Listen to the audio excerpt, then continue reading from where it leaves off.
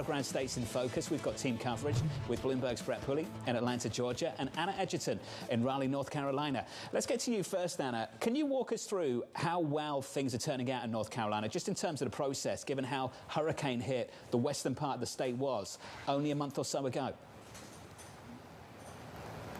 Yeah, we've actually seen remarkable turnout in those western states that were devastated by Hurricane Helene.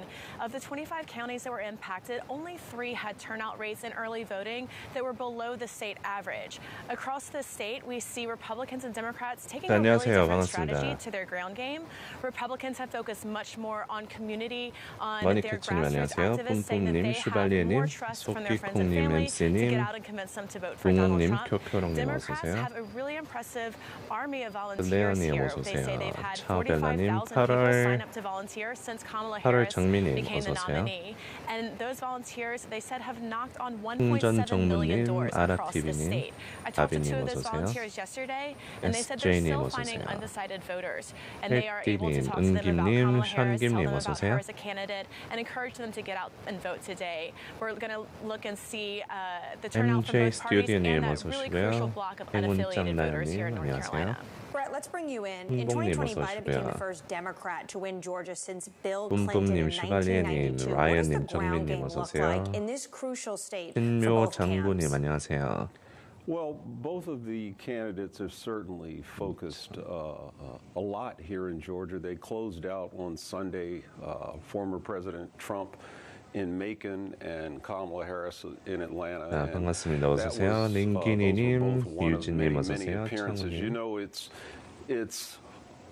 unusually foggy and low visibility here in Atlanta today, which of course is Georgia's largest city. But it seems that one thing that voters, I think, across Georgia can certainly see is an end in sight to what has really been a tumultuous campaign, especially here in this state. It feels like, as you alluded to, it's been going on since 2020.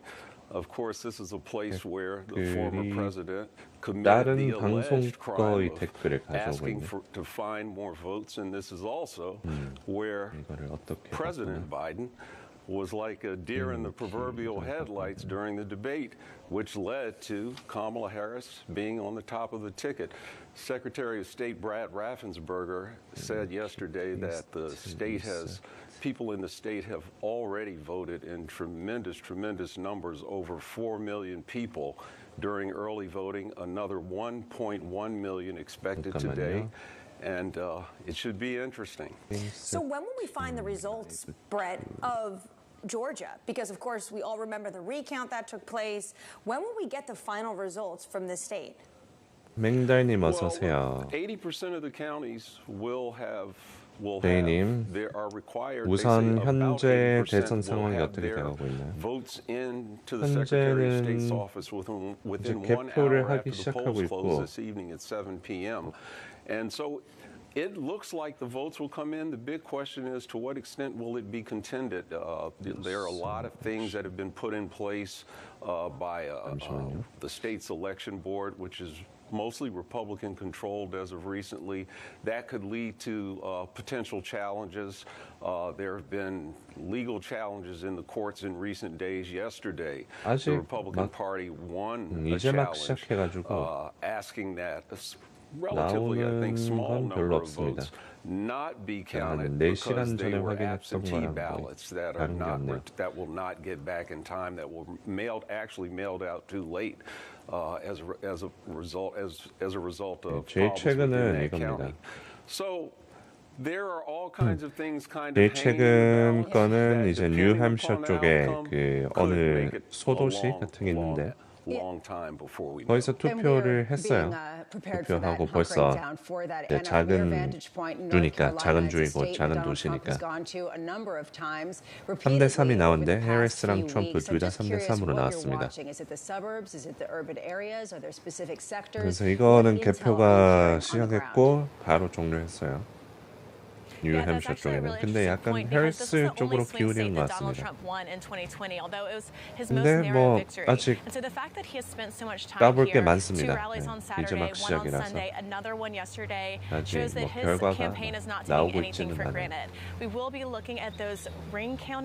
선거일에 증시 열리나요? 네, 오늘 증시 열립니다. There have been hundreds of thousands of people moving to the state, registering to vote, and so the big question is whether they're going to vote more like the rural counties they used to be or more like the suburban counties they're quickly becoming. So that's going to be really important. Also watching Republican turnout today. Republicans had a really strong showing in early voting, and the question is whether or not those are people who would have voted anyway today or if Donald Trump is converting new voters to his cause 투표는 다 in his 마친 campaign 건가요? this year. 투표 이제 막 시작하고 있습니다. In the last 12 months, I know several people. Anna, thank you. Yeah, really. Anna Edgerton, Brett Pulley, to the two of you, thank you. I'm pleased Brett brought up the debate back in July.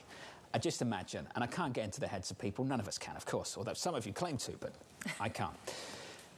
If Biden and Trump agree on one thing, it's that they wish they never did that debate back in July, for sure.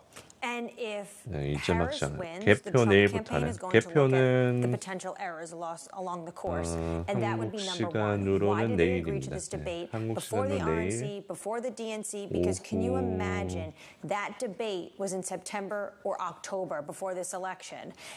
Biden's poll numbers fell off a cliff. 수요일 오전 The donors 8시에 were 첫 calling and saying 투표가 there needs 마감해요. to be a change. 네, Speaker 개표를 Pelosi basically 계속 said, "We're still 바로 waiting for your decision. 진행하긴 할 Until 거예요. it's the 근데 right decision, we're not going to accept it." 대선 첫 That 투표 debate 마감이 was 수요일 seismic 11월 for this 6일 election cycle 오전 because it 8시. meant they're no longer 그래서 the 거기 incumbent president at the top of 그때부터 the 좀 ticket 윤곽이 and brought 잡힐 in 겁니다. Kamala Harris, who then had to 그 re-identify 전부터 herself, 윤곽이 but also it 잡히면서 brought fresh 그때 되면 좀 enthusiasm and a ton more money. We're talking about 보통 all this ad 그때 money 되면 한 in Pennsylvania, 7, across the swing 80% states, 정도는 윤곽이 $1.8 잡혀요. billion, is it? Well, guess what? All of that fresh money was coming because of that change, because of that debate. They were most passionate about the golf game. I can just imagine if they had really continued on that vein, if those two candidates, we'd hear a lot about, no, you don't have that bogey, give me a break. I mean, we'd hear a lot of that, I think, coming out of the campaign. And instead, it's a little bit different. I will just say, it does highlight how topsy-turvy this entire campaign season has been. Hasn't Donald Trump been going after Mark Cuban's golf game as well? It's a very sensitive point, I hear. Very sensitive. Low club head speed, apparently. Are we going to ask him about that? Is that how you're going to open it up? Do you have a low head? Just absolutely ridiculous, the whole thing has been. We have got some economic data for you in about 5 minutes' time. We've got the trade balance a little bit later this morning. And then later on at 10 a.m. Eastern time, some important data. ISM services for the month of October. I know a lot of this is being overlooked this month for obvious reasons, but that's an important data point this week. Yeah, big question about whether you can continue with the expansion and kind of to the point that Kelsey Barrow was making. Are we slowing down? Is this an economy, if you take a look at the averages, that actually is losing a bit of its momentum? I love this quote. I have to just read it to you from Jason Thomas over at Carlisle.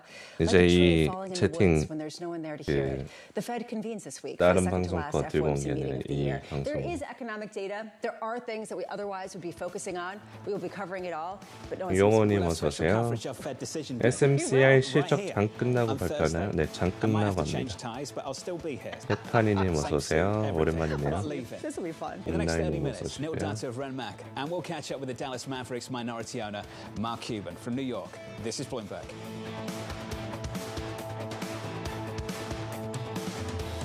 김혜 대표님 어서 오시고요. 리브님, 부기맨님 With 안녕하세요. Barclays, every change leads to a bold possibility. You have the vision, we have the insights, financial solutions, and global perspectives to help you make it real.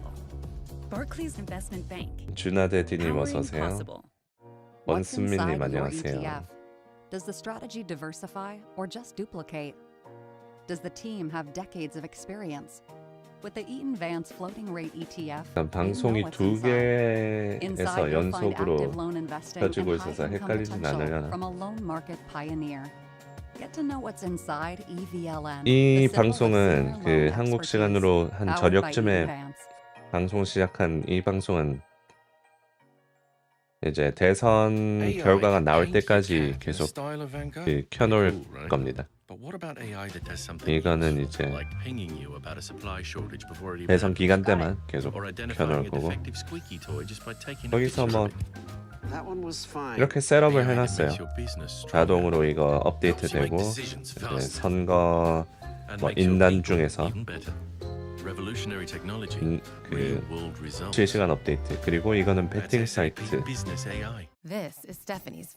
빨간색이 트럼프가 될 확률 폴리마켓 칼시에서는 62% 59% 이렇게 보이고 파란색은 뭐 해리스 확률 그리고 여기에 뭐 나스닥, S&P 선물지수, 비트코인, 이더리움, DJT 그리고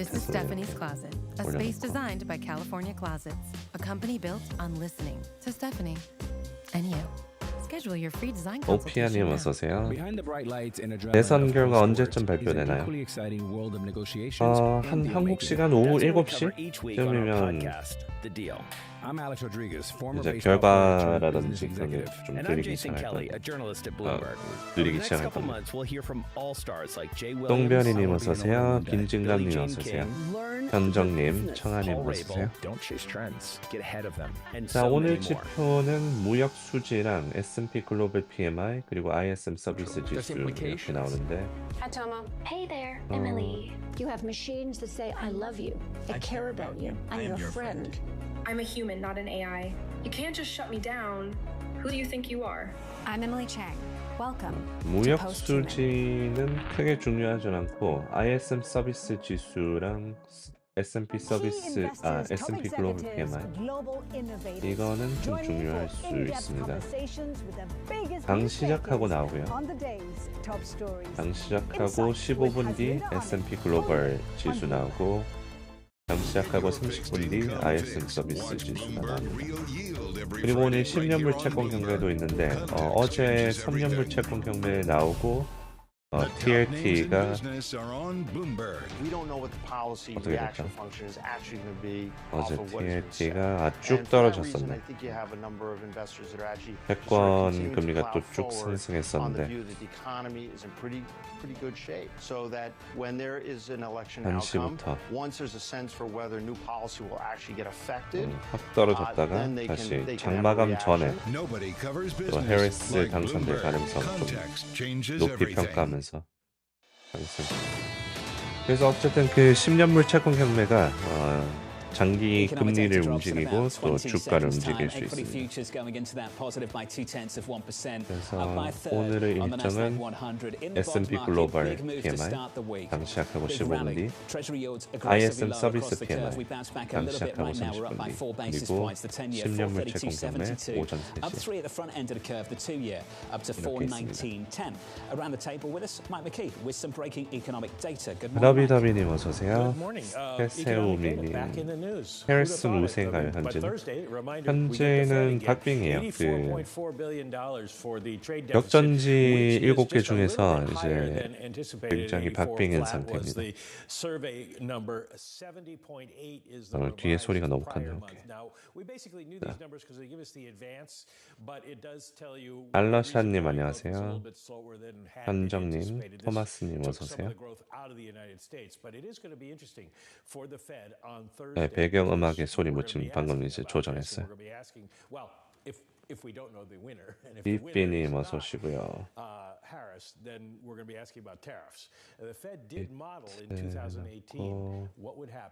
with tariffs because Trump was putting tariffs on at the time.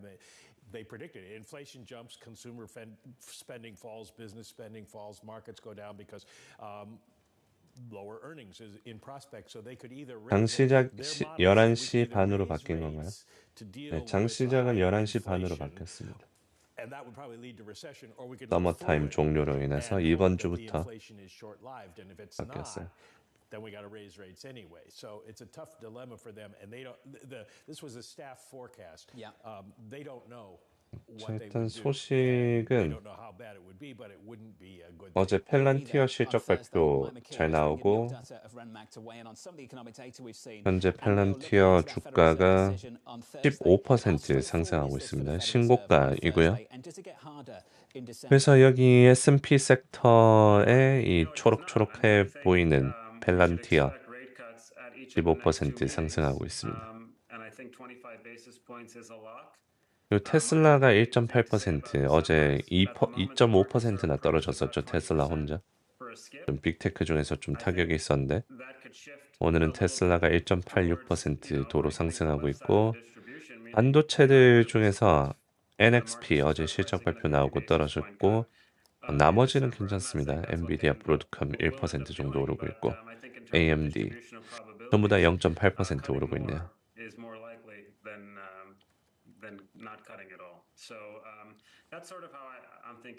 그리고 뭐 실적 발표들 중에서 뭐 에너지 쪽 메라톤 페트롤리엄 3% 상승, 뭐 기본 그 메테리얼 쪽에서 두폰트 개별 종목들 좀 올라가고 있고 떨어진 종목도 있고 그렇습니다. 그래서 현재 나스닥은 0.37% 상승, 어제는 마이너스 0.29%였고요. 오늘은 0.37%, S&P 어제랑 뭐 비슷합니다. 마이너스 0.2% 떨어졌는데 오늘 0.2% 상승. 다우존스는 0.14% 상승하고 있고요. 펠란티어 잘 갑니다.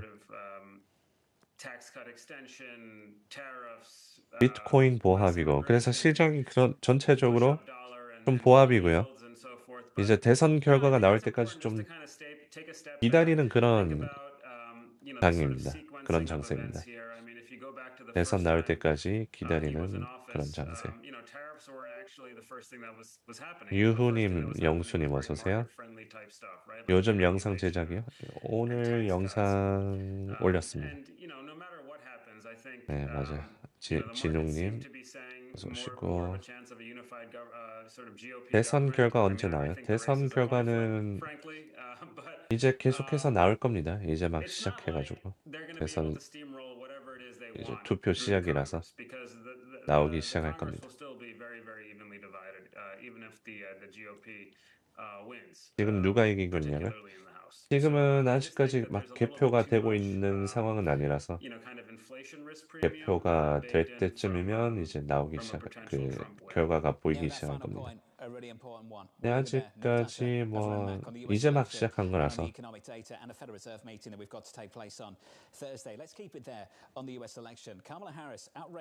보이는 거는 없습니다.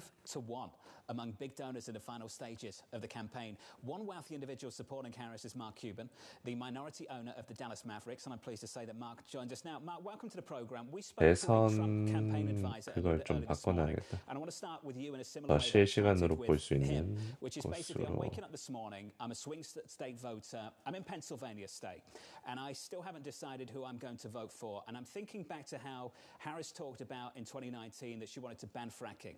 I understand she's changed her mind. But I'm worried that she's a bit of a shapeshifter. She gets back into power and she'll change her mind again. How do you settle those concerns? The world has changed since 2019. She's open-minded. She's talked openly about the fact that she wants to give dissenting opinions a place at the table with her. 투표 결과 대략 언제 나올까요?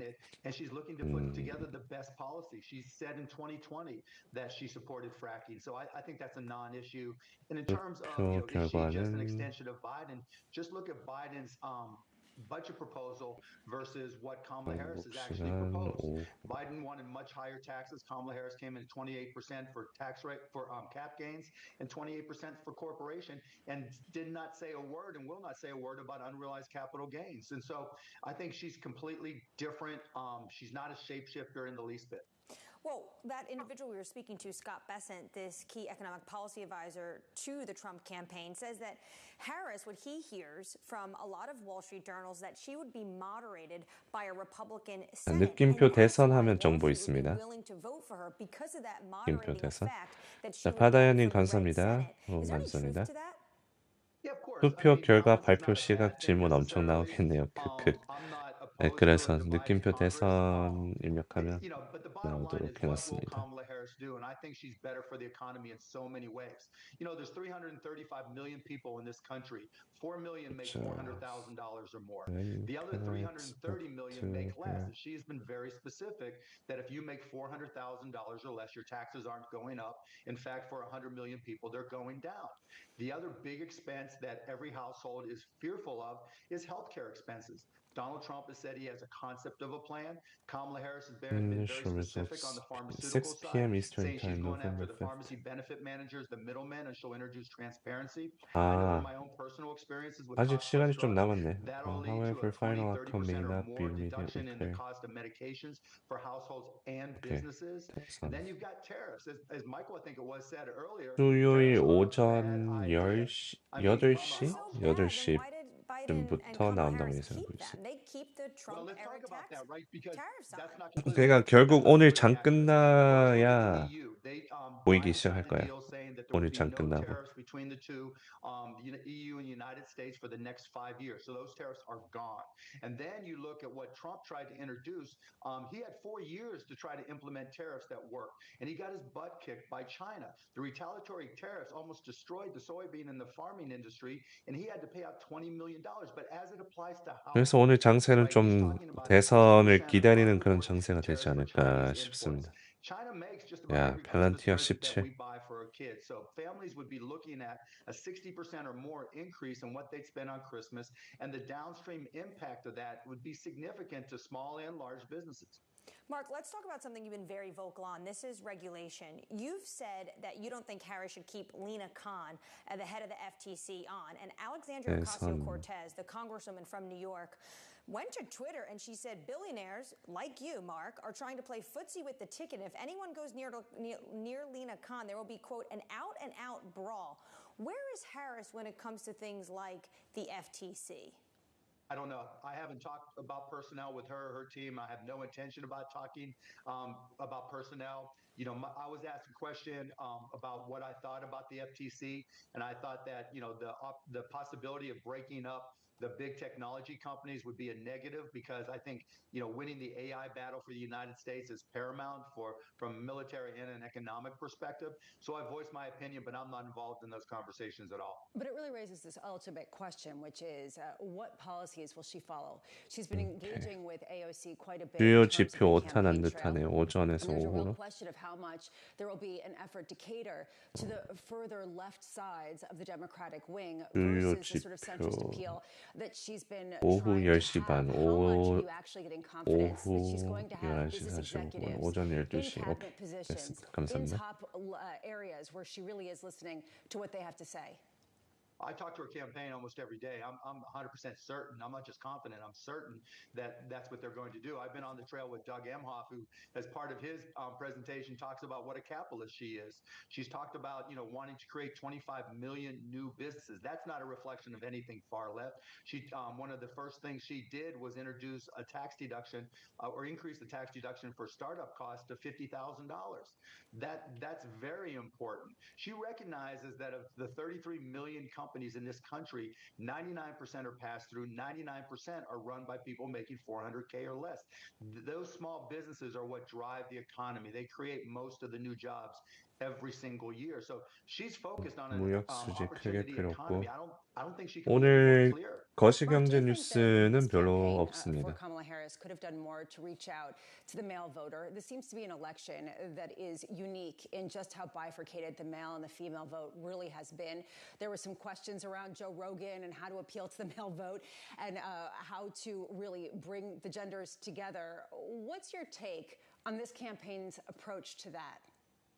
I think it was very data driven. I mean, women have a high propensity of voting, and you know, with reproductive rights and other issues 시장도 뭐 geared towards 전자나 women, I think she did a great job of connecting to them.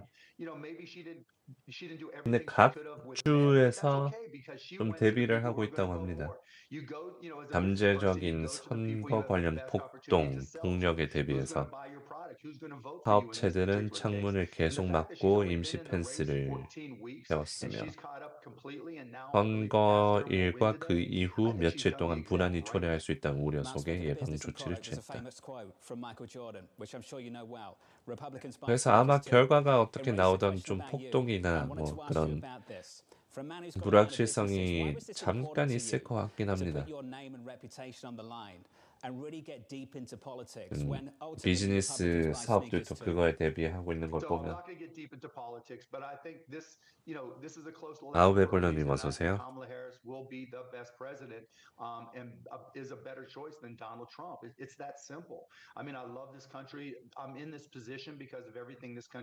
장 시작했나요? 장 시작은 이제 50분 뒤에 합니다. 펠란티어 신고가가 어디까지 갈지는 아무도 모르죠. 이제 시가총액을 보면 돼요. 펠란티어 시가총액이 현재 100빌리언이네요. 100빌리언.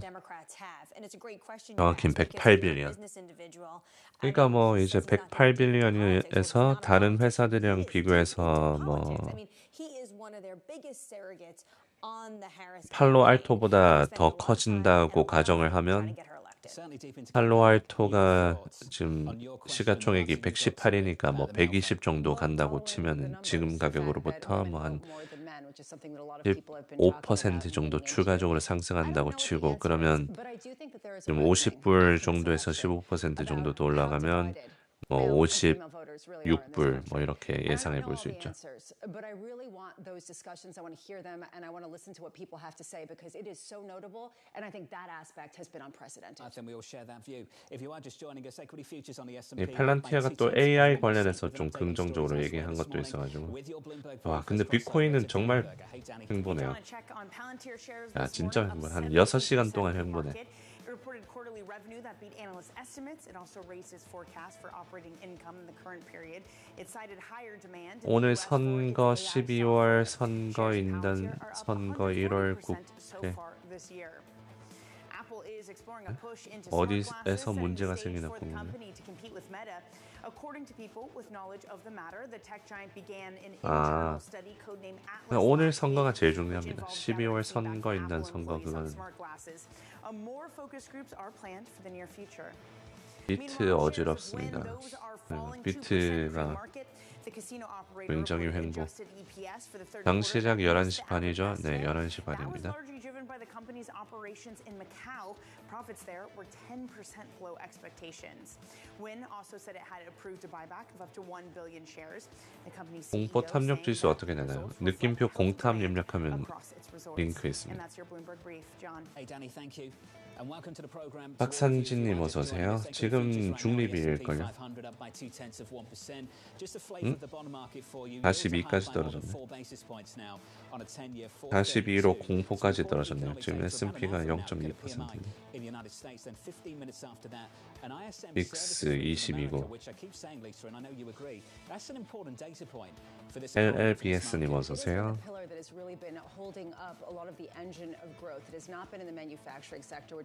현지 미 대선 분위기 어떠냐고요? 지금 뭐 박빙님 박빙. 격전지들 마진이 지금 굉장히 타이트해가지고. Up next on the program, we'll set you up for the day ahead, a very long day, and a week ahead, and maybe the month ahead, and we'll take you back to both candidates' headquarters as election day gets underway.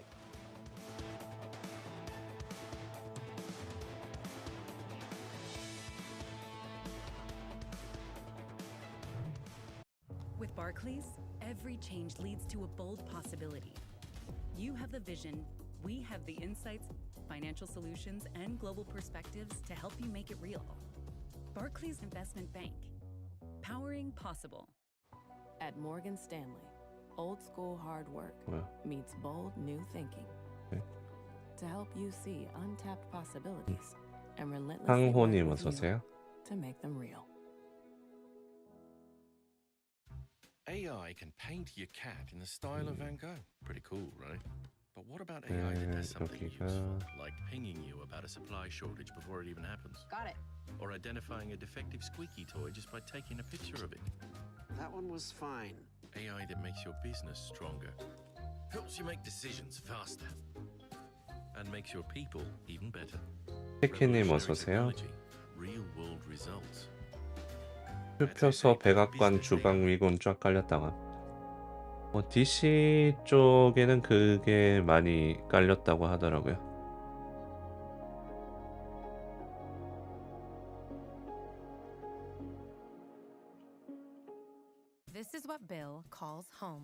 그래서 분위기는 그 누가 되던 약간 폭동이 일어날 것 같은 그런 분위기.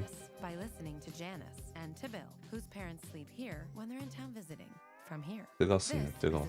열기가. 로이짱님 어서오세요. 멍둥이님 어서오세요. And the guest room. This is who helped make it happen. Schedule your free design consultation now. The best AI assistant isn't one that knows the whole world. It's one that knows your world. 총 막 쏘고 그러냐고요? 총을 막 난사하고 그러진 않죠.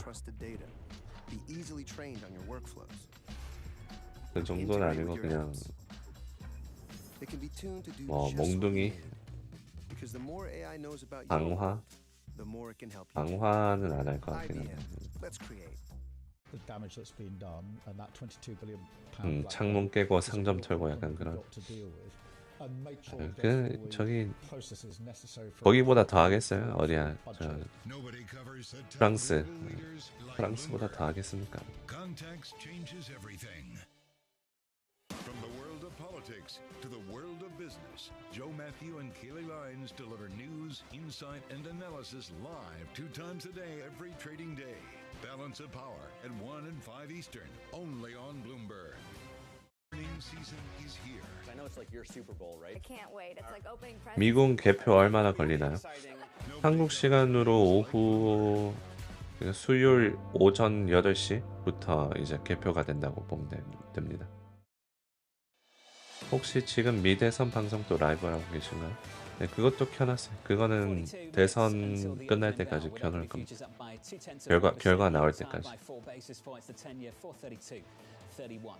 As we count you down to the opening bell, here's the trading diary for the rest of this week today. The US presidential election plus US PMI data. 두 후보 공통적인 수혜 섹터가 있냐고요? 수혜 섹터 달러? 네, 둘 다 그 자국민 그 정책이니까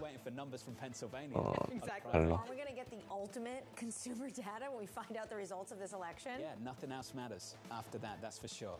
Let's turn back to the top story, Election Day in America. Our team coverage of the Trump and Harris campaigns for a final word. Bloomberg's Tyler Kendall in Florida, Scarlet Woodhouse in Washington. 개표할 때 후보자들이나 격전지 CG 넣고 하던데 미국 방송 어떤가요?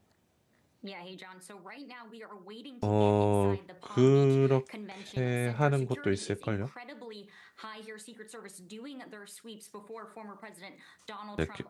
해리스랑 트럼프랑 이렇게 놔두고 격전지 스윙 스테이트 올려놓고 which candidate did a better job of convincing Americans that they are best for the economy. When we talk about Trump's closing arguments, we saw him on the campaign trail yesterday doing what he calls his signature weave, but also at the same time trying to hammer home his own economic vision. For example, just yesterday, introducing a new threat of heightened tariffs against Mexico. So clearly trying to capitalize 예전에 막 달리기 CG 넣고 개표하는 거요.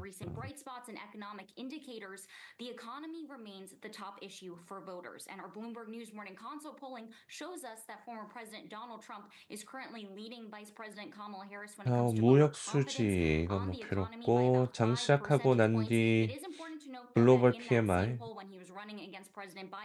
나올 거고요. 근데 이게 또 최종치라 크게 중요하진 않고 ISM 서비스랑 10년물 채권 경매가 오늘 중요합니다. 네, 이제 다 장 시작하고 나옵니다. 그래도 대선 이제 시작했고요. 이제 막 투표하기 시작할 거고 오늘 장 끝나고 The vice president is hunkered 결과가 나오기 시작할 겁니다. Today. She's at her residence at the Naval Observatory.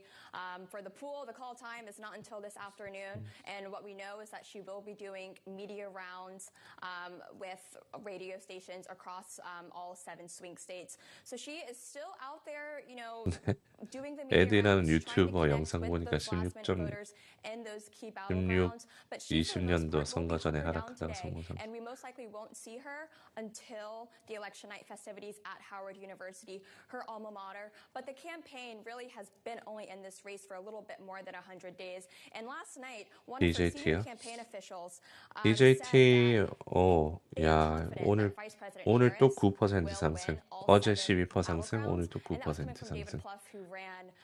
Barack Obama's 2008 presidential campaign, and that is 벨란티어 potentially 17. wishful thinking. But I think one thing the campaign has done. 한국 교포들은 헬스 지지하냐고요? 헬스 지지하는 분들이 글쎄요, 뭐 좀 많은 것 같기도 하고 민주당 쪽이랑 공화당 쪽으로 나뉘니까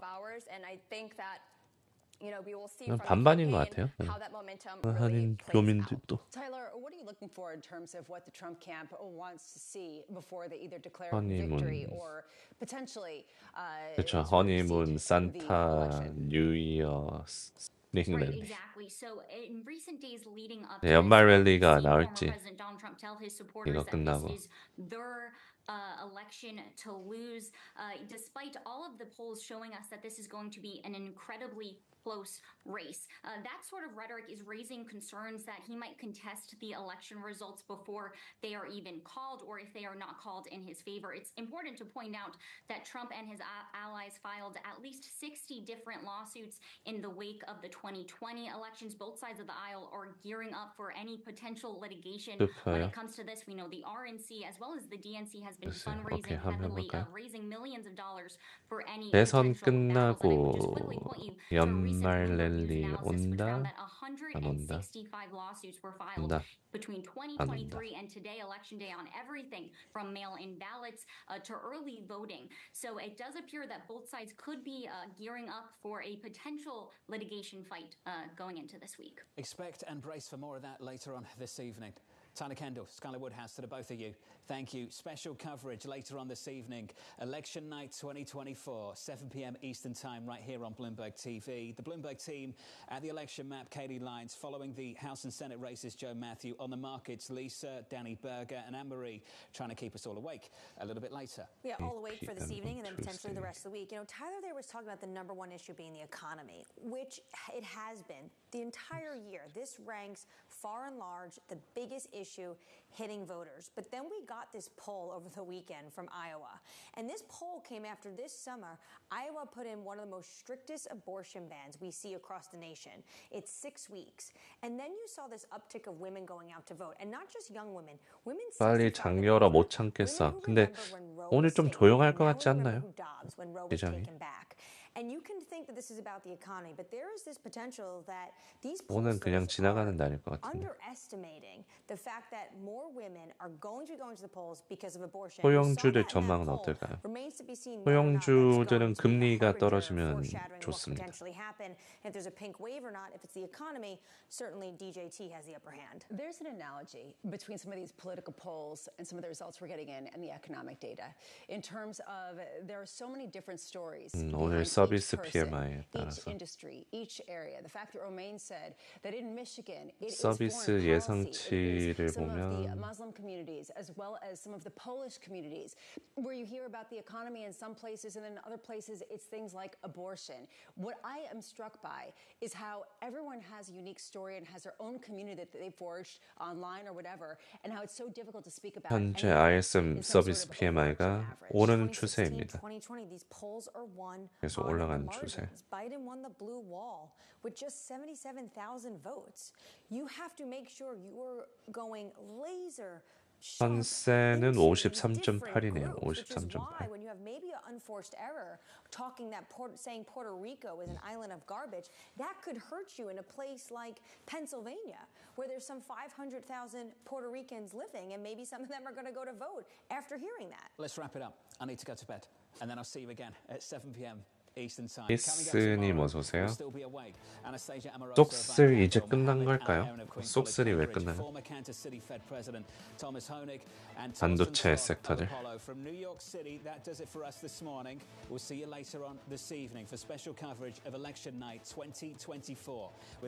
아, 지금 떨어지고 있어서요? 아, 근데 지금 다 보합이잖아요. 시장 자체가 좀 보합인데. NXPI 실적 발표 나오고 떨어져서 반도체 좀 영향이 있는 것 같습니다. NXPI 마이너스 9%, ADI 애널로그 디바이스도 1.7% 떨어지고 있고.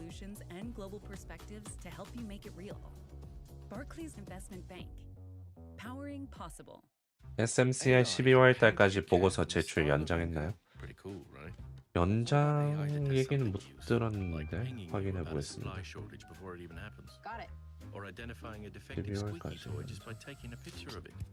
That one was fine.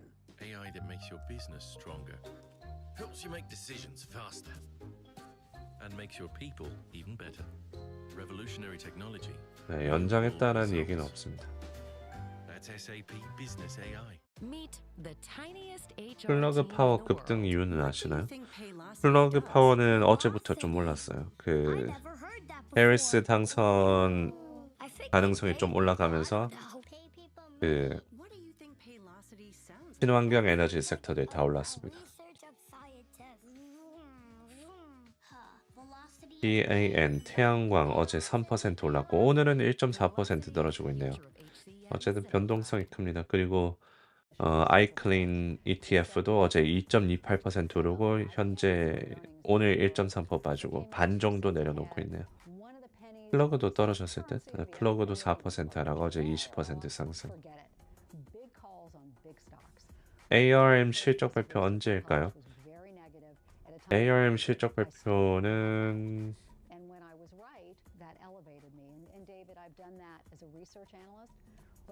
수요일인가 목요일인가?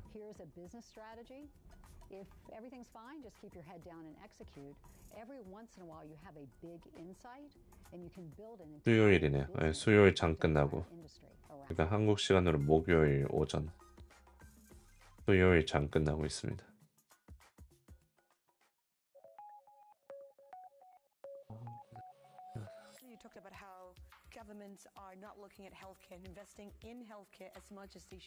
라이브 2개 키신 건가요? 네, 2개 켜놨습니다. 채팅이 근데 좀 어렵네.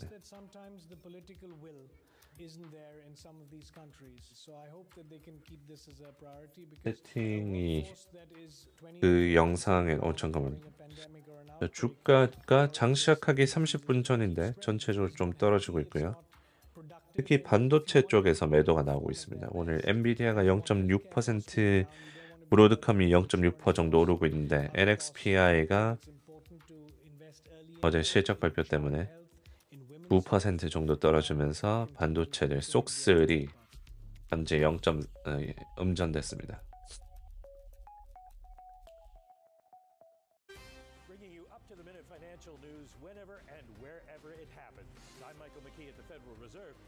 This is Bloomberg.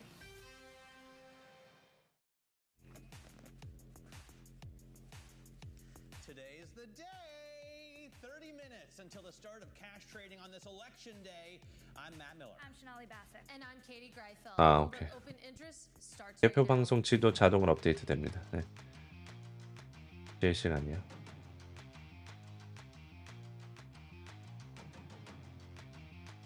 주식 보면서 채널 볼 수 없냐고요?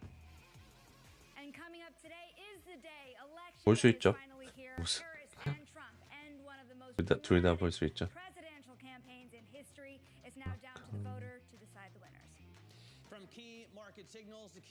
네, 라이브 2개 켜놨습니다. 속슬이 갑자기 왜 떨어지나요? NXPI랑 관련된 회사들이 떨어지고 있습니다. NXPI 실적 발표 후 9% 빠지고 애널로그 디바이스도 1.5% 빠지고 있고 온세미도 1% 빠지고 있고 마이크로칩도 1% 빠지고 있고 그래서 반도체 섹터 중에서 엔비디아랑 브로드컴은 0.6%로 오르고 있는데 쏙3 음전입니다. 반도체들 떨어지면서 QQQ도 좀 떨어지는 것 같아요. 마소랑 애플이랑 뭐 이런 회사들은 괜찮은데 반도체 쪽에서 매도가 나오면서 QQQ 하락.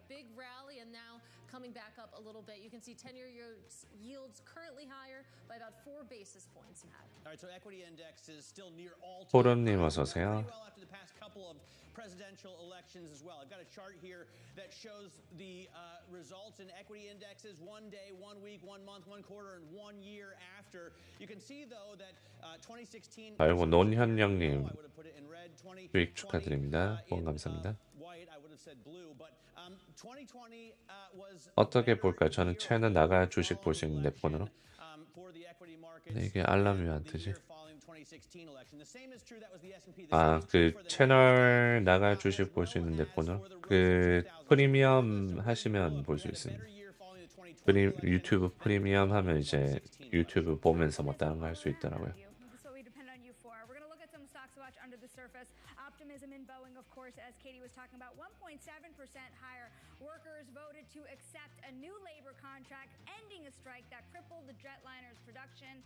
Of course, Boeing still down on the year pretty significantly, but a good day for them indeed. Palantir just soaring more than 16.5%, climbing after reporting record profit on strong demand for AI products. Palantir has already been up 141% this year, so adding to those gains in a big way. Ferrari, though, down 5.7%, lower after shipments of luxury cars declined in the third quarter, Matt.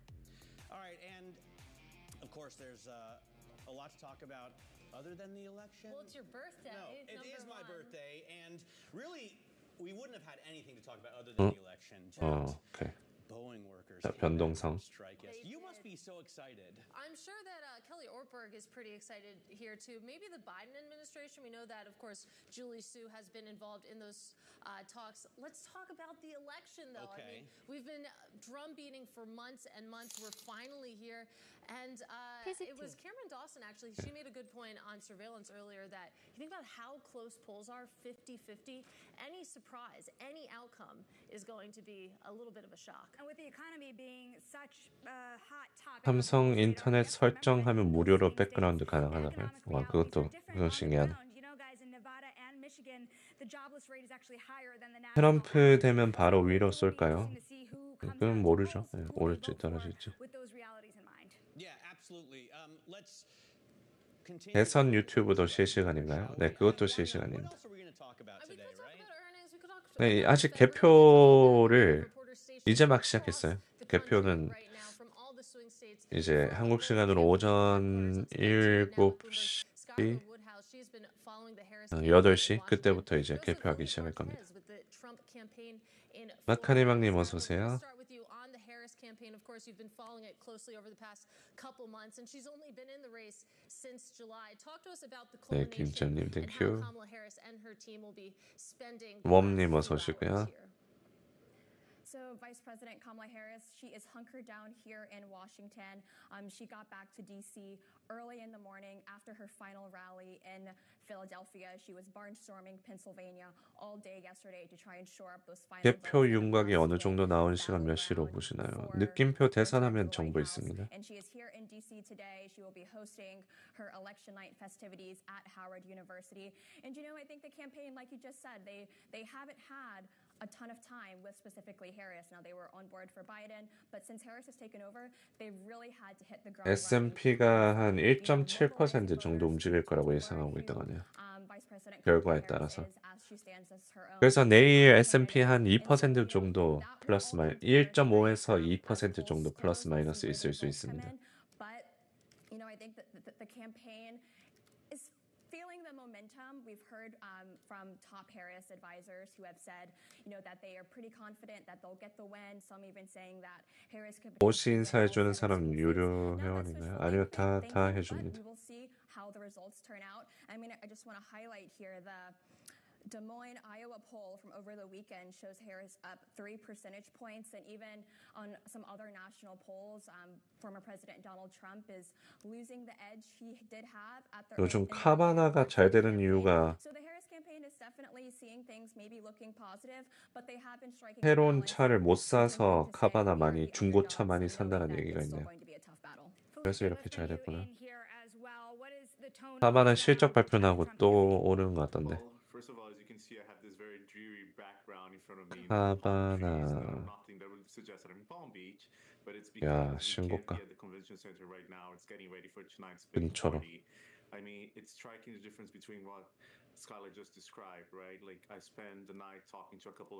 미국인들 중에서 이제 하이 인컴 돈 많이 버는 사람들도 새로운 차를 살 여유가 없다. 고소득 미국인 중 일부도 더 이상 새 차를 살 여유가 없다.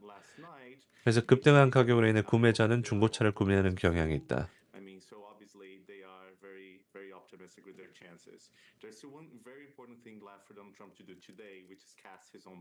구매자 원칙.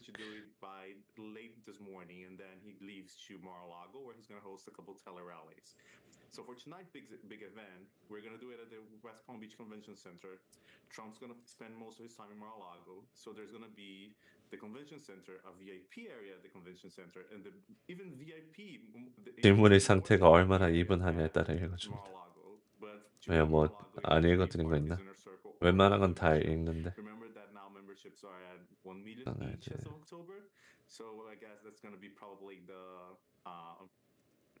very top of his donors and advisors. 자, 이제 본장까지 23분 남았고 오늘 펠란티어 실적 발표 나오고 17% 상승. AI에 대해서 또 긍정적으로 얘기를 했습니다. QQQ S&P 다우존스 현재 0.1% 정도 움직이고 있고 별로 움직임이 없습니다. 반도체는 떨어졌는데 NXPI 어제 실적 발표 나오고 떨어졌고 그래서 ADI, 온세미, 텍사스 인슈먼스 뭐 이런 레거시 반도체 회사들이 떨어지고 있고 브로드컴, 엔비디아, AMD는 0.6% 정도씩 오르고 있습니다. 오늘 테슬라 1.8% 오르고 있고 어제 2.5% 떨어졌는 거 거의 다 회복했고요. 비트코인은 보합하고 있습니다.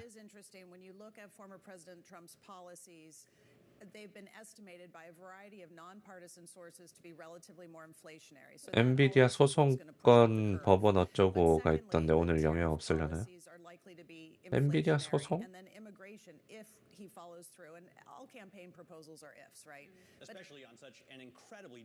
그것 때문에 주가가 움직인 건 없었던 것 같은데요.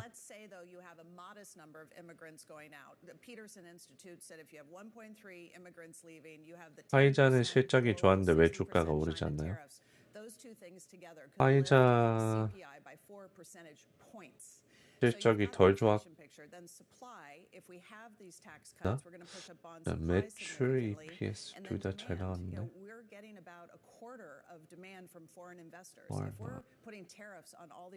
전망이 좀 불확실하다라고 얘기했네요. 실적은 잘 나와도 다음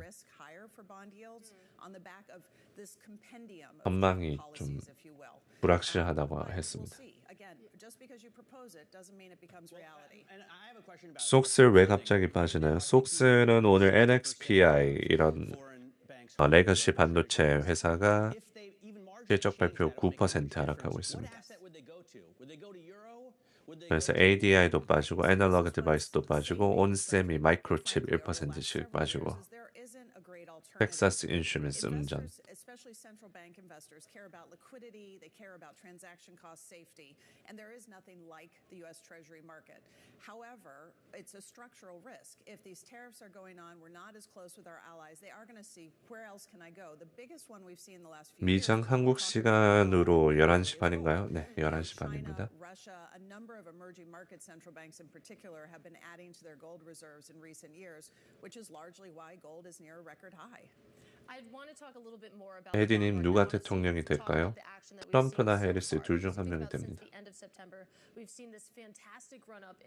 개표는 아직까지 안 하고 있고요. 한국 시간 오전 7시쯤에 합니다. 오전 7시, 8시. If we were to see a Trump victory, how much do you think that it's already priced into these markets? Yeah, I mean, it's hard to know exactly to quantify it, but I do think you can say there's some probability of a Trump victory being priced into markets here with the dollar and with treasuries. But thinking about the dollar in particular, you know, the dollar has been rising under the Biden administration too. So 현지 분위기요? 현지 분위기는 뜨겁죠. 그래서 막 비즈니스들이 다 그 바리케이드 쳐놓고 그러고 있습니다. If you have a strong U.S. economy and supported equity markets, foreign capital coming into the U.S. can lift the dollar. That's been the story the last few years under a Democrat. So even if Harris 둘 중 한 명이 되는 거 확실한가요? It's so close. I don't necessarily think that means a sustained weaker dollar or sustained lower 뭐 안 될 수도 있고요. I think it's a question of degrees, and there's going to be some volatility in the interim. Rebecca, so much of these policies come down to Congress as well, and especially when you look at the House, it's pretty incredible how tight some of these races are, and the chances that you may not get a red sweep in the House. So what would that mean in terms of the ability to extend? 지금 금 ETF 들어가면 리스크가 클까요? 금이 좋은 해칭 수단이죠. 무슨 일이 있을 거에 대비해서. 불확실성이 커지면 금값도 오릅니다. 투표 오늘 끝나고 이제 8시까지 개표가 열려가지고 미국은 투표날 안 쉬나요? 저기 학교나 뭐 그런 공공 장소 중에서 쉬는 곳도 있긴 합니다. 근데 오늘 학교는 쉬는 것 같아요. 오른손잡이인가요? 왼손잡이? 오른손잡이. 아, 오, 꼬아서 질문한 거구나. 아니 근데 색색버거는 미국에서도 비싸나요? 네, 그거랑 제 정치 성향이랑 관련 없습니다. 네. 색색버거는 미국에서 비싸나요? 아니요, 뭐 요즘 물가가 올라가지고 다 비싸죠. 네. 맥도날드도 비싸고, 맥도날드도 이제 한 10불 10 정도 하나?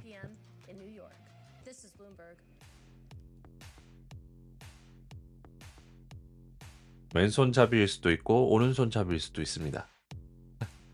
아니지 그냥 오른손잡이. 칙필레이도 비싸. 칙필레이도 한 번 먹으면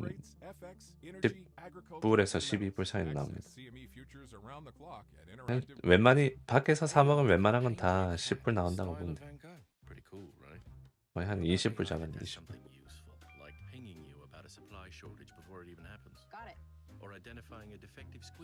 날뚜기님 어서오시고요. 슈레딩거 이클립스님 어서오세요. 오늘 또 마그님 어서오세요.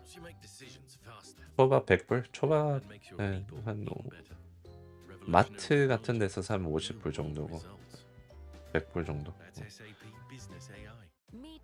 저 떨려요. 왜 떨려요?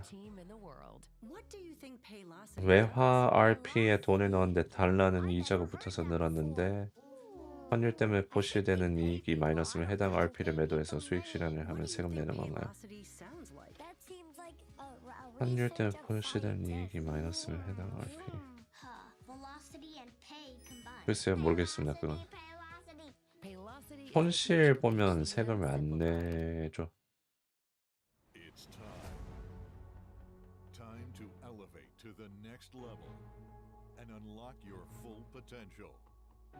트럼프 당선되면 옐런 실직하나요? 네, 실직할 가능성 높습니다. 지금 말씀하신 금액은 팁 포함인가요? 아니요, 뭐 칙플레이 뭐 그런 데는 팁이 없습니다. 네, 증권사에 문의하는 게 제일 정확해요. 그런 거. 벤자민님 어서 오세요. 오늘 장 몇 시에 열리나요? 11시 반에 열립니다. 한국 시간으로. 이제 15분 뒤.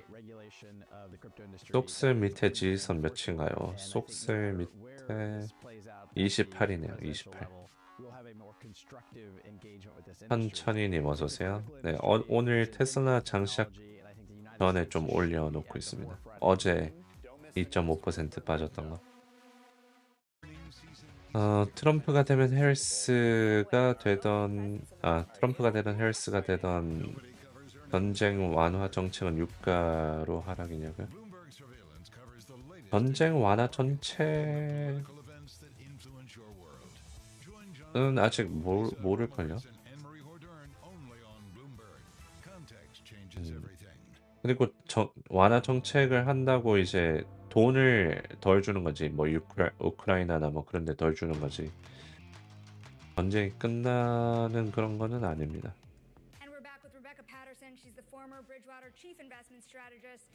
아르마 오른쪽, 이어폰 오른쪽이네. 예. 실직하면 이건 오를 수도 내릴 수도 있는 질문인 트럼프 당선되면 러시아 국채는 어떤 방향으로 가나요? 트럼프 당선되면 러시아 국채요? 글쎄요, 뭐 좀 러시아 친화적이니까 국채가 오르는 방향?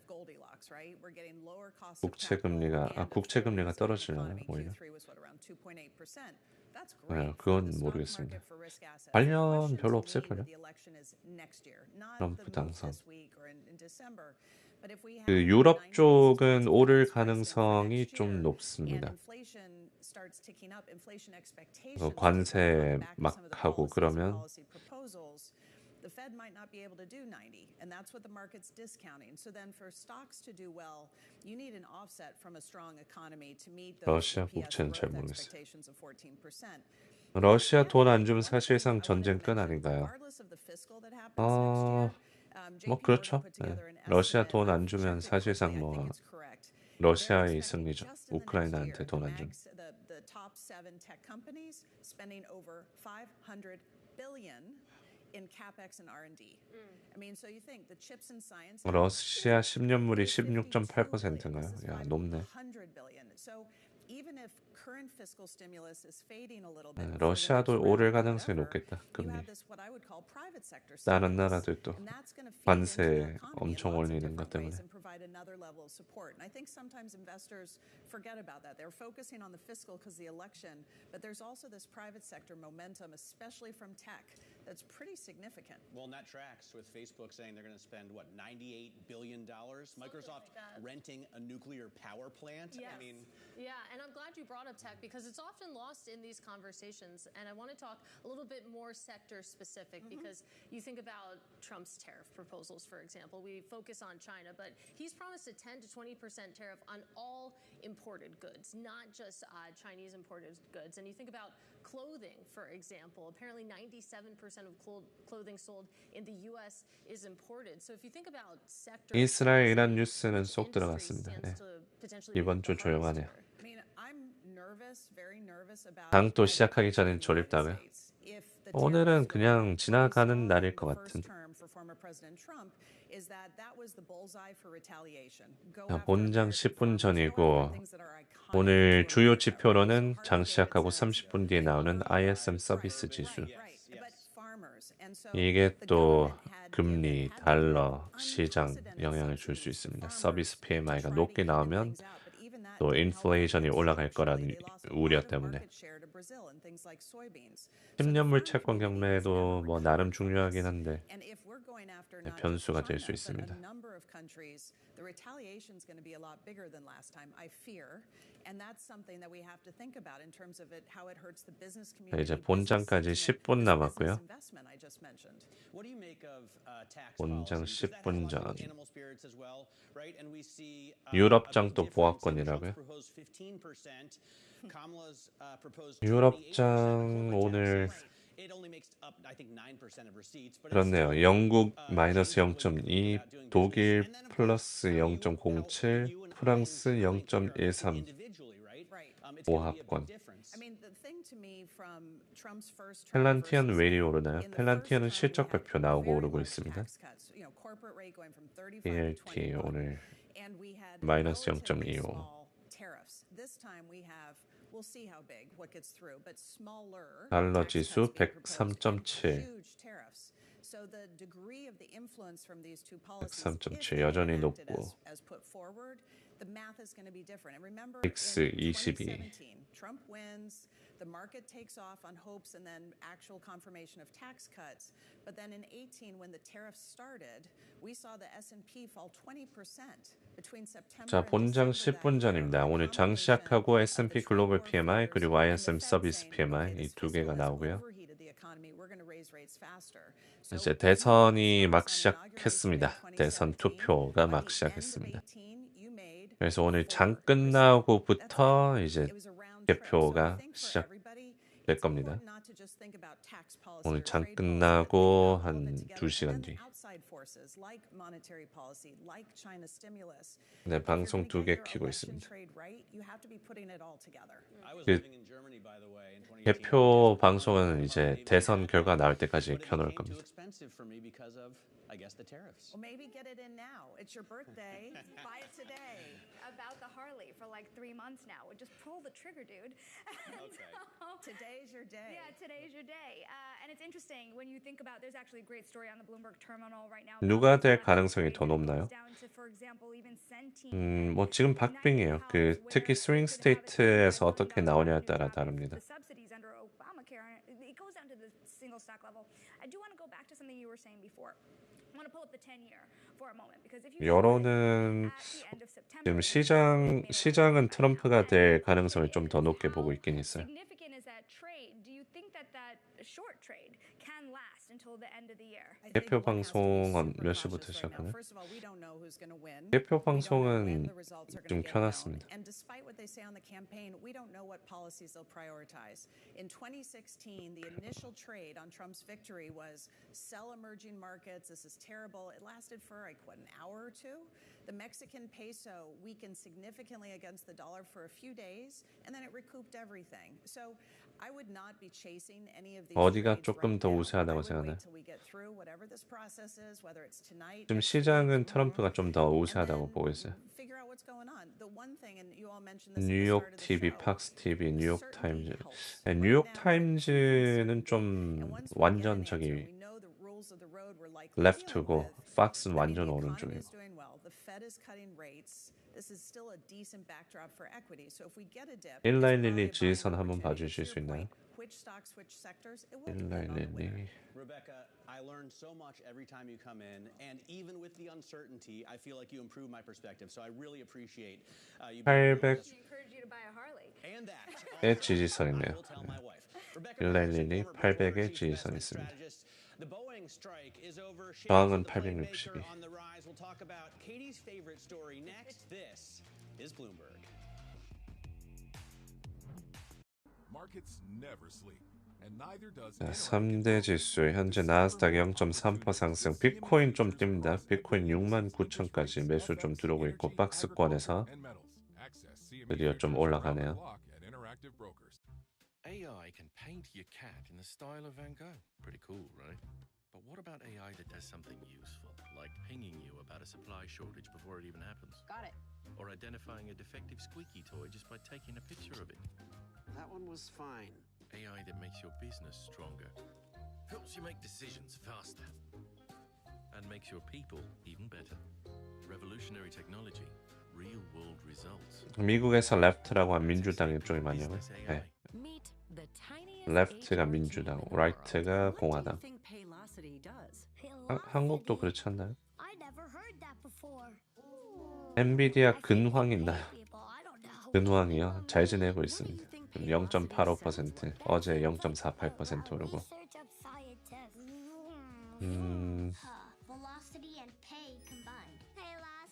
느낌표 엔비디아 입력하면 정보 있습니다. 최신 정보. CONL 지지선 저항선 봐주세요. 자, 이제 본장 들어가기 5분 전입니다. 본장 5분 전. CONL 지지선은 여기 21불, 저항선 30불, 20불, 30불 이렇게 보면 돼요. CONL. I'm Professor Hannah Fry, mathematician and writer. In this series, I will meet the companies, people, and pioneers transforming the world. It's like the Jetsons meets the Flintstones. Whatever future you dream of, if it affects us, I will explore it. The future is. 자, 이제 본장 곧 시작합니다. 오늘 장 끝나고 이제 개표 시작되고요. 오늘 장중에는 이제 ISM 서비스 지수, S&P 글로벌 PMI 보면 됩니다. S&P 글로벌 PMI는 최종치고 이제 ISM 서비스 PMI는 30분 뒤 매달 나오는 지표 나옵니다.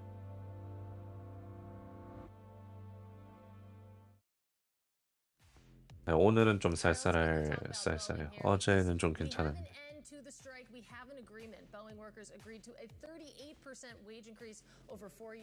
비트코인 7만 근처까지 갑니다. 또 트럼프 트레이딩인 것 같은. 테슬라 오르고 비트코인 오르고 금리 오르고 달러 오르고. No. We knew that there was going to be a lot of daylight there, and they did get some concession there. This is obviously good news for Boeing. A little bit of a reaction in shares, but shares still off about 40%. 자, 본장 3분 남았습니다. DJT도 올랐어요. 네.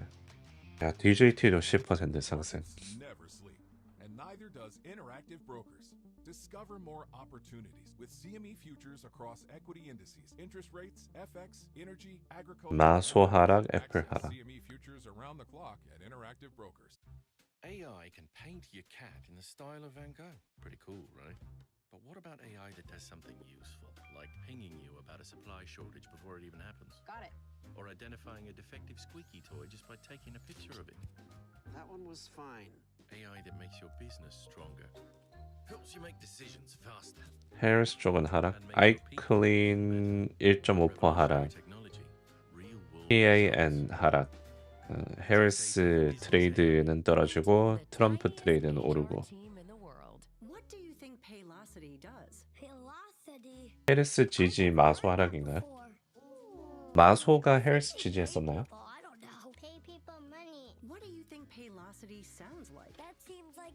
코인베이스, 아 맞다, 마이크로소프트, 구글, 해리스 지지했었다. 오늘 그 해리스 쪽에 좀 줬어요. Behind the bright lights and adrenaline of pro sport is an equally exciting world of negotiations and deal making. That's what we cover each week on our podcast, The Deal. 자, 본장 들어가기 1분 전입니다. And I'm Jason Kelly, a journalist at Bloomberg. Over the next couple months, we'll hear from all stars like Jay Williams. I want to be an owner one day. Billie Jean King. Learn the business. Paul Rabel. Don't chase trends. Get ahead of them. And so many more. 자, 본장 곧 시작. 오늘 이제 장 끝나고 개표가 시작합니다. 그래서 오늘 장 끝나고 변동성이 한 2% 정도 예상된다고 합니다. S&P 2% 정도 플러스 마이너스 예상이 된다고 합니다. 폰트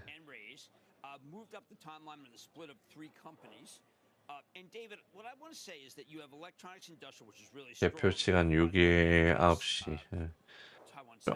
좀 더 빨리 하는 곳도 있긴 한데 대체적으로 그 이후로 해요. 아침 8시에서 뭐 9시 그때쯤.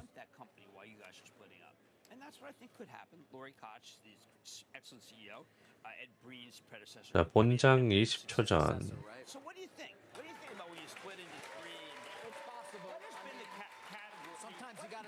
애플 엄전이네요. 애플 엄전. 펠란티어 날아가고 있고 펠란티어 16% 상승, 테슬라 2% 가까이 상승. 본장 시작부터. 자, 이제 장 시작합니다. 자, 오늘 또 다들 성투하시고요. 네, 대선인 만큼 변동성이 큰 변동성이 예상이 됩니다. 자, 본장 시작했습니다. see the futures are mildly 0.2% on the S&P, about a third of 1%. 자, QQQ 0.43% 상승. QQQ가 장 시작부터 0.5% 가까이 상승하고 있고 다우존스는 좀 떨어지고 있습니다. 특히 펠란티어가 오늘 굉장히 많이 올랐고 비트코인이 장 시작하기 전부터 매수가 좀 들어왔습니다. 거의 7만 근처까지 가고 있고요. 애플 0.5 상승, 엔비디아가 브로드컴과 함께 마이크로소프트도 마이크로소프트는 0.6%인데 여기 1.6으로 나오네. 테슬라가 1.6이죠.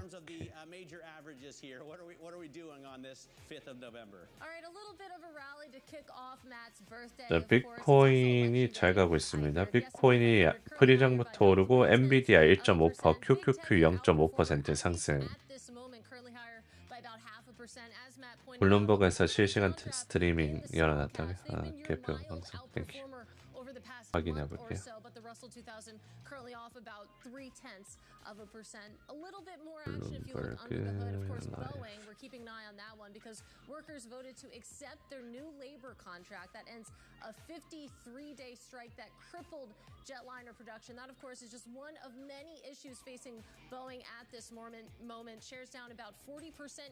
자, QQQ가 0.6% 상승하고 있습니다. 오늘은 기술주들이 전체적으로 오르고 있고요. 어제는 매도가 나왔는데 오늘은 매수가 들어오고 있습니다. 7시 이렇게 켜놔야겠다. 저.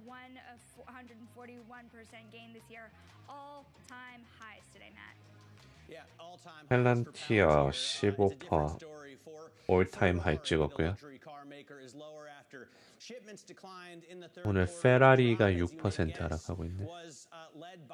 미우르트맨 수요가 좀 약했다라고 합니다. 페라리.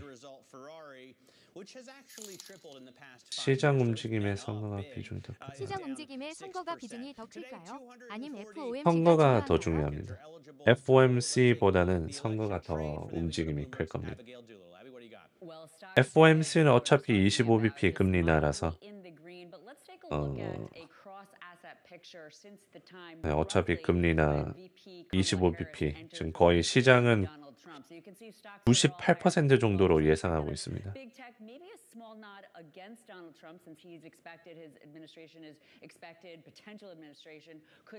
메타가 잘 가네. 메타 1.5% 상승.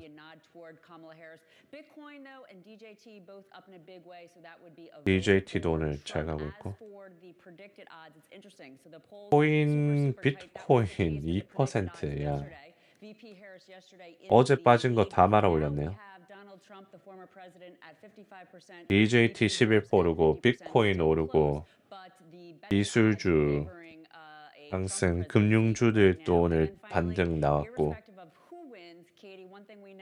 트럼프 트레이드가 다시 돌아오고 있습니다. don't have the yen carry trade spike that preceded this period here. And it's interesting, you could have some investors buying volatility agnostic of who wins. Steve Sosnick over at Interactive Brokers, though, yesterday 개표 안 하잖아요. 개표는 장 끝나고 합니다. 장 끝나고.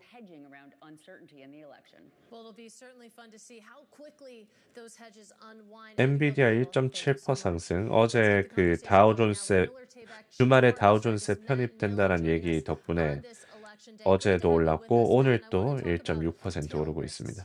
Basically, the possibility that we get a contested election. I stole this stat from RBC's note this morning that if you take a look at the 2000 election, the S&P 500 fell nearly 12% between election day and its December low. 그 대선 변동성이라고 보면 될 것 같아요. 지금 움직임이. Yeah, Katie, I think it's going to be a huge wild card because we have even more uncertainty now around the world than we did back then. Now, I do have to admit that back in 2000 we were at the beginning of the unwinding of the internet bubble, so that may have played a role. And of course, people say we have an AI bubble now, but the geopolitical issues that we face. 테슬라 차트가 안 보인다고요? Who the president is, and especially if we don't know who's going to 여기 차트 있습니다. 테슬라. some of our both of our allies and our adversaries going to think, and that uncertainty I think will grow in a 어제는 빠지고 좀 회복을 했었는데 오늘은 오르고 다시 보합으로 갈지. they've kind of ignored it so far, but I don't think they'll be able to 테슬라 ignore that kind of 확대점요. uncertainty if it goes to that kind of 네. situation to 2000. 확대해드렸습니다. 근데 확대를 또 너무 하면 이 전체적인 그림을 보기, 전체적인 상황을 보기 어렵습니다. 현재 2.8%, 야, 제일 잘 가네요. 어제 2.5%가 어제 빠진 거 싹 다 말아 올렸습니다. 테슬라. 어제보다 더 올라가는 중. 비트코인 뛰고 트럼프 주들, 네, 트럼프 트레이딩 돌아오고 있네요. DJT 오르고 비트코인 오르고 테슬라 오르고 금융주들 올라오고 오늘 헬스케어 떨어지고 해리스 관련 주인 아이클린 1.2% 하락, 친환경 에너지 섹터 1.3% 하락, 그리고 TAN 태양광 섹터 0.5% 하락. 아이고 인성님 감사합니다. 펠렌티어 재미로 들어간 45%. 오늘 펠렌티어 많이 올랐고 10% 이상 16% 상승. 마소 0.7%. 빅테크들 잘 가고 있고요. 테슬라 3.1%. 테슬라가 빅테크 중에서 가장 잘 가고 있습니다.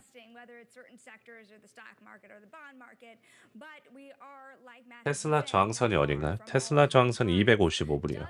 255불.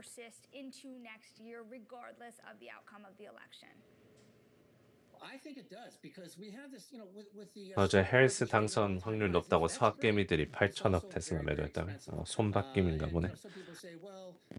마이크로소프트도 0.78, 빅테크들 전부 다 잘 가고 있습니다.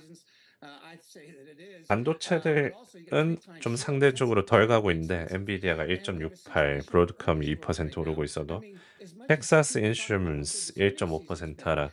어제 NXPI 실적 발표 나오고 떨어지면서 반도체들 쪽에서도 매도가 좀 있습니다. ADI 애널로그 디바이스 3% 떨어지고 있고 온셈이 1% 정도 떨어지고 있고.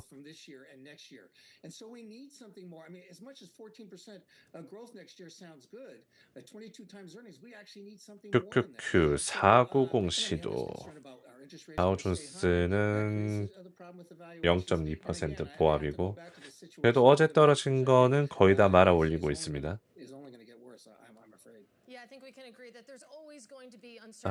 아이온큐는 이번 주 실적 발표했습니다. 여행 섹터 오르는 이유가 있을까요? 여행 섹터 실적 잘 나오고 있습니다. 여기 부킹 홀딩스라든지 뭐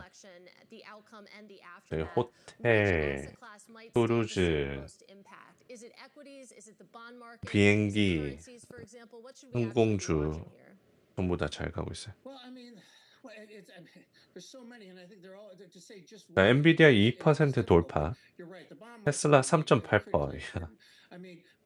어제 2.5% 떨어지고 테슬라 오늘 4% 오르고. 미국 현지인들은 미국 현지 증권사에서 프리마켓 때 매매 가능한가요? 그러니까 미국 동부 현지 시간으로 오전 4시부터 매매 가능합니다. 근데 대체적으로 다 돼요. 근데 24시간 되는 것도 꽤 많습니다. 리얼티 인컴 너무 떨어지네요. 리얼티 인컴이요? 1.6% 하락. 오늘 채권 금리가 그렇게 오르지도 않았는데 어제 실적 발표 이후로 좀 떨어지고 있나 보네요. 오늘 헬스케어들이 좀 떨어지고 있고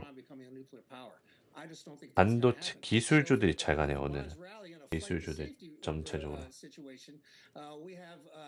펠란티어 18%, DJT 12%,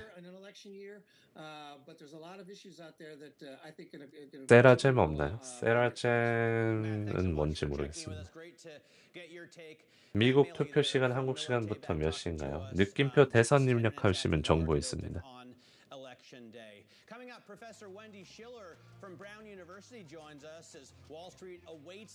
비트코인 잘 가고 있고 비트코인 69,000.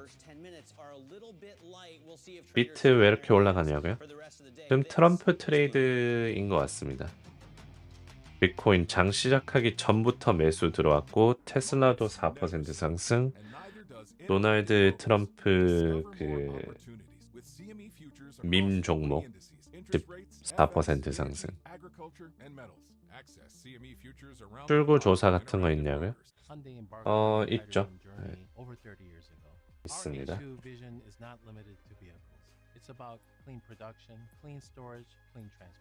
At Hyundai, we're just not imagining the future of clean hydrogen, we're building it. AI can paint your cat in the style of Van Gogh. 아, 척추 허리 마사지 해주는 세라전. 비슷한 거 있긴 있죠. 미대선. 마이크로 스트래티지 폭등? 네, 비트코인이 많이 오르고 있어가지고 마이크로 스트래티지도 8.7%. 그 코인 레버리지네요. 얘는 마이크로 스트래티지 8.7% 상승, 코인베이스 2.7% 상승, 마라톤 이거 홀딩스는 마라톤 3.7% 상승. 헬란티어 18 찍고 있고, 야 50 다가간다. 50불. 국장 2차 전지 영향 주는 미국 주식은 뭐가 있냐고요? 마이크론, 델, IBM, TSM, 엔비디아, AMD 그 정도가 있지 않나 싶네요. 헬란티어 49.2불입니다. 50불 다가갑니다. 지금 시가총액이 이제 100빌리언 뚫었어요. 그래서 거의 저 소프트웨어 인프라 쪽에서 시가총액이 팔로알토를 뛰어넘으려고 하고 있습니다. 팔로알토. 야. 오늘은 대선 트레이딩 좀 나오는 것 같네요. 다우존스는 거의 보합이고 기술주들이 크게 움직이고 있습니다. 기술주들. QQQ 장 시작하면서 490불 뚫으려고 하고 있고 아직 뚫지는 못했습니다.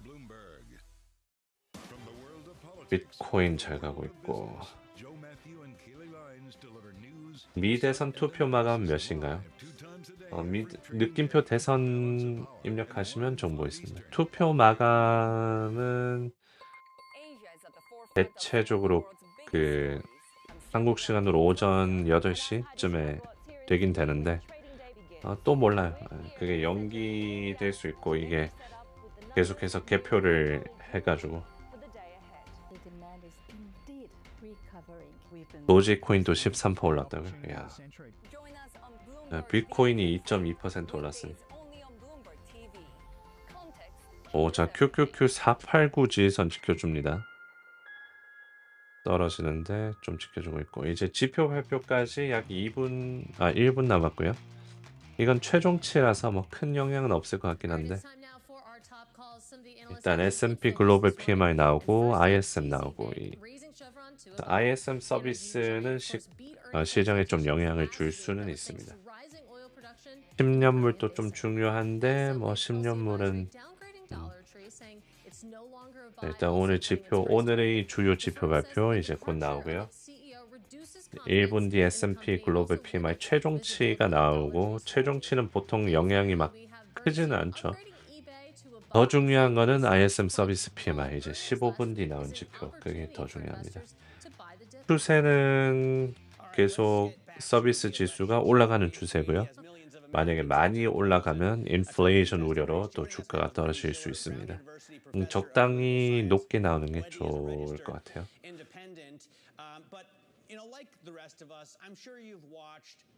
S&P 글로벌 PMI 대기 중이고요.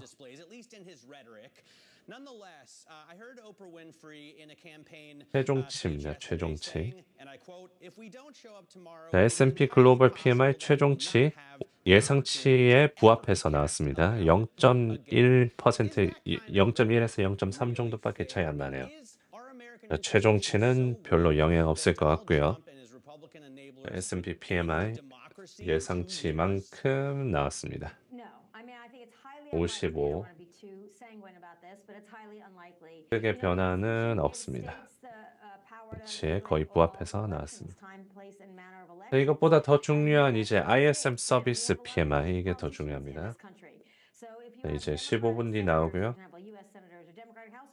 만약 서비스가 너무 높게 나오면 인플레이션 유발로 또 금리 오르고 주가가 떨어질 수 있습니다. 대신 완만하게 높게 나오면 연착륙 분위기로 주가가 계속 상방일 가능성이 높고요.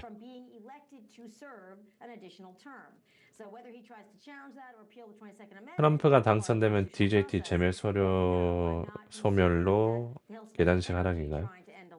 아마 그럴 가능성이 높을 거예요. 왜냐면 이게 트럼프가 되고 난 뒤 뭐 그 DJT 회사를 진짜 뭐 트위터처럼 만들겠다 뭐 그렇게 하지 않는 이상 더 올라가기가 어려울 가능성이 높죠.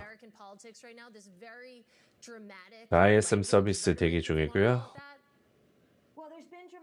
오늘 비트코인이 많이 오르고 있고 NVDI 2% 오르다가 다시 좀 빠지고 ISM 서비스 추세는 계속 오른 추세입니다. 그래서 적당히 오르면 연착륙, 너무 많이 오르면 인플레이션 우려.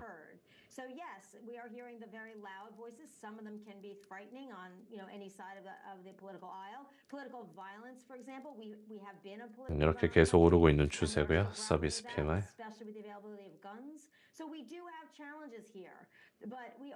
적당히 높게. 지난번 한 55? 55도 괜찮은데. 자, 비트코인 7만 나아갑니다. 69,900 찍고 있네요. 밑에 초록색한 나눠진 건 어디 사이트에서 보는 건가요? 그거는 핀비즈라고 실시간으로 보려면 유료입니다. 15분 연기는 무료.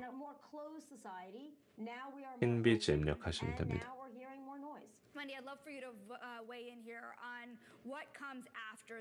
이제 지표 발표까지 약 10분 정도 남았습니다. 10년물도 별로 변동은 없고 최종치 그냥 예상치만큼 나왔습니다.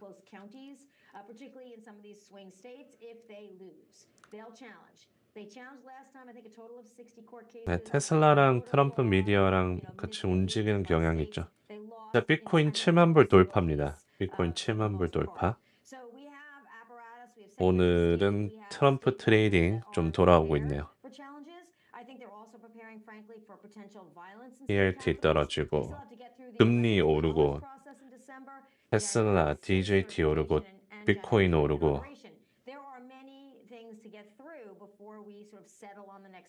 김리님 어서 오세요. 7만 돌파. But they do have the resources to challenge, and unlike Al Gore, who went to the Supreme Court, but you can argue maybe didn't make the most of all of his challenges in 2000, I think Kamala Harris will. 대건님 어서 오세요. 펠란티어는 실적 잘 나오고 올라가고 있습니다.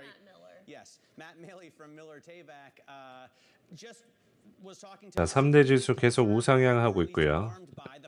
ISM 서비스까지 10분 남았습니다. QQQ 490. 지금 비트코인이 좀 먼저 움직이는 경향이 계속해서 있죠.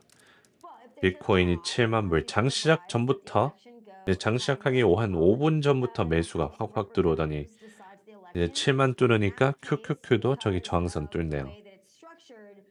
요즘 비트코인이 선행 지표로 좀 먼저 움직이는 경향이 있는 것 같습니다. They're going to swing that state's vote. So if it is a tie, it's most likely, not definitely, most likely would go to Donald Trump if all of the members of the House who are Republicans stay loyal to Donald Trump. So that's one possibility. Just given the breakout. 네, 이제 10분 남았습니다. ISM 서비스까지 10분 전.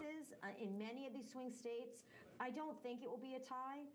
I think if the Democrats can hold, particularly the incumbents in these swing states like Wisconsin, Pennsylvania, for example, Nevada, 비트코인 진짜 잘 가네.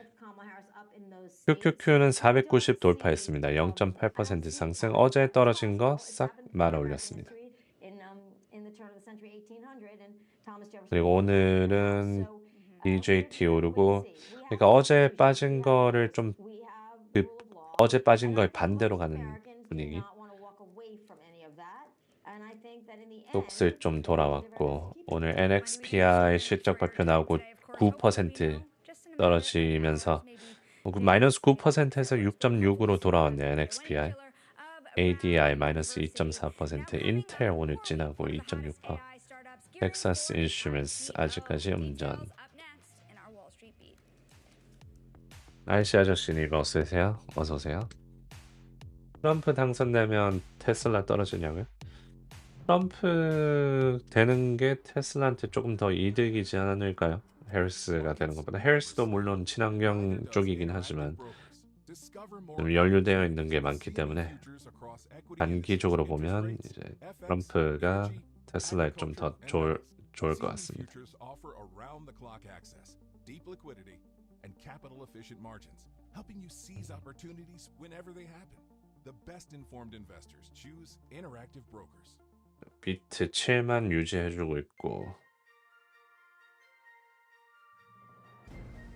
이제 꽃이 피어 나옵니다.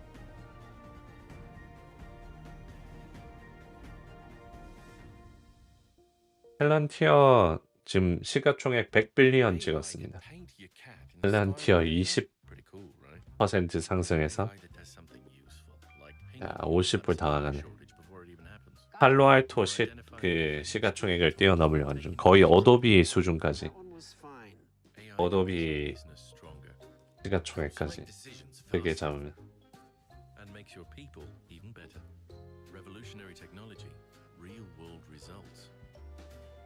SAP Business AI.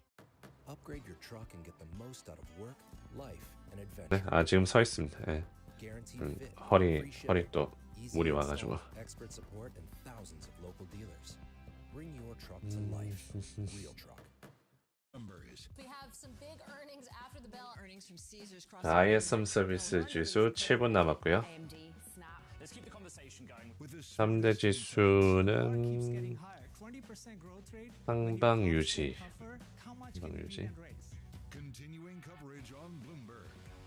네, 모션 데스크에다가 이제 매트 해가지고 매트 밟고 있습니다 지금.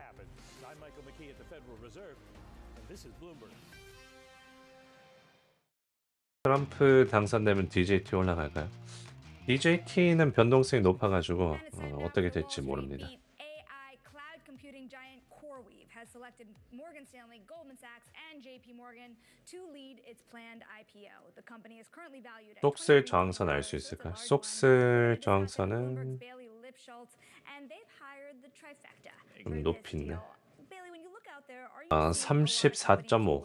34.5. 그건 뭐 35 정도로 보면 될 것 같습니다. 35. 항상 마소 애플 켜두는 이유가 뭔가요? 주도주니까요.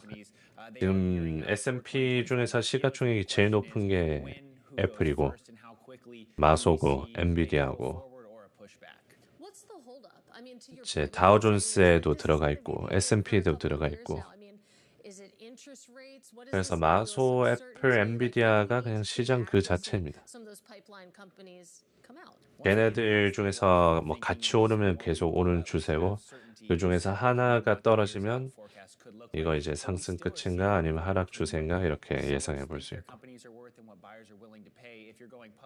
You have to come out at a pretty hefty discount to your comparable peers. And if you're not growing as quickly as maybe you once were, it's harder to say, well, we think we're worth X billion dollars. 테슬라 지지선 말이에요. 테슬라 지지선, 느낌표 지지선 하면 정보 있습니다.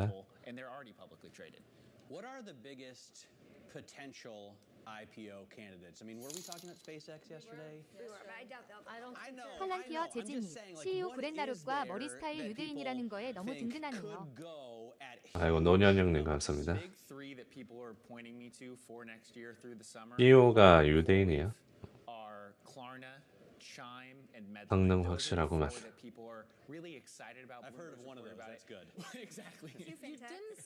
자, 5분 남았습니다. ISM 서비스 지수까지 5분 전. It's a happy place to be, the private markets. Well, the sense that I'm getting when you point to an OpenAI, they have to pivot to that for-profit model. So they have their own kind of issues or kind of hurdles to get past. When you look at other companies within the space like 헬스 관련주 좀 알려주세요. 헬스 관련주는 아이클린. 아, 여기 올려놓겠습니다. Cisco for that $23 billion valuation, among others. Is this a company that would otherwise sell? We have two administrations here. Both are not thrilled about the idea of big tech getting bigger. Does that open the window more for these companies to go public instead? I think it depends on the company. So if you do see maybe a more lax FTC and you see the bar for M&A lowered relatively tremendously, you're still looking at a $23 billion company. Who the logical buyer would be, I think, is the question. But it certainly creates that dual track positioning for some of these companies, especially when, in theory, you could say, all right, well, Microsoft now can all of a sudden open its checkbook and go out and acquire companies, where maybe with the current administration, those deals would be more difficult to get across the finish line. 오케이. 느낌표 해리스 하면 정보 있습니다. 느낌표 해리스. It's nice to get away from the elections for a second. Bailey voted this morning but got no sticker. That's so sad. I got my sticker on Sunday. I wore it all. 지금 나온 거 뭐 없냐고요? 지금까지 나온 거는 아까 전에 그 최종치.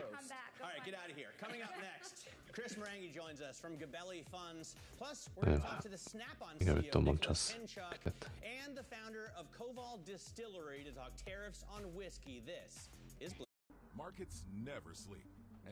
됐다. 바로 느낌표 트럼프. 네, 트럼프 수혜주도 올려놓을까요? 기다려보세요. 트럼프. AI can paint your cat in the style of Van Gogh. Pretty cool, right? But what about 트럼프 수혜주. pinging you about a supply shortage before it even happens? Got it. Or identifying a defective squeaky toy just by taking a picture. 금융주 일단 금융주가 있고. AI that makes your business stronger, helps you make decisions faster, and makes your people even better. Revolutionary technology. 자, XLF 금융주 ETF. Meet the tiniest HR team in the world. What do you think Paylocity does? ITA I never heard that 방산주 ETF. I think they pay people. I don't know. DJT 트럼프 민주. That seems like a research of scientists. 비트코인. Velocity and pay combined. 테슬라. Paylocity is the future of HCM simplified. 아, 채권 수익 아니지. 달러. And you're the first woman, as I understand it, the first woman to own have stake in three major sports teams. Is that right? Yes, and we'll say African American. 오케이. 느낌표 트럼프 하면 업데이트 해놨습니다. By the owner then of I guess the Washington Wizards and the Washington Caps about. 자, 이제 1분 뒤 지표 발표 나옵니다. ISM 서비스 PMI 나오고요. 예상치는 좀 떨어지는, 올라가는 추세입니다. He did come to me and Susan O'Malley, and they said, Abe Polson says, "Look, I want you to be the face of the Washington Mystics." And I said, "What do you mean be the face of?" He says, 자, 1분 남았습니다. His health was failing, and I have to tell you, and a lot of women can understand this, we never get these opportunities. So that was the first thing that struck me, and I was flattered. I was really flattered. 자, 다우존스 420불 돌파.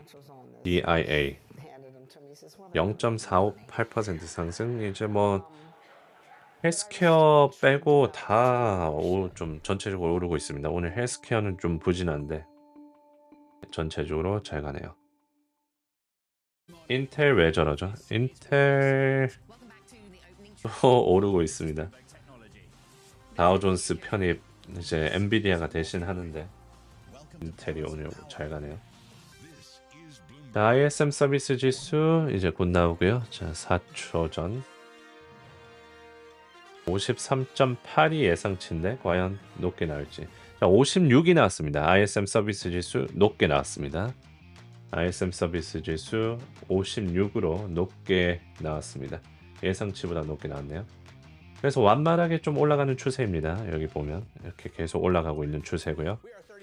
이제 계속 올라가면 인플레이션 우려가 있지만 그래도 경제가 강하다라고 볼 수 있습니다. 56이 나왔습니다. 예상치가 53, 53 뭐 그쯤이었는데 이렇게 계속 올라가는 추세 나왔습니다.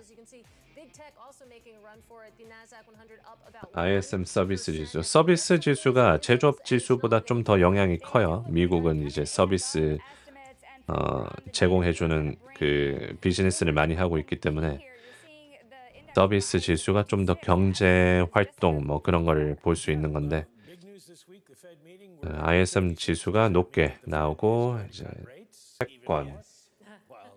채권이 확 떨어졌네요. 채권 금리가 확 올라갔습니다. 달러 지수도 아마 확 올랐을 거고.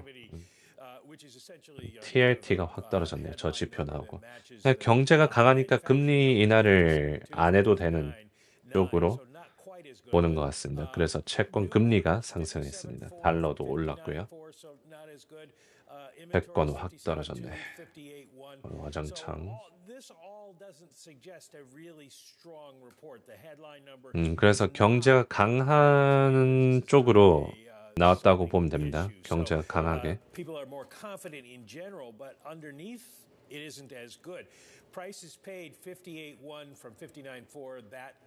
가격이 좀 올랐나? Prices paid 56 versus 54. Payrolls report, but employment 53 from 48.1. So not a bad report, not a great report, but the headline number certainly catches people's attention. 그렇게 좋은 지표도 아니었고 나쁜 지표도 아니었다라고 코멘트를 하네요. 가격 지수도 뭐 괜찮았습니다. 59 정도면 가격도 뭐 완만하게 뭐 크게 오르진 않았고 59.4. ISM 서비스 지수 계속 올라가고 있고 그래서 이번에 좀 내려올 거라고 예상했는데 또 올라갔어요. 그래서 경제가 강한 쪽으로 나왔습니다. 그래서 채권이 떨어지고 경제가 강하면 또 금리 인하를 안 해도 되죠. 그래서 금리가 오르고 달러가 오르고 주가도 뭐 지금 오를까 말까 추가적으로 오를까 말까 지금 하고 있는데 이제 금리가 올라서 시장이 좀 하방 압력을 받을 가능성도 있긴 합니다.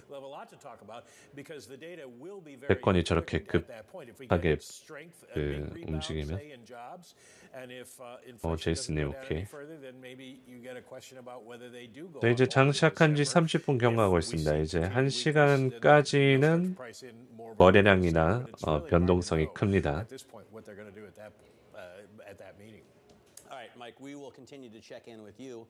총 6명 투표 지역에서 3대3 나왔었습니다. 네. Midnight Vote, Dixie Notch, 1112.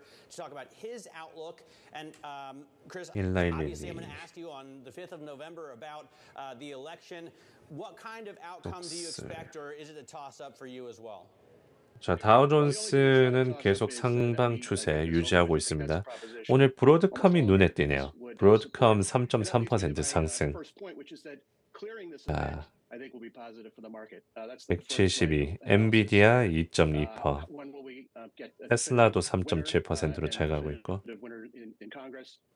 And then secondly, then we focus on some of the differentials in policy, whether that's tax and fiscal policy, trade, geopolitical, etc.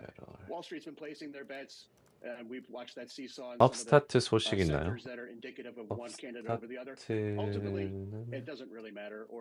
오늘 8% 상승. 실적 발표 이번 주에 있습니다. 목요일에 있네요. 목요일 실적 발표 있고. 뉴스는 없습니다. 뉴스는 없습니다. 오늘 뭐 로빈 후드가 올라서 그런가? 후드. 핀테크 중에서 오른 거 있나 확인해 보면 좋습니다. 페이팔이라든지. 페이팔도 1% 오르고 있고 로빈 후드도 2.8%, 3% 가까이 오르고 있고 섹터 자체가 좋습니다. 소파이도 5% 오르고 있고 섹터 자체가 좋습니다. 테슬라 많이 오르는데 이유가 있나요? 어제 좀 많이 떨어졌습니다. 어제 2.5% 뭐 4%까지 떨어졌었는데 트럼프 트레이딩이 이제 언와인드 되면서 다시 되돌아가면서 DJT는 올랐죠. 예, 어쨌든 달러가 떨어지고 금리가 떨어지고 테슬라 떨어지고 비트코인 떨어지고 금융주들 떨어지고 이랬었는데 오늘은 반대로 또 대선 변동성 테슬라 오르고 이제 또 어제 반대로 가고 있어요. 어제 반대로. 네, 방송 2개였습니다. 계령님 어서 오세요. 네, 이제 장 시작한 지 1시간 동안은 변동성이 크고 거래량도 많습니다. 이제 장 시작한 지 36분 경과하고 있고 ISM 서비스 지수는 높게 나왔습니다.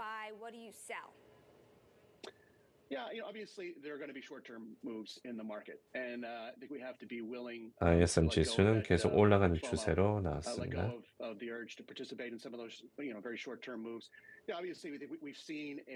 Gravitation or rotation to small cap in particular that began a few months ago. Some of that is the Trump trade. Some of it is just the disparity in valuations and more bullishness about a soft landing. And I think that continues no matter who is president. So we're not making any particular bet based on who's in office.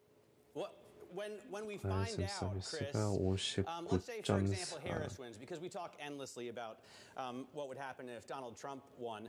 If Kamala Harris wins, how does that change your investing perspective? What would you do to your portfolio to rearrange it that's different than you would under the Biden administration? Yeah, again, I called it status quo plus because I think that's true. Probably not much changes. And probably be more inclined to make some bets on companies that have tariff exposure that maybe we were a little afraid to invest in because of the potential for Trump to win and impose tariffs, et cetera. But ultimately, we're looking for companies with moats that have pricing power that can survive any political. 채권은 계속 떨어지고 있고 3대 지수 현재 좀 보합 중이고요. 쏙슬이 좀 내려오고 있습니다. 오늘 ADI 뭐 이런 어제 NXPI 실적 발표 안 좋게 나오면서 떨어졌고 ADI도 계속 떨어지고 있네요.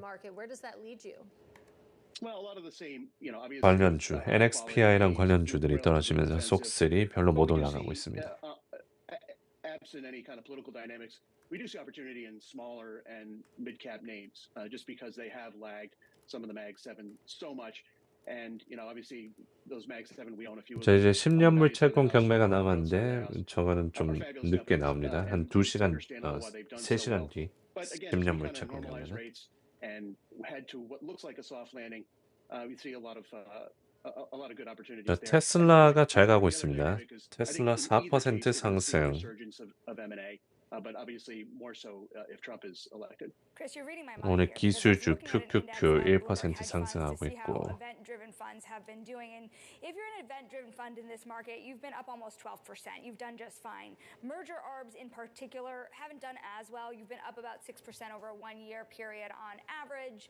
So, what are you really betting on? 네, 10년물 입찰은 3시입니다. 오전 3시. Companies getting smaller to be able to focus in and not really worry as much about 코인베이스 or do you focus on 3.5% 상승. 마이크로스트래티지 8%. TLT 금리가 계속 좀 올라가는 중. 금리. 10년물이 얼마냐면 10년물 4.35까지 올라왔습니다. 또 4.35. 이게 FOMC가 이번 주 있는데 거의 4.5를 향해서 달려가는 중.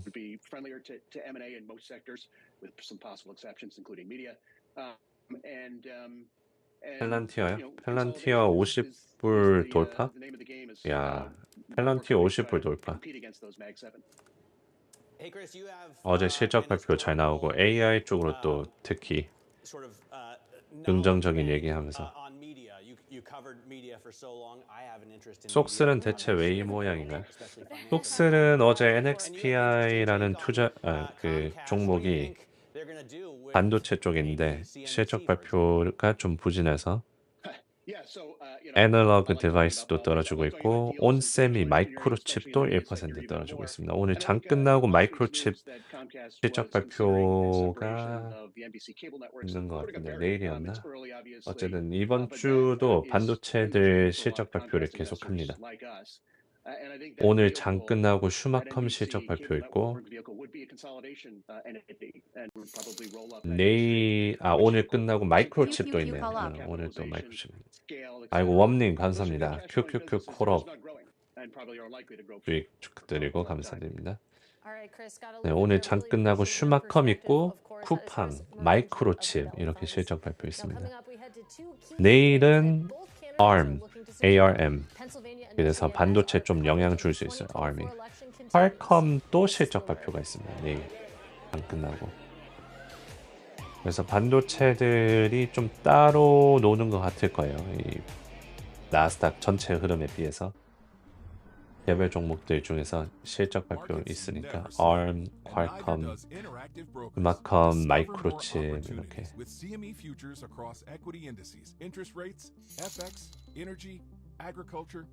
논현님 감사합니다. 속슬 물 탈까 하는데 언제 타는 게 좋을까요? 물 타고 매도는 이제 잘 계획해서 하시면 될 겁니다. 이번 주는 변동성이 높을 거니까 너무 성급하게 하지는 마시고요. 비트코인 좀 봐주세요. 지지선은 여기 69,000의 지지선 적혀져 있네요.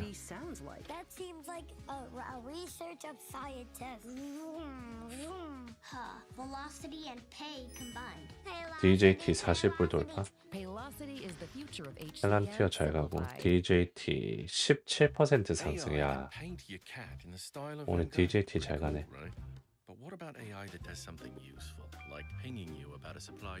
쪽슬은 왜 이렇게 약할까요? 마이크로칩 NXPI 어제 실적 발표 나오고 프리장에서 한 10% 가까이 떨어졌습니다. 그래서 특정 섹터 여기 레거시 반도체 회사들이 실적 발표가 안 좋게 나오면서 반도체 떨어지고 있습니다. 다 떨어지고 있다기보다 잘 못 가고 있죠. 지금 대선 중간 투표율 알 수 있나요? 느낌표 대선 입력하시면 최신 정보 있습니다. 아직까지 업데이트 된 거는 없을 거예요. has become a top performer in the booming U.S. sports betting industry. CFO Alan Ellingson knows the company must stay focused on change and innovation to succeed. We're in an evolving business. We're constantly evolving and tweaking our expectations for how things should be performing. We're constantly looking at things in different ways. 궁금하신 분들이 많네. 지금은 이제 뉴햄셔만 빼면 아직까지 개표를 안 하고 있습니다. 대체적으로 오늘 장 끝나고 할 거예요. 장 끝나고부터 개표를 하기 시작할 겁니다. 테슬라 매도 좀 나오고 있고 그래도 여전히 3.6% 상승으로 빅테크 중에선 제일 잘 가고 있고요.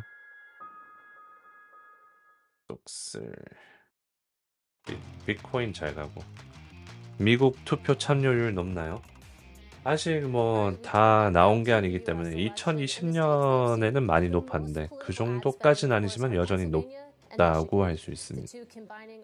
미국 투표 참여율 이번에 candidates. We're joined now by Bloomberg's David Gura. He joins us on the ground in Philadelphia. And David, as we know, of course, Pennsylvania, a crucially important state. Give us a sense of the stakes.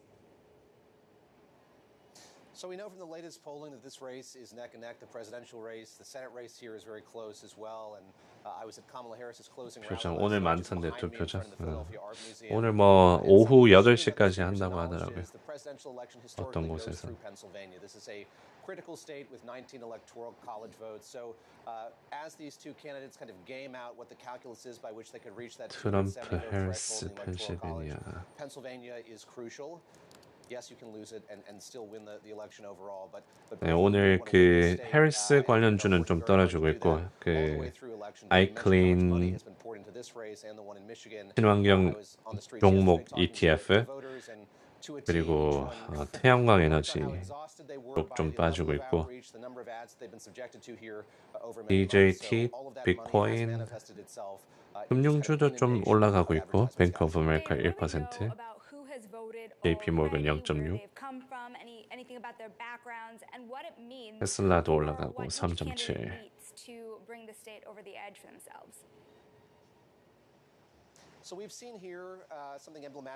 해리스가 당선돼도 인공지능 관련주는 오르지 않나요? 그거는 테마를 덜 타죠.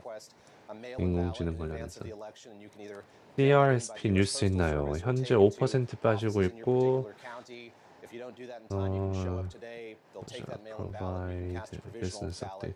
To say both parties have really encouraged voters to do this. I was looking at Allegheny County, which is a big one here in the state. By 9:30 네, 비즈니스 업데이트를 오늘 내놨습니다.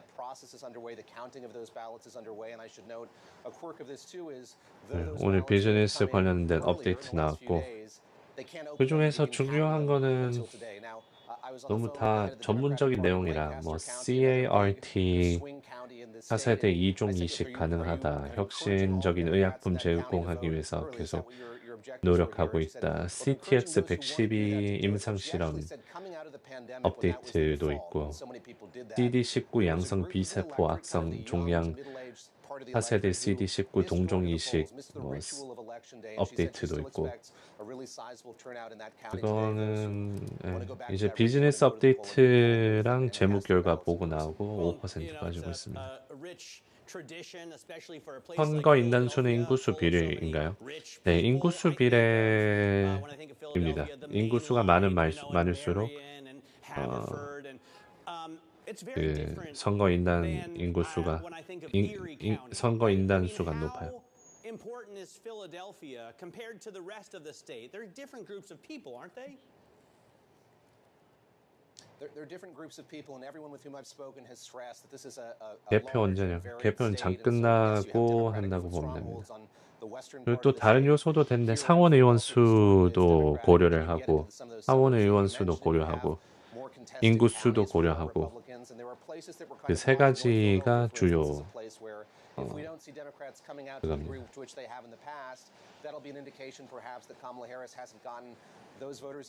엔비디아가 다우 편입이 다음 주부터인데 다우존스 관련 ETF 종목에서 엔비디아 매수해야 할 건데 매수 시점 월요일부터 시작인가요? 매수를 진행하고 월요일까지부터 완료되어 있는 건가요? 그거는 매수 시점을 월요일부터 편입 자체는 다음 주 월요일인가? 다음 주이긴 한데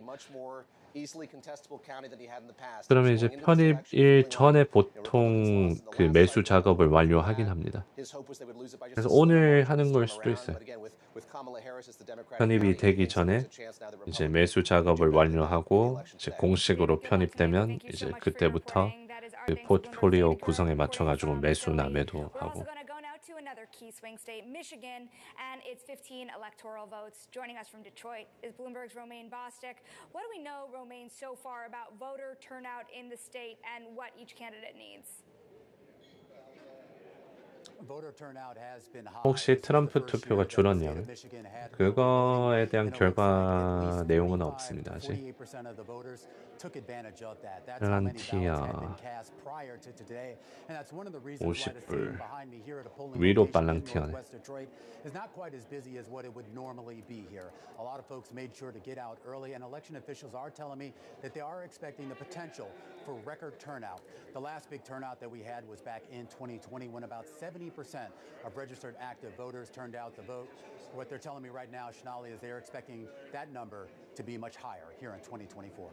And of course, we're talking about the presidential election, but let's talk a little bit about the down ballot races as well. What do we know about some of the congressional races going on in the state? This is where a lot of the battles are really shaping up. 엔비디아 실적 발표는 다다음 주입니다. 엔비디아 실적 발표가 11월 20일. 11월 20일. 다운 밸럿 레이스. 실시간 투표하는 거 중계하고 있네. 로메인 보스틱.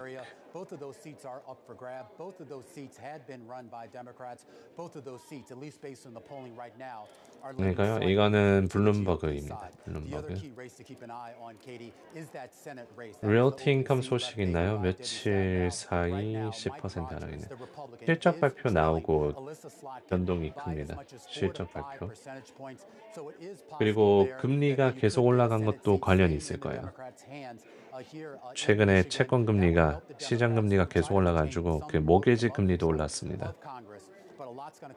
그래서 금리가 오르기 때문에 이 리얼티 인컴 이런 부동산 회사에는 압력을 줍니다. Historically, Michigan has been a Democratic stronghold, and far more voters are registered with the Democratic Party in Michigan than Republicans, right? 아이고 마카리망님 감사합니다. 운 좋게 일당 다 벌어가고 휴가 지금 하고 계시지 않나? 어제 오늘 운 좋게 일당 다 바캉스에서 벌어가면서 좋은 시간 하나도 보내시고요. 가자. Who exactly are the undecided voters this late in the campaign? Well, I spent a lot of time over the last 48 hours going around, and there are a lot of undecideds, and that's largely because some of the issues that really resonated with folks in past 엔비디아도 오늘 140을 향해서 지금 139에 걸려 있습니다. 지금. 비트코인은 7만에서 좀 내려오고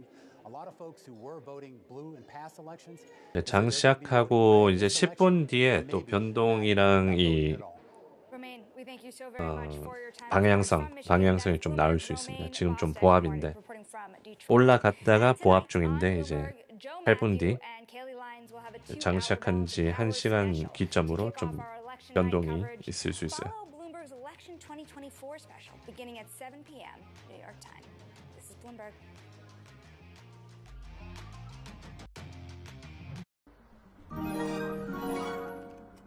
Markets never sleep. 아유 나 사장님. 오늘도 감사합니다. 아유 오늘 또 감사합니다.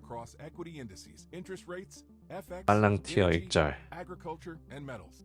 CME futures offer around-the-clock access, deep liquidity, and capital-efficient margins, helping you seize opportunities whenever they happen. The best-informed. 속스를 언제 다시 힘을 되찾을 수 있는 겁니까? 요즘에는 속슬 AI 쪽으로는 잘 가는데 이 레거시 반도체 회사들이 못 가고 있어요. 특히 NXPI 오늘 실적 발표 나오고 떨어지고 그 ADI, 온세미, 마이크로칩 이런 종목들이 다 떨어지고 있고 텍사스 인슈먼스 떨어지고 있고 미대선은 해리스가 유리한가요? 아직 박빙이고 그 시장은 트럼프를 좀 더 보고 있는 것 같아요. 그래서 불확실성은 이제 해리스가 되면 불확실성이 커질 가능성이 높습니다. 예를 들어서 뭐 연준이 25bp 금리나 50bp 금리나를 한다고 했다가 갑자기 25bp 금리나 하거나 뭐 금리 동결하거나 뭐 이래 버리면 시장이 예상하던 그 불확실성을 키우는 거기 때문에 시장이 예상하던 거 그 반대로 가버리면 이제 키우는 거기 때문에 증시에 단기적으로는 좋다고 보기 어렵죠.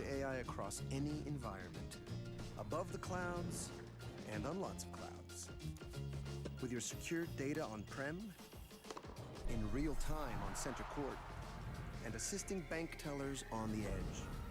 Watson X helps 선거 인단도 중요합니다. 선거 인단. 다우존스 한 번 더 뛰고 있습니다. 다우존스 매수 들어오고 3대 지수가 한 번 더 들어오는데 이제 5분 뒤 장 시작한 지 1시간 경과하고 또 이제 방향이 잡힐 수 있습니다. 테슬라는 약간 좀 떨어지고 있고 비트코인도 7만에서 좀 떨어지고 있고 이제 전체적으로 약간 눌리는 개별 종목들 중에서 많이 오른 회사 종목들은 좀 눌리는 중이네요. All right, it's time now for Social Climbers. The companies making waves this morning. And first up, Bloomberg has learned that Apple is exploring a push into smart glasses as it conducts an internal study of the products on the market. Now, this initiative, codenamed Atlas, 자, 5분 뒤 장 시작한 지 1시간 경과합니다. smart glasses. Apple declining to comment. Next up, we have Yum Brands falling after reporting sales that fell more than expected as growth at Taco Bell wasn't enough to offset ongoing weakness at Pizza Hut and KFC. It's the latest fast food chain to illustrate the difficulty of enticing budget-conscious consumers to dine out. 할문 참여 4,500. 연말 랠리 온다 안 온다? 연말 랠리 온다 80%. 안 온다 20%. 아, TGI Friday가 bankruptcy였던데. Franchise flood their locations. The potential liability here, it's so large because the vouchers are valid forever. Gonna follow that one, a pretty interesting one, but let's take a check on TGI Friday 미국에 계신 분들 이제 파산 신청했으니까 주변에 한 번씩 있으면 들려보세요. TGI Friday. 나름 좋아.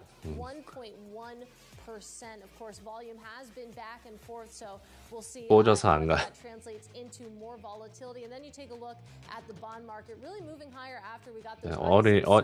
어릴 때 한 번 갔었었는데.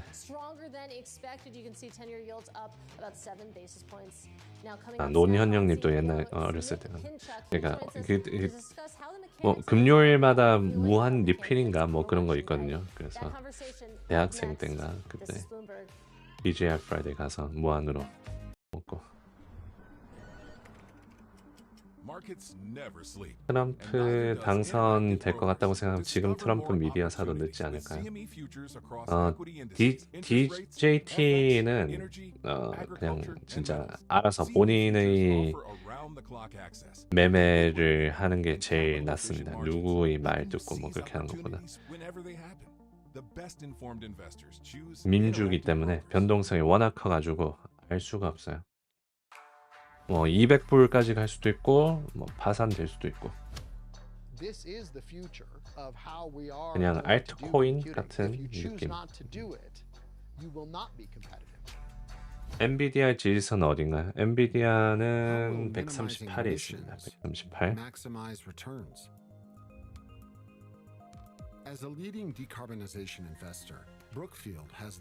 CGI Friday에서 생일 잔치 했었다가 시넷시티 건너편.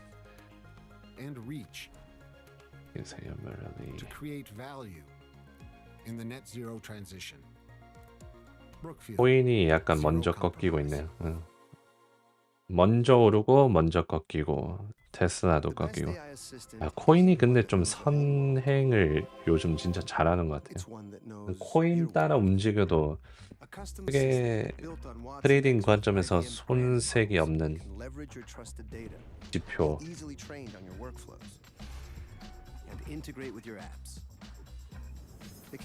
이제 장 시작한 지 1시간 경과하기 1분 전입니다. 자, 과연 좀 변화가 있을지. 올라갔다가 유지를 해주고 있는데 지금 S&P도 저항선이고 저기 돌파하면 뭐 1% 가는 거죠. 여기 돌파 못하면 이제 다시 보합으로 돌아올 가능성도 생기고. 페리스 관련주가 다시 반격 중이라고요? 클린 마이너스 1%. 뭐 아주 많이 빠지진 않았습니다. TAN은 태양광 에너지 마이너스 0.6. 그래서 크게 오르고 있지는 않습니다. 그렇다고 또 많이 빠지지도 않았어요. IW 중소형주들 좀 빠져요. 여기 또 220이다. 중소형주. 러셀은 정말 IWM 러셀 220이 저희 올해 내내 220.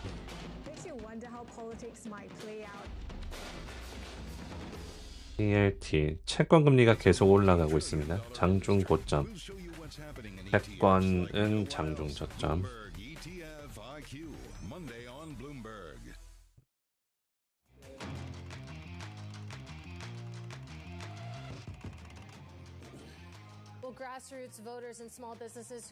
슈마컴 상폐될까요? 슈마컴은 그 회계 관련된 거 제출 안 하면 자체 상폐될 수도 있습니다.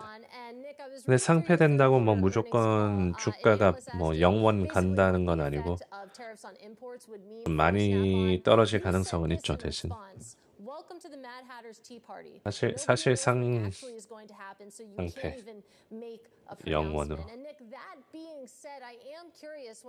좀 조심을 하긴 해야 됩니다. Oh, look, it's tough to game plan because, Mad Hatter's Tea Party, you could call it the Twilight Zone. I mean, it's the people, I do not think. 자, 이제 장 시작한 지 1시간 경과하고 있고요. 전체적으로 약간 좀 눌리고 있습니다. 증시가. Are firing ideas of thermonuclear proportion. Things like we're not going to tax tips, we're not going to tax overtime, we're not going to have income tax at all. We're going to tax unrealized capital gains. We're going to tariff everybody under the sun, and you don't know what's going to happen in that situation. And these are things that are going to be difficult to get through Congress. They're going to be a tough execution, and they're going to be things that are possibly unintended consequences. So even when the election's over, and either your candidate is won or is not, you're not going to know how either of these candidates are going to play in the future. 중국 친구가 머스크 어제 갑자기 북경에 왔는데 트럼프 당선 안 될 것 같아서 중국 언론하고 중국 매체에서 보도했다는 정말일까요? 혹시 allows you to customize the product to just what the customer in that environment needs. And it's worked for us for years and years, and it continues. 혹시 무슨 세상에 살고 계신지 그런 얘기는 없습니다. 그게 사실이라도 제가 어떻게 합니까? 그 정보.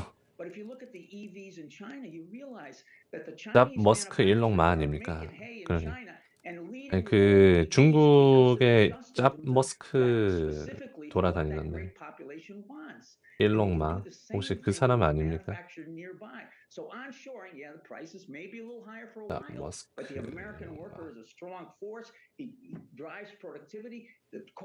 중국에서 되게 비슷하게 생긴 사람이 있던데.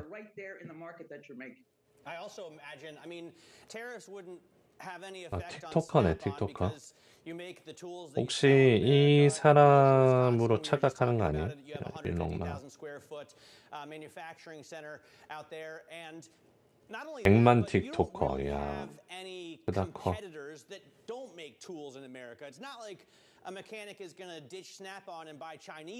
유명 기업가 일론 머스크와 똑같이 생긴 것으로 유명한 중국의 틱토커.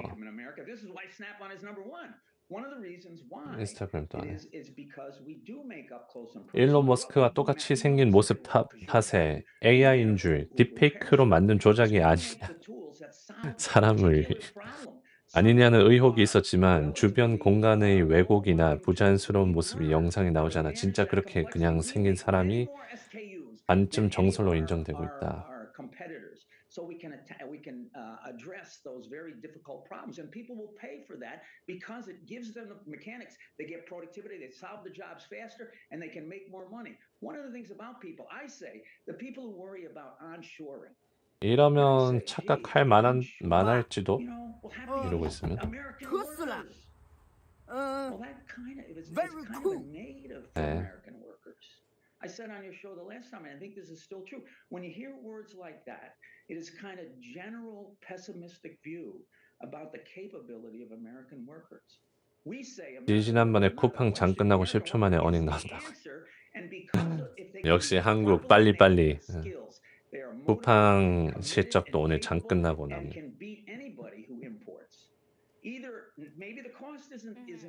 지난번에 빨리 나왔으니까 이번에도 빨리 나올 듯. 세무에서 산 일론이라고요? 세무산 일론. 중국.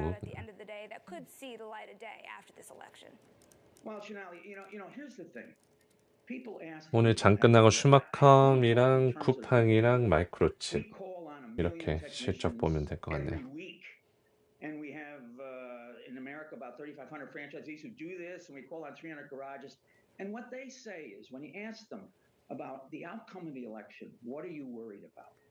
It has to do with how people feel about the reaction. People say Americans have lost faith in democracy. Actually, in a way, Americans have lost some hope, because what they and I are most worried about. 채권 빠지다가 좀 올라오고 증시도 좀 빠지다가 올라오고 지지선 지켜주는지 이제 장 시작한 지 1시간 5분 경과. 쿠팡 어닝 데이터는 쿠팡 IR 페이지가 제일 빠릅니다. 다른 데 볼 필요 없어요. 역시 그렇게 해야지. 미국 기업들은 느려요 이게.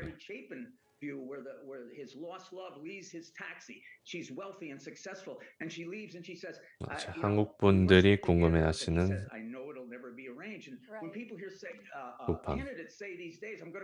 애나님 오랜만입니다. 어서 오세요. 비트도 좀 반등 나오고 있고 아직 7만까지는 못 가고 있습니다. In getting what they want, in working together with those people. The National Association of Manufacturers just sent out a letter to the next president saying, we want to work with you because we think manufacturing provides. 개표 방송 시작했나요? 트럼프 표가 좀 빠진다는 소리가 들렸어요. 트럼프 표가 빠진다는 표현은 좀 정확하지 않지 않나요? 빠진다기보다 이제 해리스가 더 많다. 확인해 보겠습니다. 아마 출구 조사일 것 같은데. We have left with you, I do want to get a little bit away from politics because I was just taking a look, of course, at some of your performance this year. You referenced that third quarter strong earnings showing, and of course, your shares were up 14% in October alone, so a big rally there. You take a look at some of the research. Bloomberg Intelligence suggests that some of your growth is coming basically from aging vehicles, that you have people doing DIY repairs on their own vehicles that are getting older rather than, of course, buying new vehicles. 아직 보이지는 않았습니다. We don't sell to DIY people. If there's any commandment in Snap-on is thou shalt not sell to DIY. 그리고 만약에 있다 해도 좀 편향이 아주 많이 된 그 언론사들, 뭐 뉴욕 타임즈라든지 뭐 팍스 뉴스라든지 거기서 출처가 나오는 거 아닌지도 확인해 보시고요. 거기는 그냥 다 거르면 됩니다. 그냥 진짜 그냥 거르면 돼요. 웬만한 건. Artificial intelligence and natural language processing and 편향이 많이 들어가 있어서. that decodes that and allows the people who are maintaining the cars to do them much faster. So that's what's selling for us. What happened in this time, I think why our stock went up is the mechanics in the garages are uncertain. They're cash rich, they're confidence poor. They don't want to buy things like the boxes behind. 아직 뭐 별일 없습니다. In 4 or 5 years they want to pay short payback items. It puts a hole in our 다우존스 뛰고 있고. But we pivoted to sell them the smaller things, the quicker payback items, which are very profitable. And so our sales were somewhat attenuated, not bad, 1.1%, but our profitability was up 80 basis points, the highest third quarter we ever had, on gross margins that were up 130 basis points. 회사에 남한 시민권 앉아 아니니 모두 투표하고 온다고 삼시 혼자 지키고 있다. 사무실. 투표가 이번에 좀 많이 나올 거라고 하긴 하더라고요. 2020년 때는 워낙 역대급이어가지고 거기 뛰어넘기는 어려울 것 같긴 한데. At a gas pump today for $5 a gallon. How are you keeping Snap-on tool prices? 자, 이제 장 시작한 지 1시간 10분 경과하고 있습니다. 여러분 좋아요 한 번씩 눌러주시고요. 지표는 10년물채권경매가 오전 3시에 있는데 일단 시장이 좀 방향을 잡고 있는 것 같습니다. 보합 쪽으로 가고 있긴 한데 보합 상승. Where everyone on Snap-on knows their job is to get up every day and to figure out how to make their job easier. We have an idea around this where we have a badge that represents this. The people are in the middle. And then every day or periodically they look at 애플은 앞으로 어떻게 될까요? 애플은 지금 시가총액에서 좀 밀렸죠. 그 엔비디아한테. 시가총액 2위로.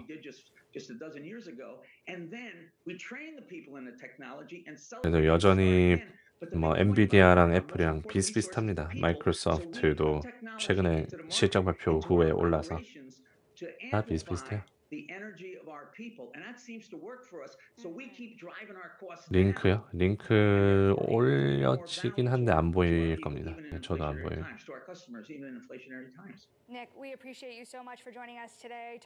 아마 폭동 날 가능성 굉장히 높은 것 같아요. 비즈니스들도 다 지금 웬만한 도시에서는 바리케이드 치고 있고 준비하고 있는 거 보면 이제 그 사람들이 더 잘 알겠죠. 비즈니스 근처에 있는 비즈니스 하는 사람들이 상황 파악이나 이제 그런 걸 다 대비해가지고 돈을 들여가지고 해치를 하는 건데 아마 폭동 일어날 것 같긴 해요. 얼마나 그 강도가 어느 정도일지 그게 문제지 일어나긴 나을 듯. 펠란티어 무슨 일 있나요? 펠란티어 실적 발표 이후로 올라가고 있습니다. 대선 결과 언제쯤 확실하게 나올까요? 한국 시간으로 오전 8시부터 좀 보면 돼요. 오전 8시부터.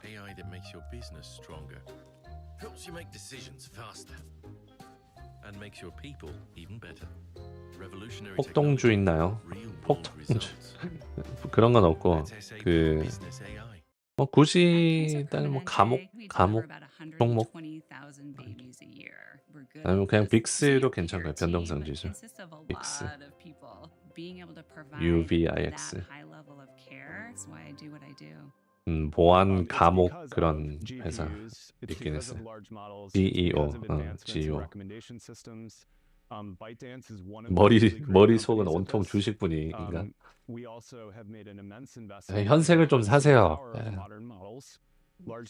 현생을 좀. 네, GEO 이 회사가 이제 감옥 관련주입니다. 근데 6% 오르고 있네. Our advertising system is built on modern AI recommendation technology. So I always think it's interesting when people remark that like AI just arrived. It's actually powering already today a huge 진짜 움직이네요. 6%나 뛰고 있습니다. 이 종목이. 아니 진짜네. 이미 움직였다. 이미 움직였다. 근데 오늘 오른 거라서 여태까지 좀 떨어지고 있긴 했습니다. 깜빵 종목.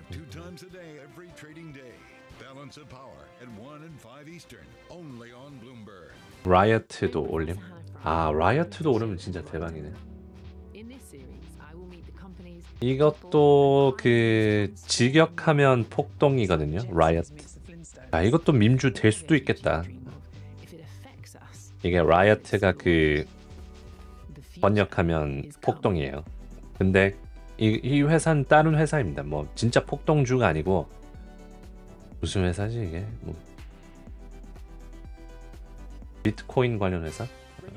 그럼 민주로 딱 됐네. 비트코인 회사에다가 인프라 플랫폼 거기다가 이제 폭동에다가 해골주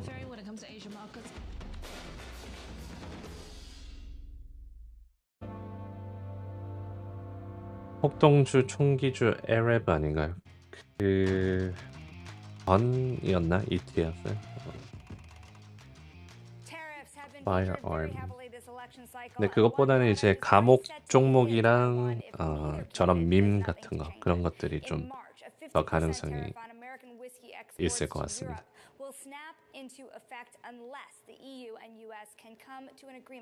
라이엇은 대선 트럼프 테마주예요. 지난번 월스트리트 저널에서 소개한. 근데 라이엇이 진짜 확실히 밈의 요소들이 많이 들어가 있다. 이것도 약간 밈 성향이 좀 강할 것 같은데요. 밈 레이더가 딱 오는데. 왜냐면 트럼프 테마주라고 하는 게 그 비트코인이라서 비트코인 관련 종목이고 거기다 이제 폭동 같은 거 일어나면 riot 생각이 나니까. Exports in the craft industry in particular have been essential for our growth. You know, craft spirits companies have relied on export as a way to build their companies up and to grow. 만약에 8시부터 대선 결과 나오면 한국에서는 대장 안 되는 증권사면 대응 안 되겠네요. 네, 그렇죠.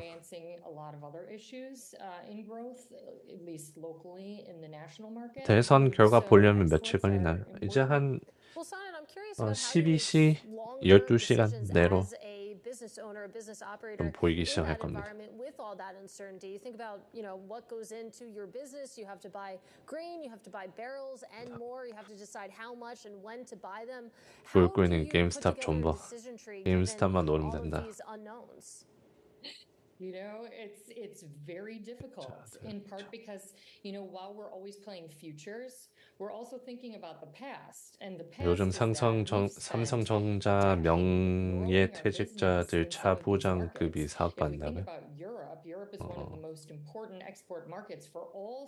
이제 그 치킨집 하는 대신에 미장 넣으면 And with that in mind, you know, spirits companies, whether they're small like mine or large like one of these legacy brands in America, 인구리님 어서 오세요.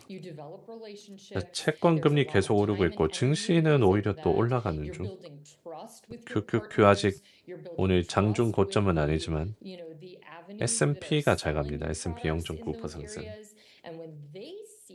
That tariffs are on the horizon, that makes them nervous. So we've already been through this before, where we've had to reassure our partners that we're still invested in these markets, that all of the work that we've done was not in vain. We still were going to these trade shows, still going to try and promote our products abroad. But then when you think that these tariffs are not just going to be, you know, what they were before, but 50%, that's dramatic. That's really actually quite catastrophic, particularly for members in the craft industry that have been, you know, holding on to these relationships despite all of the other things that have happened, despite the challenges that we experienced during COVID, despite the challenges we're experiencing in general in the spirits industry, which is not seeing the kind of growth that it was before. You know, it's very, very difficult. So do we want to lose those relationships? Once you're off the shelf, it's 1,000 times more difficult to get back on. Yeah. But it's also questionable, do we want to put away a lot of product, you know, for a future that's very uncertain? Well, look what happened to Bud Light when they lost shelf space. And that's, I mean, really a household name. On the other hand, you know, it's $6 for a six-pack is a lot different than a bottle of good bourbon. You're going to pay pretty much what you have to, right? And if you're sitting in Berlin, you're going to want to buy bourbon that's made in America. You're not going to buy bourbon from some other country, just like you won't buy scotch that's made in, you know, Montana, right? It seems like spirits is kind of the OG protectionist market because all of these different kinds of drinks are made in their home country and they need to stay there. How much is that still true, Sonnet? Well, bourbon is an American product. You can't make bourbon anywhere else. And so if you are sitting somewhere in Europe and you want bourbon, you can only get it from America.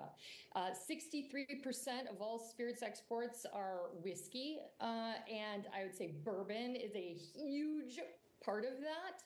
And that's really going to be problematic. If you think about it, the U.S., we export about $2 billion in spirits. 자, 3대 지수 매수 계속 들어오고 있고 애플이 좀 부진하네요. 애플 빅테크 중에서. You might want to try a product from somewhere else. Maybe some of these new emerging whiskey markets like Taiwan or like Japan or even within Europe. You have a proliferation of local brands. 거래량 좀 줄어들고 있고 뭐 지켜줍니다. 이제 장 시작하고 1시간 지나고 이제 계속 상승을 유지하고 있습니다. 금리 오르고 있고 GD가 테슬라 산다고요? GD 뭐 최근에 신공됐던데 신공되고 뭐 테슬라 그 사이버 트럭 그거 타고 다닌 것 같던데요. GD 사이버 트럭. American brands got in there, and we're all about the American spirit, and people love that, and they want to enjoy that. They want America 싱글 GD 권지용 이거 사이버 트럭에서 나왔다. 그래서 아 이런 게 진짜 마케팅 엄청 되는. 자 일론 머스크는 광고를 할 필요가 없는. 진짜 잘 이용하는 것 같아요. 그러니까 그 인터넷의 본질을 진짜 잘 알고 있는 것 같습니다. 일론 머스크가.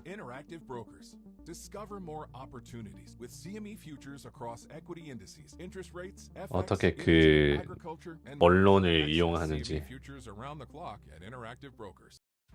AI can paint your cat in the style of Van Gogh. Pretty cool, right? But what about AI that does something useful, like pinging you about a supply shortage before it even happens? 대주주. Or identifying a defective squeaky toy just by taking a picture of it. GD가 테슬라 대주주. AI that makes your business stronger. 자, 애플 좀 떨어집니다. 애플이 아까부터 좀 부진했고요. 애플이 음전되면 또 분위기가 살짝 또 바뀔 수도 있습니다.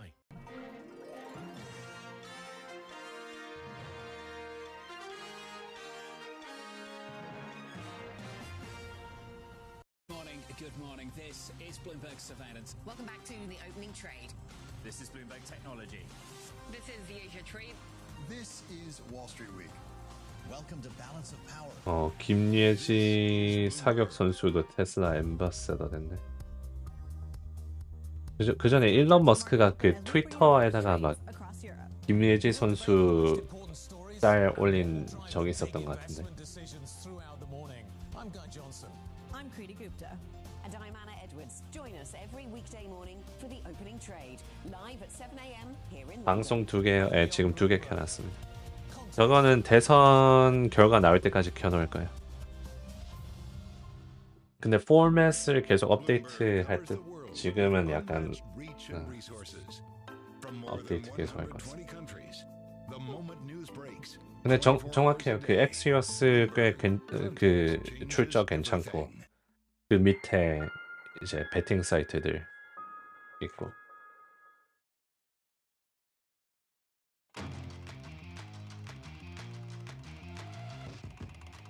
한국 시간 10시 되면 윤곽 나오냐고요? 네, 윤곽 이제 나오기 시작할 겁니다.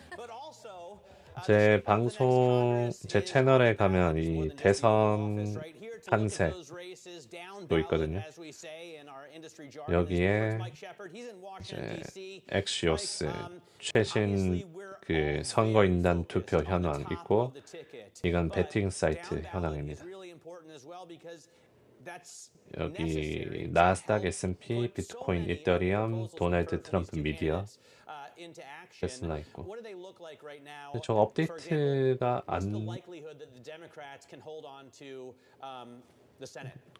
차트가 업데이트가 안 됐네. 잠깐만요. Based on the electoral map, they face an uphill climb. It would take a really strong performance from the party led by Kamala Harris to be able to retain the chamber.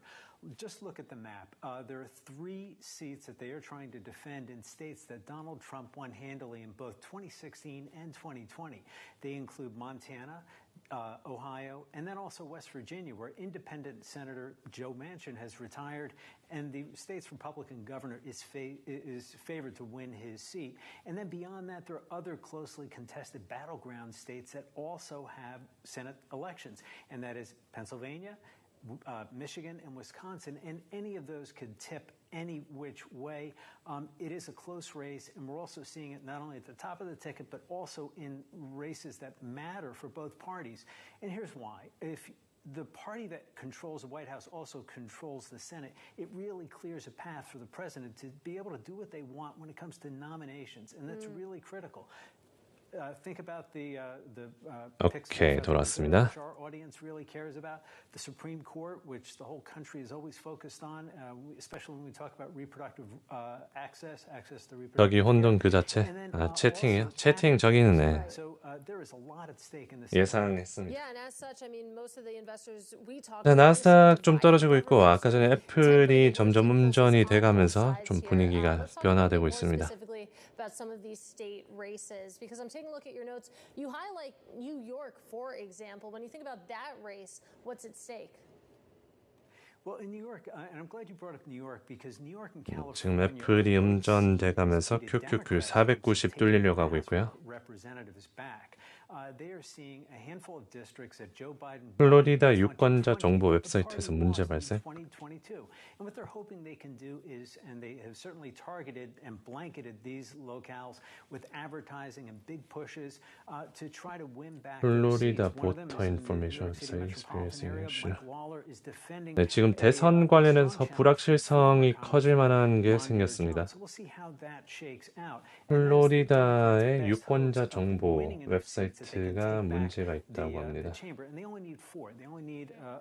그래서 유권자 등록 상태를 확인하기 위해 주 정부 웹사이트로 갔는데 오류 메시지가 나타났다. 주무장관 대변인은 플로리다 주의 온라인 유권자 정보 조회 도구에 기술적인 문제가 생겼다고 확인했지만 문제의 원인에 대한 질문은 답하지 않았다. 대변인 마크는 해결하기 위해 노력하고 있다고 말했다. 유권자들이 유권자 정보와 선거구를 찾을 수 있는 대체 웹사이트와 위치를 제공하고 있다고 합니다. 이게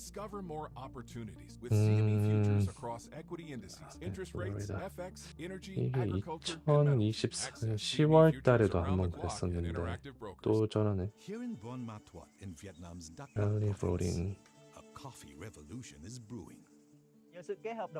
이게 그 미리 선거하는 때 한번 그랬었거든요.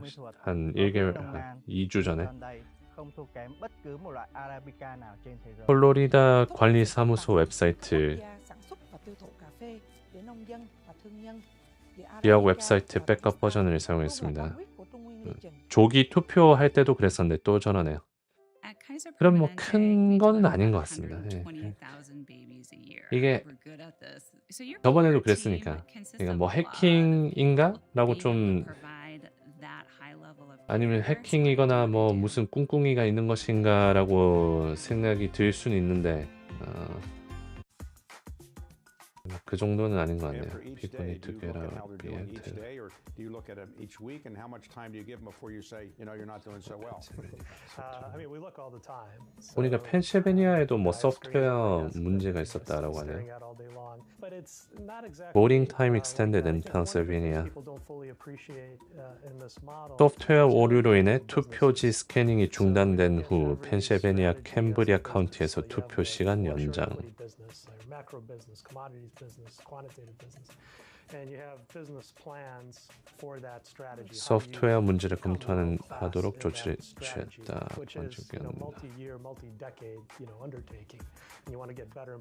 아니, 구글 그 번역기 돌리고 있는데 이렇게 사람이 얘기하는 것 같이 이 민주당 놈들은 또 사기치고 도둑질하는 젠장이라고 영어로 뭐라고 해놨나? These Democrats are cheating and stealing again. 딱 요즘 번역기가 정확해지고 있어요. 네네네. 이 기계는 보잉에서 만든 거야. 이 기계는 보잉에서 만든 거야. 왜 그렇게 짜증나? 보잉. 보잉이 이미지가 이렇습니다. 맨날 실패하고 맨날 그 브레이크다운하고 망가지고 하는.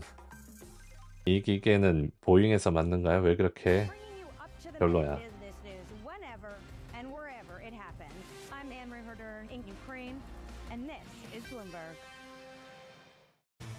Bloomberg Surveillance covers the latest in global markets and the political events that influence your world. Join Jonathan Farrell, Lisa Abramowitz, and Anne-Marie Hordern 댓글이 많네. on Bloomberg. Context changes everything. From the heart of where innovation, money, and power collide in Silicon Valley and beyond. This is Bloomberg Technology with Caroline Hyde and Ed. 한거 관련 잡음이 심할 것 같아서 데뷔 좀 했는데 슬슬 잡음이 생기잖아요. 네, 잡음이 이게 안 생길 수가 없는 것 같아요. 지금 잡음 안 생기는 게 놀라울 때. Live from New York and San Francisco, this is Bloomberg Technology. It's election day, and the tech policies and implications you need to know about on the last day of voting. Plus, Palantir shares jump as it posts record profit amid unwavering AI demand. And Apple Eye's smart glasses, we discuss the internal study codenamed Atlas as it follows Snap and Meta's lead. But first, we check in on these markets. As people head in person to the polls, we're currently up 0.9% on the Nasdaq. Big tech leading the charge today. Nvidia, Tesla on the higher side. And really, it is big tech that also drives from an earnings perspective. Ed, what are you watching on the micro? Yes, straight to Palantir. 팔란티아 잘 가고 있고. February of this year, trading at an all-time high. What's astonishing is, like, out of nowhere, this is a company with $114 billion market cap.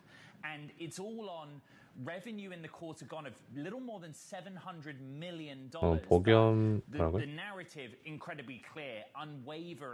형 또 복염 TV처럼 외국어 더빙하면 대박 날 것 같아요. 복염님 더빙하고 1000만 찍으셨어요. With Mandeep Singh of Bloomberg Intelligence. 1000만이요? Where would you like to start, Mandeep? I mean, the story of Palantir is a long-term one. It's continued with this momentum for a while. What jumped out from its earnings print for you?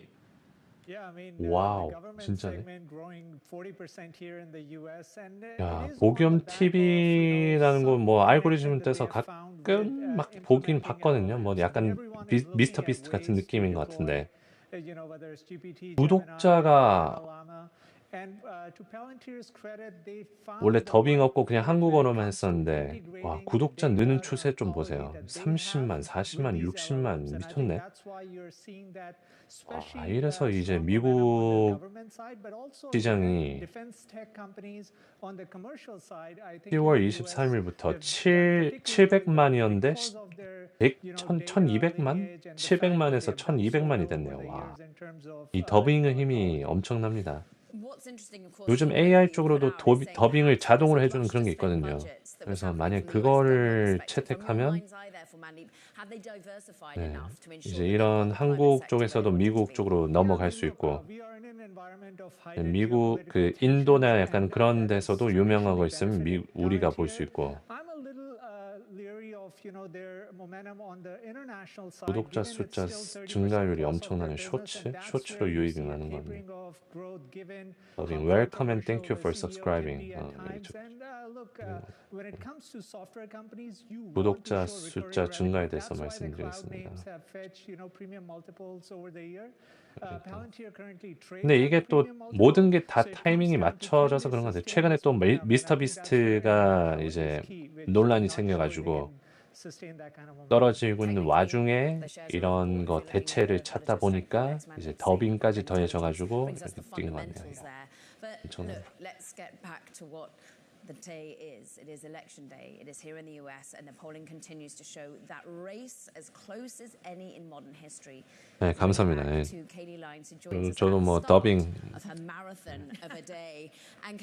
요즘 생각하고 있는 게 쇼츠로 좀 많이 구상하고 있는데 쇼츠랑 약간 다큐멘터리 형식으로 좀 보고 있는데 in polling. It really is going to be about who can convince voters to get off the couch today and vote for them. 어떤 No 논란이 longer is it about 터졌나요? convincing them to vote for either Donald Trump or Kamala Harris, 주작. but instead to get them to vote at 영상 all. 주작. Keep in mind that 그리고 millions 돈 of 주는 거 Americans 주작. have already done so. As of this morning, more than 논란이 84 million 터졌죠. people 미스터 비스트. had already cast their vote, and the electorate in total, those eligible to vote, is only 244 million. So it will be a question of how much of that 지금부터 영어 그냥 하라고요.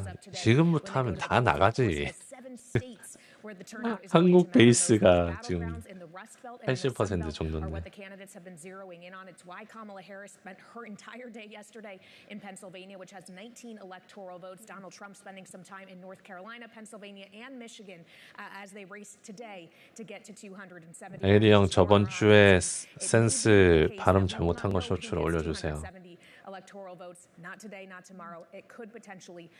쇼츠 Kaylee, thank you for your reporting. Just incredible. 쇼츠 지금 생각 많이 하고 있습니다. Which is so 그리고 영상 만드는 거에 대해서도 좀 보고 있어요. 영상 그 자체 다큐멘터리는 약간 다큐멘터리는 좀 진부하긴 하지만 약간 영상 만드는 거에 대해서 좀 공부 좀 하고 있습니다. Essentially turn the page on what she has referred to as a dark era in American politics, the past decade in which Donald Trump has been involved in presidential campaigns over what has now been 3 cycles. She reiterated she wants to chart a new way forward. For Donald Trump, he is 무지성 선물 뿌리기가 좀 언어 불문 먹히는 경우가 좀 있더라고요.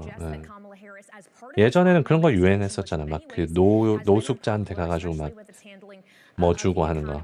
근데 그거는 이제 옛날이고 요즘 트렌드는 그냥 구독자들한테 막 뭐 뿌리는 거 그런 거 좀 유행하고 있고 잘 뜨고 있고 그리고 뭐 이런 것도 있어요. 뭐 구독자 지금 구독자가 1명인데 구독자가 늘 때마다 뭐 박수를 치겠습니다. 뭐 10만 찍으면 박수 10만 번 치겠습니다. 뭐 그런 것도 있고 그런 것도 구독자 잘 늡니다. 그런 거. 요즘 그런 거 잘 뜨더라고. 그 약간 옛날에 진용진 스타일, 진용진 뭐 그 전으로 돌아가면 또 뭐 알아보는 그런 프로그램 같은 거 있지 않았나요? 뭐 살펴보립니다. 포착 뭐 40인가 뭐 그런 거 취재 같은 거 굉장히 요즘 잘 뜨고 있고.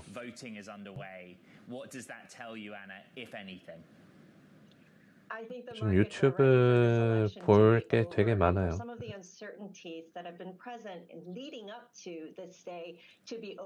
여기 답재홍 리어카로 살아남기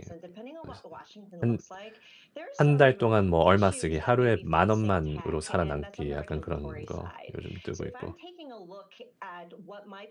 요즘 트렌드가 쇼츠로 많이 유입 들어오고 근데 쇼츠가 답인 것 같아요. 이 구독자 늘고 이 시장에서 이 컨텐츠 플랫폼에서 살아나려면 지금 쇼츠가 그 트렌드를 무조건 따라가야 되는 이미 선두주자는 워낙 지금 잘 가고 있고 뒤늦게라도 따라가는 그런 추세인 것 같습니다.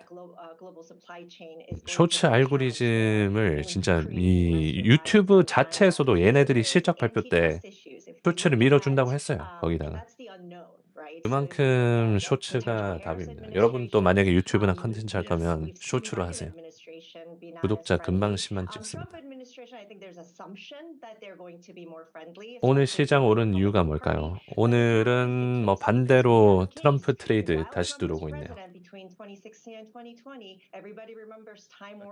도파민 덩어리 영상. Just real quick, we're kind of zeroed in on this presidential race, but of course the composition of Congress will have an impact, and I think in particular about if you're talking about regulation, artificial intelligence, but also 전에 LG 전자 직원이 유튜브 하면서 구독자 1명당 1,000원 기부하겠다고. How do you model for that, please? 그래서 떡상 갔다가 날아갔다고요? Sure. On the EV side, I think there's what we've established as what Congress would want. 자, 시장 좀 조용합니다. 이제 5장 들어가기 50분 남았고. 근데 진짜 더빙은 진짜 대박이네요. 더빙 해가지고 막 구독자 추세가. 그래서 저번에 메타가 더빙 자동으로 해주는 기술 발표했을 때 진짜 뭐 자동 챗봇, 뭐 라마3 AI 이용해가지고 실제 저를 AI로 대체할 수 있습니다. 아마 좀 어색해도 한 70% 기능은 할걸요. 지금 정보 다 집어넣어가지고 맡기면. Tesla, of course, one of the leading points contributors to the Nasdaq on the day, at least, Anna. The leading is QQQ 왜 떨어지나요? 라고 하면 뭐라고 대답하려나? 테슬라 왜 떨어지나요? 정보 주고. 엔비디아 왜 오르나요? 하면 앞으로 오를까요? 대답해주고. The building here in the U.S. is going to take a very long time. So I think that we're not going to see that tomorrow or next year, or frankly, even in the next 4 years, whoever is the president, what Washington might look like. So I think with NVIDIA and AI, the chips and the import and export controls, that's going to be a big topic probably for the next 10, 15 years. Have you been worried in any way about potential change of course when it comes to the subsidies, the support here in the 하필 US? 옷을 까만 거 입어서 얼굴만 동동 떠다니는 것 Has that 같다고요? changed any of your investment assumptions? It doesn't worry us. I mean, again, this is going to take a long time. It actually makes us excited because it actually takes the risk of relying too much on Taiwan and South Korea, and it brings it in here. But now that 이제 볼까요? 10년물 채권 경매 남아 있습니다. 근데 of production here because it is essentially a little more 요즘 채권이랑 시장이랑 별로 따라가지가 않는 듯. 금리가 올라도 시장은 잘 갑니다. 한 10년물이 4.5는 가야 이제 걱정을 할 것 같은 분위기. 사전 출구 조사 같은 뉴스 있냐고요? 그런 건 아직까지 없습니다. 개표를 뭐 끝나고 하는 것 같은데 그리고 이제 막 시작해가지고 정보가 많이 있지는 않아요.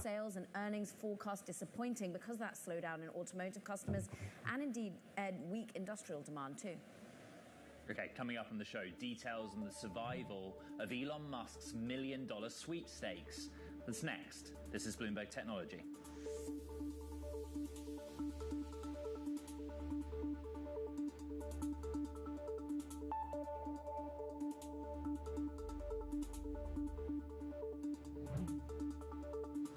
채권 경매는 TLT에 영향 주나요? 네, TLT에 영향을 주고 시장에도 영향 줄 수 있습니다. And by virtue of that, my work has to evolve. My name is Corey Richards, and I'm a photographer and an explorer. 미국 대선이 시작되면서 금은 안정적으로 유지되고 있고 연방 준비 페드의 금리 결정도 이번 주말에 있을 예정. FOMC가 이제 이틀 남았는데 별로 재미가 없는 FOMC가 될 것 같아요. 이번에 그냥 뭐 25bp 인하하고 뭐 경제 괜찮으니까 인플레이션 뭐 올라가지도 않았고 고용 지표가 뭐 완전 나빠지지도 않았고 그래서 할 말이 별로 없을 것 같습니다. 연준에서 12월 달 기조를 계속 유지할 것 같고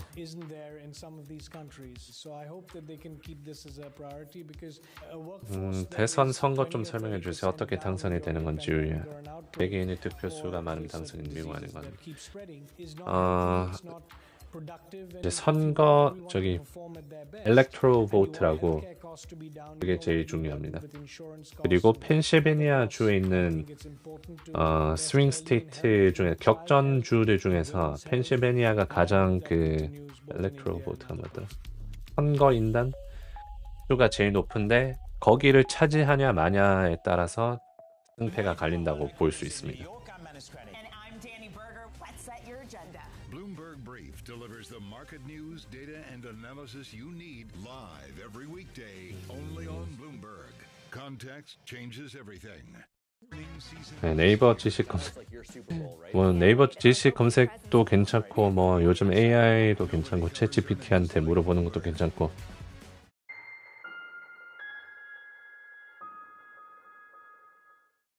네, 그래서 꼭 그 투표 수가 많다고 되는 게 아니에요. 더 중요한 건 선거인단 그리고 이제 몇 명까지 230명 이상인가? 그거를 넘으면 거의 승리. 과반수 확보하면 됩니다. 270명, 270명보다 더 많이 챙기면 승리합니다. 아이온큐 한 오전 6시 15분 내로 나옵니다. 대부분의 실적은 15분 내로 나와요. 장 끝나고. On the stand for a few hours, and the treasurer of the PAC, and almost immediately after rejected the DA's request for an immediate order that would have halted the PAC. He didn't explain his reasoning. He said he's going to put out an order, an opinion momentarily that'll explain his reasoning. But the DA had contended that the giveaway violated state lottery laws and also consumer protection laws because it wasn't protecting the confidential personal information of the people who won the prize. The PAC had contended that it actually wasn't a lottery at all. It was actually these people were given. 오늘 장 끝나는 시간쯤 개표 시작인가요? 실시간 개표 중계도 해주나요? 네, 실시간 개표도 중계할 겁니다. 근데 아마 음성은 없을 거고 그 정보를 전부 다 올려놓을 거예요.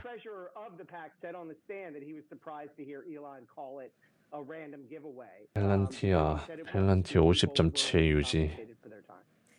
So that leaves us precisely where, Chris? Because I suppose there's more transparency on actually what this was all about and sort of paid spokespeople, but ultimately we're off the hook from a legal perspective.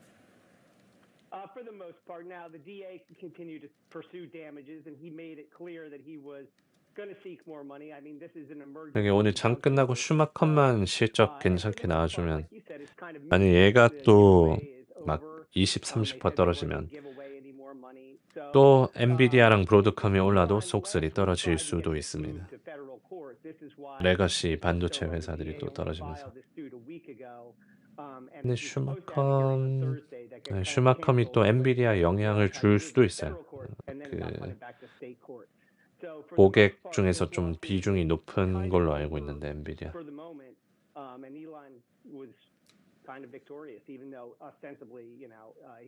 펠란티어 퍼는 100 넘습니다. 펠란티어 퍼는 높아요. 근데 성장률이 있으니까 다음 실적에 잘 나올 거라는 기대감에 아마존도 그랬듯이 아마존도 높았는데 이제 점점 투자를 덜하고 그러면서 퍼가 떨어졌죠. Technology and Geopolitics, a fellow at the Harvard Belfer Center.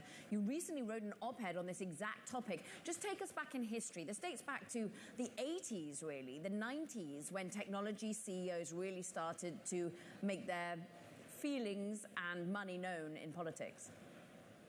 Hi, Caroline. Yes, our current age of tech really began in the 1980s with the arrival of the desktop computer. And then in the 1990s, e-commerce took off. And now we're in sort of the third act of this age in terms of AI and, of course, the space race. But from the very start, from the 1980s, Silicon Valley's players, many of whom are still the same today as they were then. So people like starting with Steve Jobs and right through to Bezos and Musk. Started becoming politically active in the 1980s and engaging with government in terms of the kind of changes they wanted in terms of regulation, investment, and also the idea of government as 이번에도 10K 제출하지 못하지 않을까요? 못하면 뭐 상폐되는 거죠. 연기를 시킬 수 있는지는 모르겠습니다. 근데. 한 번 더 연기를 시킬 수 있을지.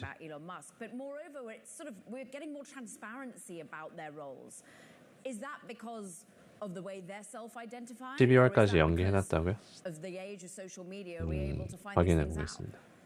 MCI. I think it's because well, we have people like Elon Musk being sort of particularly flamboyant in terms of their approach. I mean, with the $1 million lottery, where there's been so much focus on the $1 million, but actually I think it's great to have that because we are now seeing the power of tech, which was sort of previously, I think, existed. I mean, the PayPal mafia kind of functioned as very much with the sort of oath of silence or omerta in terms of their political views, and we've seen those actually coming out now, and just how 한 번 더 연기 가능하다고 들은 것 같아요. 180일. 좀 확인해 볼게요. narratives, and then not just through money, but in terms of how they think about the economy, and of course how Musk has also been thinking about issues like immigration and voter fraud. 8월 28일에 한 번 연기했고 12월 연기는 없는 것 같은데 12월 달 연기했다는 소식은 못 찾겠습니다. I think it does have some impact. The very first Silicon Valley election took place in 1992. When Clinton actually went out to woo Silicon Valley because he wanted the Democrats to be seen as a 그런 정보는 없네요. pro-tech party. And the endorsement that Silicon Valley gave him just, I think, 3 weeks ahead of that election did actually help in terms of shifting the mood somewhat. But of course, at that point, he was already ahead in the polls. So I think it does help in some way in terms of boosting the candidates' credentials, and we've seen that happening this time with both Kamala Harris and Trump vying for Silicon Valley endorsements. No, do you believe 실적발표 that 이번에 technology is a 하고 priority for both campaigns in this election? Yes, absolutely. And I think that when we have candidates competing for Silicon Valley votes and 12월 달로 연기시켰다는 내용은 출처 알려주시면 제가 확인해 보겠습니다. 쿠팡 실적 발표 한국 시간으로 오전에 하나요? 네, 한국 시간 오전 6시에 나올 예정입니다. 쿠팡 실적은 오전 6시.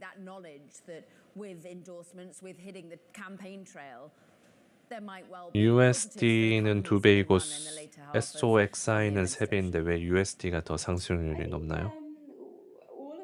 그거는 장마감 기준이라서 만약 장마감 때 좀 왜곡이 되어 있을 수 있습니다.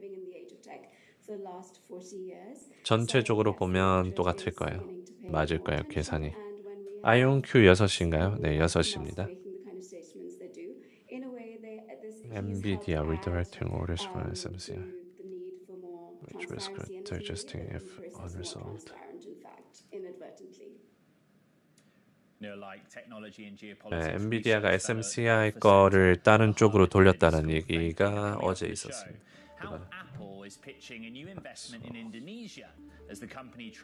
엔비디아 잘 갑니다. 140불 근처 장중 고점입니다. 엔비디아 꾸준하게 올라가네요.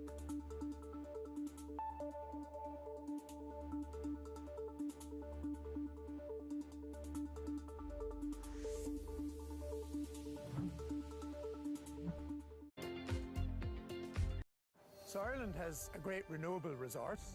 It's onshore wind, offshore wind, and solar power, which is becoming a bigger part of its mix.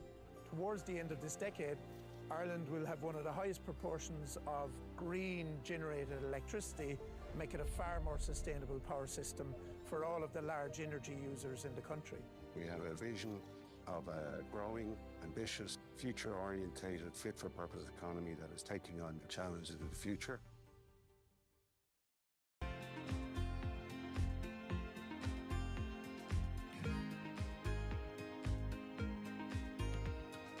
In case you missed it, on Bloomberg Crypto. Voters want to see legislation on market structure. They want to see standards enacted in legislation for stable coins. The Harris campaign, like the Trump campaign, understands that 52 million Americans want to see crypto in their future, and that it's critically important that any new administration address those concerns and proactively, productively engage with legislation that's now pending in the Congress and rulemaking that's long overdue to provide people with the stability and clarity that this market requires. There's one thing I feel very confident about, and that is the Biden administration's approach to regulation of the crypto industry. That is coming to an end for sure. And I think no matter where this plays out at the presidential level, we'll have a more constructive engagement with this industry. It's a critical industry, it's an innovative technology, and I think the United States should be at the forefront and leading. Don't miss the next Bloomberg Crypto. Key investors, top executives, global innovators. Join me for in-depth conversations with the biggest newsmakers on the day's top stories. Insight with Haslinda Onen, only on Bloomberg.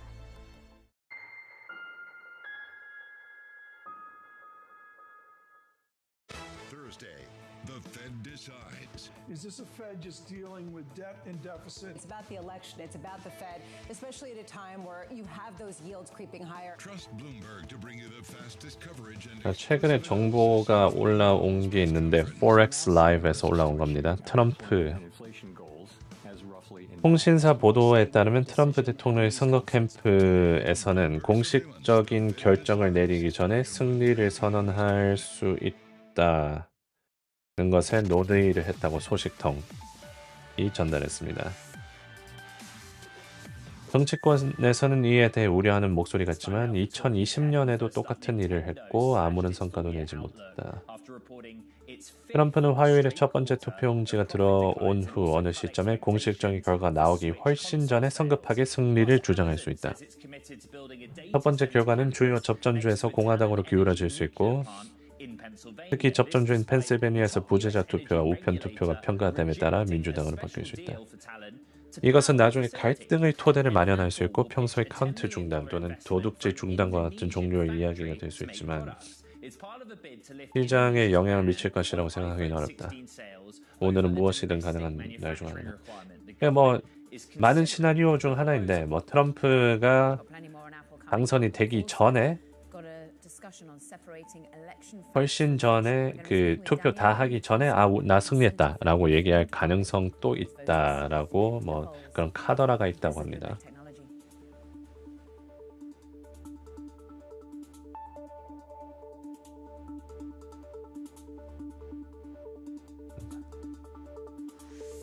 네, 그렇게 되면 이제 불확실성이 더 커지고 시장에 좀 변동을 줄 수 있겠죠. 네, 그렇게 된다면.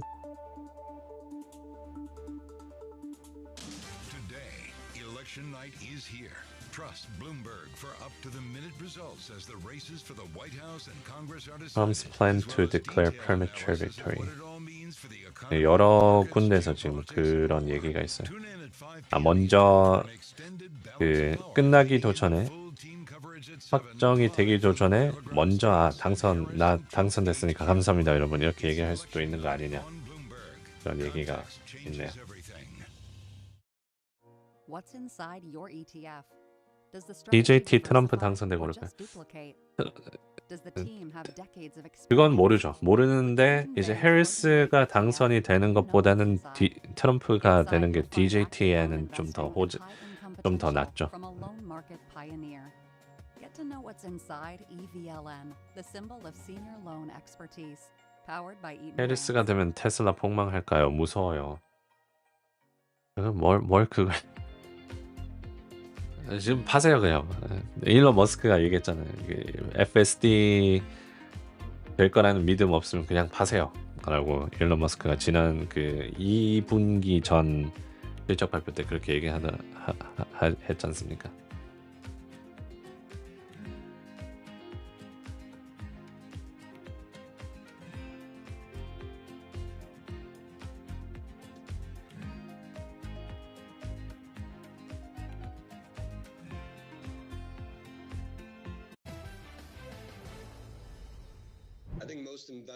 만약에 해리스가 되면 뭐 호재는 아닐 것 같아요. 단기성 호재는 아닙니다. 테슬라한테.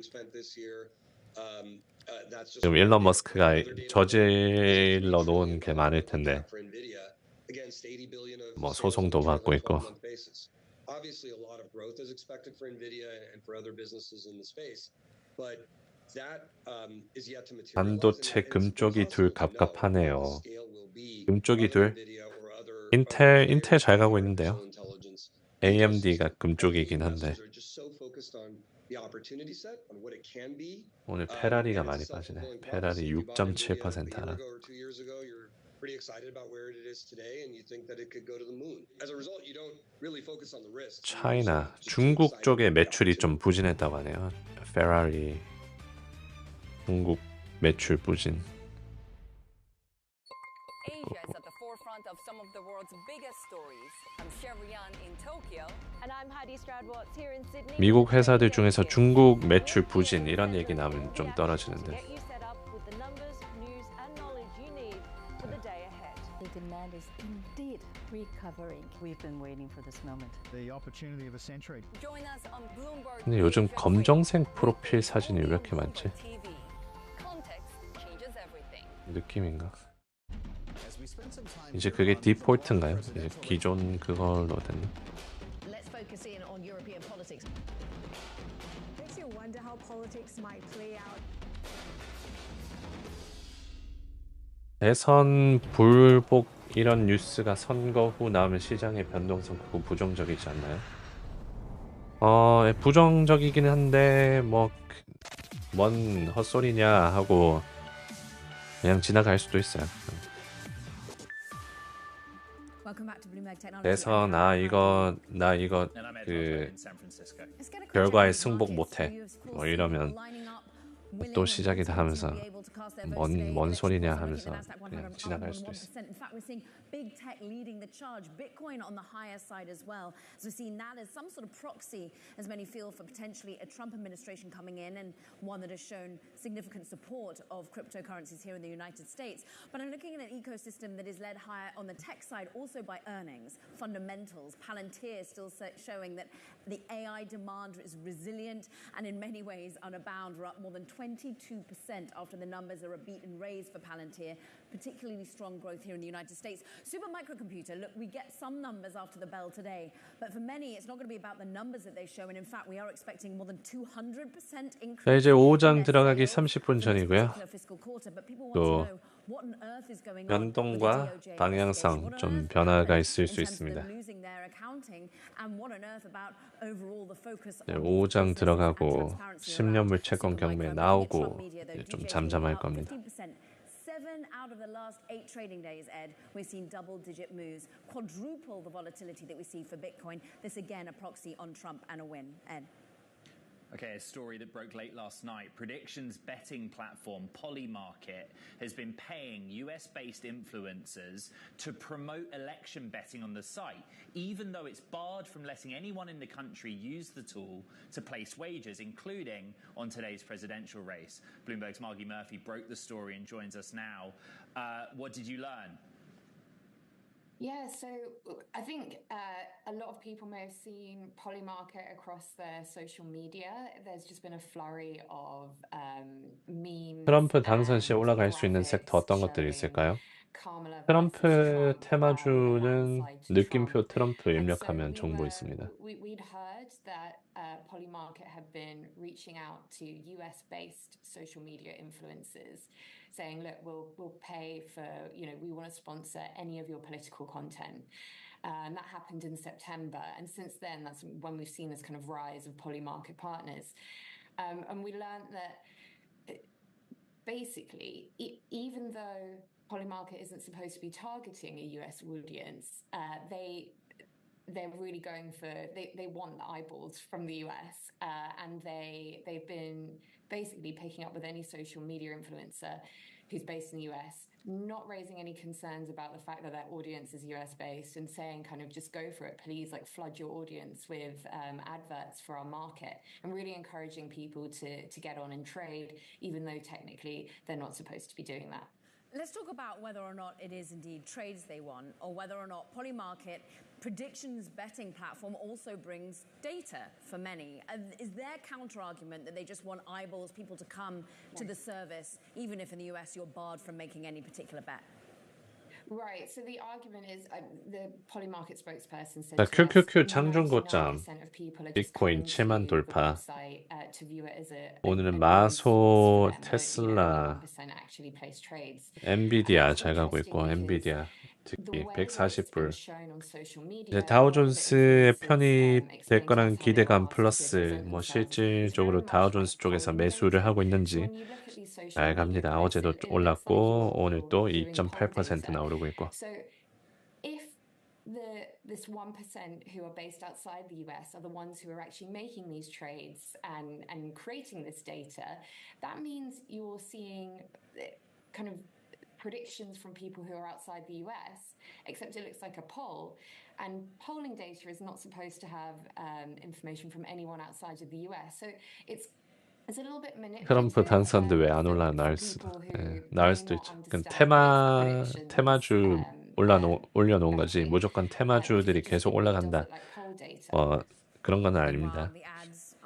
네, 테마주인 덕분에 최근에 좀 많이 올랐어요. 트럼프 관련 종목들이. Fascinating story. Go read it. Margie Murphy, we thank you on all things poly markets. Meanwhile, in a presidential campaign marked by what seems amplified divisive rhetoric. 내일이요? 내일은 올라갈 수도 있고 떨어질 수도 있죠.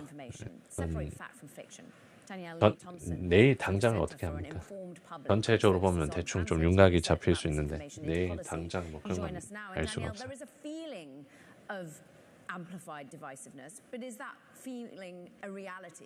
페리스가 투표 좀 하라고 SNS에 글 올렸다는데 상황이 한정. 페리스가 뭐 트위터에 올렸다고 하더라고요. 트위터 보자. Go out and be active라고 했나? Today we vote for brighter future.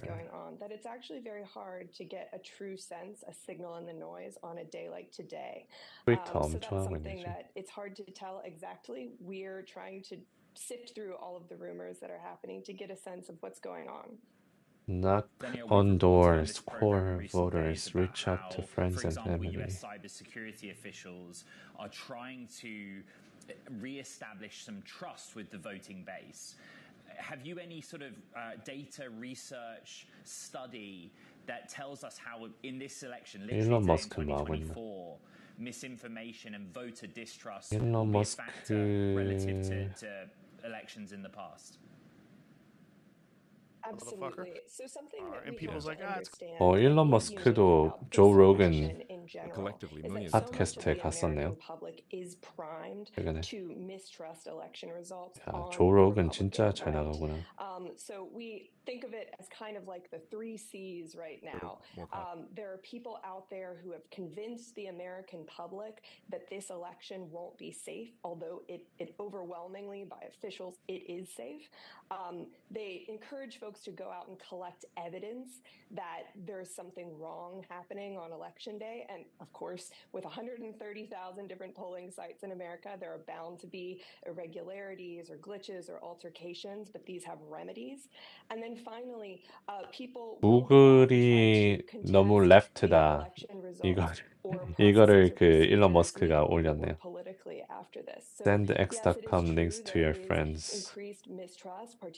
올사이드 미디어 바이어스 그 편향 레이팅을 보면 구글 서치할 때마다 일렉션 뉴스 나오면 민주당 쪽. 오포션 이코노미 뉴스 남민주당 쪽 이렇게 내보내준다 그런 얘기를 일론 머스크가 올렸네요. November 5th, 2024. We've seen a couple themes emerge during early voting and during today. Some of those were around alleged fraudulent voter registration forms. Some of them are alleged glitches in machines that are being one small problem being extrapolated into a larger conspiracy theory. So those are some issues that we've seen and that we will continue to see. But it's important to remember that these issues tend to have remedies, and that's a good thing. Talking of remedies, you're looking and researching into misinformation and then trying to convert it into policy. Is there future policy that can help tackle this going forward? It's a good question. Today, we mostly focus on gathering different types of data sets of SMCI 대출 계약 제3차 수정안을 체결 1월 28일 됐어요. 재무제표 제출해 기간이 10월 28일에서 12월 31일로 연장. Gain the trust and keep the trust of the American public. So that's what we're focused on today is getting that data to help those solutions later. Danielle Lee Thompson of the University of Washington, thank you very much. Now, coming up here on the program, why election interference fears could linger. We speak with a former chief of staff of the Cybersecurity and Infrastructure Security Agency, Kirsten Todd. That's next. This is Bloomberg Technology.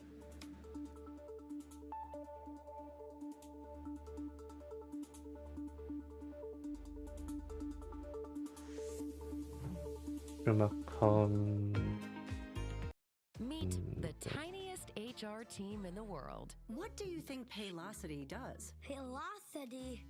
I never heard that before. I think they pay people. I don't know. Pay people money. 전 확인 좀 할게요. SMCI 제출 연기 시간이 지금 확인 좀 하고 있습니다. Velocity and pay combined. Paylocity, Paylocity. Paylocity is the future of HCM simplified.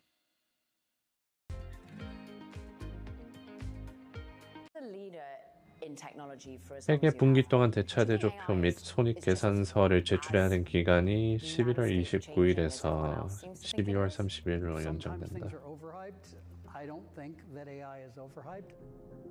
근데 이게 여러 개가 있나 본데요. 회계 관련해서 여러 보고서 중에서 이제 이거는 손익계산서 제출 기간을 12월 30일로 연장시킨 거고. To the top fastest is where AI can really benefit us. Our mission is keeping commerce human, and actually we talk about AI as helping us to be superhuman. It's really the partnership between AI and humans that makes Etsy work. AI can help Etsy's customers personalize their searches and steer shoppers more directly to items they may want to buy.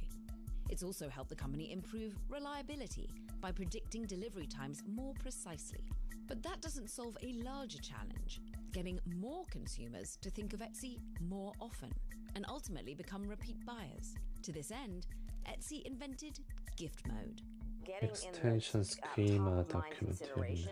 When you're thinking, I have a gift, I'm going to go to Etsy, just getting that to be more habitual. Gift mode provides a perfect opportunity for that. We get to know the gifter, but we also get to know the recipient. So it's a way to, sort of a more viral way to bring in more, introduce more people to Etsy. Get your fixed income fix. Watch Bloomberg Real Yield every Friday right here on Bloomberg. Context changes everything. 줄만큼 어떻게 된 거냐고요? 지금 조사를 하고 있긴 한데 Bloomberg is first to break the numbers. We have some big earnings after the bell. Earnings from Caesars crossing the Bloomberg terminal. Mondelez reporting Reddit, AMD, Snap. Let's keep the conversation going. With the smartest insights. The bar keeps getting 10월 28일에 제출 뭐 했는데 이게 8K의 재무실적 발표.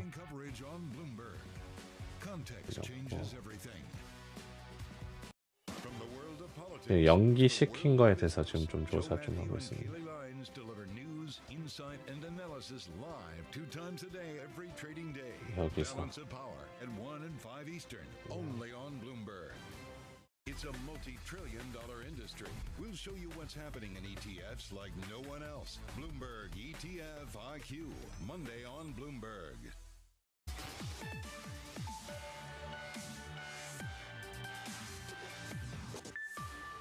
Voters heading out to the polls, top of mind is security and alleviating fears of election interference for what could be a hotly contested outcome. Joining us to discuss is Kirsten Todd, former chief of staff of the Cybersecurity and Infrastructure Security Agency, also now president of creative agency Wondros. And look, we rely and go to your CISA and cyber readiness expertise here because we understand the misinformation concerns. We were just talking about them with our previous guest. Give us the facts that this is resilient, that we are safe. 아유 복잡해. 네, 슈마컴 관련된 내용은 또 보도되는 거 있으면 알려드리겠습니다. 아직은 11월 그 20일, 뭐 11월 그때까지인 것 같아요. What's important to note is that after the 2016 election, elections themselves became critical infrastructure. 요즘 바이오주 왜 이렇게 떨어지냐고요? 바이오주가 뭐 일라일릴리 같은 회사들 그 실적 발표 나오고 좀 부진했습니다. 그 특히 일라일릴리가 weight loss drug가 뭐야? 체중 감량 물약, 체중 감량 물약에 대한 수익성이나 매출이 좀 부진했습니다. 그래서 그때 이후로 계속 좀 빠지고 있어요. 존슨앤존슨 등등. The federal government has worked closely with state and local officials to conduct physical assessments of 미국 채 미쳤네요. 왜요? TLT가 0.6% 오늘 빠졌습니다. 오늘 좀 오른 듯 하더니 다시 빠졌네요. 10년물 이제 4.4 근처 일듯. 이제 5장 들어가기 15분 전입니다. 좀 변동 예상해 볼 수 있고 이제 1시간 정도 뒤면 10년물 채권 경매가 나오는데 그게 오늘의 마지막 그 경제 지표입니다. 아이온큐는 오늘 장마감 후 실적 발표인가요? 네, 오늘 장마감 확인 좀. 슈마컴은 실적 발표 오늘 나오고 아이온큐는 in relevant agencies. Why is that significant? Well, what we know is that our foreign adversaries are absolutely 11월 6일 내일이네요. 내일. 내일 장 끝나고 있는. To undermine the confidence of Americans in our democracy. And the second is to sow discord, to just pit Americans against one another when there's actually nothing there.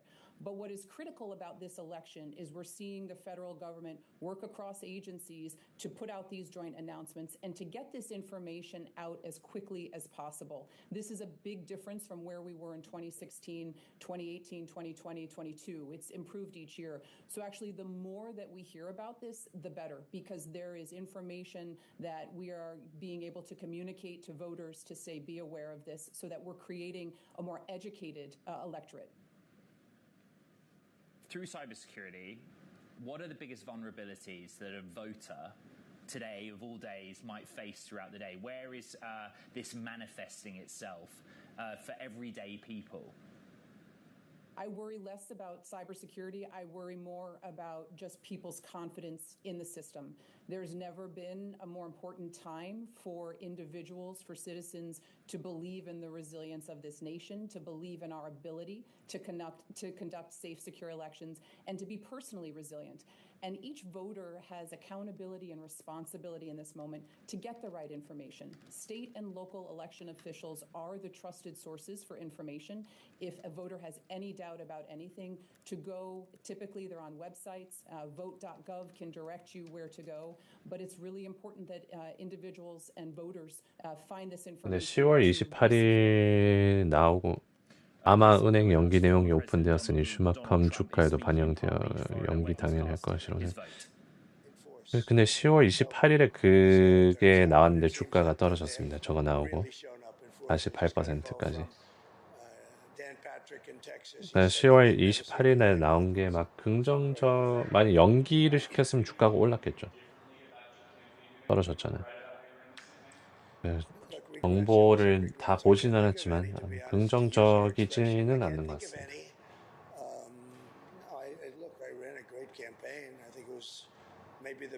슈마컴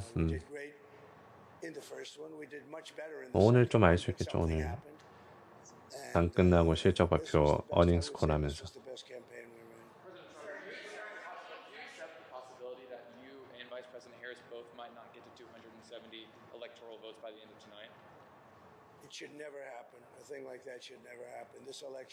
도널드 트럼프 지금 실시간이네요. 투표하고 난 뒤 지금 인터뷰 같은 거 하고 있습니다. If they would use paper ballots, voter ID, proof of citizenship and one-day voting, it would all be over by 10 o'clock in the evening. It's crazy. They use these very expensive computers, and I'm hearing in Pennsylvania they won't have an answer till 2 or 3 days from now. I think it's an absolute outrage if that's the case. Now, maybe it'll be later, but it's paper ballots in France. They went paper ballots because the mail-in was not working. It was corrupt. 그냥 종이랑 그냥 그걸로 하지 왜 비싼 컴퓨터 사용해가지고 괜히 37 million votes counted and done. They had a winner, they had a loser. And in this country, I mean, I'm just hearing that in certain states. 그 기술이 아니고 작동 안 되고 그러고 있냐 뭐 그런 얘기하고 있냐.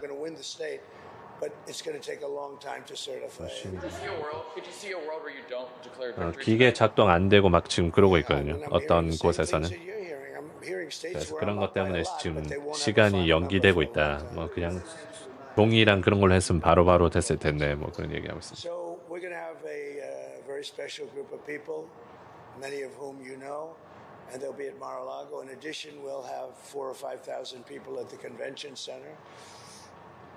On the assumption I win, I mean, I don't know if something else happens. I don't know what's going to happen in terms of declaring victory, but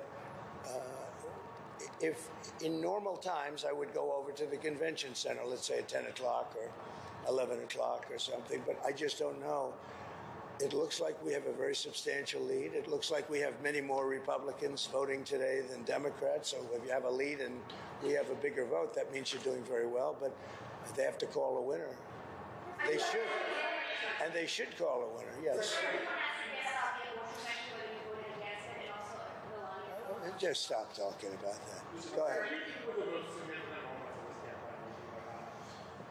Oh, I don't know. I was honored to get Joe Rogan last night. I mean, Joe Rogan's a big deal. He's a very respected person. And I must tell you, Megyn was fantastic. She got up and said some things that were really pretty amazing. But before that, I just think we ran a good campaign. I had good policy.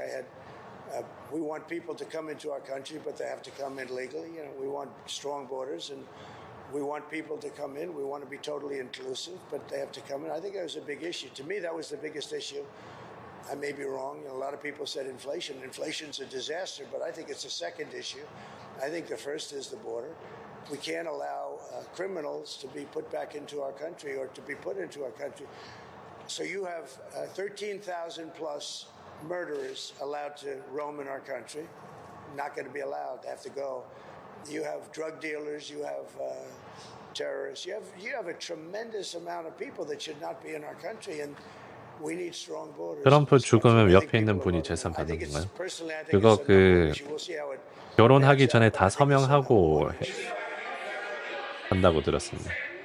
재산 분배하는 거 안 하는 걸로. 전제 조건 하고 결혼했을 거예요.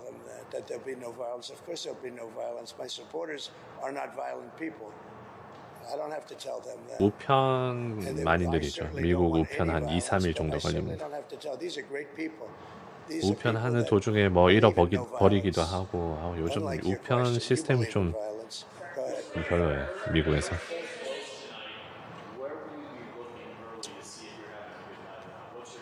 I think I'll be at Mar-a-Lago for the most part. We have a lot of political professionals. I'm going over now with Melania, who I'm very proud of. She's got the #1 bestseller. Can you believe that? He can believe it. But so we're very proud of the job she's done with that. Her book is #1. But we're going to go over to the office in West Palm, and we're going to say hello to the workers. They've worked very hard. Will Georgia kind of be your first indication of whether it's going to be? I think so. I mean, I hear we're doing very well there. In Georgia, I hear we're doing very well. I hear we're doing very well everywhere. Now, I may regret that statement, but I'm hearing that we're doing very well everywhere. Would you go louder?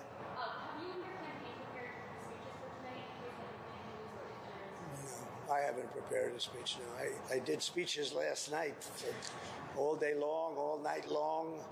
At 2 o'clock in the morning we left, and we did a lot of speeches. You can probably tell. 어제 하루 종일 연설했다고. No, I 오늘 화장 아니니까 안 하니까 좀 다른 사람처럼 보이네. Pretty quick notice. If I win, I know what I'm going to say, and I don't even want to think about the losing part. I would like to 이기면 어떤 연설할지 뭐 머리에 다 있다고 뭐 준비하지도 않았다고 합니다. Republican lines, and I've been asked actually to say it. It takes a while. I'd like to just make the statement that I'd like the Republicans to stay online. Democrats, if they'd like, they can leave. But I'd like the Republicans to stay online. Sir, do you think this is something very what additional pressure today, given the criminal cases against you that would proceed if you lost or go away if you won? I have no pressure whatsoever. I'm winning big cases. Those cases are all being won. The biggest case was the Florida case, and it's been won. I appreciate your nice question. Sir, you and Mrs. Trump have been doing no pressure whatsoever. 네, 지금 칼시 베팅 사이트에서는 트럼프가 56%로 보고 있고 카말라 해리스를 44%로 보고 있습니다. I would think so. Sad and very fulfilled. I think we're going to have a very big victory today. Very good, thank you. Thank you.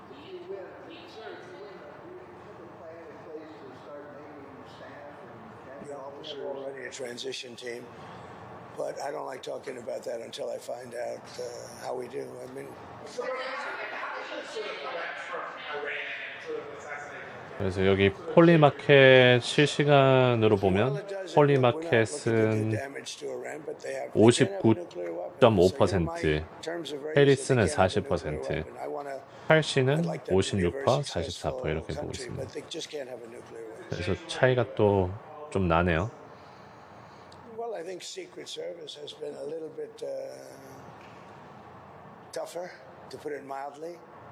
I see more machine guns than I've ever seen in my life. We're surrounded by, I feel very confident with Secret Service. I think they've stepped up. Look, for a long time, they didn't give us the help. They didn't give us the assets, as they say, the manpower, woman power. They didn't give it to us. And we'd have rallies. You saw 이제 베팅 사이트 평균치를 보면 I'd have less people than Joe Biden, who had 5 people show up. 트럼프를 60%, 와, 어제는 54대 44였는데 오늘은 60대 40으로 40으로 보고 있네요. 또 베팅 사이트들 지금 시장도 그렇게 반응하고 있고 시장도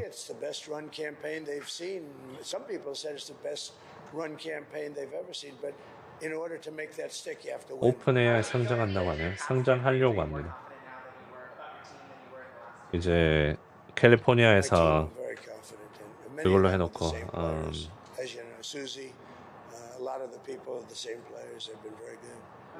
non-profit에서 이제 for-profit으로 바꿔놓고.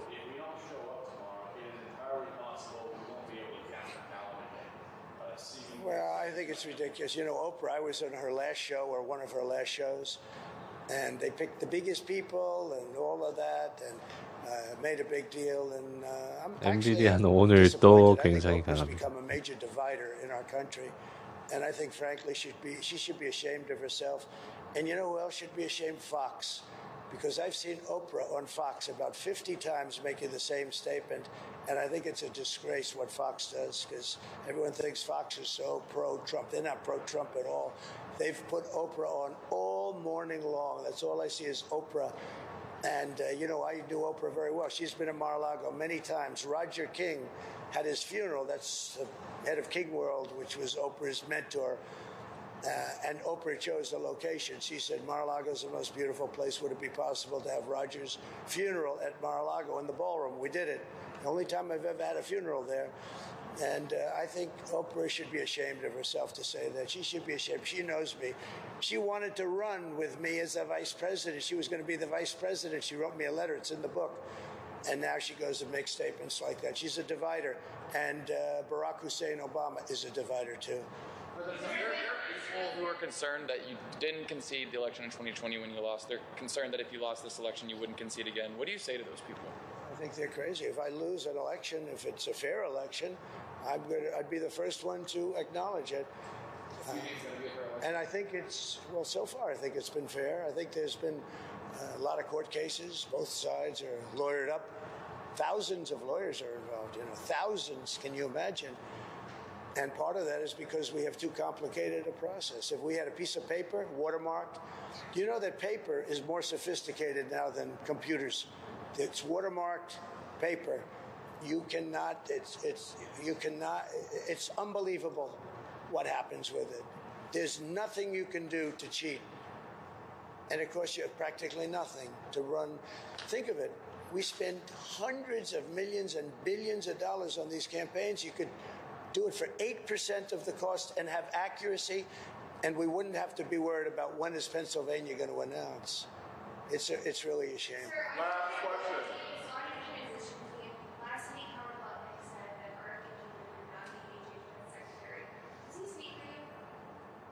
Well, he knows exactly what, but that's only based on what RFK told us. I don't think RFK wanted that. You're talking about Health and Human Services.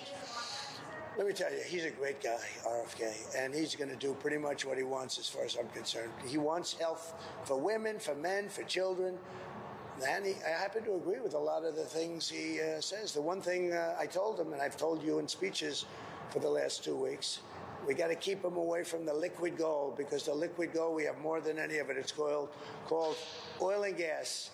That one I'm going to handle.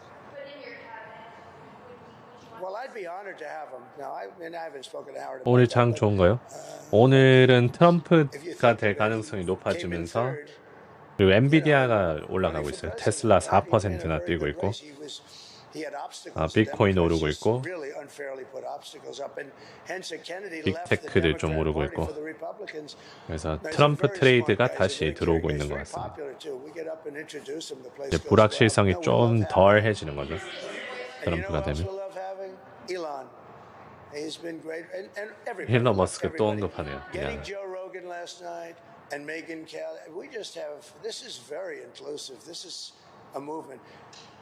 This is the greatest political movement in the history of our country. And even you people, and some of you are fair sometimes, but it's the greatest movement in the history of our country. And I've made that statement 1,000 times. It's never been challenged. 아이고 콰이곤님 어서 오세요. We're going to make America great again. Thank you all very much. Thank you. Thank you. Nice to see you.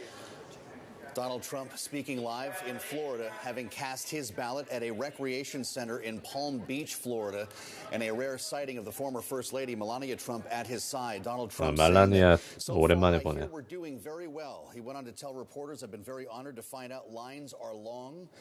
The conservative lines, he said, the Republican line seems conservatives are voting very powerfully, adding, so far, I think it's been fair. This is how we begin our coverage today. At high noon on the East Coast, I'm Joe Matthew alongside Kaylee Lines on a special edition of Balance of Power. Welcome to Election Day. Kaylee, we made it.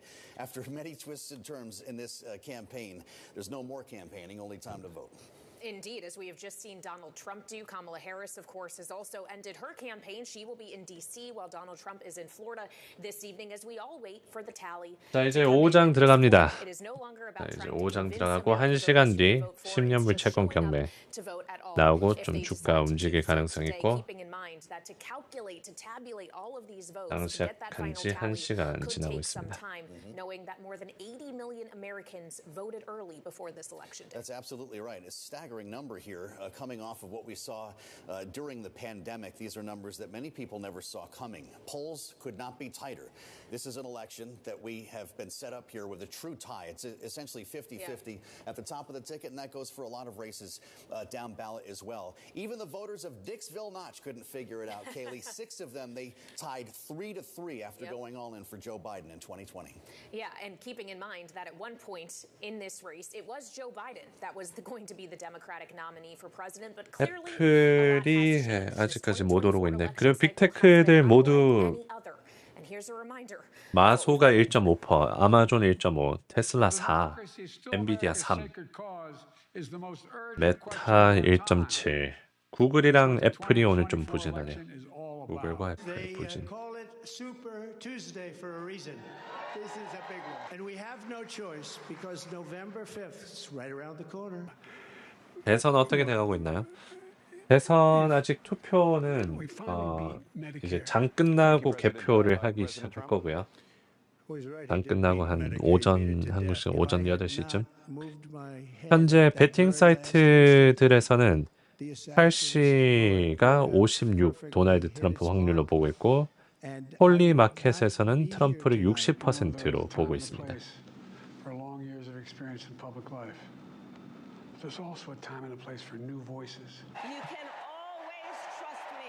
근데 개표도 안 했는데 왜 트럼프 확률을 높게 보냐고요? 그냥 도박사들이 밤이죠. 네, 그리고 뭐 다양한 정보 소스랑 뭐 현장에서 뭐 그 조사한 거랑 뭐 등등 있겠죠.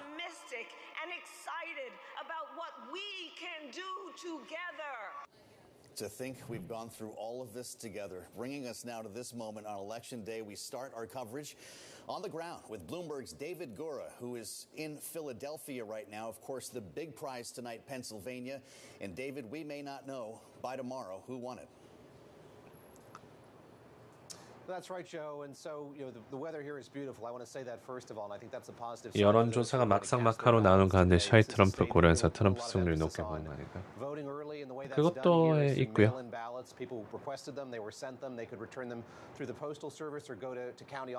대체적으로 뭐 그 오늘 뉴햄셔 쪽에서 원래 민주당 텃밭인데 공화당이랑 3대 3이 나와가지고 분위기 조성한 것도 있을 수 있고.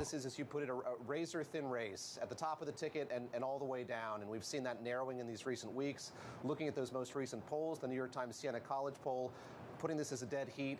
Looking at the Senate race in this state, we've seen that narrowing as well over these last few weeks. So everyone aware of the stakes here, the importance of Pennsylvania, those 19 electoral college votes, and looking at history, acknowledging the fact that most routes to the presidency do come through this state. And as I was in front of the Philadelphia Art Museum behind me last night, that was 출구 조사가 오늘 한국 시간 오전 9시부터 발표를 안내 맞나요? 네, 그쯤에 나옵니다. 네. Former President Donald Trump's campaign as well. They both know that this state is crucial. Well, certainly with its 19 electoral votes. But David, you mentioned the down ballot races there we are watching as well, including the incumbent Senator Bob Casey facing a challenger in Dave McCormick, former Bridgewater executive. 10년물까지 약 55분 남았고 잠깐만 그 점심 좀 주고 오겠습니다. 잠시만요. Republicans certainly hope so, and I mentioned that recent polling. For a while, Senator Casey, the incumbent Democrat, had a 9 percentage point lead in that race. It has narrowed to 5 in that New York Times Siena College poll. And we have seen the way that race has been framed here come into finer focus in recent days. So there have been kind of small missteps made by Dave McCormick in pronouncing Yingling incorrectly was not a good move here at the beginning of the race, but he made some remarks about the Affordable Care Act more recently in a video that was recorded surreptitiously, saying he wasn't in favor of people up to the age of 26 being able to stay on their parents' health care plan. That is something that we've heard Senator Casey bring up time and time again, most recently as last night in that rally here in Philadelphia. It is something that got a lot of applause, him saying that he wanted to keep that provision in place. Here in this race, I was in Wisconsin last week. This is an issue that came up there as well. This notion among Republicans that they might revisit the Affordable Care Act, make changes to health care policy in this country is something that Democrats are sort of raising the specter of to say to voters, look, this policy is in place. Republicans who are trying to challenge it could make rather draconian or extreme changes to that piece of legislation. I should say Bob Casey comes from Pennsylvania political royalty. His dad was the governor of this state 2 times. He's a known quantity, not from Philadelphia, but from Scranton. And so he is trying his hardest here to secure that 4th term. All right, Bloomberg's David Gura live in Pennsylvania on this election day. Thank you so much. And now we want to turn to another part of the Rust Belt, another battleground state we are watching this evening, and that's Michigan, where we find Bloomberg's Romaine Bostick in Detroit. So, Romaine, we remember during the primary season, 100,000 voters in protest choosing not to vote for what was then candidate Joe Biden in Michigan. It's a question of what those 100,000 and the rest of the voters in this state will do today. Absolutely, and both candidates spent the last final days of their campaign in the state of Michigan really trying to make their case. Of course, Trump closing it out in the early morning hours today in Grand Rapids, Michigan, not even taking the stage until after midnight. While his speech generally hit on some of the main themes that he's been known for through this campaign, he made it clear that voter turnout was going to be a big factor here in the state of Michigan. And there's a big reason why he joined here. While he did joke a little bit here about superstition, he closed out his 2016 and 2020 campaigns in Grand Rapids as well. But Kent County, where Grand Rapids sit, is a potentially big swing county. In fact, when you talk about the swing state of Michigan, most people talk about two swing counties. Oakland, the more prosperous county that encompasses the Detroit suburbs, right where I'm standing, and Kent County, a more middle-class area out far west, closer to Lake Michigan. These have become big barometers here for how the state of Michigan goes. Remember, Kent County actually went for Trump back in 2016, though it went for Biden in 2020. It also went for Obama back in 2008 before turning to Romney. 해리스 관련주도 날아가고 있냐고요? 오늘 좀 떨어졌는데 아이크인 마이너스 1% 하락했고 펜 0.5% 하락. 좀 막 엄청 떨어지진 않았지만 시장이 올라가서 같이 좀 오른 것 같긴 한데 비교적 떨어졌죠. 지금 다우존스가 0.8% 오르고 있는데 마이너스 1%면 I just want to know what's going through both of your minds here. We're walking into a race that is absolutely deadlocked. Nobody knows what's about to happen. So how do you watch it, Rick? I love election days. 내일 대표적인 건 개표한다 다 하는 분위기던데 우편으로 한 투표가 뭘 뒤집긴 하나요? 이번에는 우표가 막 그렇게 많지는 않았습니다. 2020년에는 그 코로나 때문에 우편이 많아서 좀 뒤집을 수도 있었는데 우표가 뒤집을 가능성은 좀 낮긴 하죠. 유가는 뉴스가 있었나요? 유가는 어제 오펙에서 뭐 한 달 연기시킨다 라는 얘기 있었고 프로듀스 하는 걸 연기시킨다라는 얘기 나오고 유가 가격이 올랐다가 오늘은 1% 오르고 있는데 별 소식은 없는 것 같습니다. 별 소식은 없습니다. 중국 쪽에서 경제가 좀 올라갔다는 얘기 있으면서 수요 증가로 올라가는 걸 수도 있고요. 그 두 가지, 오펙 그리고 중국.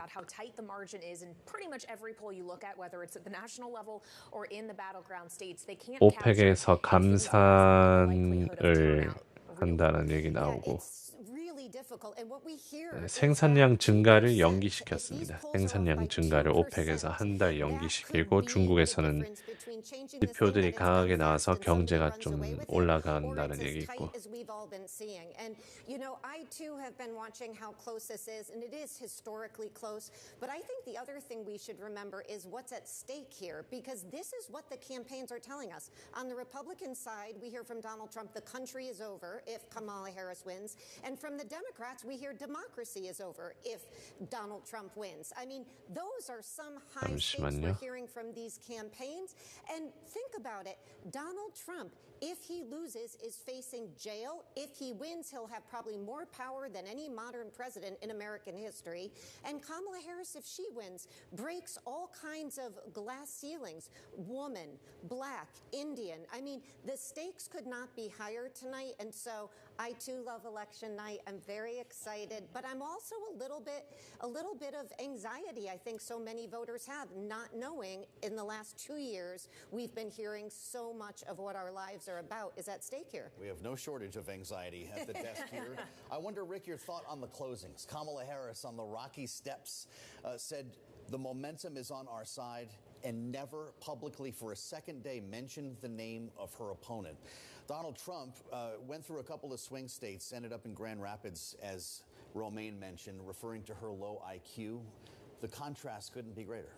Yeah, one is finishing a campaign that has been framed on negativity. Donald Trump, it's how he campaigns. It's who he is, right? It's all about grievance and retribution. And he hasn't changed that at all. And he has the backing of the economy.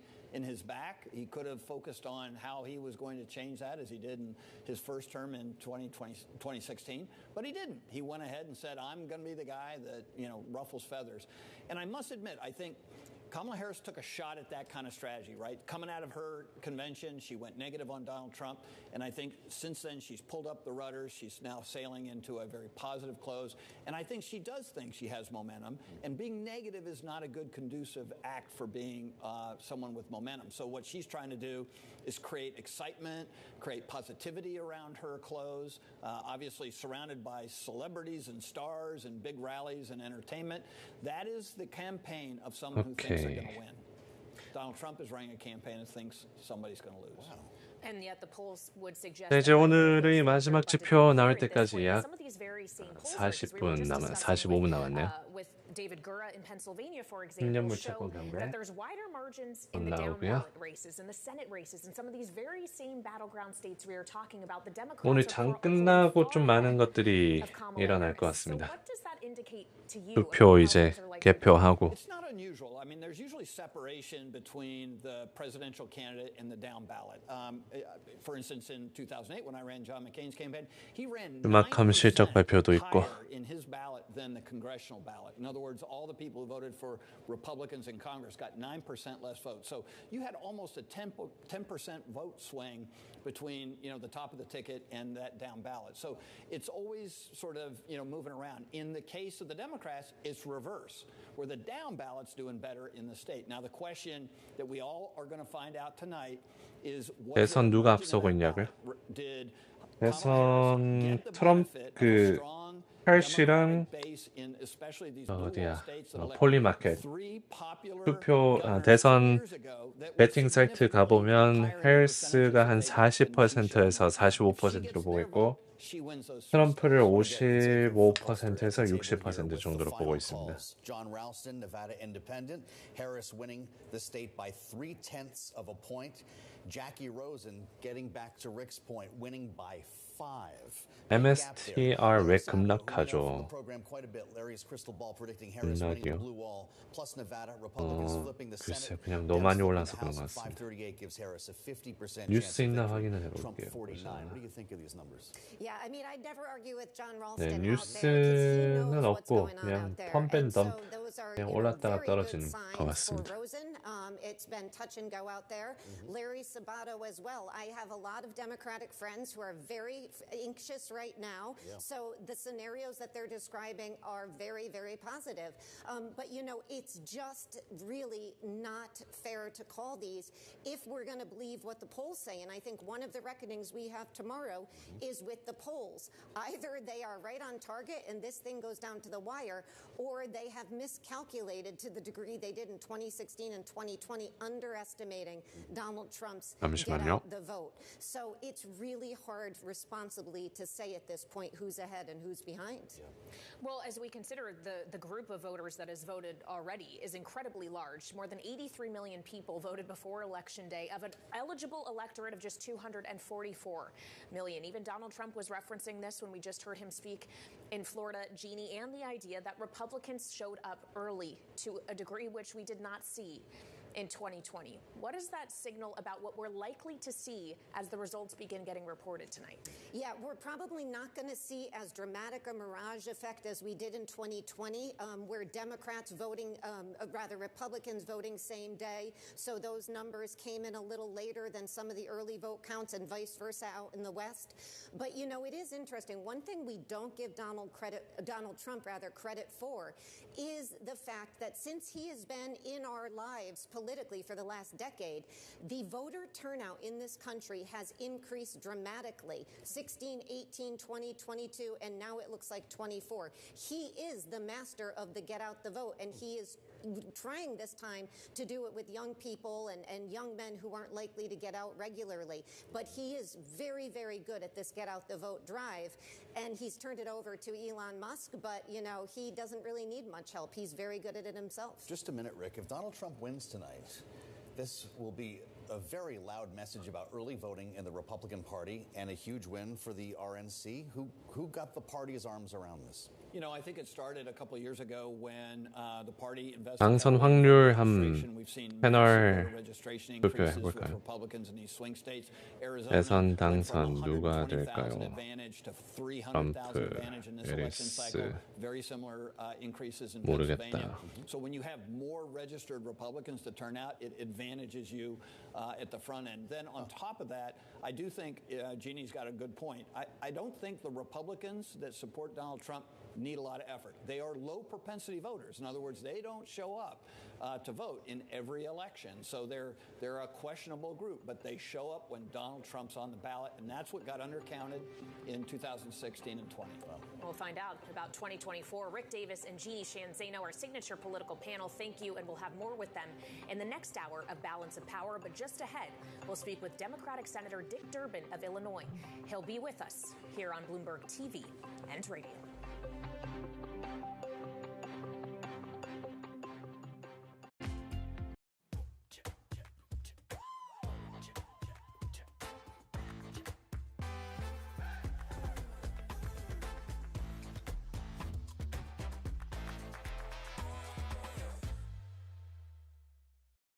The Neuberger-Berman long-short strategy aims to provide a smoother market ride by seeking to add value on both the long and short sides of the portfolio, looking to participate in market upside, but to also limit the market downside through the delivery of short alpha.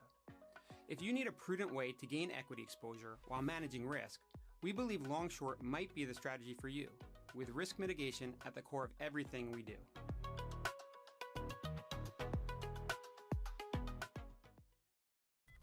The best AI assistant isn't one that knows the whole world. It's one that knows your world. A custom assistant built on Watson X with IBM's Granite models can leverage your trusted data, be easily trained on your workflows, and integrate with your apps. 오늘은 트럼프나 해리스가 연설이나 뉴스로 나올 일 아예 없을까요? 아까 전에 Because the 인터뷰했어요. more AI knows about 트럼프. your world, the more it can help you do. IBM.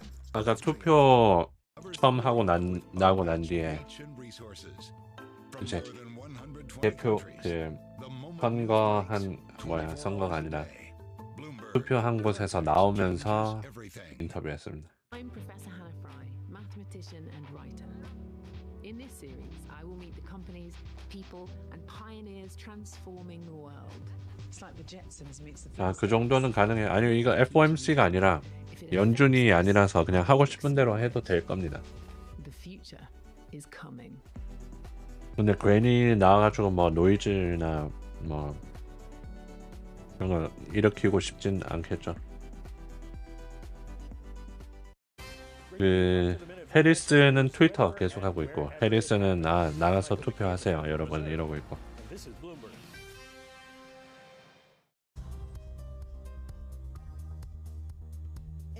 To the market open as we bring you the first trades across Europe. We'll debate the most important stories and what will drive the big investment decisions throughout the morning. I'm Guy Johnson. I'm Kriti Gupta. And I'm Anna Edwards. Join us every weekday morning for the opening trade, live at 7 a.m. here in London. Only on Bloomberg. Context changes everything.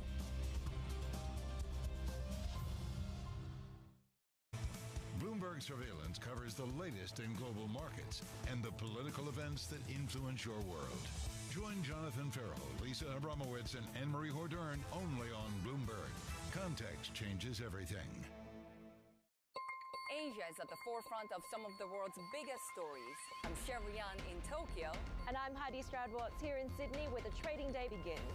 We're here in the centre of all the action to get you set up with the numbers, news and knowledge you need for the day ahead. The demand is indeed recovering. We've been waiting for this moment. The opportunity of a century. Join us on Bloomberg The Asia Trade. Weekdays only on Bloomberg TV. Context changes everything. 바다연님 감사합니다. 커피 한 잔 감사합니다. This is Balance of Power on Bloomberg TV and radio. We'll call it a special edition. Happy Election Day. I'm Joe Matthew alongside Kaylee Lyons, and it's great to have you with us here as we work our way through the stages leading up to actual vote counting, polls closing a bit later on. Of course, our special coverage will start 5 p.m. Eastern Time, and we're here. 테슬라 오늘 오른 이유 단순히 트럼프 당선 기대감인가요? 어제 단순히 트럼프가 안 될 거란 기대감에 떨어졌다가 다시 오르고 있습니다. 어제 4% 떨어졌다가 좀 회복은 했지만 그래도 마이너스 2에서 끝났었죠. To challenge the economy in some constituencies as the number one issue in this election. Well, and an important reminder that abortion is on the ballot in 10 states today, including states like Florida, for example, where we're watching a Senate race that is perhaps tighter than expected. And it is, of course, the first presidential election that we are seeing since the Dobbs decision and the overturning of Roe versus Wade. And it raises the question specifically of what kind of turnout driver it will be, considering the force we saw it to be in the midterms in 2022 and in special elections that have followed. We know that this is an issue with a lot of potency. It's unquantifiable what the impact will be on the outcome. As we heard both campaigns lean into this issue on this campaign cycle. Let's listen. Who, when he was president, hand-selected 3 members of the United States Supreme Court with the intention that they would undo the protections of Roe v. Wade. 네, 다 초록초록해지고 있네요. And there are now 20 states with Trump abortion bans, including bans that make no exception for rape or incest. Every Democrat, every Republican, liberal, conservative, they all wanted this issue to be brought back to the states where the people could vote. Joining us now for more here on Balance of Power is Democratic Senator of Illinois, Dick Durbin, who chairs the Senate Judiciary Committee. Senator, happy Election Day. Thank you so much for joining us. I'm not sure your degree of confidence at this hour of Kamala Harris's ability to win this election, but if she does so, to what extent do you think the Dobbs 일날일이 왜 decision 계속 떨어지나요? will have played a role? 저번에 I think it's a major factor. I can just tell you. 체중 감량 물약에 대한 매출이 별로 안 좋았습니다. 전망도 별로였고. And I see it with younger voters too. They look at the actual cases of these women facing miscarriages, trying to find competent physicians in states where there are criminal penalties being threatened, and they understand that they don't want to be in that position. It doesn't sound like America to them, and it doesn't sound like it to me either. Well, how are you feeling about things going into this election day, Senator? You've had a couple of them in your career. Illinois is not a swing state. It's not going to be one of the states likely to decide. 테슬라 255.2는 저항선인가요? 네, 저항선입니다. 255. 그 다음은 260. 이제 5불씩 저항선이 있습니다. We have literally hundreds, if not thousands, of Illinois volunteers who are going into Wisconsin to help Tammy Baldwin, into Michigan to help Alyssa Slotkin, into Pennsylvania to help Bob Casey, and the bottom line to make sure that Kamala is elected president. These are real volunteers who care and are making personal sacrifices to help. I don't know what's going on the other side. There's no evidence of this similar undertaking. And you can't buy this kind of support. It's like comparing mom's apple pie to something you bought at a store. It just isn't the same thing. MSTU 눌리고 있는 게 공매도 영향인가요? 아니면 매도 물량 때문에 그렇습니다. 공매도인지 아닌지는 끝나고 알 수 있어요. 안 끝나고. Senators Tammy Baldwin and others who are facing tough re-election fights today as well, Senator. It raises the question of even if Kamala Harris is able to pull off this victory, the prevailing wisdom is that you will become a member of the minority, that the Republicans will be able to flip the Senate as they only need to pick up net 2 seats. How would Washington work in that scenario? Where are the areas for cooperation? That's a very good question, but I'm not going to concede your point that it's going to be a Republican Senate. We need 1 or 2 breakthroughs, and I can point to the states, you can too, that are possibilities. If, God forbid, the Republicans take control of the Senate and Kamala is our president, it's going to be a matter of negotiating questions like filling vacancies in judgeships and working together.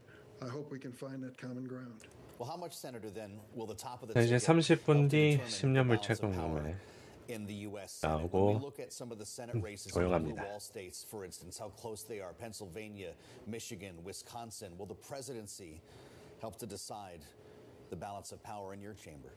Well, I think you addressed that earlier in the program. Some years it appears that it helps and some it hurts. I will just tell you that those three senatorial candidates and many others we talked about certainly have a strong record and a strong message to bring to the voters.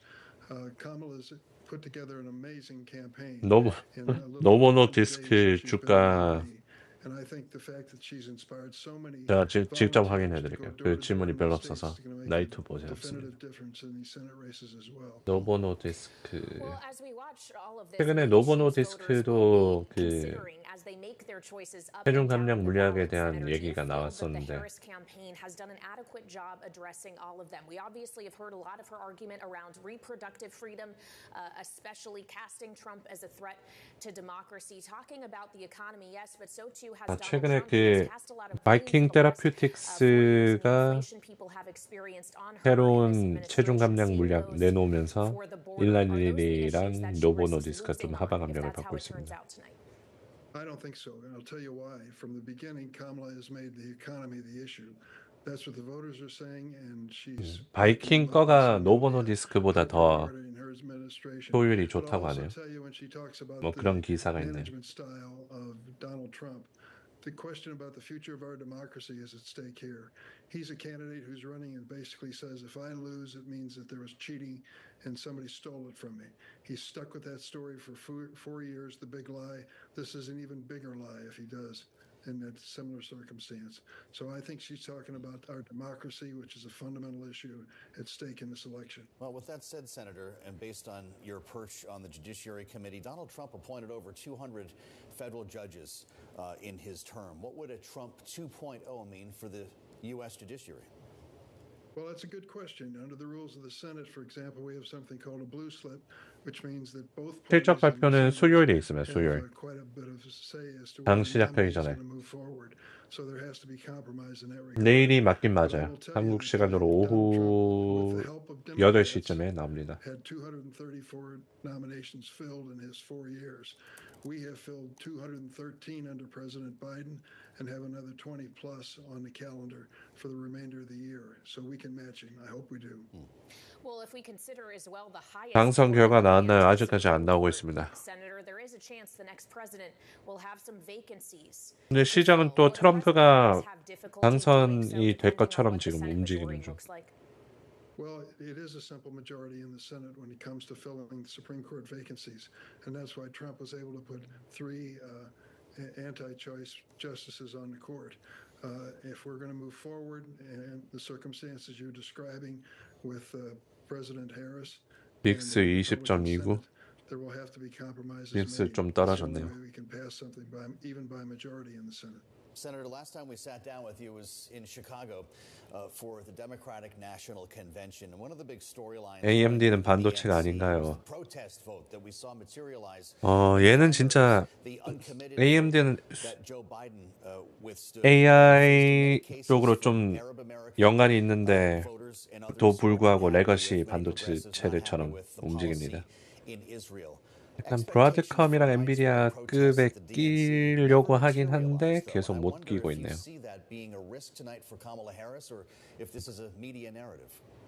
There are so many elements go into this decision-making process, but the fear at the outset was that there would be a boycott of support of Democratic candidates over Middle Eastern issues. I think once Donald Trump was articulate in his own way as to where he stood, people realize there's too much at stake to lose this race over that issue.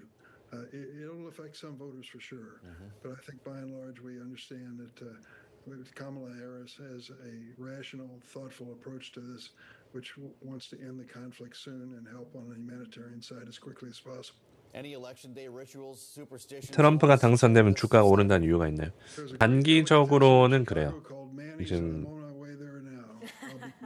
금융주, 비트, 테슬라, 기술주, 채권, 달러랑 채권은 오르면 증시에 좋지는 않은데 엄청 많이 오른 수준은 아니니까 불확실성도 적고요. 시장이 약간 연준이 25bp 금리 인하를 한다고 하면 금리 인하 마치 해리스가 되면 시장이 기대하던 거랑 반대로 가는 거라서 지금 베팅 사이트도 막 60% 그렇게 보고 있고 지금 트럼프 관련주들도 다 올랐고 그 해리스 관련주는 오늘 좀 떨어지고 떨어지는데 막 엄청 떨어지는 정도는 아니고 어쨌든 빅스도 떨어지고 있고 변동성 지수 자체가 떨어지면 증시는 편안하게 갑니다. A potential Donald Trump administration could be harsh on big tech. Big tech is driving today's move, so that might be a little bit of a nod against Donald Trump. On the other hand, when we take a look at the Trump trade over the last 3 months, and 인텔이 트럼프 관련주로 아직 유효할까요? 주가는 유효하다고 보는 것 같은데. 인텔이 트럼프 관련주냐고요? 아닐걸요? 그거는. You have the solar ETF in a nod toward Kamala Harris, but take a look at Bitcoin, take a look at DJT. Both of these are higher. So market's a little bit mixed, but that Trump trade that everybody has been talking about really pretty strong. 주가는 유효하다고 보는 거. 오늘만 움직인다고 막 그런 건 아닌데 여태까지. 오늘 인텔이 좀 오르고 있긴 하네. 4% 오르고 있긴 한데 막 전체적으로 봤을 때는 이거 4% 올랐다고 뭐 추세가 바뀌거나 그러진 않죠. Is above a 20, and that does signal uncertainty on the part of investors. Now, relative to the VIX, it's at some of the higher levels that it's been at more recently. Some could say that this is investors taking advantage of the uncertainty, candidate agnostic, that they're just trying to make money. 관세 줄이는 거랑 트럼프가 관세 줄이는 거랑. On the street, including Steve Sosnick over at Interactive Brokers, who yesterday told me that he sees a lot of big institutions hedging. That's why on Monday, the put to call ratio, those bearish options versus bullish options at the highest level since 2020. So this is not unusual. 근데 결국 장기적으로 보면 누가 경제를 더 잘 이끄냐, 경제 상황이 어떻게 진행되냐, 그게 제일 크게 보면 중요합니다.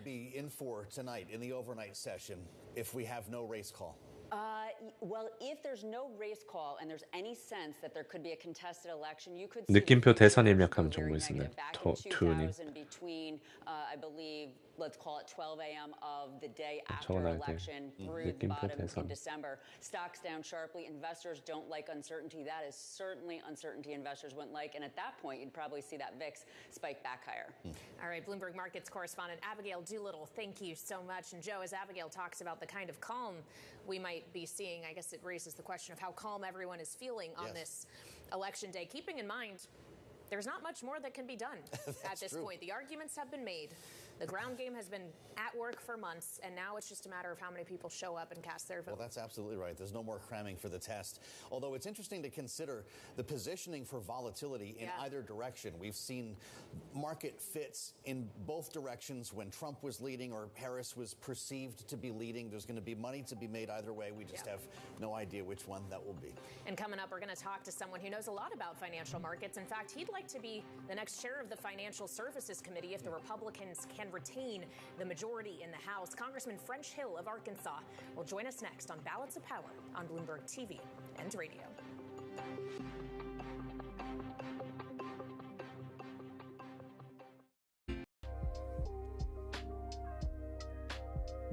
Sleek and alluring. So too the woman who wears it. Le'Veon Silhouette. Exclusively at Jared.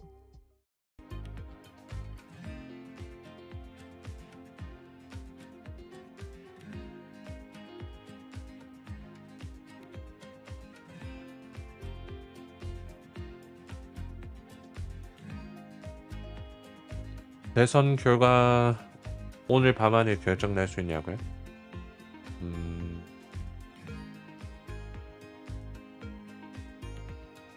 오늘 밤은 좀 날 수도 있습니다. 이제 압도적이면. 근데 가능성은 좀 낮죠. 한 아침쯤 돼야 이제. Legislation on market structure. They want to see standards enacted in legislation for stable coins. The Harris campaign, like the Trump campaign, understands that 52 million Americans want to see crypto in their future, and that it's critically important that any new administration address those concerns and proactively, productively engage with legislation that's now pending in the Congress and rulemaking that is long overdue to provide people with the stability and clarity that this market requires. There's one thing I feel very confident about, and that is the Biden administration's approach to regulation of the crypto industry. That is coming to an end for sure. And I think no matter where this plays out at the presidential level, we'll have a more constructive 미국 동부 시간으로는 오후 7시부터 이제 개표 중계 방송을 하는 것 같습니다. 그때 잠깐 저도 올 수 있으면 저기 다른 방송 거기서 중계해드릴게요. 길게는 못할 것 같긴 한데 일단. You are also an owner, I should have pointed out, of 3 major sports teams. That's right. Right? And you're the first woman, as I understand it, first woman to own 3 major, have a stake in 3 major sports teams. Is that right? Yes, and we'll say African American. You were approached by the owner then of the, I guess, the Washington Wizards and the Washington Caps about maybe buying the Washington Mystics, which is the women's basketball team. And what did you say? Well, first of all, 빠르면 대략 한국 시간 며칠 몇 시쯤 대선 결과 알 수 있을까요? 빠르면 수요일 오후 his health was failing. And I have to tell you, and a lot of women can understand this, we never get these opportunities.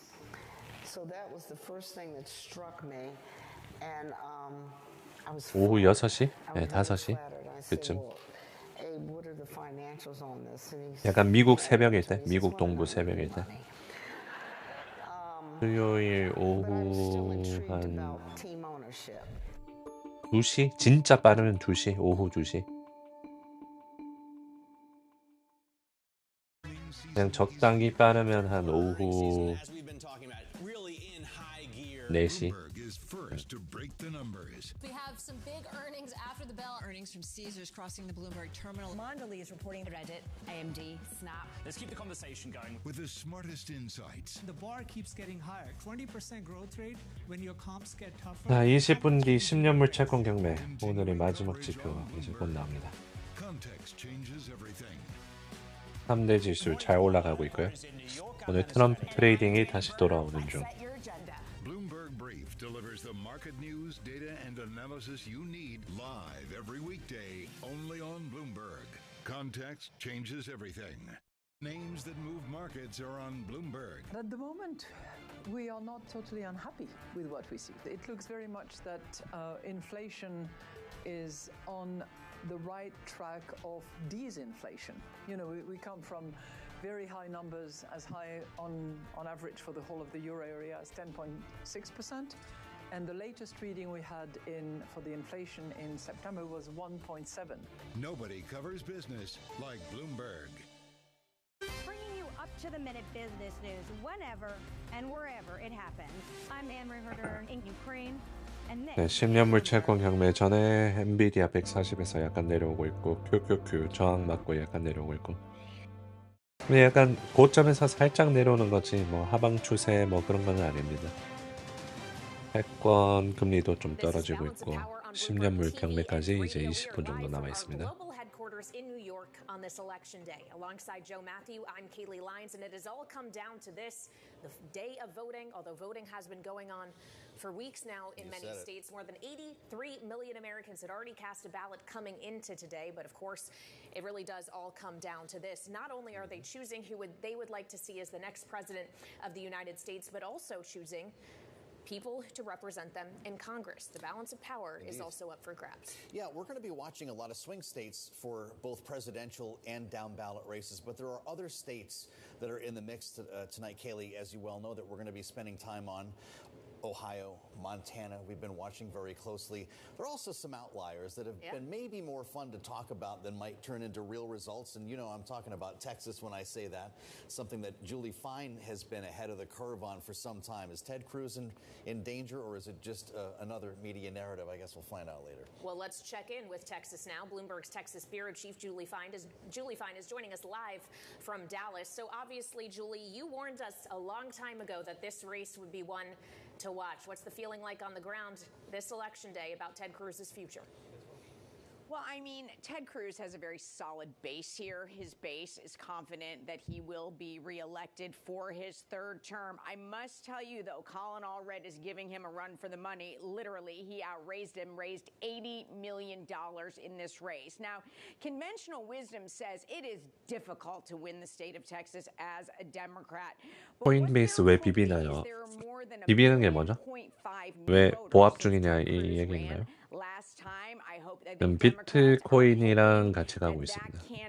코인베이스는. But again, this is a rough one for Democrats to win. They have not won statewide office in 30 years. 오늘 장 왜 이렇게 좋나요? 그냥 변동성. 어제 빠지고 오늘 오르고. 대선 변동성. 하루에 2% 정도 이제 S&P 변동성이 예상되는 그런 장입니다. Final throes of this election, Julie. The fact of the matter is, the narrative going into the voting today is that Republicans will take control of the U.S. Senate. And from your view in Texas, that wouldn't be too much of a FOMC는 stretch. 이제 We'll 이틀 also 뒤에 go 있고요. into, in that world, a new leadership battle. Of course, regardless of who owns the Senate, knowing that your own John Cornyn in the state of Texas is in the running to be the next Republican leader. I spoke to Senator Cornyn. He was actually in Dallas last week. He was at an event, and I asked him, I said, listen, you are running. 채권 금리가 좀 빠집니다. TLT 장중 고점 근처로 올라오고 있고 이제 10년물 채권경매 전에 매수가 좀 들어오네요. 채권. He says there are issues that he thinks there can be agreement on. Now, I mean, it's been no secret John Cornyn interested in leadership for some time. He's been campaigning with other Senate candidates. He spent some time with Ted Cruz here as well. So he is definitely interested in that position and hopeful. Well, and then there's a giant question around the leadership in the House, Julie, considering it may be that the Republicans lose the majority and become a minority, and then therefore the future of the current speaker, Mike Johnson, is very much in question. Yeah, it's very much in question. I mean, you just spoke about it earlier. The balance of power may very well shift. It may be the same balance of power, but the House will be taken over by Democrats. This is something that Democrats have high hopes about, especially you're looking at some of the races in New York, the race in Nebraska and California. They have hope that they can flip those seats and do it to maintain the balance of power in the United States Congress. You said it. Bloomberg's Julie Fine. Thank you so much, Julie, for setting us up with our eyes on Texas. And we widen our lens now with Republican Congressman French Hill of Arkansas. Congressman, it's great to see you. Happy Election Day. Welcome back to Bloomberg TV and radio. You've been living on the road a bit lately, helping to campaign for Republican candidates in New York, in Michigan, Ohio, and California. Give us your view from the ground. Well, Joe, Kaylee, great to be with you. Happy Election Day. Look, our candidates are being outspent dramatically, but they have outstanding resumes. They're working hard, and they have terrific ground games. And I'm seeing President Trump do well in his polling in some of these key swing districts in those states, Michigan, Ohio, upstate New York, California. So while we have some tough races around the country, I think we're in a position to actually pick up seats net. And so I'm looking forward to a victory over the next few days. I don't say tonight because I think we've still got to count votes in this country, and that's tough. 구글 이슈가 있나요? 구글은 반독점법 이슈 있는데 지금 그 일론 머스크랑 트럼프가 자꾸 좀 괴롭히고 있어요. 구글을. 그 민주당 쪽 그런 검색을 자꾸 노출시켜준다 이러면서 구글 반독점법 이슈에 트럼프랑 일론 머스크 구글 괴롭히고 있고 뭐 그런 이슈가 있습니다. 해리스의 몰빵한 이슈. And our majority in 2022 went through our candidates in California and New York. I think we'll hold those seats. I think we could even pick up a seat or two in those locations. And then look at Scranton, PA, a hard-fought battle up in northeast Pennsylvania. That's a shot where I think we could pick up a seat if President Trump does well there. So if President Trump has a big night tonight, I think it would expand the Republican majority. But I have confidence in the hard work, financing, and ground games of our candidates to do well in this closely contested presidential. 여기 구글이 이건 2004년에서 2018년까지인데 구글이 데모크рат한테 준 도네이션이 16.3 밀리언, 지금은 더 많겠죠? 2024년이니까. 아마존, 애플, 페이스북, 넷플릭스 약간 민주당 쪽으로 많이 줬는데 최근에 또 단독 전범 이슈 때문에 더 준 것 같아요. 데모크рат한테. 그래서 그런 이슈가 있습니다. 그래서 일론 머스크랑 트럼프가 구글을 좀 공격을 많이 하고 있어요. 최근에 올린 트위터에서도 막 구글 까고. There's tremendous waste, fraud, and abuse in our country. We're going to bring companies and jobs in at levels that you've never seen. When the middle class is strong, America is strong. We will lower the cost on everything from healthcare to groceries. Congressman Hill, if expectations are right and we have a split Congress, what could be a Democratic-led House and Republican-led Senate, are we not overstating the impact that the executive has on the overall economy? Well, we've had that for years where both voters and I think some presidents think they have way too much influence over the whole direction of a $30 trillion economy. But here's the bottom line, is that when you look at households in America, 50% of households, by many estimates, are worse off than they were in January 2021. The cost. Seems like we're having a little bit of difficulty with Congressman Hill's connection there. We'll work on that. But Joe, it 자, 약 10분 남았습니다. we've been having for months now as we've assessed, for example, 3대 지수 꾸준히 잘 가고 있고 특히 다우존스가 오늘 굉장히 잘 가네요. 다우존스 1%나 나스닥이 1.4%인데 거의 2% 같은 다우존스가 1% 상승하는 건 QQQ로 보면 나스닥으로 보면 거의 한 1.89% 정도 오른 것 같은 상황입니다. 그래서 다 지금 잘 가고 있네요. 캣트 어느 쪽이 잘 가지? 방산 쪽 좀 잘 가는 것 같고 바이오테크 잘 가고 금융주들 잘 가고 속슬은 안 올라요. 속슬은 그 NXPI 때문에 떨어지고 그 별로 못 오르고 있습니다. ADI, NXPI 반도체 회사들 때문에. Well, I think members of Congress have to recognize in both political parties that a 6% annual budget deficit is too high. We have to work with the executive branch to bring down that spending like drunken sailors that was referenced by former President Trump. That should be a top priority, and preserve the growth features in our tax code. The Democrats and Vice President Harris are proposing huge tax increases. I don't think that's 자, how we 10분 sustain 남았습니다. economic growth, which is an 10년물까지 essential feature to 채권경매까지. balancing our budget. We have to have economic growth. So what are you watching tonight, Congressman, as you take a look across the country? 인버스 했지요. 인버스 했지는 글쎄요 좀 기간이 변동성이 높아가지고 이 레버리지 포지션 들고 있으면 이제 하루에 막 5% 왔다 갔다 거리는 걸 체험할 겁니다. 이번 주 내내. 그래서 인버스 해지를 푸는 게 오늘 올랐다고 푸는 건 좀 He has an outstanding ground game. He's worked hard. He narrowly lost to her last time. 뭐 비중이 많으면 뭐 당연히 풀어야 되는데 적당히 들고 있으면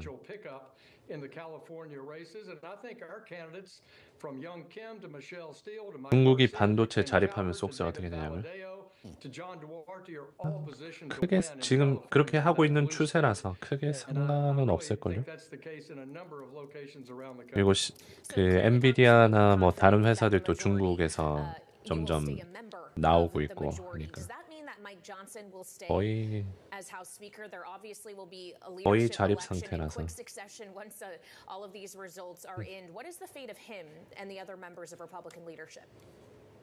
I've never seen a leadership team work harder. Mike Johnson, Steve Scalise, Tom Emmer, Elise Stefanik. They've just done an outstanding job crisscrossing the country, hundreds of meetings, all 50 states campaigning for our candidates. If we win tonight,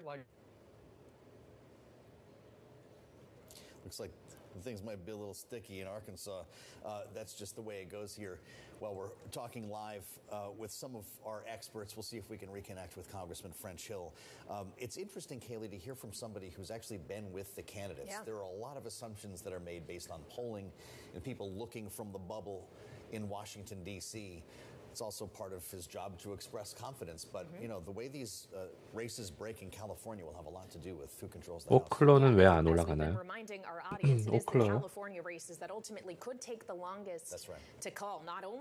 오늘 2.95% 빠지고 있고 뉴스는 없고 the degree to which Californians vote by mail, for example, could really escalate the time it takes in order to get all those ballots counted, knowing that according to most 오클로 SMR은 0.2% 보합, CEG Constellation은 3% 상승. 그냥 너무 많이 올라와 있어서 그런 것 같습니다.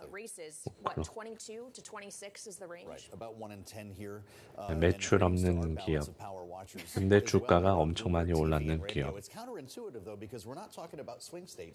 매출은 없지만 엄청나게 샘 알트맨 그 테마로 많이 올라와 있습니다.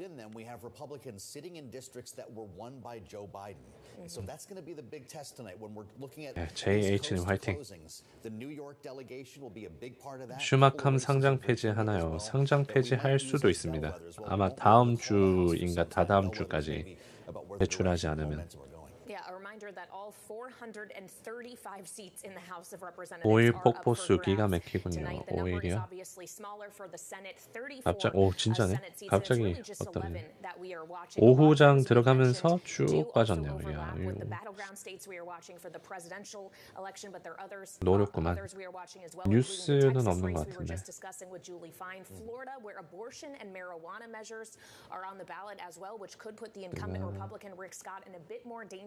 than was previously expected. And you also have to look at Nebraska. A reminder to everyone, Nebraska is not a state that should be slept on tonight, in part because the blue dot, one congressional district in Nebraska that does allocate electoral votes based on congressional district, will be required along with the blue wall for one path of Kamala Harris to the presidency. But the other thing to watch in Nebraska is the Republican incumbent Deb Fisher up against 아이고 오리오님 감사합니다. 중국은 누가 되길 바랄까요? 중국은 누가 되길 바랄까요? 혹시 트럼프? 해리스 아닐까요? 지금 트럼프 중국 엄청 까면서 관세 외치고 있는데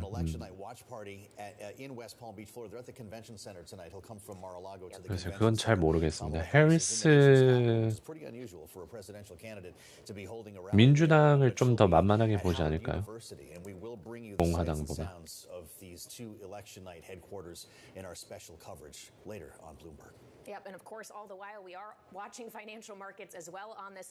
트럼프나 해리스나 반중은 같은데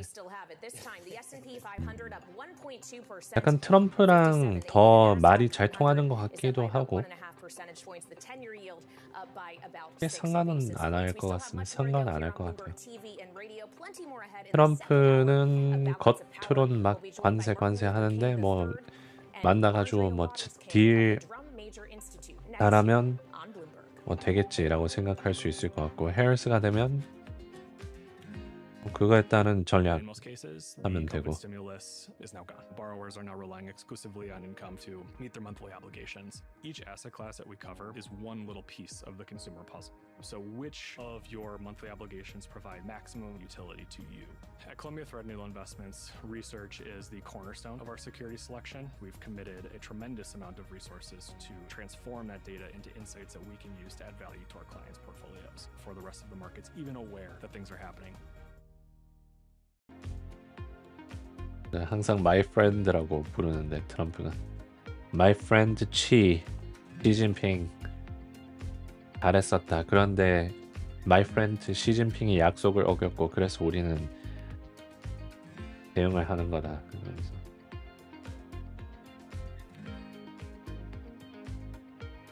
야, USO가 음전되려고 하네요. 유가가. 진짜 보아뱀. 코끼리 삼킨 보아뱀 차트. 뚱뚱하네. I can't wait. It's like opening presents in the morning. All right, it will be exciting. Nobody covers earnings like Bloomberg.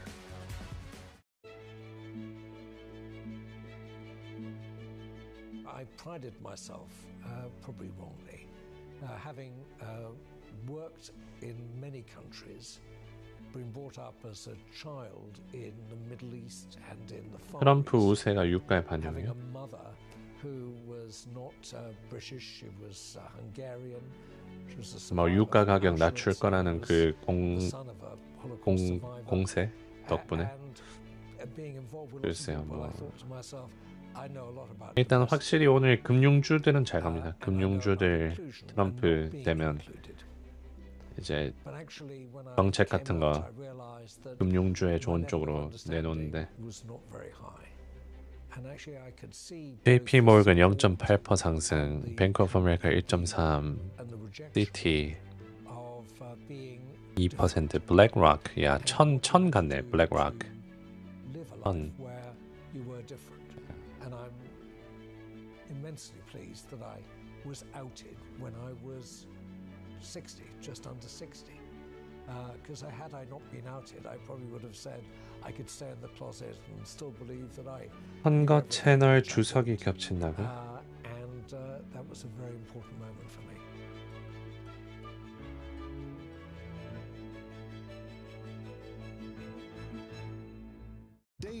그게 무슨 뜻이죠? The C-suite. Bloomberg's chief future officer shines a spotlight on these dynamic leaders. DraftKings has become a top performer in the booming U.S. sports betting industry. CFO Alan Ellingson knows the company must stay 유가 그냥 focused on 오늘 change and 오늘 innovation. 시장 전체적으로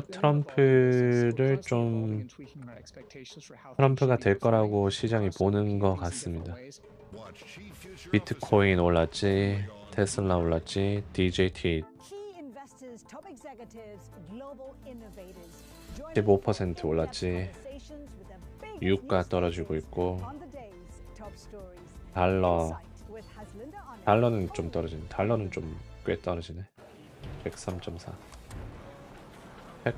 채권 떨어졌고, 금리 올랐고.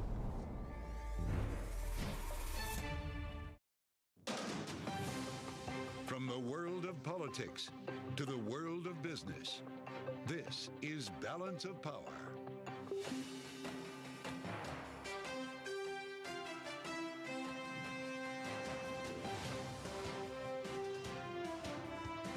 (270명) 아래 글자가 겹쳐요. 아, 오케이. 좀 이따가 업데이트 해놓을게요. 지금은 별로 안 보고 있지 않나? 몇 명 보고 있을 거게? 한 400명 보고 있을 것 같은데. As we watch to see if Donald Trump or Kamala Harris will be elected the next president of the United States. And it's a reminder to us all, Joe, that regardless of the outcome and how long it takes us to figure out what the outcome 좀 이따가 업데이트 is, 해놓겠습니다. history could be made today. Either we have the 45th president also becoming the 47th president, becoming just the second president in history 새벽이라서 지금 to 한국. serve two terms 네, non-consecutively. 이제 10년물채권경매 이제 곧 나오고요. Its first female president of the United States and a woman of color. 쿠팡 실적 어떻게 나올까요? 좀 이따가 확인해 볼게요. 일단 10년물 먼저 좀 보고. 10년물이 And based on our most recent history with voting, knowing that more than 80 million Americans have cast ballots, it could take some time to 경매 get 전 there. But yes, it is election day. Happy election day, and thank you for spending part of it with us. We're going to have coverage straight through polls closing and races being called. That means no more campaigning, no more speeches. The candidates' closing arguments have been made. My message to Americans tonight is simple. We do not have to live this way. We do not have to settle for weakness, incompetence, decline, and decay. We can fix every single problem our country faces and lead America, and indeed the whole world, to new heights of glory. Look, the race is not over, and 그러니까 이것보단 잘 나오겠지. 야, 10년물이 4.35. We like hard work. Hard work is good work. Hard work is joyful work. And make no mistake, we will win.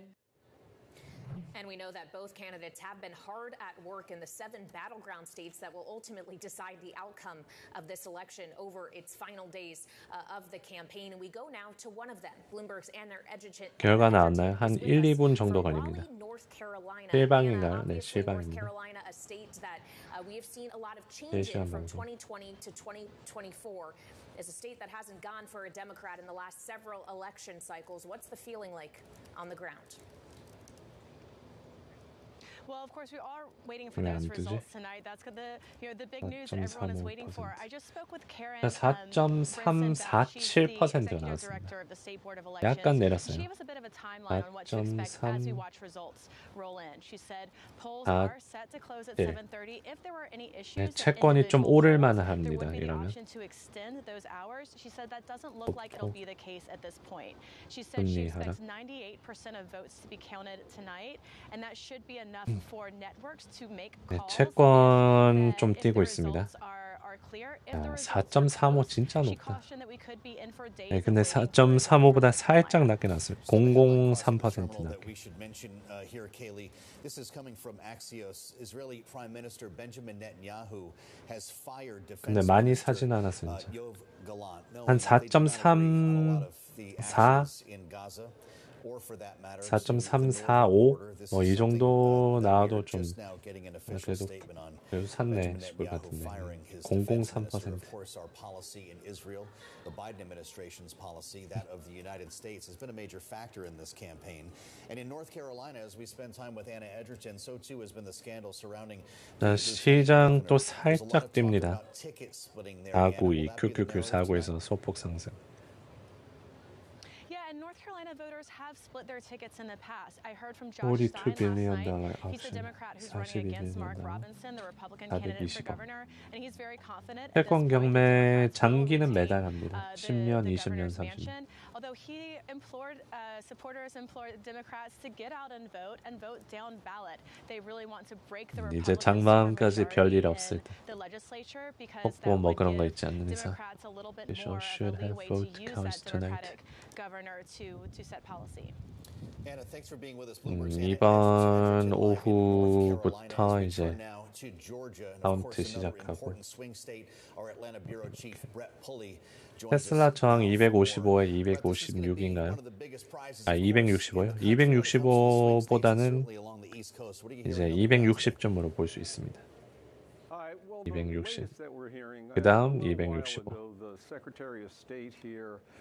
Made a statement. He updated us on the election and also assured people that there were 2 earlier bomb threats, and he said that those were, they think, Russian hoax, and related to a Russian hoax, I should say, and that those polls have reopened.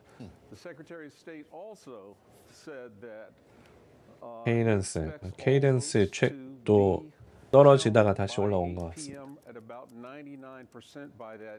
자, 그럼 10년물 또 받고 채권 좀 뛰고 있고 시장 버텨주고 있고요.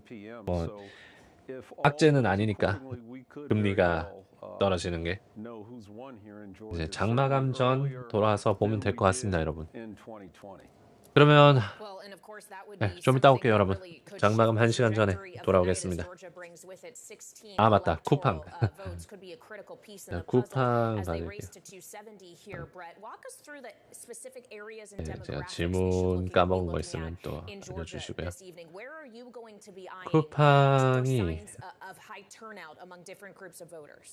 매출이 막 그렇게 좋지는 않습니다. 2024년 2분기엔 적자였다가 이제 또 3분기부터는 좀 흑자인데 전년 대비해서 3분기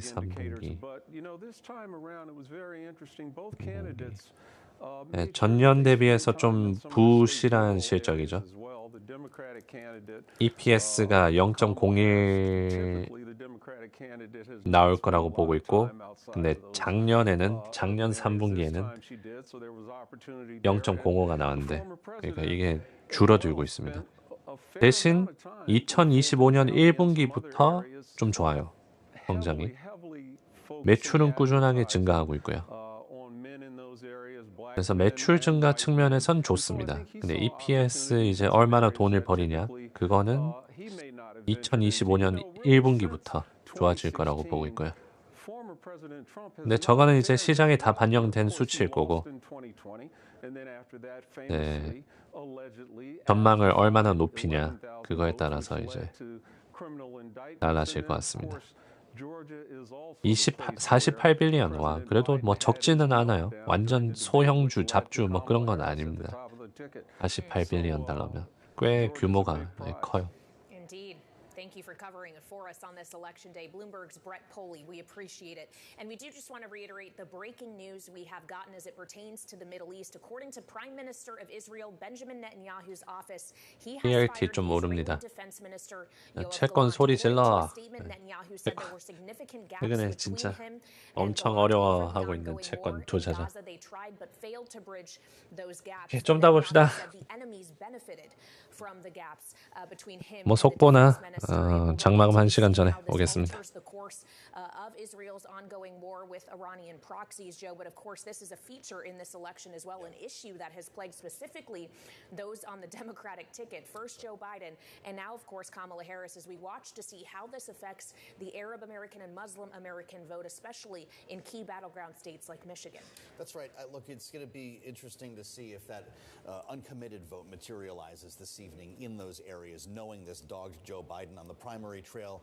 Obviously, Kamala Harris did not go through the primary cycle, but she's been continually interrupted by hecklers at her events, pro-Palestinian protesters. We'll see if that becomes a reality in the voting. Yeah, and of course, that's just one of the demographic groups we are paying attention to. There are many others as well, some of which Brett Poley were just touching on, including in states like Georgia, black voters and black men in particular. This is, of course, something that Kamala Harris was questioned about earlier on in this cycle when she was interviewed by journalists at the NABJ.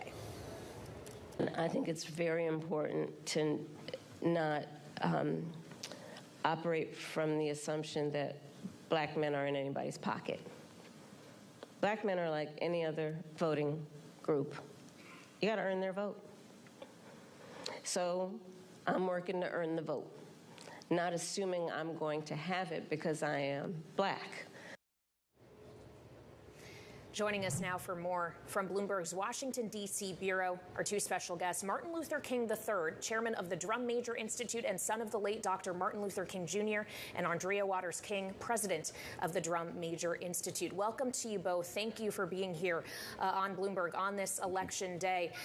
Martin, if I could just begin with you. Kamala Harris has not, throughout her campaign, leaned into the historic nature of her candidacy. Not only that she would be a woman potentially elected president, but a black and South Asian woman at that. What does it mean to you as you have spent so much of your life fighting for equality? Well, I think it demonstrates that people are very concerned about the issues, not necessarily the ethnicity. And the fact that we've had a black president and not a woman, that is extraordinarily important. However, I think staying on the issues is what people, how is my life going to change under your leadership? And I think she's demonstrated what she intends to do if she becomes president of the United States. Andrea, do you agree? Because the potential to make history is very compelling to some voters here when you back off this race. That's been a major backdrop since Kamala Harris reached the top of the ticket. Or is it, in fact, kitchen table issues that drive people today? I think it's a combination of both. Obviously, as a black woman and as the mother of a black daughter, it is something that we are extremely proud of to have the vice president, hopefully soon to be president, heading our country. Also, we're also at a time when women have progressively lost rights. And so I think that you're seeing women coming together and standing together. And in fact, we really might be the deciding vote in this election today. Well, it certainly could be women that ultimately make or break this thing for Kamala Harris. It all, though, will depend on turnout, and that is what both of these candidates, Andrea, have been really fighting for in the final stretch here. Are you confident that voters are going to be getting off the couches and participating in this election? Absolutely. We have spent so many weeks and months ourselves out with the canvassers. We were just in North Fulton on Friday. And I'll tell you, the excitement that we are seeing is something that since the announcement of this candidacy up until now is something that's continuing to grow. And we saw that in the numbers of early voting, certainly in Georgia, breaking records. And we also are seeing that in early voting around the country. I do think that we're going to continue, that will uphold today. Mr. King, I wonder your thoughts over the past couple of months, some of the rhetoric that we've heard on the campaign trail. We just opened with comments that Kamala Harris made before the NABJ. Donald Trump had some comments to the NABJ as well that questioned her racial identity, and it's a narrative that he has pushed through the course of this cycle. Some have called it corrosive, some have called it dated, some say it doesn't matter. What do you think? Well, I think that it should be irrelevant, the ethnicity, again, of a person. It should be. We maybe haven't gotten there with some people, but as it relates to, black men specifically, black men, I believe, are going to support overwhelmingly the candidacy of the vice president to help her become the president, along with a vast coalition of others.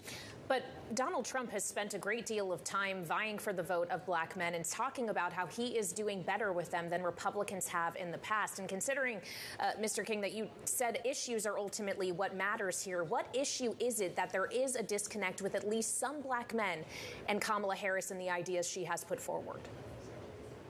So I think when you talk about the prospect of supporting small and disadvantaged businesses, when you talk about getting a loan that might be forgivable. I think when you talk about the fact that reducing prices, I mean, black men, like every man, wants to be able to take care of their families. Every woman wants to be able to take care of their families. And when you talk about these bread and butter issues, I believe there is an opening there. There is support. I just think that at the end of the day, the vast majority of black people are going to be supportive of the vice president. May I also add, we also are talking about someone who said that he won the last election. Mm-hmm. And we also are talking about someone who said that he had audiences, the largest in inauguration history, or audiences that were larger than the March on Washington, no matter what photo evidence stated to the contrary. So let's talk about the facts when they come out. Let's not necessarily take Donald Trump at his word. Well, Andrea Waters-King, tell me how you would describe then some of the racial rhetoric that we've heard on the campaign, culminating with that massive Trump rally at Madison Square Garden that had jokes that we couldn't tell on the air. Not only jokes that we wouldn't tell on the air, those are things that we teach our children that are wrong. Mm-hmm. I worked for many years monitoring hate groups and hate crimes such as the Ku Klux Klan, neo-Nazis, and skinheads. And it is very alarming for me to see the very rhetoric that we were researching at the time actually now being said from the annals of some of the highest levels and of power in our land. And also to not only see this type of these words that are being said, but also seeing those things being passed into laws. So it is very troubling, which is why I think that we're going to see, and we have seen, such a strong standing for unity in this country, for a path forward, for turning that page on the hate and divisiveness of the past. And let me add one thing, because the question is, what is sustainable? Most people understand when we are building a world of peace and justice and righteousness, if you're advocating vitriol, it is not sustainable. My dad would say, we must learn nonviolence or we may face non-existence. We don't want to face that. We're going to face building what my father and mother would say is the beloved community. Well, and so much, sir, of what they were fighting for was the right to vote. And obviously, many more people, in part because of their work, do have the right to vote today. But given in the lead up to this election, some of the legal action we have seen, questions around who can and cannot be purged from voter rolls this close to an election, how ballots can be counted, which ballots are valid if there are mistakes. Do you have concerns about the right to vote being rolled back for at least some segments of the population? I certainly always have concerns. I've always wondered why we purge people from voting, but yet we can drive as drivers forever, and you're never removed from the driving roles, if you understand the analogy. The fact is, you may not vote 1 year or 2 years, but you shouldn't be removed. You still have that right, but yet we orchestrate the kind of results that we want to see. And I think those who say, let's support the John Lewis voting rights bill, which all people need, not any one ethnic group, that's the right course. And the hope is that Kamala Harris wins, and in fact, the legislative bodies will pass that legislation for once and for all. Andrea, there's an expectation that Democrats will take control of the House. Do you see some hope for the John Lewis voting rights bill in Washington if that happens? Absolutely. We have been working for that federal legislation for years now, and we have confirmation from soon-to-be President Kamala Harris that that is something that she will push forward. I think with the power of the House behind her, that will become an ultimate reality. And, you know, that people have talked about the fact that, yes, there's been record turnouts. That does not mean that we do not need to secure federal voting rights once and for all. Our daughter has progressively lost rights since the day that she was born. The crowning achievement of voting, that was her grandparents' legacy, has been eroded. Yes, we've had great organizers, but we should not continue to fight that battle. Voting rights are birthrights and should be in this country. I want to thank you both for an important conversation. With us in our Washington bureau, Martin Luther King III, Andrea Waters King. Thank you for joining us today on Bloomberg TV and radio. Coming up, we'll have a lot more with Michael Whatley, chair of the Republican National Committee. As part of our coverage on this election day from World Headquarters in New York, I'm Joe Matthew alongside Kaylee Lyons. It's coming up next on Balance of Power on Bloomberg TV and radio.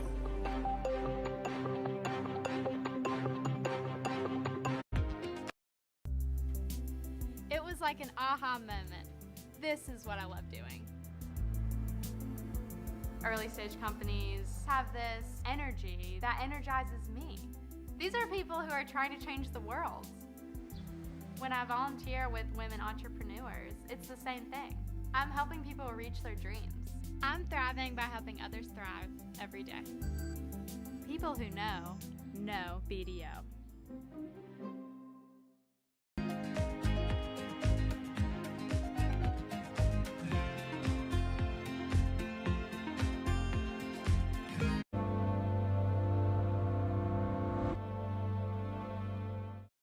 In case you missed it, on Bloomberg Technology. We're excited to really change the expectations for space companies, where you have this always-on, reliable, and frankly dynamic satellite connectivity that you would expect of your power grid. Easier access to space means more demand for space, and that's the definition of an exponential growth function. I think that's what's so exciting from a business perspective. If you can do it, you're one of the few numbers of organizations in the history who've actually pulled it off. Don't miss Bloomberg Technology live every weekday. As we spend some time here on the broader presidential race. Let's focus in on European politics. Makes you wonder how politics might play out. The top names in business are on Bloomberg. I've made so many mistakes in my investment career. One of them was I sold all my NVIDIA, probably in somewhere between 800 and 950. I think it's 1,300 on that stock now. I own none, and I own none the last 400 points. It was a big mistake. Nobody covers business like Bloomberg. Context changes everything.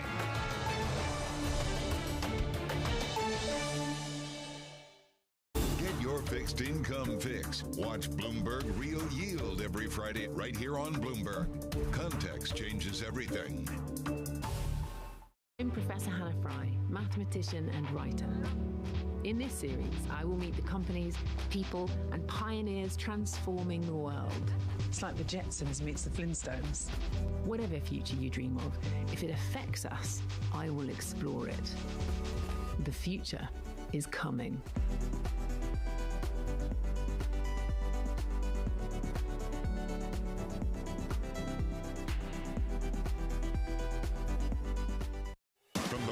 Politics to the world of business. Joe Matthew and Kaylee Lyons deliver news, insight, and analysis live 2 times a day every trading day. Balance of Power at 1 and 5 Eastern, only on Bloomberg.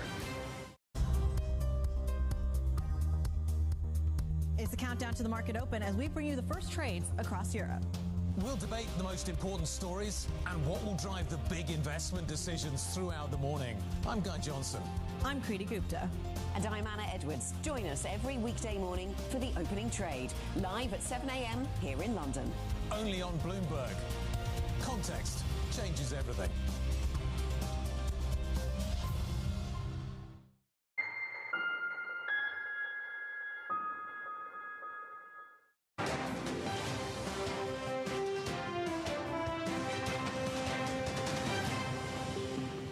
Welcome back to Balance of Power on Bloomberg TV and radio. I'm Kaylee Lyons alongside Joe Matthew, live from Bloomberg World Headquarters in New York on this election day, which now, at least in some parts of the country, Joe, is more than halfway over. We will get the first poll closures in parts of Indiana and Kentucky at 6 p.m. Eastern time, less than 5 hours from now.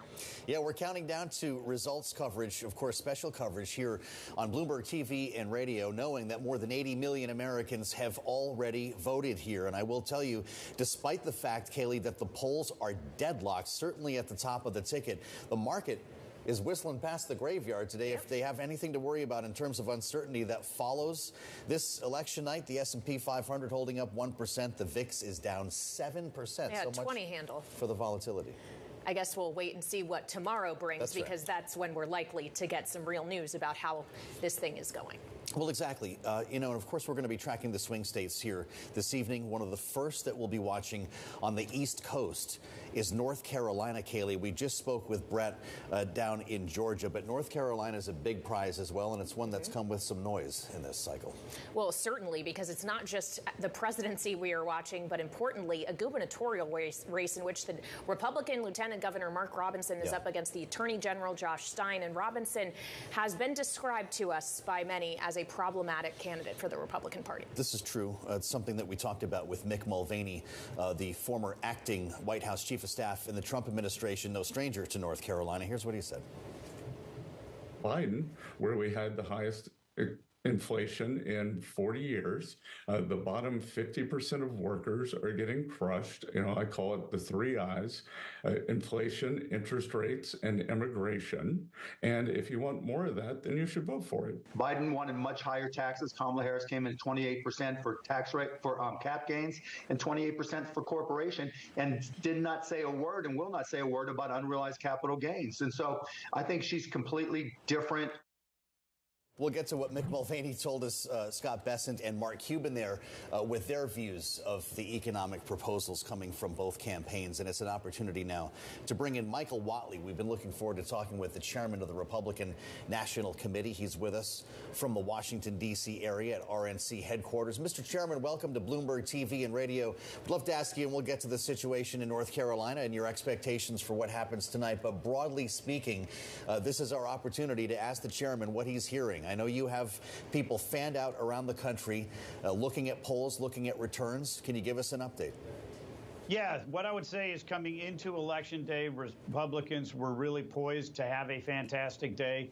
When you look at voter registration numbers, you look at the early vote, the absentee ballot requests and returns, all of that put the Republicans in a great position to win. We had an outright lead in states like Arizona, Nevada, Georgia, North Carolina, and we substantially narrowed the leads that Democrats typically have going into Election Day in Michigan, Wisconsin, and Pennsylvania. So you put all of that together with a robust turnout on Election Day, that makes us feel fairly comfortable that we're going to have a good night tonight. As I told the president, you're in a good position to win on Election Day. We just have to win on Election Day. Well, and it becomes a question of how that win would happen, Mr. Chairman. What is the path you're most confident in at this hour? Does it run through the Sun Belt or the Rust Belt? I think you need a combination of the two. Right now, what we're seeing is a good, solid lead for the Republicans in Arizona, Nevada, Georgia, North Carolina. We feel comfortable that we will be able to carry the day with those states, given our traditional, Election Day patterns. And then we would need at that point in time to just pick off one of Wisconsin, Michigan, and Pennsylvania. We have small but durable leads in the polls in all of those states. Very solid performance during the early vote period. So we're very very anxious and ready to go for those 3 states. Would love to hear from the aforementioned Mick Mulvaney, Mr. Whatley, talking about North Carolina. He just got back from the state and described his trip across North Carolina, what he was seeing on the ground. Let's listen. I drove from Raleigh, North Carolina to Charlotte this weekend through the back roads, and I got to tell you, I think you're going to see North Carolina go for Kamala Harris. I think Donald Trump is going to walk to Georgia, a win in Georgia, but may well lose North Carolina. As the former chair of the state's Republican Party, Michael Whatley, what do you say to that? I feel very good about North Carolina. The first time in the history of the state, Republicans actually have a lead coming out of the early vote, absentee vote period. And the polling looks very, very solid. North Carolina's always been a purple state. It's always been a battleground state. It's a very tight. It was our most narrow win in 2020 for President Trump. But we do like the numbers, and we have a great team on the ground there. We heard from former President Trump earlier today after he voted in Florida, suggesting that so far he thinks this election has been fair. He said that as of roughly noon today, Mr. Chairman, and the question is going to be what we hear from Donald Trump later on this evening. Do you expect, regardless of whether the final tally is in or not, that Donald Trump will be declaring victory by the end of tonight? We'll just have to wait and see what those results look like. But you're confident that he won't prematurely declare victory? I would just have to say we will wait and see what those results look like. If we have fair, accurate, secure, and transparent elections, then we will be glad to acknowledge those and move forward. Understood. Let's get into that for a moment, because we had a bomb threat turned out to be, according to Secretary of State Raffensperger in Georgia, a Russian hoax. What are you hearing around the country, Mr. Chairman? Is there funny business we should know about, or has this been a fair and safe election so far? So far, so good. We obviously are very concerned about what we saw down in Atlanta, and think that the authorities took all the proper precautions to clear that voting location, conduct a sweep, realize that it was okay, and then allow voters to go back in. We also have seen, usual types of issues where a polling location didn't open exactly on time, or a machine didn't work, or ran out of ink at a toner cartridge, or something along those lines, which are going to be resolved very quickly, and we'll be able to move on with the process. Well, and of course, as we watch the voting process play out, voters are not just selecting who they'd like to be president of the United States, but other candidates as well, including those that will represent them in the House of Representatives and the Senate. Mr. Chairman, there is only so much a President Trump could do without the cooperation of Congress. So as you look from your perch as the chair of the Republican National Committee, how are you feeling about the odds of flipping the Senate and retaining the House? We feel very good about the Senate. At this point in time, we're going to win Montana. We're going to win West Virginia. That will give the Republicans 51 seats. We also feel very, very good about Ohio. And then you look at a combination of states in Wisconsin, Michigan, and Pennsylvania, as well as Arizona and Nevada. Depending on what those overall numbers look like, we could have a very, very good night for the Republicans. When it comes to the House, similarly, we are in a position to be able to expand our majority there. Right now, it's a 2-seat majority. And if this election night goes as we currently are tracking, then hopefully we'll be able to pick up 4, 5, 6 seats there. Well, Mr. Chairman, Donald Trump's been talking about you. He brought you up at a rally in North Carolina. Considering the stakes in this election, he said you better win. I want to get this right. You better win, or you won't be able to come back here. He doesn't win. He says he won't be at RNC, and he will no longer be in North Carolina. He'll be looking for a job. I know that there's probably some joking going on there, Mr. Chairman, but what kind of pressure are you feeling today? What I feel right now is cautious optimism. We are very upbeat about where we are. The infrastructure that we have, the campaign staff, the RNC staff have worked seamlessly together. President Trump has been out there in every single battleground state multiple times over the course of the last several weeks. We had 3 events on Friday, 3 events on Saturday, 3 events on Sunday, and 4 events yesterday. And so nobody is out working the president. We feel very good about where we are coming into Election Day, and right now we're very happy with what we're seeing on the ground. All right. RNC Chairman Michael Whatley, thank you so much for joining us on this election day. We appreciate your time, sir. And as we hear confidence from the Republicans, we also heard yesterday some confidence from Democrats, specifically Democratic Congressman Jake Auchincloss of Massachusetts was on this program, Balance of Power, saying that he fully expects he will become a member of the majority. I think Democrats are going to take back the House. I don't think it's going to be a blowout. Neither party would claim that at this point because of how polarized the country is right now. But I do think that Republicans' dysfunction in the 118th Congress, in which they had multiple rounds of infighting over their speaker choice, in which they brought the country to the verge of a debt default, in which they had to be really bullied into funding our allies, I think is going to speak to the swing voter in those 24 seats that are going to decide the majority, and it's going to give Hakeem Jeffries the gavel. For more, we're joined now by a representative from the state that could help make or break the House majority, New York. Republican Congresswoman Nicole Malliotakis of New York is with us now. So, Congresswoman, obviously we're seeing both sides projecting confidence on this election day. Perhaps that is not surprising. But when you look at your colleagues in your state in particular, how are you feeling about how tight these races have been coming in to Election Day? Are we going to see seats flip this evening? Look, I think that every New York Republican has the good opportunity to keep their seats. I think that we're all going to make it through at the end of the day. But yes, some of these races have been extremely tight because they're in districts that Biden had won previously. I think the momentum that you're seeing, though, here in New York is in the Republican favor. Why? Because people are fed up with the one-party Democrat rule that has been so destructive in New York. Everything from high taxes to congestion pricing to the mass illegal migration, billions of our tax dollars being used to house gang members in luxury hotel rooms while they wreak havoc on our city. I think people have had enough, and if they've had enough, they need to send a strong message, not just to Kamala Harris, but to Chuck Schumer and to Kathy Hochul and to Mayor Adams. This is the day to do that. Well, what is it about New York? When you look at some of the different districts that are at play here, Congresswoman, and happy Election Day, by the way, whether it's Lolota, Lawler, D'Esposito, the 4th District, Joe Biden won in 2020 by 14 percentage points. Are you suggesting that New York voters prefer gridlock in Washington?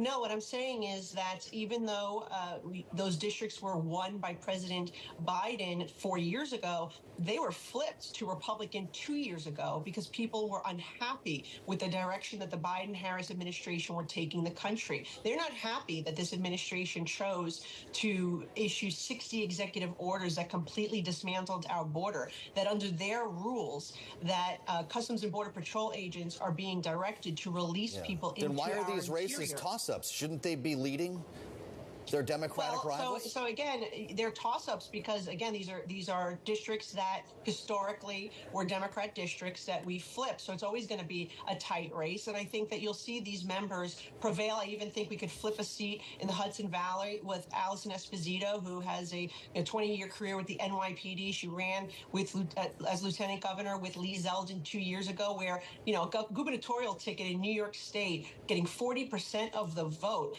That tells me that New York is a purple seat. We just need the people to vote at the maximum possibility. And we still don't see 100% voter turnout, right, in New York. And I think showing how close those races were 2 years ago, where we'd flipped some seats, we delivered the majority for the House, and Lee Zeldin came so close to becoming elected governor, I think was a wake-up call for people that your vote truly does matter in New York and that we are a purple state, not a blue state, as they say. Well, so as we consider the outcome of the vote here, obviously, without knowing it at this time, we are looking ahead to next week when the Republican conference in the House will be having leadership elections. Congresswoman, how could the architecture of Republican leadership look different if it's the majority still or becomes the minority? What happens to Speaker Mike Johnson, for example? So look, if we have the majority, I believe all of our leadership stays in place. If you're in the minority, then you lose a spot. And then that may be some shuffling that you would see going on. But I think that we're on track to keep the majority and expand our majority. I think it will be a small expansion of the majority, but we will keep the majority nonetheless, because people know that we're the ones who did the work, right? We passed legislation to actually secure the border, to reverse the anti-energy policies that have driven up inflation, the cost of food and energy in America. We're the ones who have been the ones that have really put a check into government spending. No more of these crazy omnibus massive bills that added trillions when the Democrats had control in the first 2 years. So I think that people want to see a balance, and particularly here in New York, and having a House majority does give us some sense of balance when we have Democrats controlling everything from the city council to the state legislature to all 4 spots in our statewide office. If you keep your majority in the House, Congresswoman, and Mike Johnson remains your speaker, presumably in that world, would you work to repeal the CHIPS Act that was passed and pushed by the Biden administration, later passed by Congress? Yeah, so the CHIPS Act had some issues with it. I don't think it needs to be repealed. I think it could be adjusted to make sure that all of the incentives are being used here in the United States. And one of the other issues with the inflation, they called it the Inflation Reduction Act. We called it the Inflation Expansion Act. That bill, too, also gave a lot of incentives that ended up in communist China for EV batteries, and then subsidized slave labor and child labor in the Congo. So I think there needs to be some adjustments to make sure that these things are actually being made here in the United States. I have similar legislation to the CHIPS Act that would incentivize production of pharmaceuticals here in the United States, which we desperately need because 80% of our pharmaceutical ingredients are coming from communist China and overseas. So I think the incentives to bring chips and all those sensitive supply chains home is important. If we can alter the legislation to make it better, then we should look at that. But certainly, I want to see these products being made here in the United States. Congresswoman, great to have you back. Nicole Malliotakis of New York, thanks for being with us on this Election Day on Bloomberg TV and radio. As we reassemble our signature panel, Rick Davis, partner at Stone Court Capital, Republican strategist at the table here in New York, alongside Jeannie Shanzano, political science professor at Iona University, our Democratic strategist. Great to have you both back. We just heard from 2 Republicans, Rick, the chair of the RNC, and of course, Congresswoman Malliotakis just there, speaking pretty optimistically about the House. That's going against the narrative, though, isn't it? Well, the New York Congresswoman, and she's right in the middle of ground zero. I mean, between New York and California, we can either sustain the Republican majority in the House or lose it. And so I think she's right about the idea that Republicans are getting stronger in New York, not weaker. We see a lot of trends toward even New York upping their vote for Donald Trump. There's all this talk about Donald Trump actually having as many popular votes as Kamala Harris, and that's not because of the targeted states. That's because of him doing better in places like California and New York. So that has to benefit our Republican down ticket members, too. So, yeah, I think that the House is probably going to be one of the most closely watched races tonight. The Senate seems baked for Republicans, but obviously all eyes are always on the presidential campaigns. Well, and if you're considering where the market's eyes have been, Jeannie, by and large, they've been betting on divided government, that no matter who wins the presidency, there's going to be opposite parties controlling the House and the Senate. But if Republicans are feeling confident in New York and elsewhere, is there a likelihood that we could end up with a red sweep? If Trump wins the presidency, could he bring the House along with him? It is certainly possible. And, we simply don't know at this time. But I do think that if you look, I agree with Rick on the Senate. It looks like that is going to go in the Republicans' direction.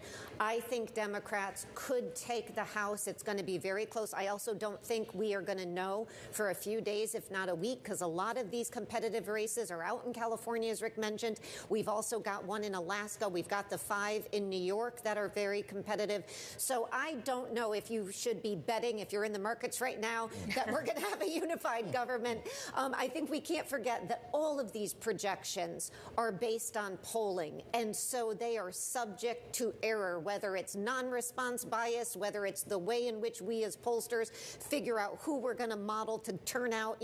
These are all things that are subject to error. So that's what makes it exciting for all of us. But I wouldn't place money yet on a red sweep. We talked to the chairman, Michael Whatley, a short time ago about potential paths to victory for Donald Trump. When Kayleigh asked, is it the Rust Belt or the Sun Belt? He said it's a combination. Isn't that the answer for both? Yeah, I think that's what they want it to be, right? Yeah. Nobody wants to be pinned down. But, like, first thing that's going to happen tonight is we're going to get a peek into North Carolina and Georgia. Now, that's really important because, one, two key swing states.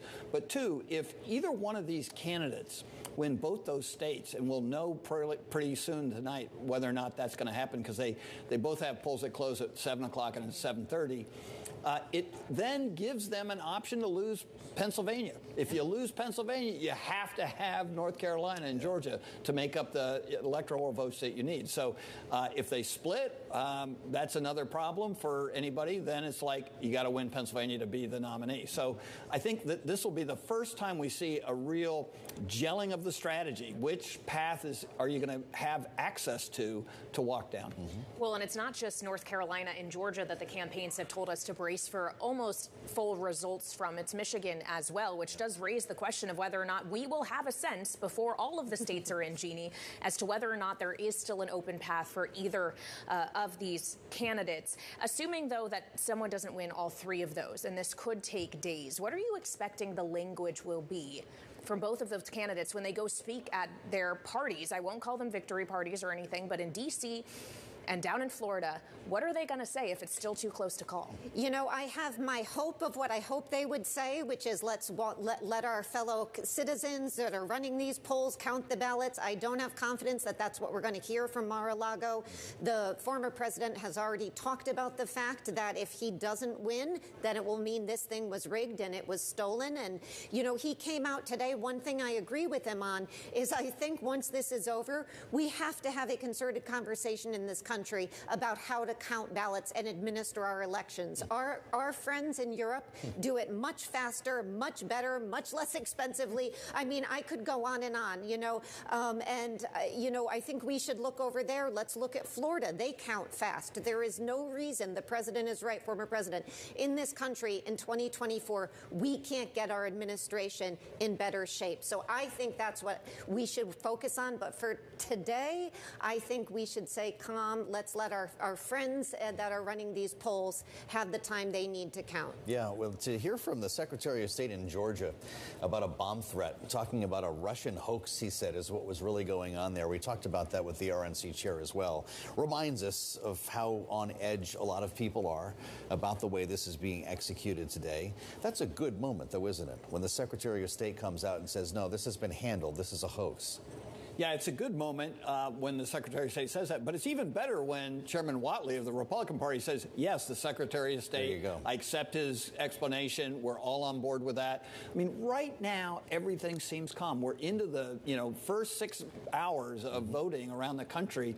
And other than some of these kind of episodes, which reminds us about the pernicious influence of foreign actors in our own elections, it seems to be a fantastic day for voting. In other words, we don't have any real problems at the ballot boxes. There haven't been disruptions. Voters aren't, you know, saying that they're being turned away. I mean, that is a model election so far. Good. Yeah, knock on wood. Well, and of course, it's not just about Election Day, though, Jeannie. There's going to be other dates on the calendar we have to look forward to, including, for example, when the actual electors cast their votes on December 17th, when Congress then has to certify them on January 6th, only for the president then to hopefully be inaugurated on January 20th. So once we're all through today, whether or not we know the outcome at the end of the day, how far are we really from this thing being over? Well, given the way we run our elections, we've got a ways to go. And, you know, I think we can all remember before 2020 when not a lot of people paid attention to when the ballots were going to be open January 6th. And now it has become a day that we are a bit nervous about. And so it is a very big concern. I think one difference is the person currently in the White House is not running for president. So we have the benefit that somebody who is not sitting there is going to be, you know, in the White House, and unlike 2020, won't be able to go to the mall and you know, try to send a mob to Congress. All right, Jeannie Shanzano and Rick Davis, our signature political panel. Thank you. And they, of course, will be with us throughout Election Day here on Bloomberg TV and radio, including in our special edition of Balance of Power, which will begin at 5 p.m. Eastern Time. As we are here on Election Day, the final arguments have been made to American voters who are now turning out to the polls. And Donald Trump, in his closing message, had this to say to Americans. My message to Americans tonight is simple. We do not have to live this way. We do not have to settle for weakness, incompetence, decline, and decay. With your vote tomorrow, we can fix every single problem our country faces and lead America, and indeed the whole world, to new heights of glory. We're joined now by Democratic Congresswoman and chair of the Democratic Congressional Campaign Committee, Susan DelBene. Congresswoman, thank you so much for being with us. It is, of course, your job to help get Democrats elected to Congress. So that was Donald Trump's message to Americans. What is your message to hopeful Democrats who are looking to flip the House today? How confident are you feeling about that prospect? Well, our message is that we can have people who are leaders across the country who are going to govern, who are going to move our country forward, who have policy ideas to move us forward, who are going to build an economy that works for everyone, protect reproductive freedom across the country. We hear nothing but chaos and dysfunction and the extremism from the Republican side. And in the House, Republicans have been in charge and they've been incapable of governing. So people want to see governance work in these important districts all across the country. We have great candidates. We have the resources to get their message out. We've been talking to voters, and all of that is a great reason why we'll take back the majority. Congresswoman, it's great to have you back on Bloomberg TV and radio. Happy Election Day. I know you've been living on the road and not sleeping a lot as part of your charge to get Democrats elected to the House. And so I wonder if you can give a bit of a roadmap to our listeners and viewers who are going to be experiencing all of this in real time later, specifically on the East Coast, some of the bellwethers that you're going to be looking at, from the New York delegation to the couple of contested seats in Virginia, including the one that's being vacated by Congresswoman Abigail Spanberger. I also look a little bit further out into the time zones here, but for Ohio, Marcy Kaptur, the longest serving woman in House history. Tell us where you're looking tonight for bellwethers that might answer the national question. Well, first of all, remember that the map for the House is all over the country. Sure is. It's in New York and California, and in the Pacific Northwest, all the way through Alabama, Iowa and Nebraska, Arizona and Michigan. We have races everywhere. They are all unique. These House districts are all unique. And so we are going to be looking at races all across the country. We need to net 4 more seats to take back the majority in the House. That means, winning in lots of districts across the country, keeping the seats we have. But we have great candidates running in all of these seats who are talking about the issues that the American people care about. So we will obviously get results earlier in the places where polls close earlier, like Virginia or North Carolina. But I think all of our races is a little different. I think we're in a strong position, and we're going to keep looking at those across the country. But I can tell you there's been a lot of conversation recently about places like Nebraska and Iowa. There's energy on the ground. There's 3 seats right there, 2 in Iowa, 1 in Nebraska, that are part of what could put us in the majority. Well, as we consider the prospects for the majority in states like that, Congresswoman, which Ann Seltzer poll aside, are expected to go for Republicans at the presidential level, to what extent are you reliant this evening on split ticket voting? Well, there are many Republicans who are tired of the extremism. They don't even recognize their party anymore. And absolutely, there are women across the country who are going to stand up to defend reproductive freedom. So I think there are definitely crossover Republican voters that we're going to see in many of our districts. These are purple districts. And people want to see strong governance. They want folks who are actually going to solve problems, get work done in Washington, D.C. Those are the candidates we have, and a good reason why I think we're going to have strong support for those candidates, and another good reason why we win. What are you hearing from your field workers, those who are in the districts, Congresswoman, about turnout so far today? Turnout is strong. We have just seen incredible enthusiasm on the ground across the country. I was in Iowa the last couple days. Many people turning out to knock on doors, to make phone calls. These are close races. It's very, very important that we make sure every voter realizes what's at stake this election and cast their ballot. So we've seen strong energy. We see that in early voting, and we're seeing that today. All of that makes a difference because many of these races may be very close. Well, and as we consider energy, Congresswoman, many of us during the midterms in 2022 were surprised that a red wave did not materialize, and many pointed a finger at the Dobbs decision as the reason why, the overturning of Roe v. Wade being a mobilizing factor for people across the country and women especially. Do you think that is being adequately reflected in the polling we're looking at all in all parts of the ballot, from the presidential race down to the races that you are focused on? How will abortion impact the ultimate turnout we see in the result of this election? You know, when we've seen abortion on the ballot across the country in elections since November of 2022, we've seen strong support to stand up for reproductive freedom all across the country in states like Kansas, Ohio, Virginia, Wisconsin. And so we are going to continue to see that today. If you look at Iowa, for example, they have a very harsh abortion ban in place, and that's been a very motivating factor for voters to turn out. We've seen women turning out in great numbers across the country, too. So absolutely, this has been an important issue and will continue to be an important issue because people are going to stand up for our rights and our freedoms, for our democracy, and for our future. Make sure we have a strong future for everyone in our country, building a strong economy. All of those are critically important, and voters are paying attention. They've seen Republicans change with their stances, try to twist their words, but they know where Republicans stand. They want to put in place a national abortion ban, and they're going to stand against that. More broadly, though, Congresswoman, we talk so much about the presidential election through, yes, 7 swing states, but nationally, when it comes to issues, economy, abortion, border, is it different when you come to House races? How local and how granular are the issues that are driving these decisions? Well, I can tell you the economy is a top issue in House races across the country, and folks want people who are going to govern. They've seen the chaos and dysfunction from Republicans putting us on the brink of a default, on the brink of shutdowns. Next year will be an important year for tax policy, and having sound leaders who are actually going to find solutions and move us forward is very critical.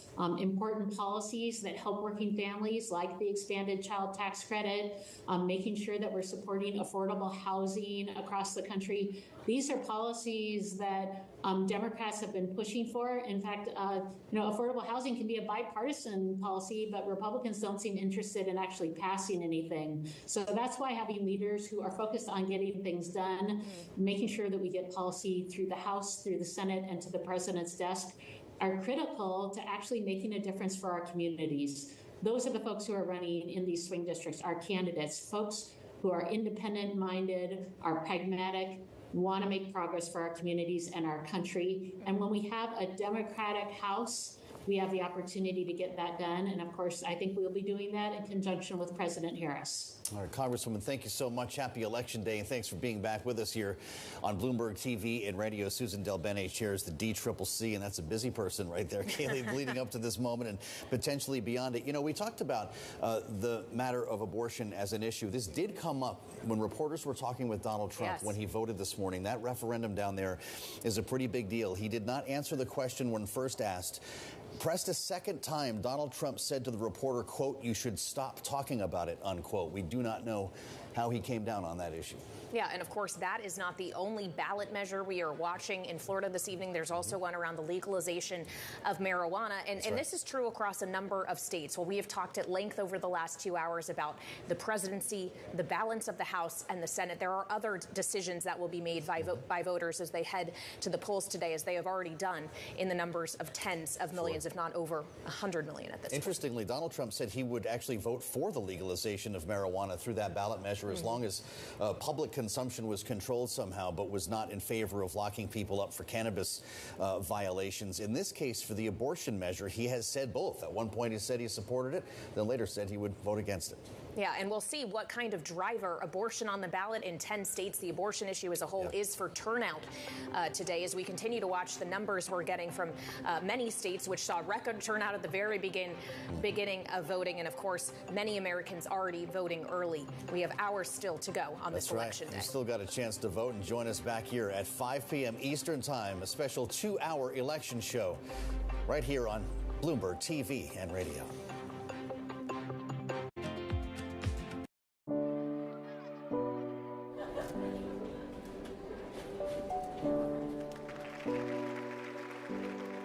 Take the next step toward your future by investing in the S&P 500 with SPY. Getting there starts here.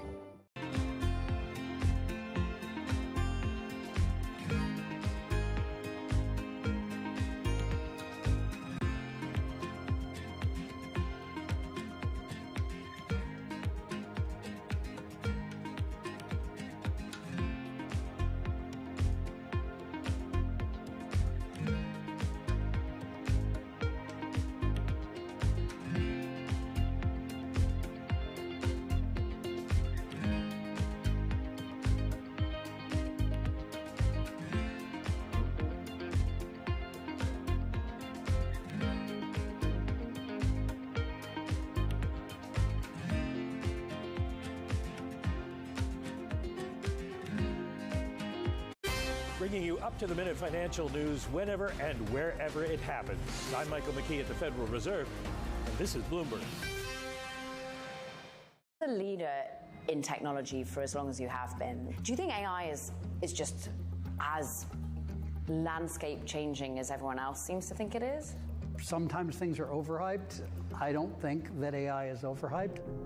I think Etsy is uniquely positioned to benefit from AI. Finding that needle in the haystack is tricky. That's part of what makes Etsy both delightful and frustrating to people. And being able to serve the good stuff to the top fastest is where AI can really benefit us. Our mission is keeping commerce human, and actually we talk about AI as helping us to be superhuman. It's really the partnership between AI and humans that makes Etsy work. AI can help Etsy's customers personalize their searches and steer shoppers more directly to items they may want to buy. It's also helped the company improve reliability by predicting delivery times more precisely. But that doesn't solve a larger challenge: getting more consumers to think of Etsy more often and ultimately become repeat buyers. To this end, Etsy invented gift mode. Getting in the top of mind consideration when you're thinking, I have a gift, I'm going to go to Etsy, just getting that to be more habitual. Gift mode provides a perfect opportunity for that. We get to know the gifter, but we also get to know the recipient. So it's a way to, sort of a more viral way to bring in more, introduce more people to Etsy. Names that move markets are on Bloomberg. At the moment, we are not totally unhappy with what we see. It looks very much that inflation is on the right track of disinflation. You know, we come from very high numbers, as high on average for the whole of the euro area as 10.6%. And the latest reading we had for the inflation in September was 1.7. Nobody covers business like Bloomberg. Good morning. This is Bloomberg Surveillance. Welcome back to the opening trade. This is Bloomberg Technology. This is the Asia Trade. This is Wall Street Week. Welcome to Balance of Power. This is Bloomberg.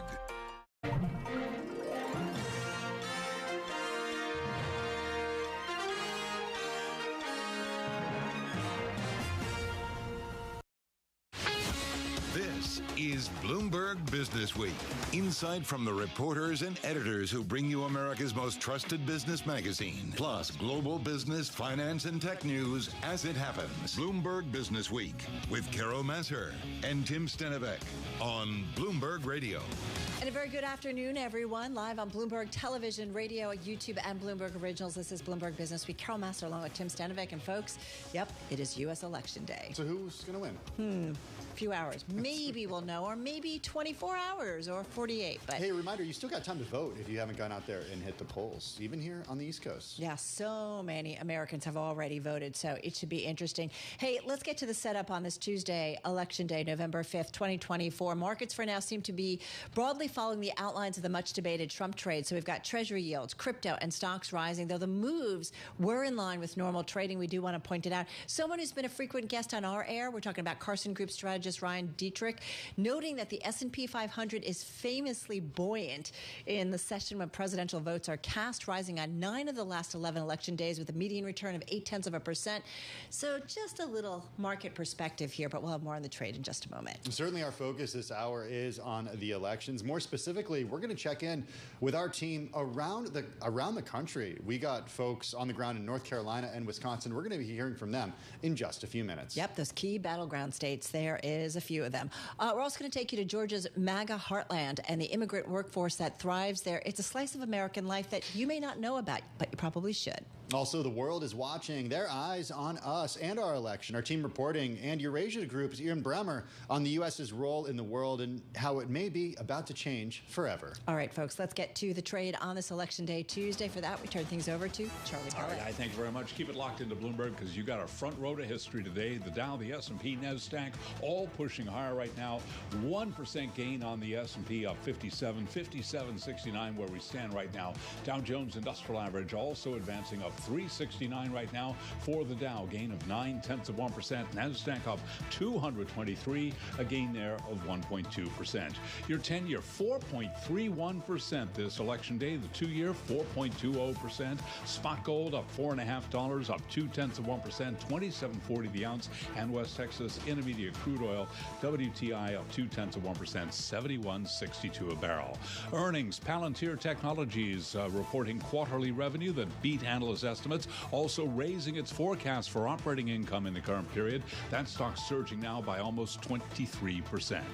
Other news today: Israeli Prime Minister Benjamin Netanyahu has dismissed his popular defense minister in a surprise announcement that came as the country is embroiled in wars on multiple fronts across the region. Again, recapping, a 58-point jump right now for the S&P 500 index, higher now by just about 1%. For on-demand news 24 hours a day, subscribe to Bloomberg News Now wherever you get your podcasts. I'm Charlie Pellet, and that is a Bloomberg Business Flash.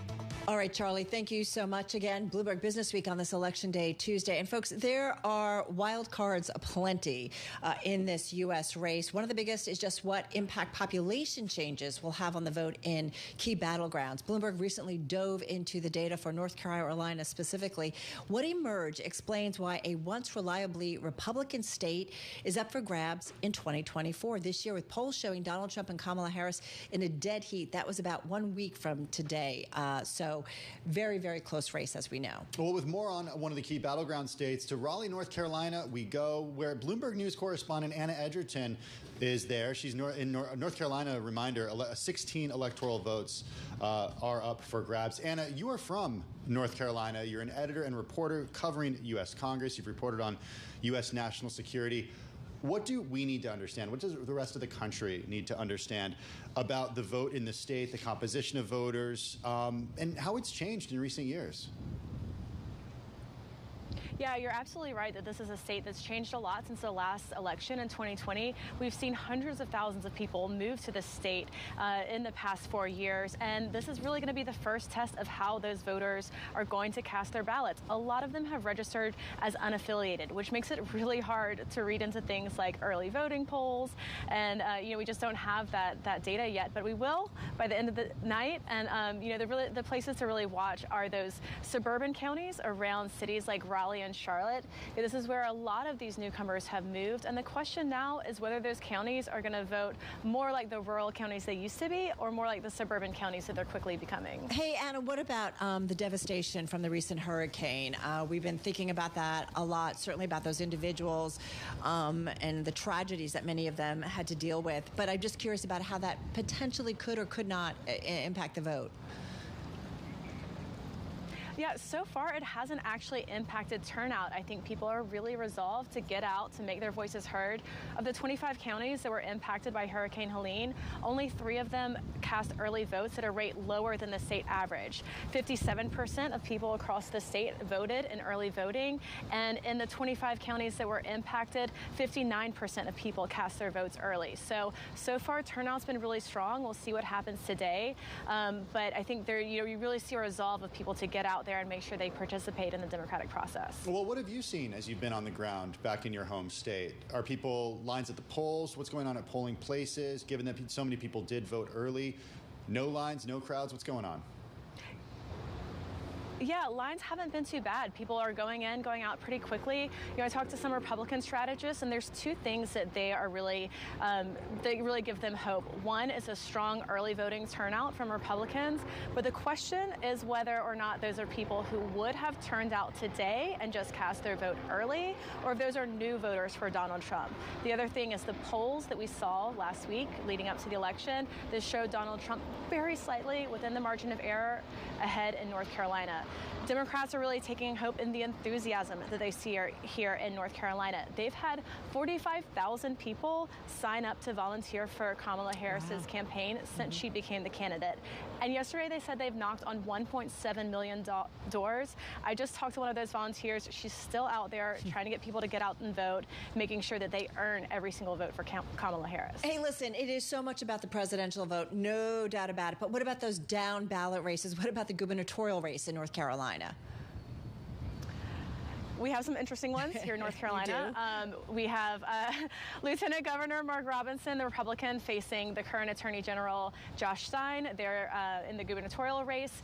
Mark Robinson has received national attention for his allegedly racist and misogynistic remarks that he has both said in public and also that he posted in an online porn forum more than a decade ago. And then you have Josh Stein, who's really run a centrist campaign, I think has earned a lot of support from Republicans here in the state that don't want to support Mark Robinson. There are a few other interesting races down ballot. The school superintendent race, also really interesting. You have a very MAGA, conspiracy theorist candidate who was at the January 6th rally, continues to post stuff on social media, facing the former superintendent of Guilford County Public Schools. So you have a very different race there, and we'll see how those end up playing out down ballot.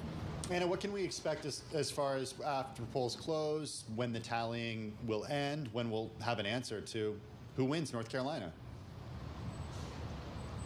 Yeah, I just spoke with Karen Benson-Bell. She's the executive director of the North Carolina Board of Elections, and she said that in the last presidential election, we had the results. We had 98% of the votes counted by about 12:30 into the next morning. So that's their goal.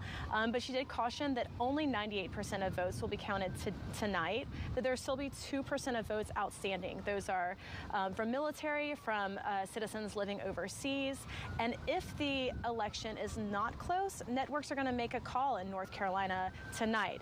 She cautioned that that's not an official result. The official result is going to take about 10 days because they do a pretty extensive auditing process. And she invited people who are concerned about the security of elections to come and watch that process, participate in meetings. They're trying to make this as transparent as possible to really give people faith in the process of counting votes here. You know, Anna, we set you up. I mean, you understand the workings certainly of U.S. politics, covering Congress as an editor, as a reporter, have seen a lot of political races. Just one final question, one thought about what you're thinking about, what's top of mind for you as you're there on the ground at one of the, the key battleground states, but what is kind of top of mind for you here?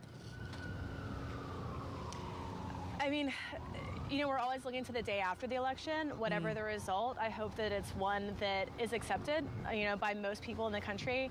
I was at the Trump rally yesterday, and I talked to a lot of people. I mean, between our team here, we probably talked to a dozen people heading into that rally, and not a single one of them recognized the results from the 2020 election. None of them recognized that Joe Biden had actually, in fact, won that election. So, we're hearing a lot of we'll recognize the results if Trump wins. We'll see what happens. Hopefully election officials are doing everything they can to make sure people understand the process, the pre-buttles to get in front of misinformation, and they're really putting in the work ahead of time to try to give people as much confidence as possible. Totally understand, and you guys too putting in all the work as you cover this, and we know it could go into the wee hours as many expect. Anna, thank you so much. Anna Edgerton, correspondent at Bloomberg News, right there on the ground in Raleigh, North Carolina.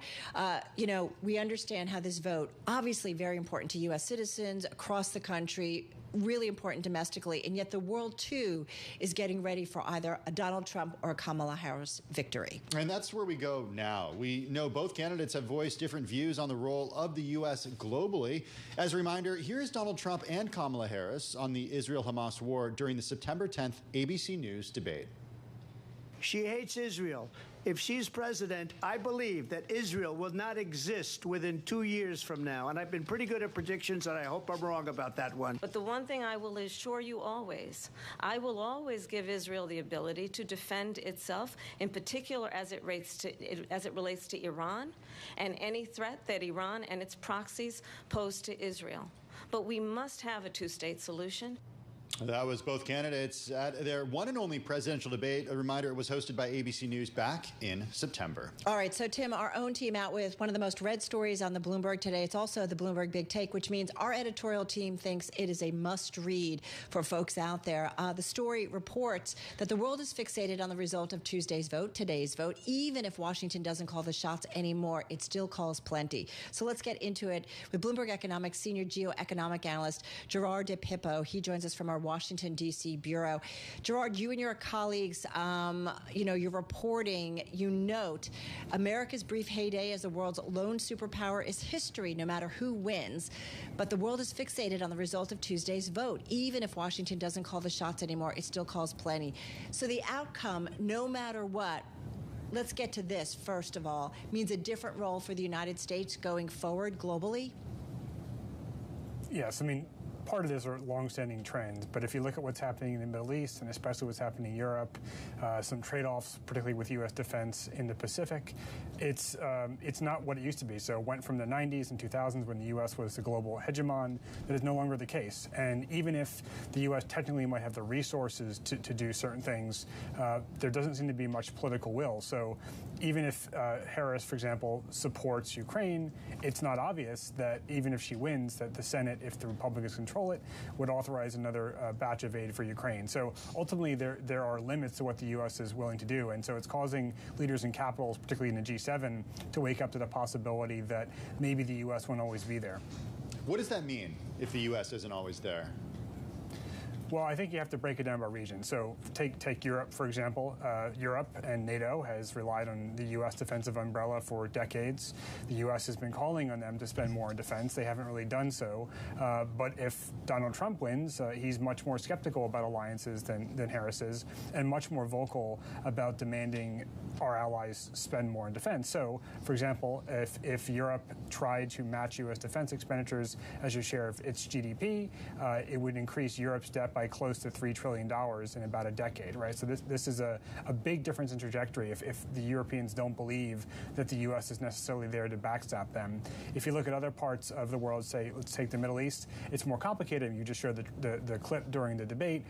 Actually, in that case, Harris and Trump are not all that far apart. Harris is probably more concerned about humanitarian issues in the Middle East, particularly with Gaza, but they're both quite supportive of Israel. I think the difference is what we're seeing of late, particularly with the conflict with Iran, the U.S. has its limits. And so the Biden administration is doing a lot to try to somehow direct what Israel is doing, but it doesn't control it, right? And so I think people have just made assumptions that the U.S. was sort of calling the shots. And that wasn't really true before, but it's just more evident that it's not true now. Is it a mistake to think Kamala Harris, Gerard, is just Biden 2.0 when it comes to the world stage? That's not quite right. So there would be mostly consistency. She's of a different generation. So Biden is very much of the post-World War II order of the U.S. as the world leader, very much committed to that architecture. I think Harris is, but she has, it seems like, a more sort of modest view of what the U.S. can do, which is just more current given those limitations. There's also the fact that because she might be dealing with a Congress that might not be aligned with her, there's only so much she can do in terms of things that require more resources, and the U.S. is facing its own interest rate and debt problems now. So even if she's sort of broadly supportive, it doesn't mean it's going to be a continuation of sort of a strong U.S. policy. And even then, the Biden administration has been, as noted in an article, more or less serving its own interests. Right? They talk a lot about alliances, but it's what the U.S. views as in its own best interest. You mentioned Congress, and obviously we're focused on the presidential outcome, but we are also talking a lot about the down ballot races and what happens in terms of the composition of the U.S. Congress on the other side of this vote. Talk to us a little bit more about that, how important that is in terms of shaping the U.S. role on the world stage. So generally speaking, foreign policy is an area where the White House has a lot of autonomy. What you need Congress for is basically budgets and taxation. And if you need something for, say, more defense expenditures, or if she has foreign aid objectives, that's where the congressional collaboration matters more. However, Congress over the past few decades, really 50 years or so, has delegated its taxation authority when it comes to tariffs. So in that case, if Donald Trump wins, he can actually pretty much uniformly impose tariffs if he wants to, using emergency powers. And so it's really on the external side, despite that this election is primarily about domestic issues, social issues, or domestic economic issues, the foreign policy is where you might see actually more volatility. And that's because any president has more leeway in that area. That's probably a good segue to talk about China and Taiwan. Certainly, the former president has made his view on how he thinks tariffs should be on China and on much of the world. But what would you say the major differences are between a Harris administration and a Trump administration when it comes to dealing with China and Taiwan? In general, what Trump cares about is trade. He's less concerned with quote, national security issues in the way that most people in Washington would define them. It's more transactional. He's been, let's say, inconsistent about his position on Taiwan. Harris is adhering to the strategic ambiguity, which is itself sort of confusing, but not exactly saying whether the U.S. would defend Taiwan.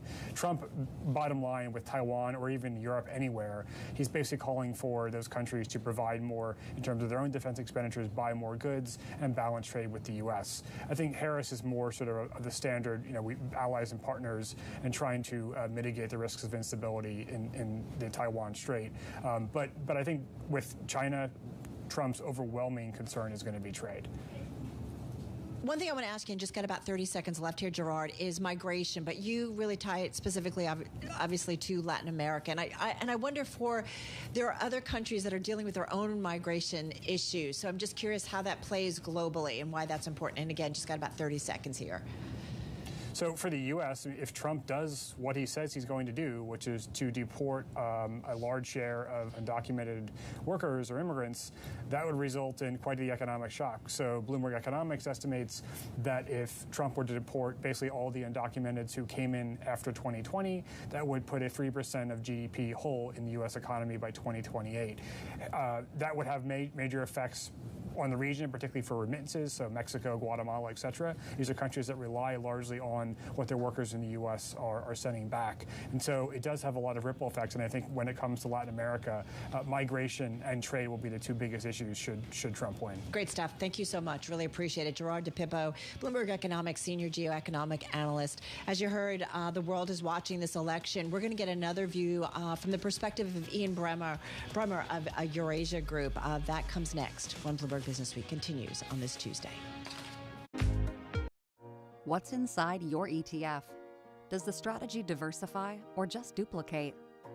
Does the team have decades of experience? With the Eaton Vance Floating Rate ETF, you know what's inside. Inside, you'll find active loan investing and high income potential from a loan market pioneer. Get to know what's inside EVLN, the symbol of senior loan expertise, powered by Eaton Vance.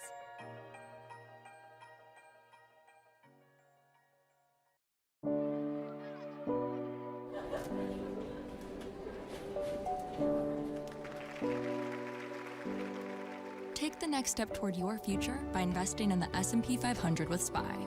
Getting there starts here.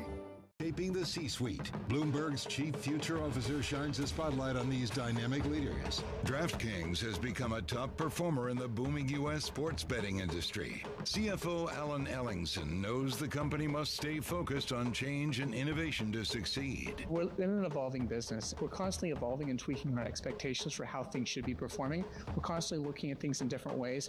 Watch Chief Future Officer, only on Bloomberg. Bloomberg covers the world with unmatched reach and resources. From more than 120 countries, the moment news breaks, 24 hours a day. Bloomberg, context changes everything. In case you missed it, on Bloomberg Technology. We're excited to really change the expectations for space companies, where you have this always-on, reliable, and frankly dynamic satellite connectivity that you would expect of your power grid. Easier access to space means more demand for space, and that's the definition of an exponential growth function. I think that's what's so exciting from a business perspective. If you can do it, you're one of a few numbers of organizations in the history who've actually pulled it off. Don't miss Bloomberg Technology live every weekday.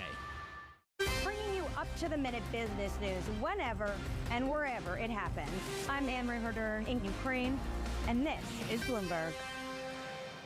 The top names in business are on Bloomberg. I've made so many mistakes in my investment career. One of them was I sold all my NVIDIA, probably in somewhere between 800 and 950. I think it's 1,300 on that stock now. I own none, and I own none the last 400 points. It was a big mistake. Nobody covers business like Bloomberg. Context changes everything.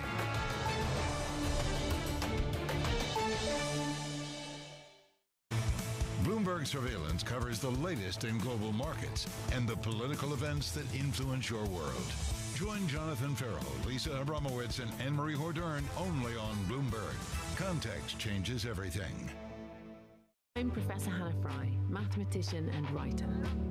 In this series, I will meet the companies, people, and pioneers transforming the world. It's like the Jetsons meets the Flintstones. Whatever future you dream of, if it affects us, I will explore it. The future is coming.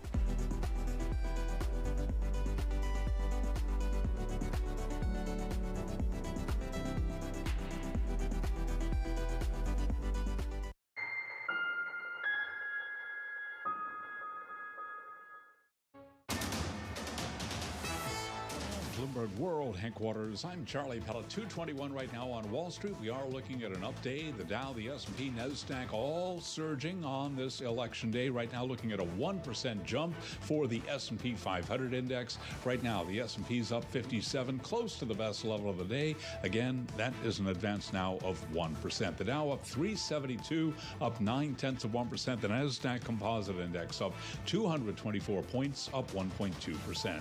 10-year 4.31%. The 2-year 4.21%.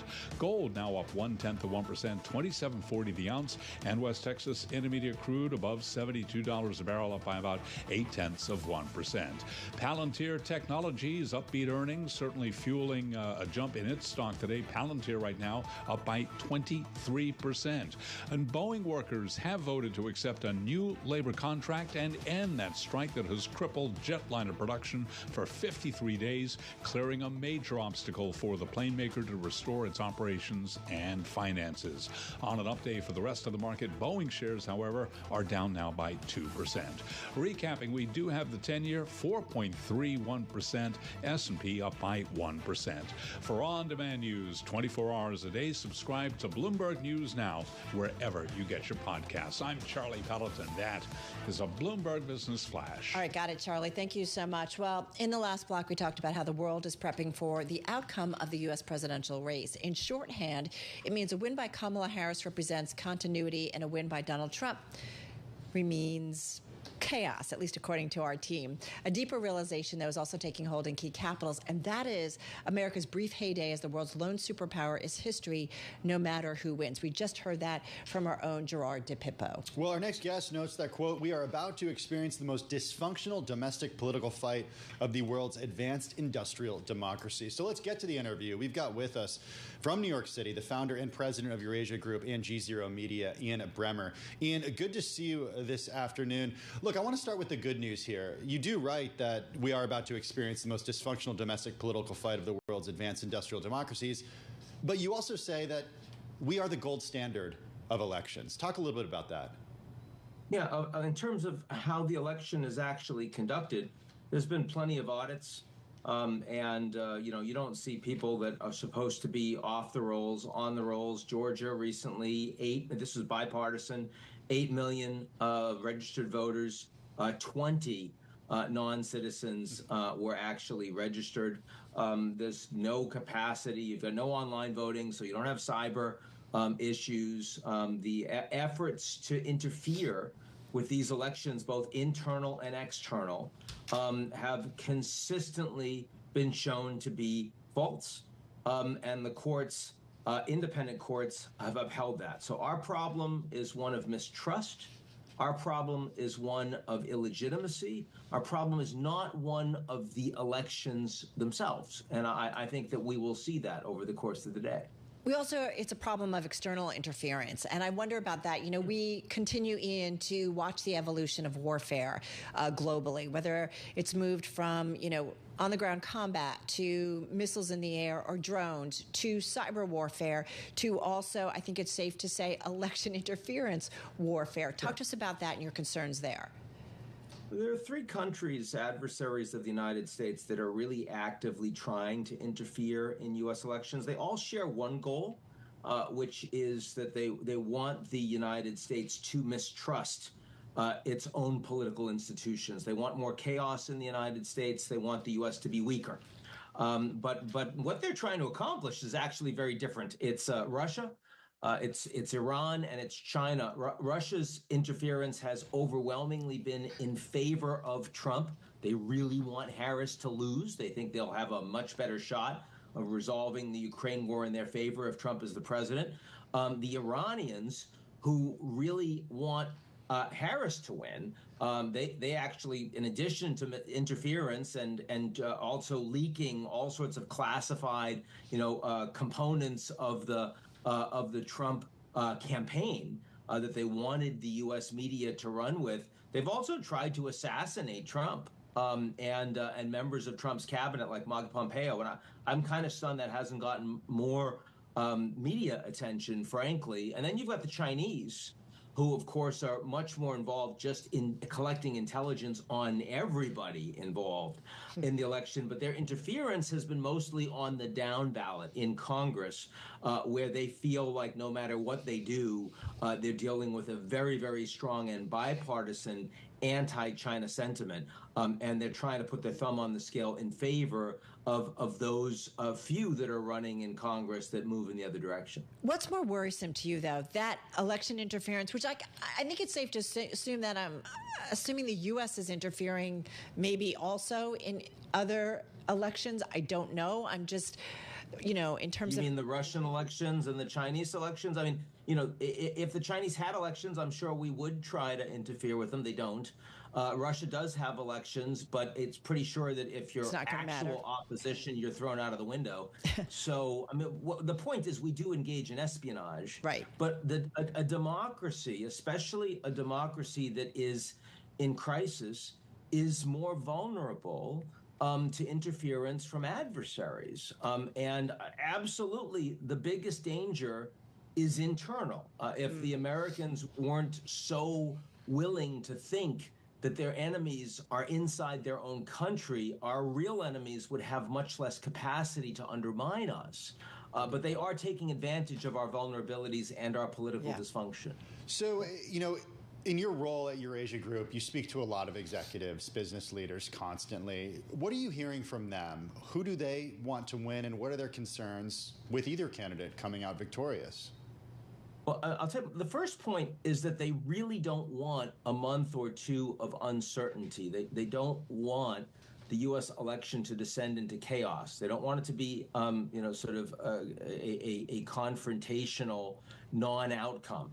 So most executives I know would rather this be a landslide win for either side than have this be something that a lot of people don't believe in the outcome and the legitimacy of the outcome.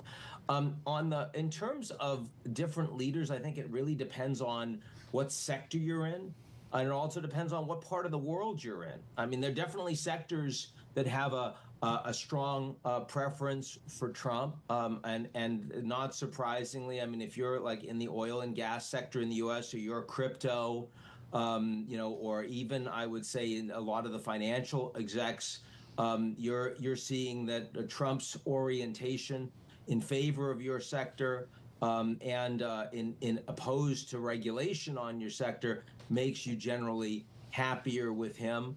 I would say most of big tech is more comfortable with Harris.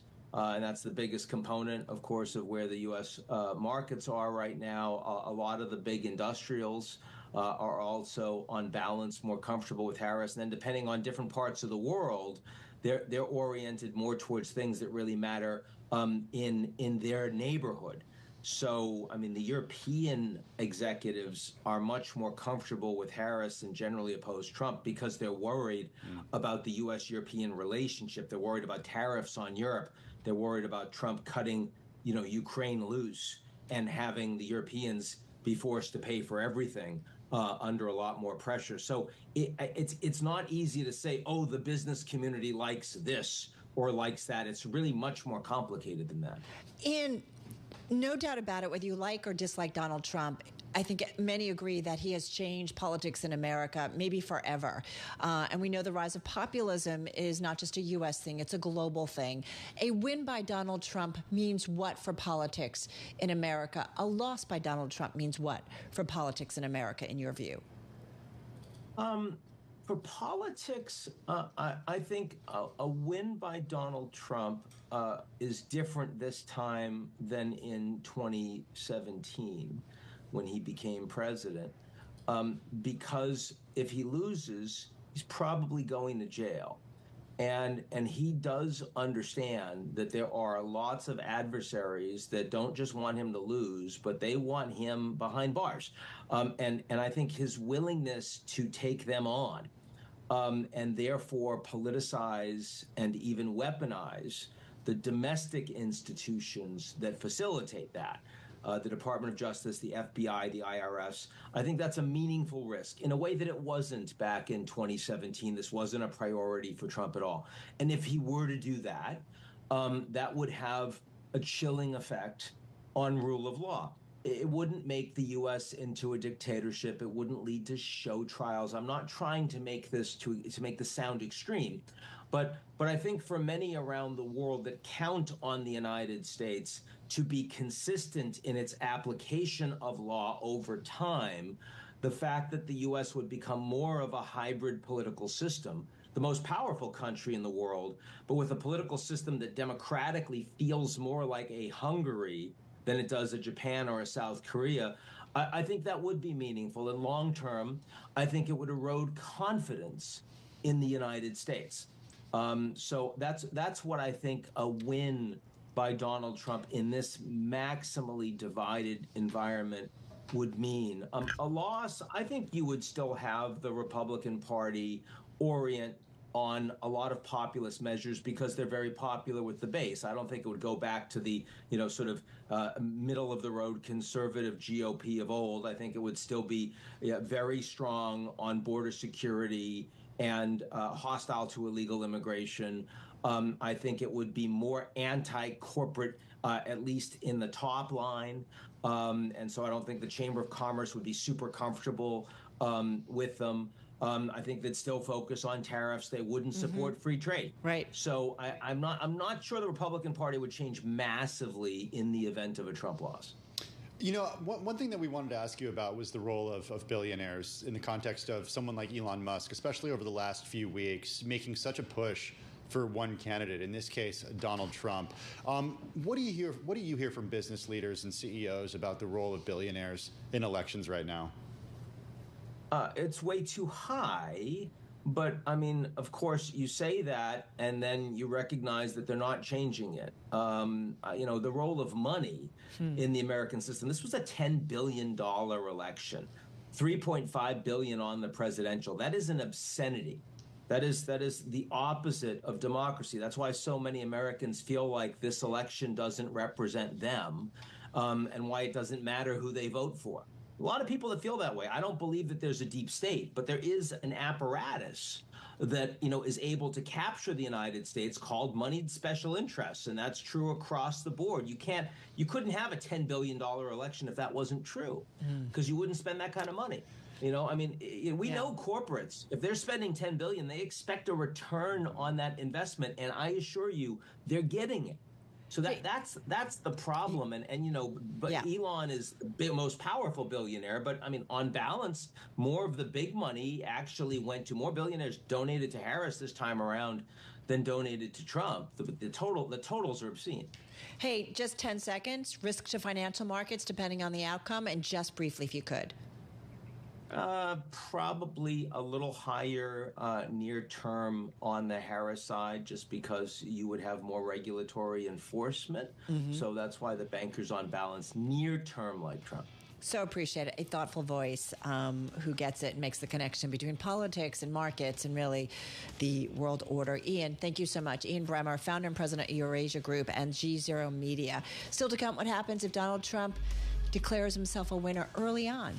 That's next. Where other property insurers see only risk, at FM, we see resilience. Where others see only walls, at FM, we see through them. And where others see a changing landscape, at FM, we see enduring innovations. As leaders in commercial property insurance, our risk engineering approach helps you see what others don't. So together, we can protect your business and your community in ways others can't. FM.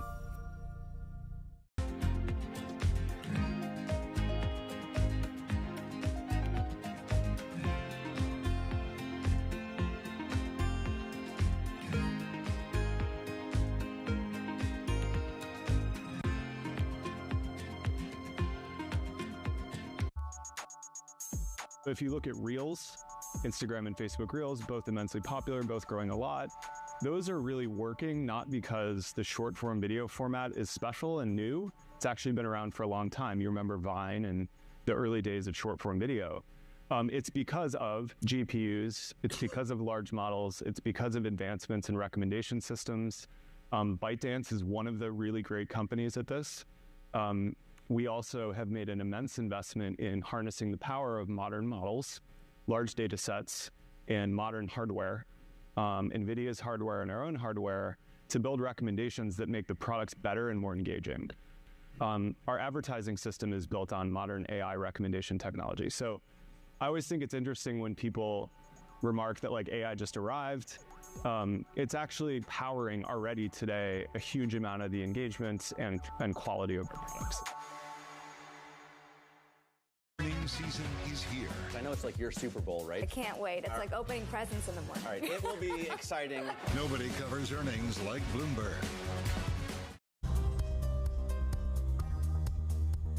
It's the countdown to the market open as we bring you the first trades across Europe.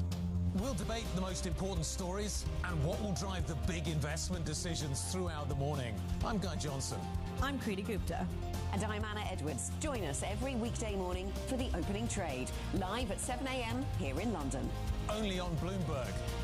Context changes everything.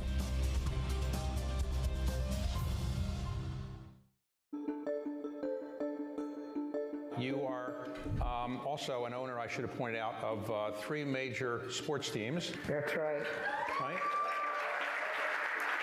And you're the first woman, as I understand it, the first woman to own 3 major, have a stake in 3 major sports teams. Is that right?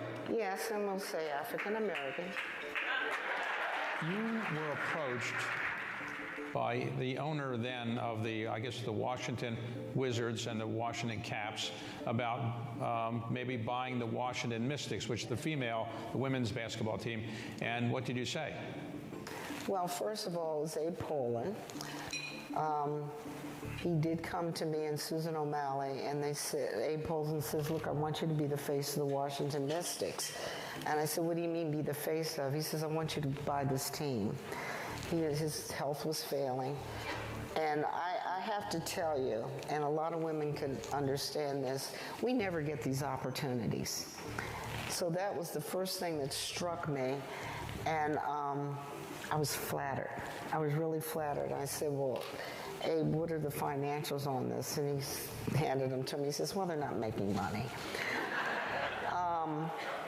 But I was still intrigued about team ownership.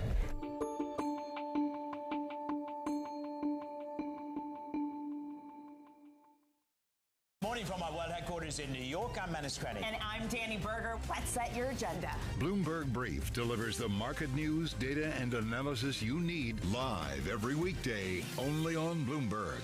Context changes everything. Asia is at the forefront of some of the world's biggest stories. I'm Sherrian in Tokyo. And I'm Heidi Stroud-Watts here in Sydney, where the trading day begins.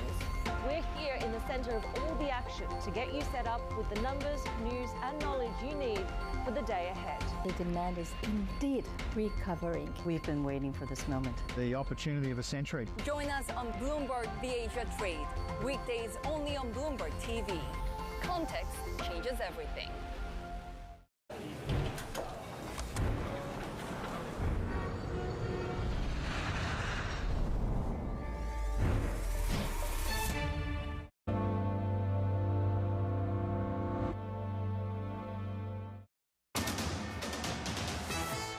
It's 2:40 on Wall Street. We do check markets all day long here at Bloomberg. We have got the Dow, the S&P, NASDAQ, Russell 2000, all advancing right now. We begin with the Russell 2000 up by 1.5%. To put that in context, the S&P up now by 1.1%, up 61, close to the best level of the day right now, 57.74. The Dow up 371, up by about 0.9%, while NASDAQ higher by 1.4%.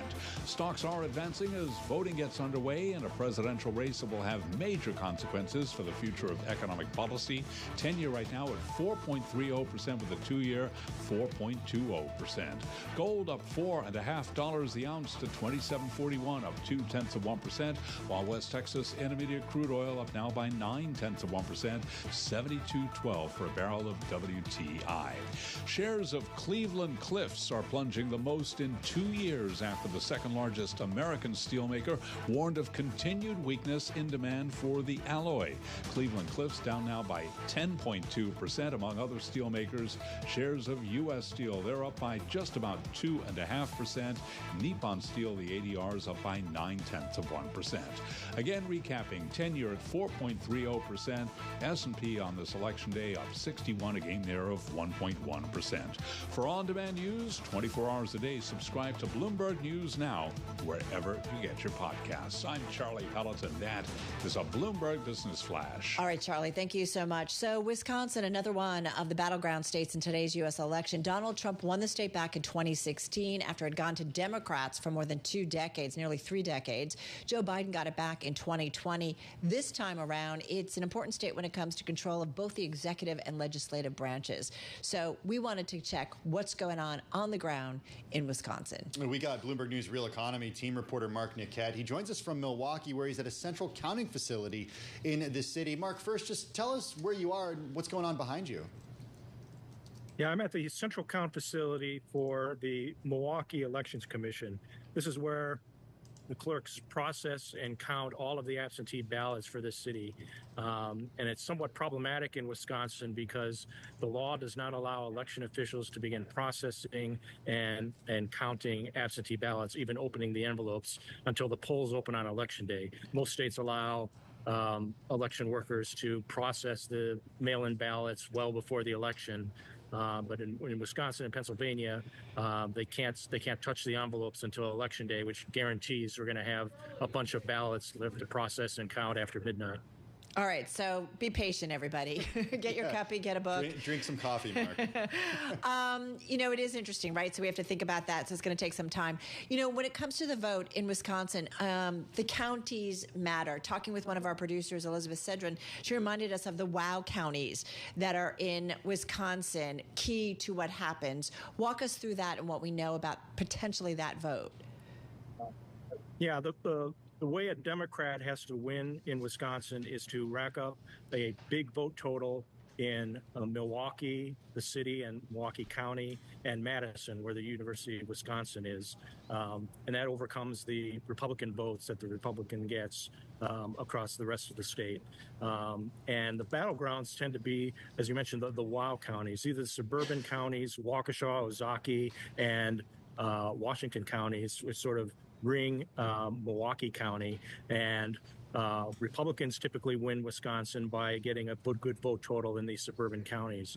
And this year, there's a real push by the Democrats to bleed some of the Republican votes in the WOW counties, particularly on the issue of abortion. The thinking is that Democrats can pick up some suburban Republicans, particularly women, on the issue of abortion and drive down the vote total for Donald Trump and win statewide.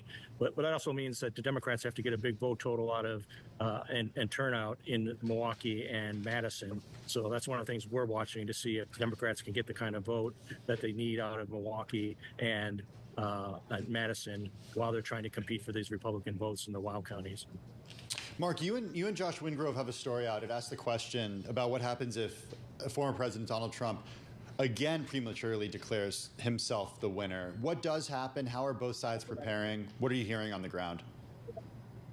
Yeah, the expectation is here. We talked to the governor, the Democratic governor, Tony Evers, on Saturday, and he flat out said he thinks that sometime after midnight, Donald Trump's going to declare victory, whether the networks or the AP have called the races, enough races to get him to 270 electoral votes. And what I think folks are preparing for is, what's the aftermath? If he does declare victory, before it's official, does that sort of affect his supporters or people who don't want to see Donald Trump elected? Do we have, protests emerging and just, undermining confidence in the outcome?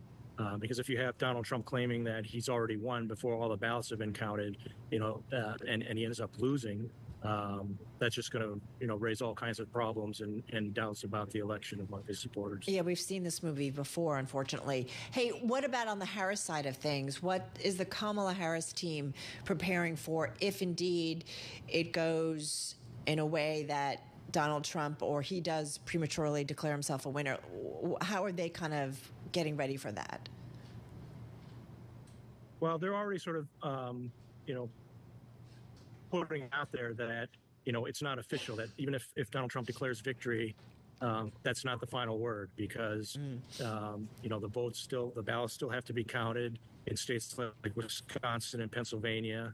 And if the Associated Press or the networks haven't called a race to declare a winner, there is no winner.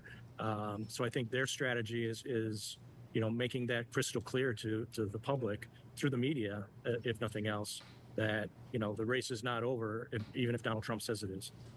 Explain the main concern here, because we do have to remember that the former president is not currently president. So he obviously has a huge megaphone, but he doesn't have the same power that he had in 2020 when he did not concede the election and when January 6th happened.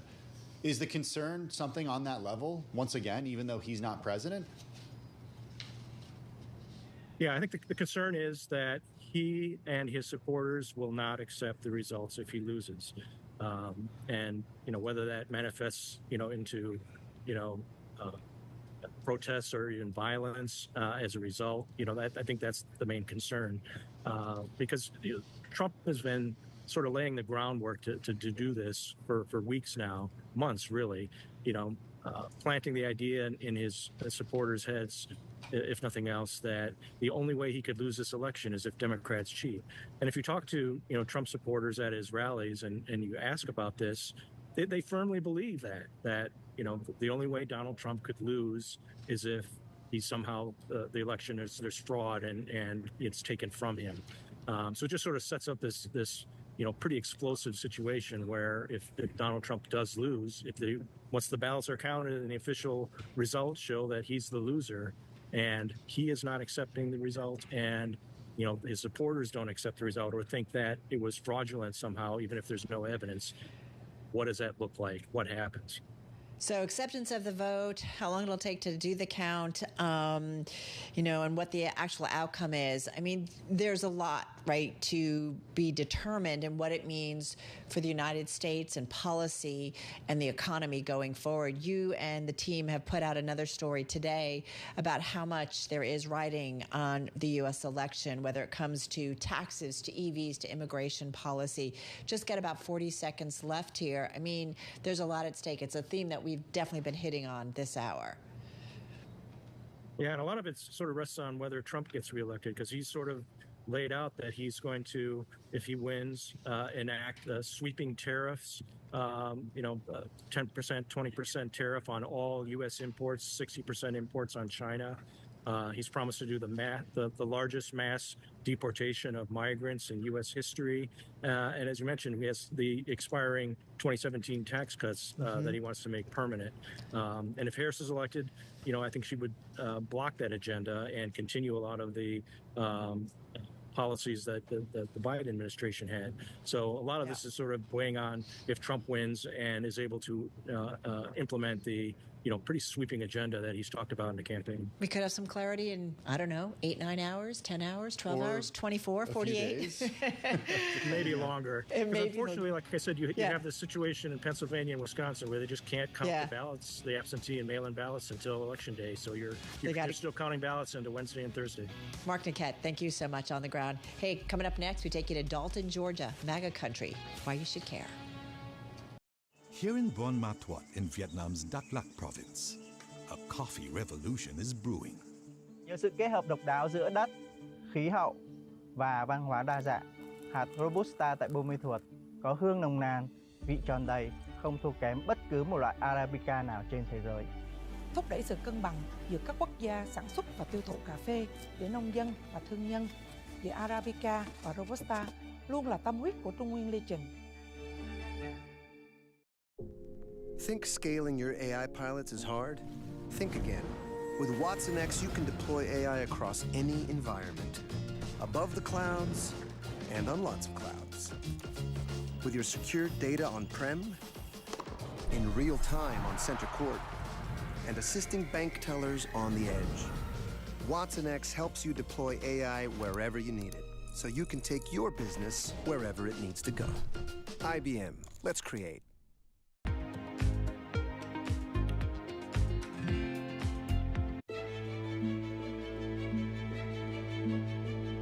I prided myself, probably wrongly, having worked in many countries, been brought up as a child in the Middle East and in the Far East, having a mother who was not British, she was Hungarian, she was a survivor from Auschwitz, and I was the son of a Holocaust survivor, and being involved with lots of people, I thought to myself, I know a lot about diversity.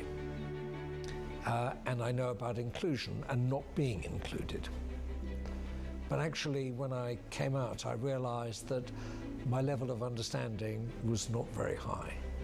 And actually, I could see both the support and the rejection of being different, and what you had to do to live a life where you were different. And I'm immensely pleased that I was outed when I was 60, just under 60. Because had I not been outed, I probably would have said I could stay in the closet and still believe that I knew everything, which I didn't. And that was a very important moment for me.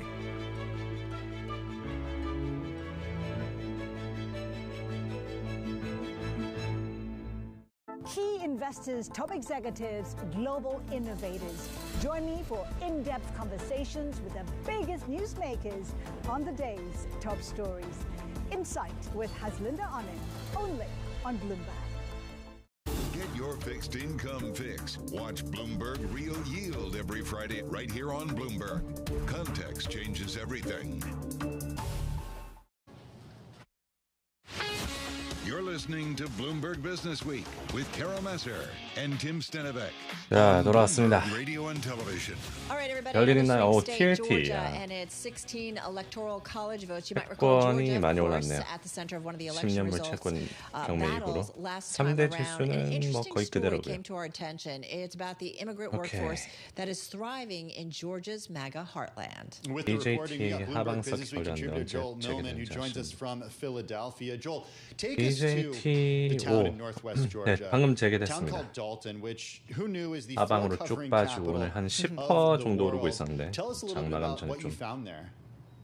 Well, it's a 움직이네요. fascinating place. It's a floor covering started with carpets 1.5%. 100 years ago, moved into laminates and tile and lots of 갑자기 other 하방이 things as 터지네. the market shifted.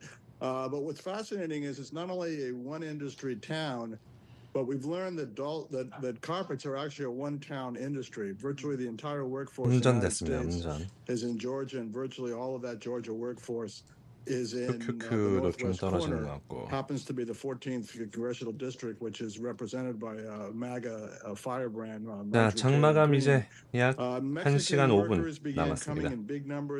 3대 지수가 좀 움직이는 듯 하면서 DJT가 There was kind 떨어지고 of a 있네요. rough transition, a lot of resistance, a lot of fear, but they basically kept an industry that could have gone offshore, which was very common starting in the mid-90s with NAFTA and the free trade agreement with Mexico, but also opening China to manufacturing were things that were really looming as kind of important considerations.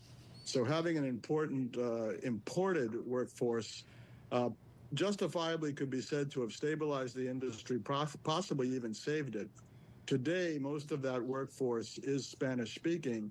However, so much of it was born in the United DJT States that it's harder to 4%. characterize it as 또 an immigrant 하방석이 workforce. 걸렸습니다. And it saved thousands of jobs for native DJT Georgians 또 who are 하방. doing better now than ever.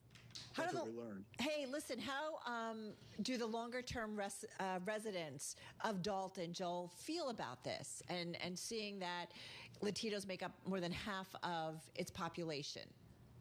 55분 12초에 걸렸으니까 이제 2시 12초 2시 12초에 다시 풀릴 겁니다. There's a lot of nice international flavor to the restaurant choices and things like that. I think the Dalton High is 한국 시간으로 4시 5시구나. last couple of decades. So that's always good. 5시 People love successful sports teams.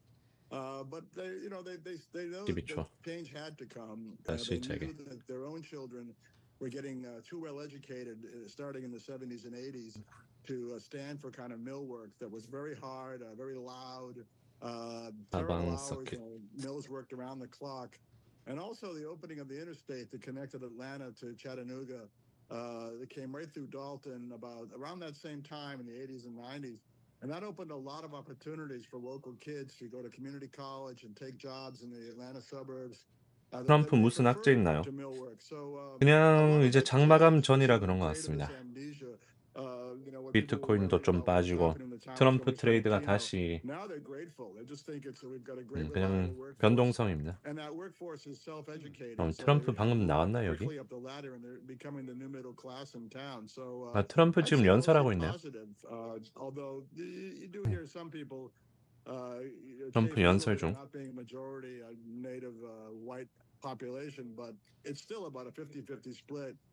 아니네요. 쏘리. 전 거를 보여주고 있었네요. 문장에.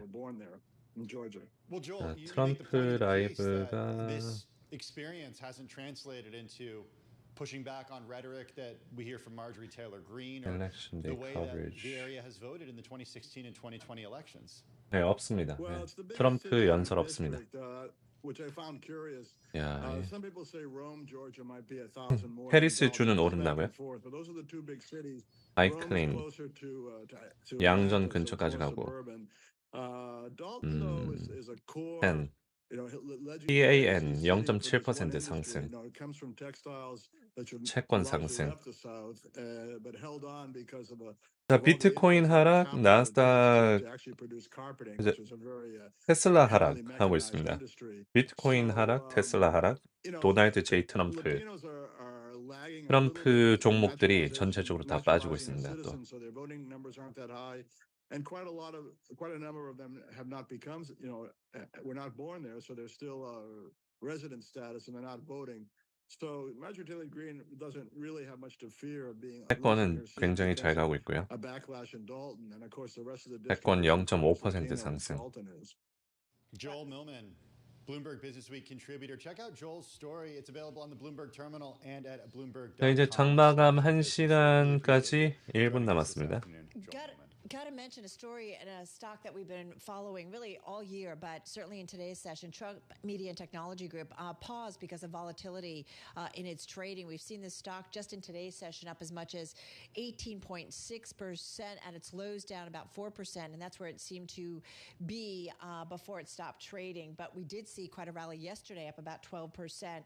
Our Bailey Lipschultz is out there reporting that the case for owning it boils down to the political fortunes of its namesake. We're talking about Donald Trump. It has been so tied to the news in the election. It has, but and the race. It's still up 171%. BST예요. So BST still part of the Trump trade. And I will say a big part of the float is shorted. So anytime Oh, there's fast some movement, you see, renewable. a lot of volatility as we are today. All right, that's going to do it for us. We 이게 continue. 해리스 종목이라고 볼 수 있을 것 같아요. 이 친환경 에너지.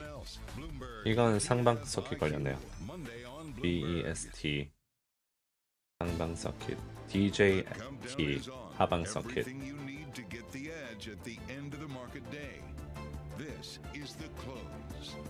장마감 전에 또 막 움직이네요.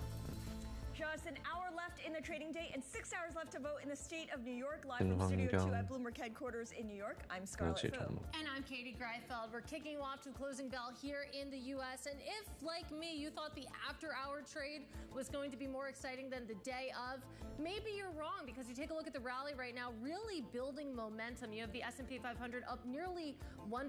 A lot of those gains are coming from tech. Of course, you have NVIDIA leading the way higher. You can see that in the NASDAQ 100 higher by about 1%. The bond market has been an interesting story. Of course, we had been higher. 자, DJT 하방 서킷 2번 걸려서 음전됐습니다. 마이너스 4% 하락. We are just below 430. And then you take a look at the VIX. You have some volatility draining from the market right now. Scarlett, you can see the VIX trading with the 21 handle. 반면에 친환경 종목인 BSTE는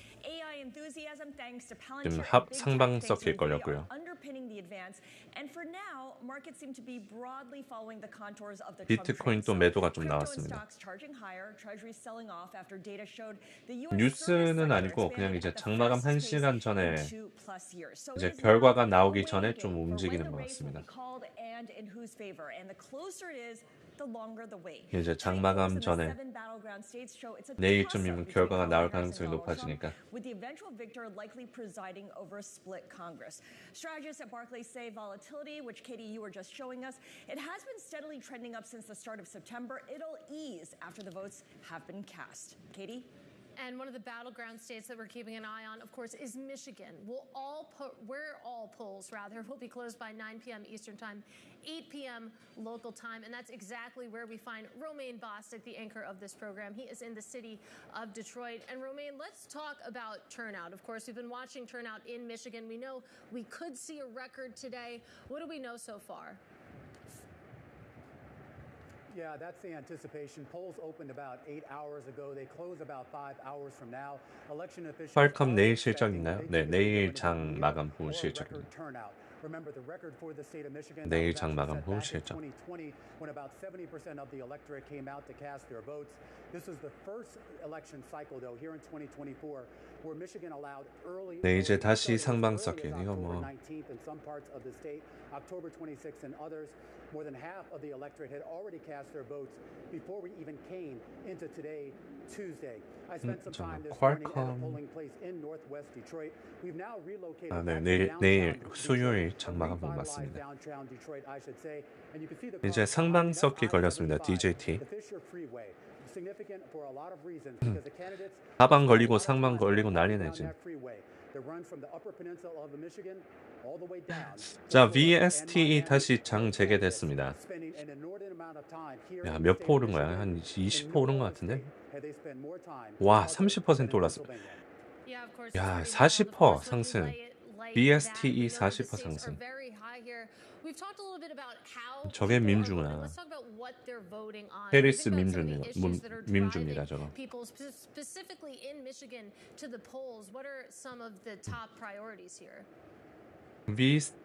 VST 왜 갑자기 오르는 거예요? 네, 트럼프 종목이 떨어지고 해리스 종목이 오르고 있습니다. 장마감 1시간 전에 오늘 트럼프 트레이드가 다시 돌아왔잖아요. 이제 트럼프 트레이드가 다시 돌아가고 해리스 트레이딩이 들어오고 있습니다. 단순 변동성인가요? 네, 단순 변동성입니다. 뭐 뉴스가 있어서 그런 게 아니고. 피라미슈. 네.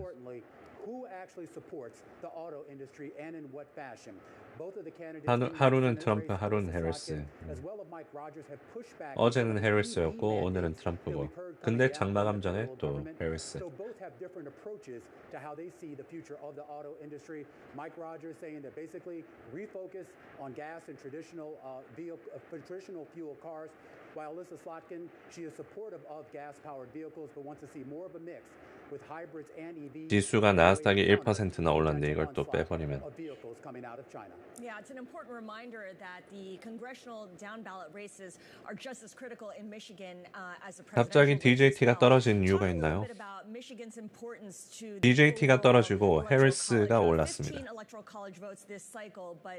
해리스 관련주가 오르고 DJT가 빠지고 비트코인 빠지고 테슬라 빠지고. Yeah, it's kind of weird because when you think about Michigan, it has been a Democratic stronghold for decades now, but it's always been a bit purple. In fact, if you go and you look at who they voted for in the presidential races, who they voted for at the Senate and the House levels here, it kind of oscillates between Democrats and Republicans every few years.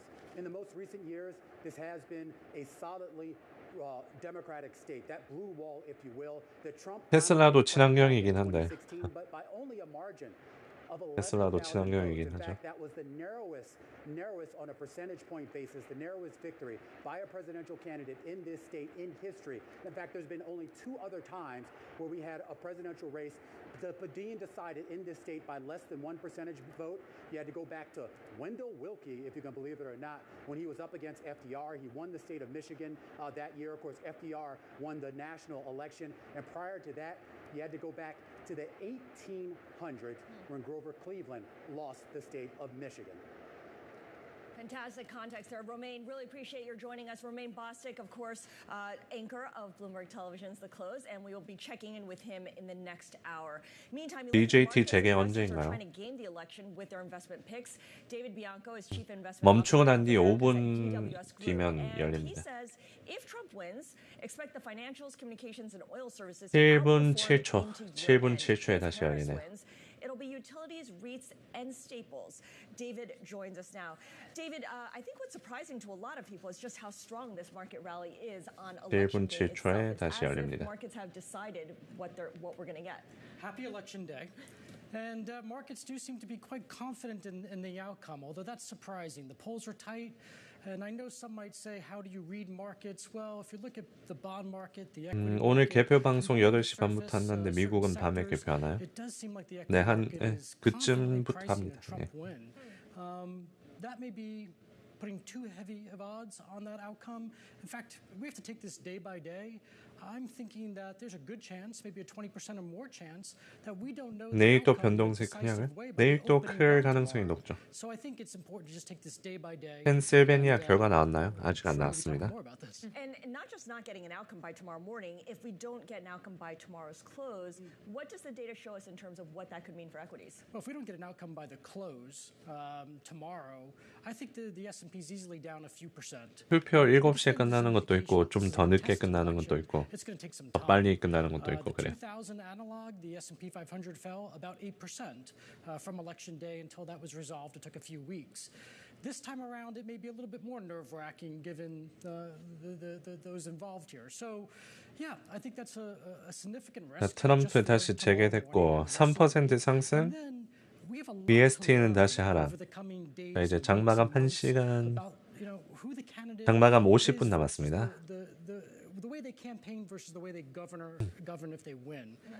네, 장마감까지는 좀 변동이 클 것 같습니다. 오늘 장 끝나고 슈마컴 실적 발표 나오고 쿠팡, 마이크로칩 이렇게 실적이 여러 개 있고요. And with that in mind, if Trump does actually win, is it already priced in? Largely. I would say anything at about 5,800 is pretty much fully priced a Trump victory, particularly until we find out more things like tariffs and the geopolitical circumstances. So I would argue that it's easy for the S&P 500 to find its way to about 5,500. 그리고 내일은 이제 결과가 나오기 시작하고 대선 결과가 나오기 시작하고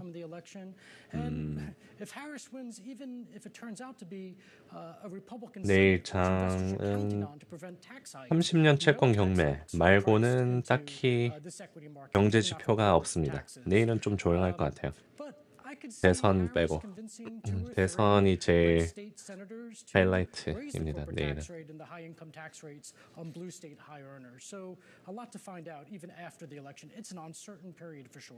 Well, specifically talking about corporate tax and how it ties into, of course, corporate America, there's a lot of daylight between what Kamala Harris is proposing for a corporate tax rate and what Donald Trump is proposing. And you've seen, certain sell-side banks sort of game out how that would impact the earnings power. And I'm curious what 아놀드님 감사합니다. 설문조사. 지금 트레이딩 여기 베팅 사이트 가보면 트럼프가 55에서 60%, 해리스가 40에서 45% 정도예요. 베팅 사이트는. 네, 지금 미국에 있습니다. 비트코인 좀 반등 나오고.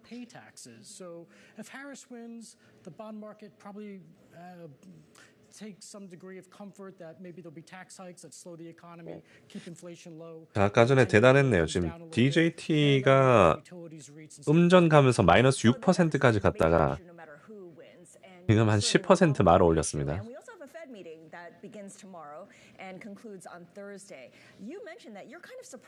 슈마컴 실적 발표 정상적으로 해요. 네. DJT 플러스 20%에서 5%로 막 역시 민주.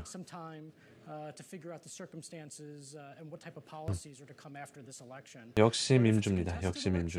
And there's no decision by 2 p.m. on Thursday. Maybe a cut, maybe a 50 basis point cut would be appropriate. But I think 비트코인 지지 딱 찍고 매수 들어오고. 근데 아직 변동성은 더 큰 것 같습니다. 장마감 50분 남았고. DJT 다시 음전. David Bianco is CIO of Americas at DWS Group. Really appreciate your coming in today. We'll be right back. This is the close. 뭐 수익 실현. 이제 장마감 전에 대선 있기 전에 이제 불확실성 있을까봐 좀 팔고 매도하는 것 같습니다. 빅스 20.78 여전히 높네요.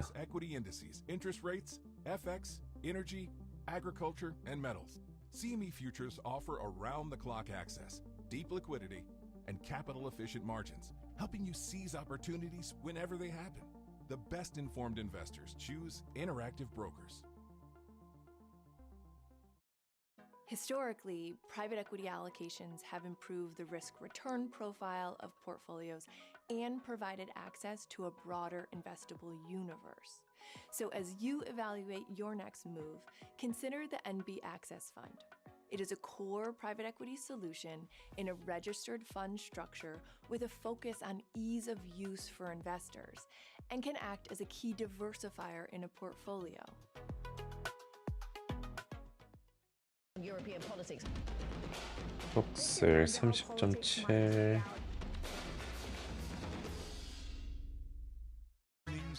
is here. Third quarter earnings season, as we've been talking about, really QQQ 492는 못 뚫고 있습니다. 여기서 또 매도 나오고 아까 매도 나왔던 지점에서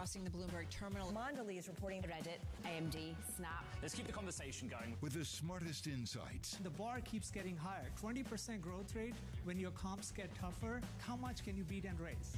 Continuing coverage on Bloomberg. Context changes everything. Bringing you up-to-the-minute financial news whenever and wherever it happens. I'm Michael McKee at the Federal Reserve, and this is Bloomberg. From the world of politics to the world of business, Joe Matthew and Keely Lines deliver news, insight, and analysis live 2 times a day every trading day. Balance of power at 1 and 5 Eastern. BST도 변동 크고 다우존스는 0.84 거의 그대로.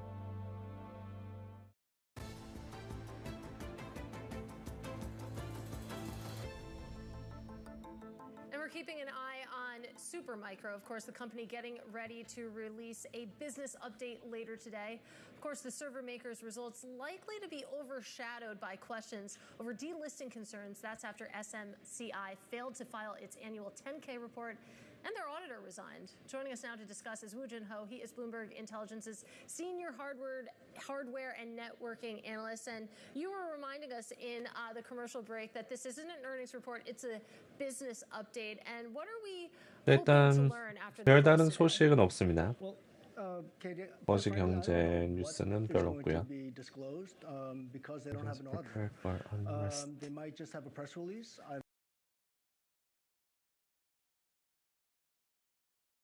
They provided an update in terms of their business activity back in early October of the number of servers that they've sold and how many GPUs. They sold 100,000 GPUs since June. So, look, I think they're going to, if they can report numbers, decent numbers, the question is are they going to provide an outlook? And I doubt that. Yeah, again, no auditor, just a reminder here. Supermicro, of course, was a beneficiary of all the AI excitement, and as a server maker, you know, it's certainly in the right business line. It accounts for 8% of NVIDIA sales. Do we think that there's going to be any kind of disruption that this might cause to NVIDIA, which is itself due to report earnings later this month? 이스라엘 관련된 뉴스 있긴 있는데 뭐 큰 거는 아닌 것 같습니다. 최근에 국방부 장관 이스라엘 카츠 이제 이스라엘 새로운 국방부 장관 임명됐고 인질 송환과 하마스와 헤즈볼라 파괴를 최우선 과제로 삼겠다고 다짐했다. 오늘 유가가 떨어졌다가 다시 좀 회복 0.77.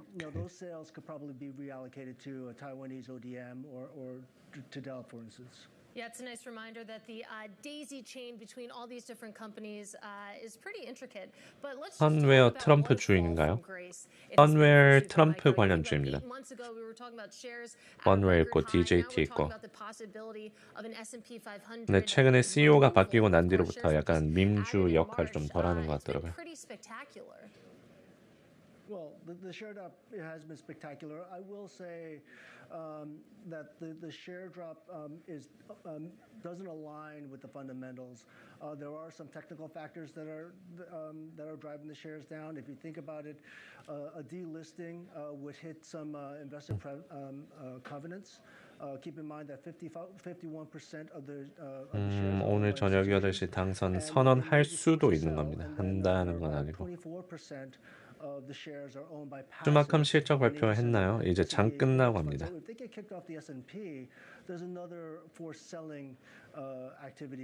지금 슈마캄 좀 떨어지고 있고.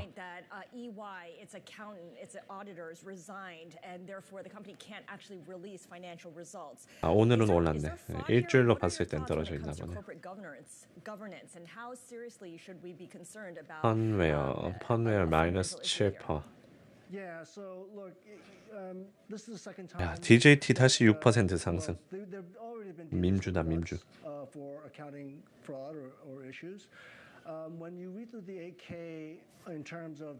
슈마캄 실적 나왔나요?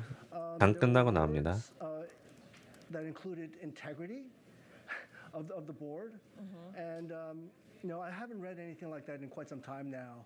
So, I'm not going to point to fraud right away, but when the auditor has a tough time signing off on the 10K. 출구 조사 결과 경합주에서 해리스가 리드 중이라는데 사실인가요? 글쎄 출처가 어디인지에 따라 다를 겁니다. 출처 어디서 읽으셨나요? 확인해 드릴게요. Coming up, the 53-day strike against Boeing finally over. Next in top calls, we'll talk about the long-term ramifications for the aircraft maker. 오늘은 방송 몇 시까지 하는지 여쭤봐도 되나요? 그냥 한 슈마컴 실적 보고 끌 것 같아요. 슈마컴. 대신 제 다른 지금 방송 켜놓은 거는 계속 켜놓을 겁니다. 대선 결과 나올 때까지.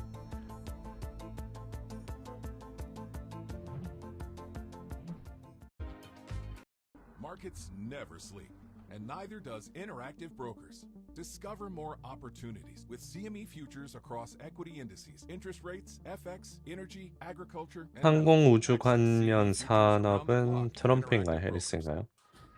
항공우주 관련된 거는 글쎄요. 딱히 있으려나? 둘 다 아닌 것 같은데. 트럼프가 일론 머스크 밀어주고 있으니까 뭐 X 관련해서 줄 거니까 트럼프가 조금 더 가깝지 않나 싶으면서 이제 일론 머스크를 밀어주면 다른 회사들은 좀 밀릴 가능성도 생각해봐야 되고 그렇지 않나 싶네요. This is where we're creating the future of connectivity. You see, the technology we make is what makes the impossible possible. And it doesn't stop there. 해리스 당선 64% 영국 이코노믹스지 예측. 근데 영국은 해리스가 당선해야 좀 괜찮습니다. 트럼프가 되면 유럽 쪽은 좀 어렵기 때문에 그게 좀 있을 수 있어요. 바이어스. 오늘 급등한 바이오노믹스도 정치 테마인가요? 바이오 쪽은 정치 관련된 거는 아닐 거예요. 그냥 바이오니믹스? 그런 회사가 안 보입니다. 바이오노믹스 말씀이십니다. 바이오노믹스는 있네. 이거는 그냥 잡주라서 6밀리언 달러 시가총액 굉장히 작습니다. 정치 테마는 아니에요. 바이오노믹스. SpaceX는 트럼프 AST든 해리스 같은 느낌인가요? ASTS 말이신가요? AST 말씀이신가요? 티커를 좀 제대로 주세요. ASTS 말씀하시는 거면 그거는 해리스는 아니죠. 베이스 모바일 회사. upgrading the e-commerce platform to outperform from market perform. The analyst says that he's increasingly encouraged by eBay's SpaceX는 트럼프, ASTS는 해리스 같은 느낌 그런 것도 아니에요. 그것도 아닙니다. The analyst now sees it as an attractive buying opportunity for investors. They seem to agree because shares up about 1.7%. 시간 6시로 가요. And let's end on Dollar Tree, a downgrade to market perform from outperform over at Telsey Advisory Group. This comes after Rick Drayling announced he was stepping down as CEO. The Telsey analyst saying Drayling's departure reduces his confidence in Dollar Tree's strategy and execution heading into the crucial holiday season. Shares down about 0.5% right now, and those are some of our top calls. All right, let's pivot to one of the most talked about companies this year, Boeing. Its workers agreed to a 38% wage increase 채권 금리 확 떨어졌고 10년물 4.37까지 올라갔다가 4.37까지 갔다가 4.28까지 떨어졌습니다. 자, 이제 장마감 약 38분 남았고요. 시장이 좀 요동치려고 합니다.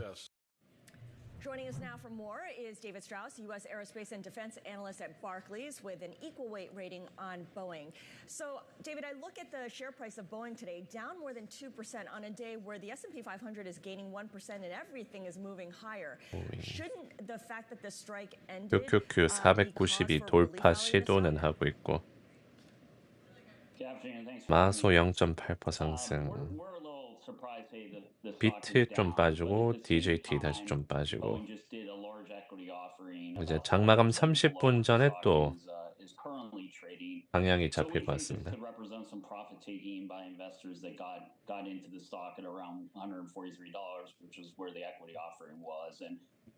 You know, with the strike now out of the way, the hard work begins for Boeing. There are no specific positive catalysts per se from here over the near term. They just need to get back to building and delivering airplanes. So we think it's really just some short-term profit taking in terms of what we're seeing today. Got it. All right. Well, the union president John Holden saying, "Let's get back to work." What are you thinking in terms of how long it'll take to ramp up production to get back to where they need to be? We expect it's going to take a while. 비트 빠지고 DJT 좀 빠지고 Right now, given their 증시 좀 빠지고. oversight with the FAAs to go too quickly and potentially have some sort of quality escape or 주식과 채권 같이 오르네요. 네, 금리가 좀 빠지면 증시가 상방 압력 좀 받습니다. 금리가 오르면 그래서 채권이 빠지면 시장 쪽 좀 하방 압력 받고. on the Q3 call, they said expectations very low for cash flow for this year as well as for next year. So the expectation is that they'll go slowly. Plus, you have the holidays, Thanksgiving holidays, Christmas holidays, which would naturally slow things down anyway. So we think it's gonna take a while to get back to kind of the 25 a month rate that Boeing was at on the max pre the strike. 네, 10년물이 좀 내려가고 있습니다. For next, like you said, Kelly Ortberg, he's going to take things slow, but we know the company has already announced a 10% reduction in their workforce. It's been reported that they're 많이 taking a look at different 올랐다가 businesses to see 장마 감자는 좀 what might 떨어지고. change there. I mean, what are you keeping an eye out for to sort of mark the next stage of progress? By far, the most important thing for Boeing is to get back to building 737 MAX airplanes and delivering. The airlines are waiting for airplanes. Boeing has a huge backlog. That is their major source of cash generation. So by far and away, that is the biggest issue. So we're going to be tracking. 자, 5분 뒤 장마감 30분 전 변동성 나옵니다. And obviously tracking how many they are able to deliver to the airlines. Beyond that, Boeing did an equity offering that provides them a fair amount of cushion in terms of their balance sheet, so they're in pretty good shape there. But there is the potential for them to look to divest some things that might not fit out of their service portfolio. That, given where valuations are today for those kind of properties, could bring pretty good value and maybe be a bit accretive to where Boeing's currently trading. Well, David, just quickly here, like you said, the focus has to be getting manufacturing back up to speed, of course, production quality. When you think about things that people might consider sort of on the side, the space business, for example, do you think that you could explore a sale there? 오늘 좀 올랐습니다. 3.5%. 오늘 장 끝나고 실적 나오고요. Apparently has been up for sale for quite a while. 쿠팡, Smci. It's proving a little bit difficult to maybe sell that business given the competition there with SpaceX. Beyond that, the space portfolio that Boeing still has today is relatively small. They do have, the Starliner program that's been problematic. So if possible, it would be great for them to kind of shrink their losses there. But the more meaningful divestitures more likely would come out of their services portfolio. All right, David, have to leave it there. Really appreciate your time. That is David Strauss over at Barclays. Coming up, millions of voters heading to the polls right now. We'll have the latest next. This is Bloomberg.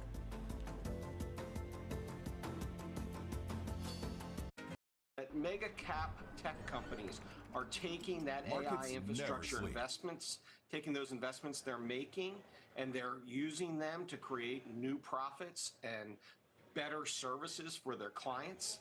And as a result, we don't see that spending slowing down this year or next year. Do you have to be more selective, though, now? Was that the lesson of earnings, if you will? 기술주들은 오늘 반도체랑 그냥 골고루 많이 올라갔네요. 오늘 애플, 구글 빼고 골고루. 여기 반도체 쪽에 엔비디아, 브로드컴 3% 정도씩 올랐고 아마존이랑 메타 2% 정도 상승. 애플은 시가총액 1등 뺏기고 좀 부진하고. In the market SMCI는 뭔가요? 슈마컨 회사라고 반도체 회사에 있습니다. 오늘 장 끝나고 실적 발표하는.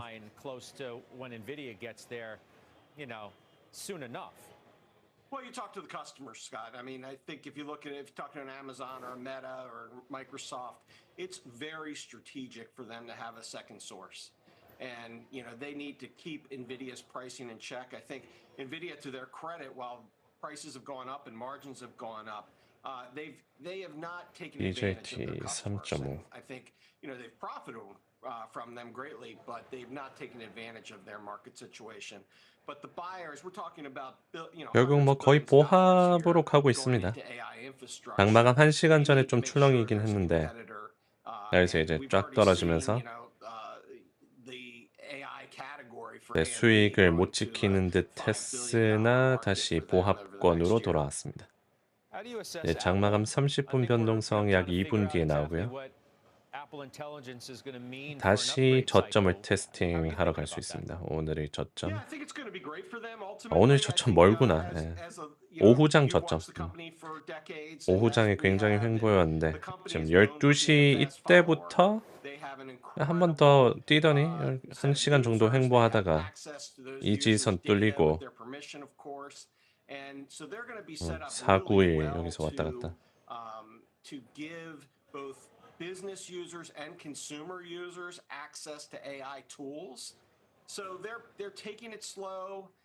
They have that position that enables them to do this without spending nearly as much in AI because they can partner with a Google, they can partner with some of the other leaders in AI. So, we really see their position as still very strong, but they're going to take their time.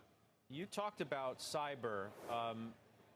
We looked at your latest filing. It doesn't show that you own CrowdStrike or Zscaler, but you do like those stocks. What light can you shed? 자, 장마감 30분 전입니다. 장마감 30분 전 변동성 이제 나옵니다. This is an interesting trade for the election. So yeah, those are new positions for us. Yeah, I mean relatively new. Within 엔비디아는 시가총액 1등 자리 지켜줄 것 같아요 오늘. 이제 내일 대선 투표 결과 나오기 시작하면서. They're an incredibly strategic vendor to their customers, and there's two sides to the coin of cybersecurity. It's an incredibly serious business. So when something goes badly, it is a very strategic, large issue for the customer base. But at the same time, in our view, they have the best technology in the industry. Let me lastly ask you, because we really didn't get to it, whatever kind of regulatory risk that you may see, no matter the outcome, former President Trump hasn't exactly spoken glowingly about many within the tech industry, during his 개표 term. 시작한 주들이 있나요? 뉴햄셔 쪽에는 있어요. 거기는 이제 딱 3대 3으로 나왔습니다. Actions have come down against a number of different mega cap names. So how are you thinking about it no matter who wins? Well, I do think the most meaningful difference between the two sides will be the FTC. And the potential departure of Lina Khan would be a massive positive for big cap tech and their ability to make M&A transactions. And that flows down to private equity and the venture capitalists that are backing companies that have not been able to be acquired by the largest tech companies, largely because they're waiting to see what happens with the current leadership at the FTC. So I think that is the biggest difference between the two, who wins in this election. And so if Trump were to win and Lina Khan were to depart, we would see that as a really good change for the tech industry. All right. We'll talk to you soon. It's good seeing you. As always, Glenn Kacher joining us once again. Thanks for having me on.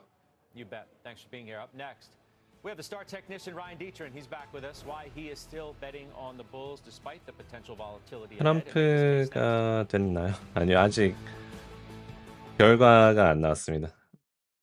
결과는 이제 한 4시간 정도 뒤 4시간 정도 뒤부터 이제 나오기 시작할 겁니다. American voters. If you look at the polling data, a lot of Americans are convinced that they're worse off than they were 4 years ago, even though by most standard measures of economic performance. 내일은 아마 한 2% 정도는 플러스 마이너스 움직일 듯.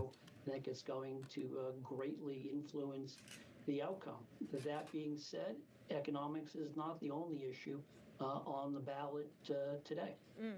Well, talk to us a little bit about what some of those other issues are. What do you think is high on the priority list as Americans head to the polls? Of course, we talk about inflation all the time. We talk about the labor market, but you make a good point. It's not the only thing we talk about.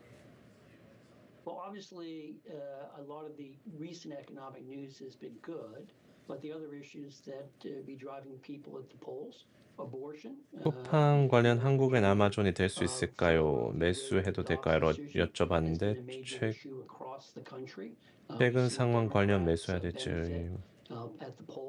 매수 매도는 이제 질문을 했었다요. 질문 없는데. 이제 매수 매도는 직접 하시면 됩니다. 실적 발표 나오기 전에 매수해야 되는지 매도해야 되는지 질문 의미가 별로 없어요.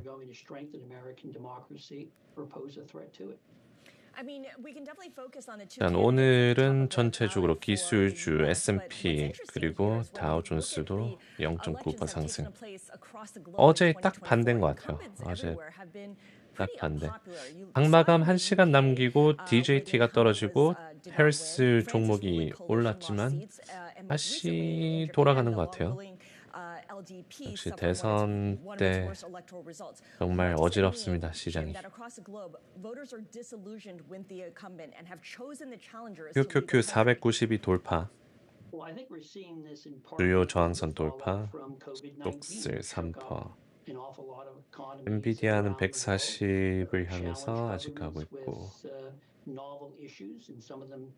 Handle them terribly well, and we've seen the results of the ballot box. But I think if you look at the U.S., in some ways, it may break the trend. If you look at public opinion polls, obviously, this is an election that's a nail-biter. It could go either way. I think in a lot of the other elections you referred to, the fact is that going into the election, it was pretty clear the incumbent was going to lose and lose significantly. I think what's different here is, unlike all those other countries, the American economy is actually performing very well. And to some extent, Kamala Harris. 테슬라 오늘 고점은 255였습니다. 255까지 갔었어요. It looked as if Donald Trump was going to run away with the election. The shift from Biden to VST는 서킷 걸린 건가요? VST 네 하방 서킷 걸린 것 같습니다. 거래가 없네요. 마이너스 14%. 거래가 되나?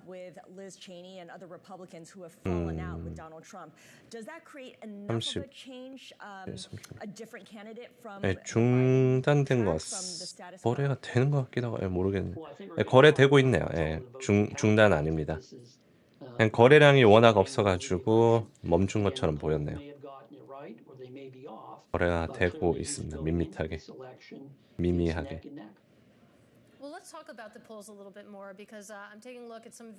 미국 사시는가요? 네, 미국에 있습니다. Especially in 2016 when the polls did not exactly inform reality, and it feels like we've been within the margin of error. We've been really in a dead heat for months at this point. 자, 이제 장마감 24분 전이고요. 25분 전이고요.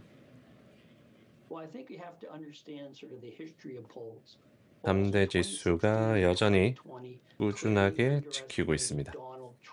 오늘은 어제의 반대 트럼프 트레이드가 나왔고 장마감 전에 좀 움직임이 있었습니다. 트럼프 종목들, 비트코인, 테슬라, DJT 쭉 떨어졌다가 한 반 정도 말아 올렸습니다. 반 정도. 근데 아직 장마감이 아니기 때문에 변동성은 여전하다고 볼 수 있을 것 같습니다. 거래량이 좀 많아지는 중.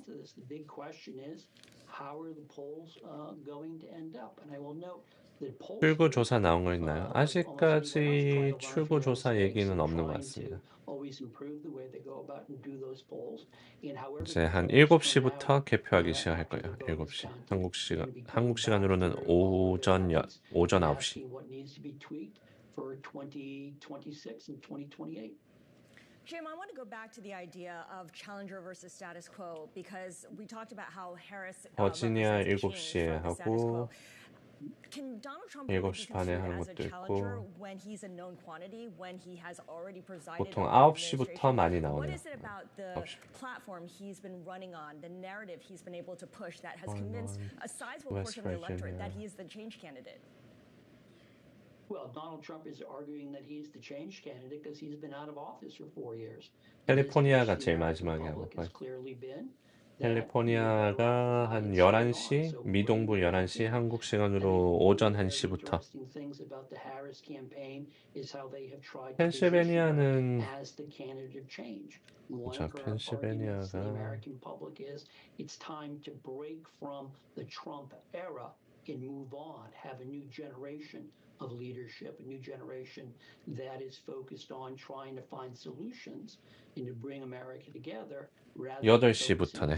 미동부 8시. 그럼 한국 시간으로 오전 10시부터 펜실베니아 그 개표 하기 시작합니다.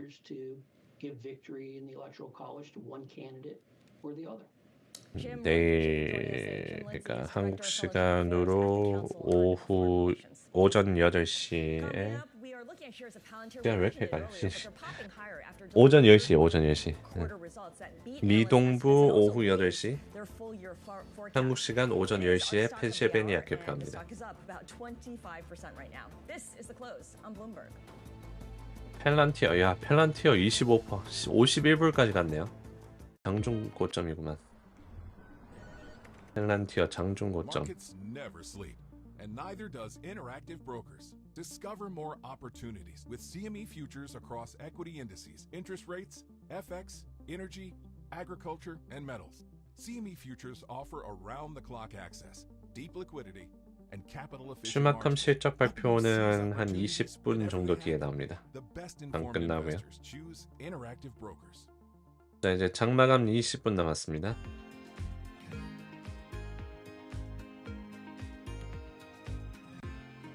오늘은 한 건 없이 하루 종일 DJT보다 기빨린. 어휴, DJT 하루 종일 쳐다보면 기빨리죠. 2시간 반 뒤에 개표한다는 말씀이죠. 3시간 20분 뒤요. 3시간 20분. 6시, 7시. 4시간 20분. 4시간 20분 뒤. 한국 시간으로 오전 10시에.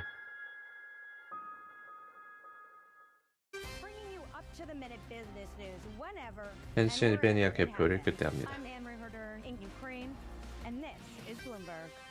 4시간 20분 뒤. Bloomberg covers the world with unmatched reach and resources. From more than 120 이제 주들 중에서 24 hours a day. Bloomberg. 어디야? 메인은 아니고 저기 버몬트인가?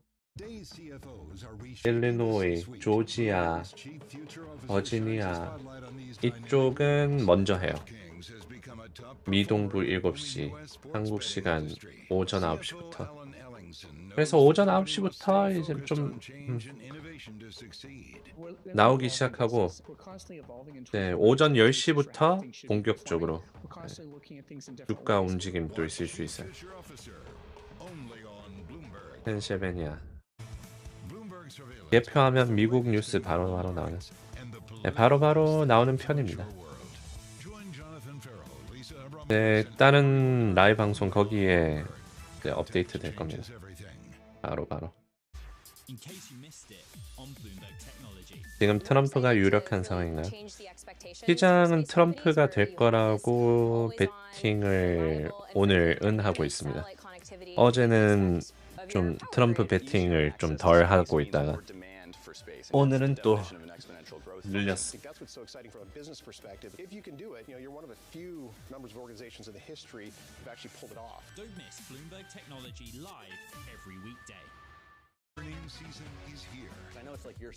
자, 장마감 이제 18분 남았고요.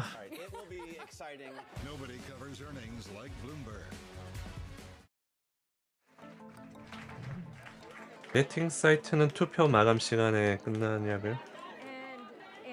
글쎄요, 언제 마감하지? where Kamala Harris, the vice president, just was. Of course, she is going to make her way to Howard University later on this evening for her final election watch result.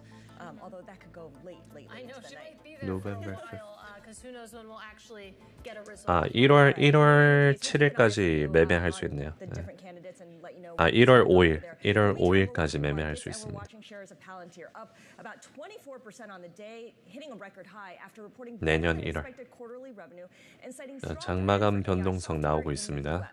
Abigail Doolittle has been DJT가 다시 0%로 돌아왔고 how they're building out their commercial business in addition to their government business, which has done very well.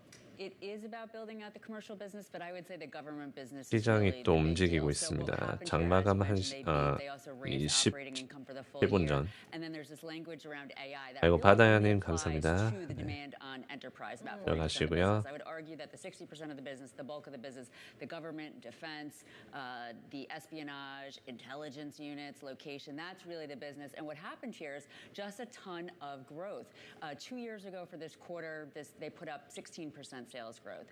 For the quarter a year ago, they put up 20% growth. Now 30% growth. That's really moving in the right direction. There are clearly a lot of geopolitical tensions for this company. 스마컴 실적발표 몇 시인가요? 한 5주래. 6시, 오전 6시. 15분 정도 내려납니다. So that those people can then make informed decisions. Yeah, and it's just wild looking at the 5-year chart. I feel like Palantir was one of the first companies that we attached 애플 AI 좀 to. 떨어지고 Was part of 비트코인 the start of that 그대로고. craze. And it's interesting because we're talking about software with Palantir. AIP when we talk earning이요? about the 네, AI 나오면 investing, we also 알려드리겠습니다. talk about hardware. We talk about the picks and shovels. 그 We talk about 어닝은 믿을 chips, 수 있을까요? but we're talking about a software company here, and maybe some of the 그게 문제긴 하죠. 네. attention is heading more towards 그 어닝은 믿을 수 있을까요? Interesting. I was speaking to one 그냥 analyst 주가 움직임 보는 in 거죠. terms of the AI for this company that he does not completely get it, and this is one of the big things 주마컴 around this company. 상폐될 확률이 있을까요? 상폐될 확률 꽤 있습니다. 네, 그래서 주가도 최근에 좀 많이 떨어졌고요. 고점에서 한 50% 이상 빠졌습니다. This analyst was saying that he wasn't necessarily sure that this AI demand that's being talked about is quite as real, that it could really be more just the robust growth for the government side. So stay tuned. We'll have to see whether or not they can create more transparency around 에디님 타국살이 고생이냐? the enterprise and then the government business. Well, at least for right now, shares are absolutely flying. Of course, up nearly 25%. Abigail Doolittle, thank you, of course. 15분 남았습니다. 15분. We do want to bring you some breaking news. This out of Apple. We just got this headline that Apple to 애플. face first EU fine under the bloc's digital markets. 자, 애플 악재 나왔습니다. 유럽 쪽에 EU 블록 디지털 마켓 액트. EU 쪽에 그 벌금 물어야 된다고 하네요. 애플이 좀 떨어졌습니다. 유럽 쪽에 디지털 무슨 법 때문에 벌금 물어야 됩니다. This is the close on Bloomberg.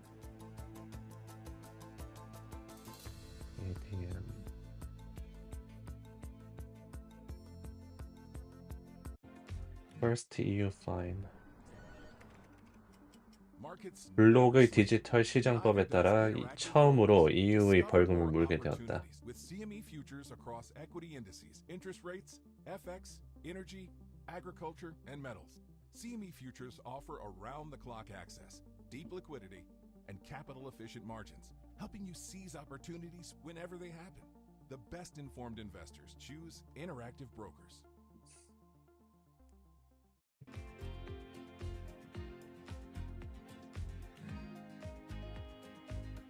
올랐던 거 다시 좀 빠지고 있고요.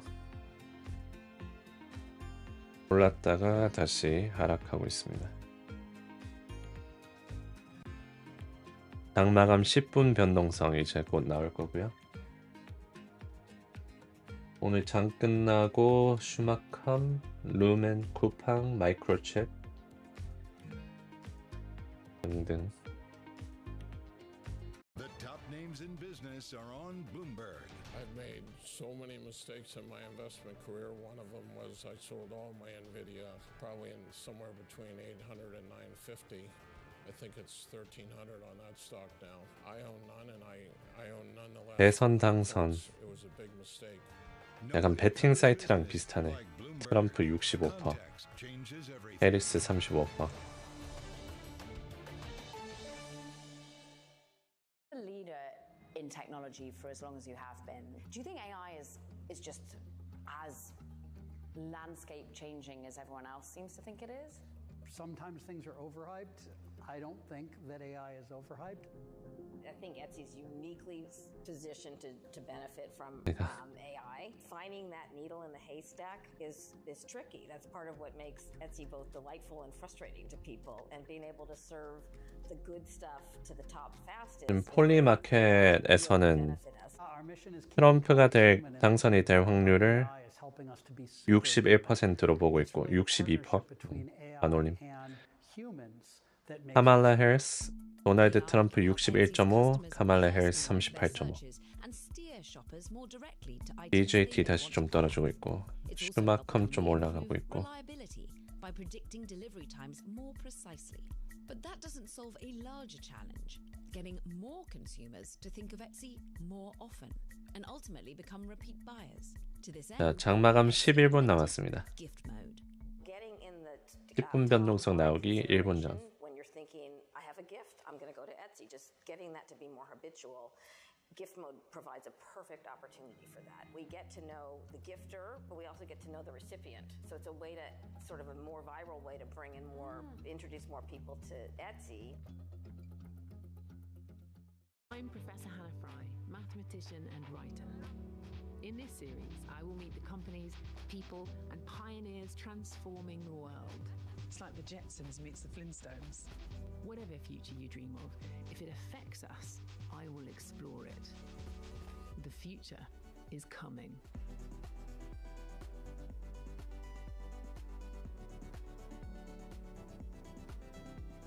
오, 4, 3, 2, 1. 10분 전입니다. 장마감 10분 전. 일단 눈에 띄는 하락세는 없고 테슬라 하락이 조금 눈에 띄네요. 아까 전에 반등했던 구간 다시 아래로 떨어졌고요. DJT도 다시 음전됐고.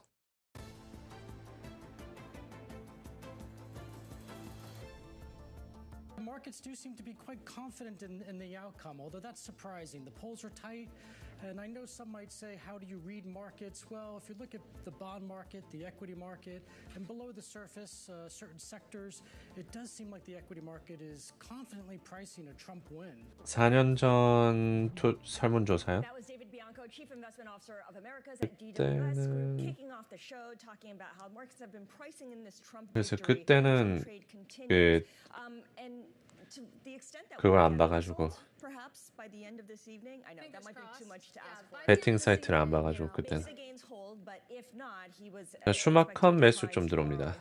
5% 실적 발표 전 매수 좀 들어옵니다. 테슬라 비트코인은 좀 떨어지고 있고. Just this week, seeing it again today. 장마감 Take a look at the 8분 S&P 전. 500.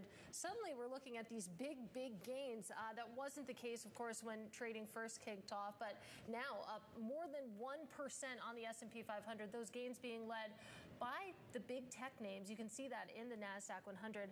How about the bond market, Scarlet Fu? Because you take a look at the 10-year yield. Nothing right now. I know, and that in and of itself is exciting because the bond market has been all over the place.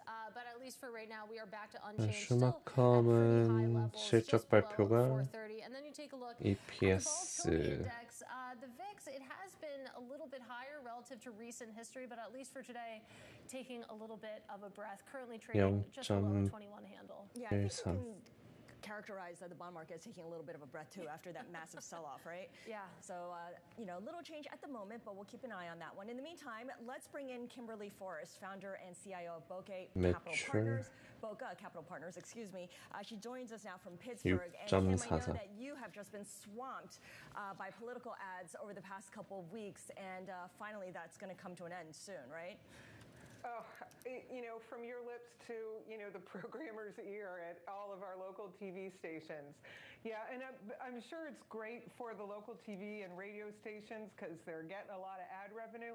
And that's the very best kind, right? Like, they don't care. They're not buying huge amounts or huge time periods. They're paying the rate. So, and we're paying the price by having to watch them. Yes. You were talking about the markets, 그리고 and I'm thinking they're probably terrible poll predictors too, because I don't know that they know anything more than the people who. 오, 슈마컴 장마감전 5.9% 장중 고점입니다. Back to some of the trends that have been in place even before early voting really began in earnest, and a big part of that is the sell-off in treasuries. When you look at what's going on in treasuries, when do you expect to see things stabilize here? Is it going to come in the form of a Fed decision on Thursday? I think that will help, certainly. I mean, they do set the overnight rate, and theoretically, at least the textbooks I've read, everything's supposed to go up from there. So I do think that some of the economic data that has come in recently is making the bond market react, for sure. But it is kind of a difficult thing here because neither presidential candidate has been really excited about 6분 남았습니다. 장마감 6분 전. bond issuance because we're actually not spending quite as much. So I think the bond market is its own kind of voting situation and telling us things as it 별로 변동은 없습니다. 슈마컴이 좀 뛰고 있어요. We think about the Venn diagram between the two 슈마컴 매수 좀 들어옵니다. more debt is definitely in the center there, but it's interesting. You think about some of the policies that have been proposed with Trump. We talk about his potential tariffs all the time. You think about some of the industries that could fall into the crosshairs. I think retail names. I think apparel makers, and of course, we're looking ahead to retail earnings. What are you expecting out of that industry as you marry together, of course, the fundamentals with the known unknowns here? 슈마컴 가고 마소랑 테슬라 좀 하락하고 비트코인 그대로. 자, 장마감 5분 남기 5초 전. 4, 3, 2, 1. 5분 남았습니다. 자, 매수 일단 변동 크고요. 492 QQQ 아직 돌파 못하는 중. 슈마컴 확실히 뛰었고요. 테슬라가 좀 떨어집니다. 테슬라가 아까 전에 그 떨어졌던 지점 그 아래로 가고 있고요. 3.38%. 그래도 올랐습니다. 3.38%. Because they know what tempts people and what delights them and what makes the dollars come out of their wallets for the stuff that they want. And that really is the what a good retailer should do, right? Is delight its customers with products they need and want. SMCI 7% 상승. A winner, particularly in the retail space, you're looking for those names that sort of move beyond just discretionary purchases that maybe fall more into the staples category. Right. And I don't own, I didn't disclose anything. I don't own Walmart, but I make myself go to Walmart. And I have to tell you, their clothing looks really great on the rack. I haven't pulled the trigger and bought any, but they have completely changed my local Walmart. 자, 장 끝나고 슈마컴 실적 발표 나옵니다. Like I haven't seen before. So even though they they are the Staples Center, right, where you're going to go buy your flour and sugar and meat and milk and all that kind of stuff. But maybe they're 자, 예상치 여기 노트 위에 적어놨고요. 올려놨고요. The winners within retail will just become stronger, and the ones that rely on the lower income households that are under pressure are definitely going to feel the pain. Speaking of earnings, most of big tech has reported, with the exception of Nvidia, which is still to report on November 20th. What have we learned about the semiconductor industry given the results that we've gotten? It's been fairly mixed. That could set up expectations heading into Nvidia's numbers. Right. Well, I think Nvidia has gotten a green light. 자, 3분 남았습니다. 시장 단단합니다. 오늘 장 끝나고 한국 시간으로 오후 9시부터 개장하기 그걸 하기 시작합니다. 투표 이제 카운트 하기 시작합니다. 아이온큐 오늘 실적인가요? 아이온큐는 내일인 걸로 알고 있습니다.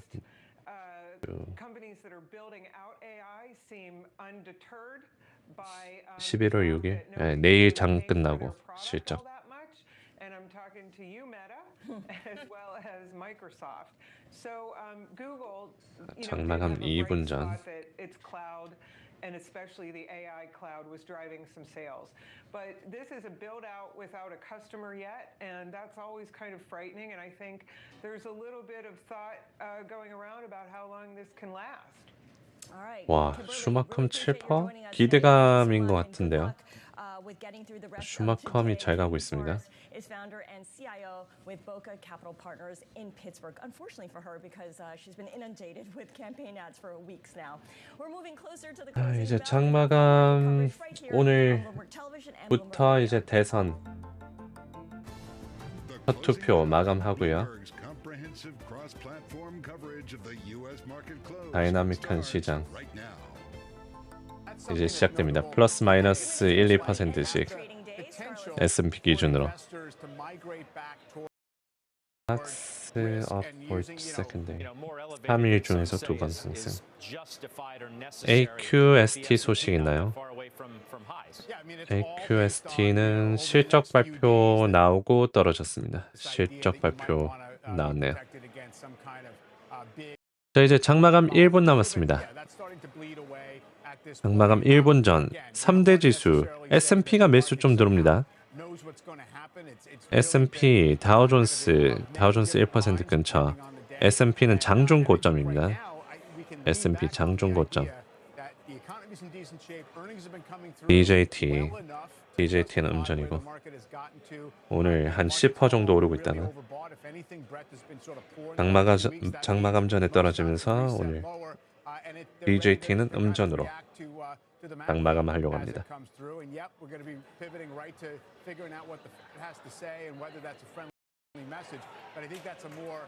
자, 장마감 10초 남았습니다. 장마감 10, 9, 8. 자, 3대 지수 S&P가 잘 가네요. S&P 상승. 자, 장마감 갑니다. 수고 많으셨습니다. 자, 이제 슈마컴 실적 발표 나오고 마이크로칩 이렇게 쿠팡까지 실적 발표 대기 중이고요. 결과 나오는 대로 올려드리겠습니다.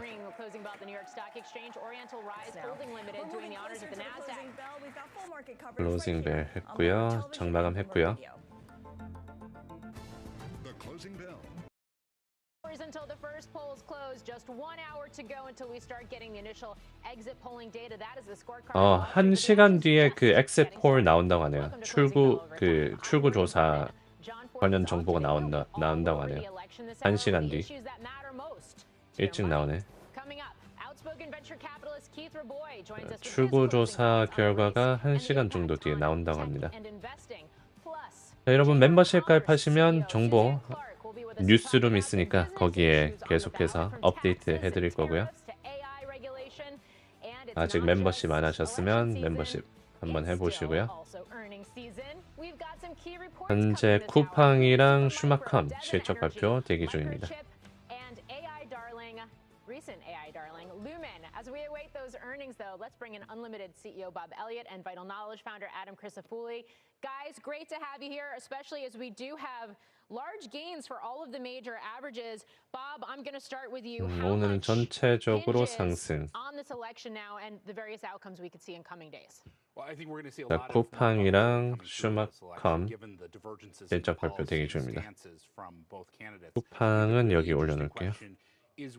쿠팡 또 오늘 4.6% 상승했네요.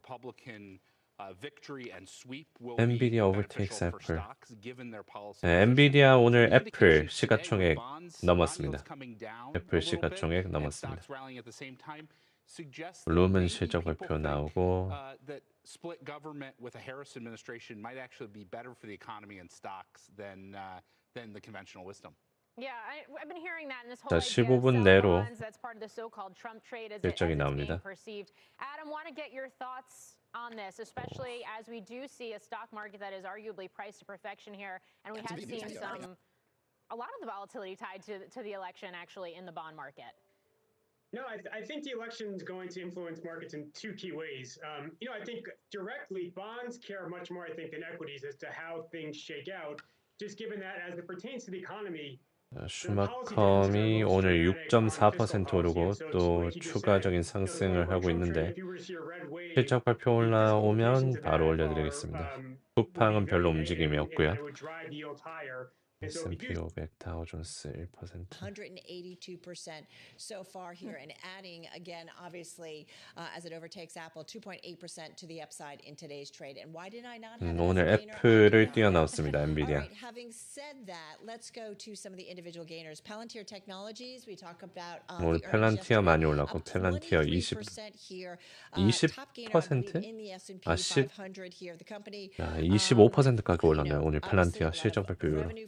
From global governments reported third quarter results that beat expectations, raised its full year forecast, citing high demand in the U.S. for its AI software. So again, this is a stock that's up about 200% so far this year.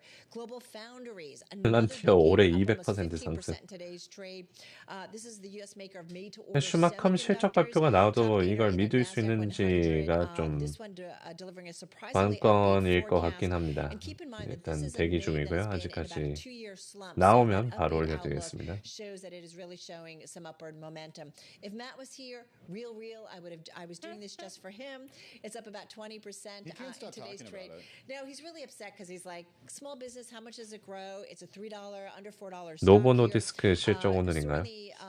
노보노디스크 실적은 내일 장시작하기 전인 것 같은데 확인해 보겠습니다. It's up nearly 80% though so far this year, and it's about 25% of the float shorted. So just keep that in mind. 노보노디스크는 내일 장시작하기 전이요. 내일 장시작하기 전에 나옵니다. Setup for Tim, because Trump Media and Technology, guys, was up 18% at its low, down about 8.5%. It finally finished. Down the downside about 1%. We know there's what two DJT today, so it's kind of bridging the two of us today. Always a risk putting such a volatile stock.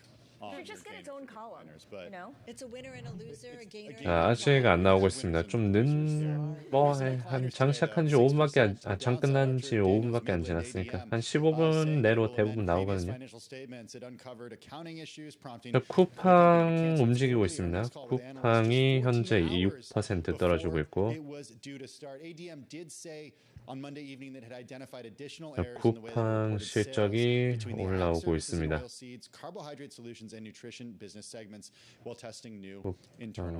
7.2 쿠팡 EPS 비트 많이 비트했네.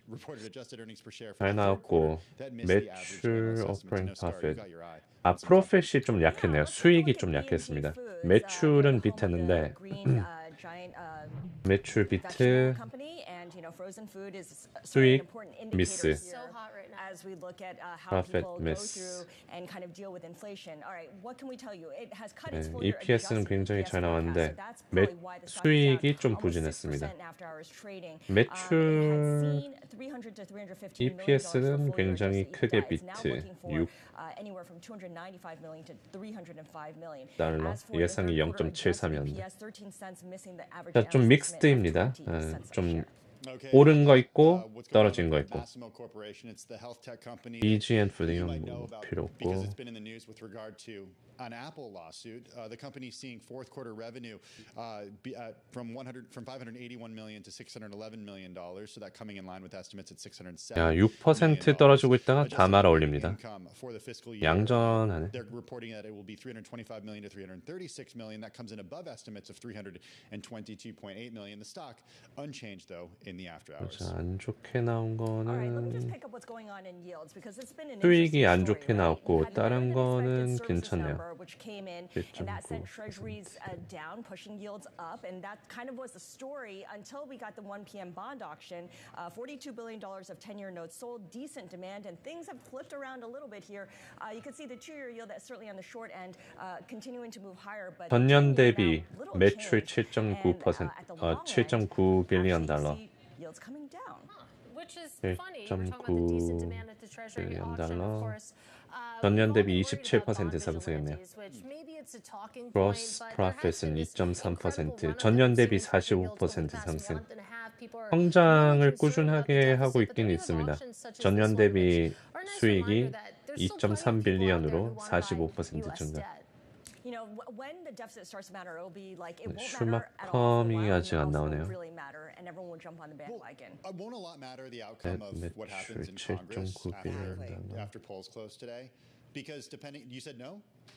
No, go on. I'm nodding. Well, if there is a red sweep or a blue sweep, then it gives a green light to a certain extent to some of these policies. Yeah. You know, we'll see if the bond vigilantes rear their heads and say, okay, no to some of these policies. Yeah, I mean, I think that's a really important point, right? What happens in Congress will determine what whoever wins in the White House can ultimately do and what it means in terms of spending. So we'll see.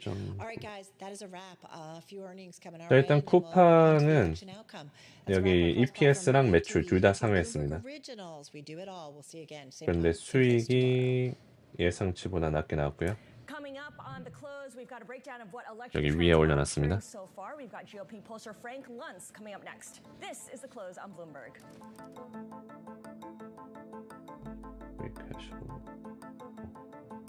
Markets never sleep.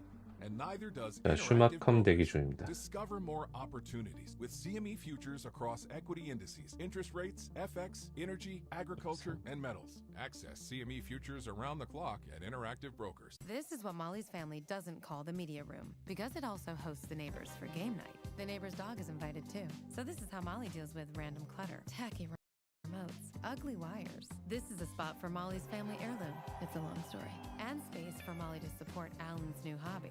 That's clever. 자, 슈마컴은 아직까지 안 나오고 있습니다. So is this. This is designed by California Closets, a company that's been listening to customers like Molly for nearly 50 years. This is our logo. Schedule your free design consultation now. Behind the bright lights and adrenaline of pro sport is an equally exciting world of negotiations. 일단 EPS 예상 0.73, 매출 6.4 빌리언 달러. Former baseball player turned business executive. And I'm Jason Kelly, a journalist at Bloomberg. Over the next couple months, we'll hear from all-stars like Jay Williams. I want to be an owner one day. Billie Jean King. Learn the business. Paul Rabel. Don't chase trends. Get ahead of them. And so many more. That is the Biden administration's approach to regulation of the crypto industry. That is coming to an end for sure. 도망갔나? No matter where this 왜 안 plays 나와? out at the presidential level, we'll have a 좀 늦으면 15분이고 진짜 늦으면 30분. 진짜 늦으면 30분까지 늦을 수도 있습니다. The United States should be at the forefront and leading. Don't miss the next Bloomberg Crypto. 실적이 좀 늦게 나오면 15분이고 진짜 늦으면 30분이고. We'll debate the most important stories and what will drive the big investment decisions throughout the morning. The average semiconductor stock is up 30%. 지금 엔비디아는 200% 올랐는데 슈마컴은 8%밖에 못 올랐습니다. 1년에. 차이가 많이 나죠.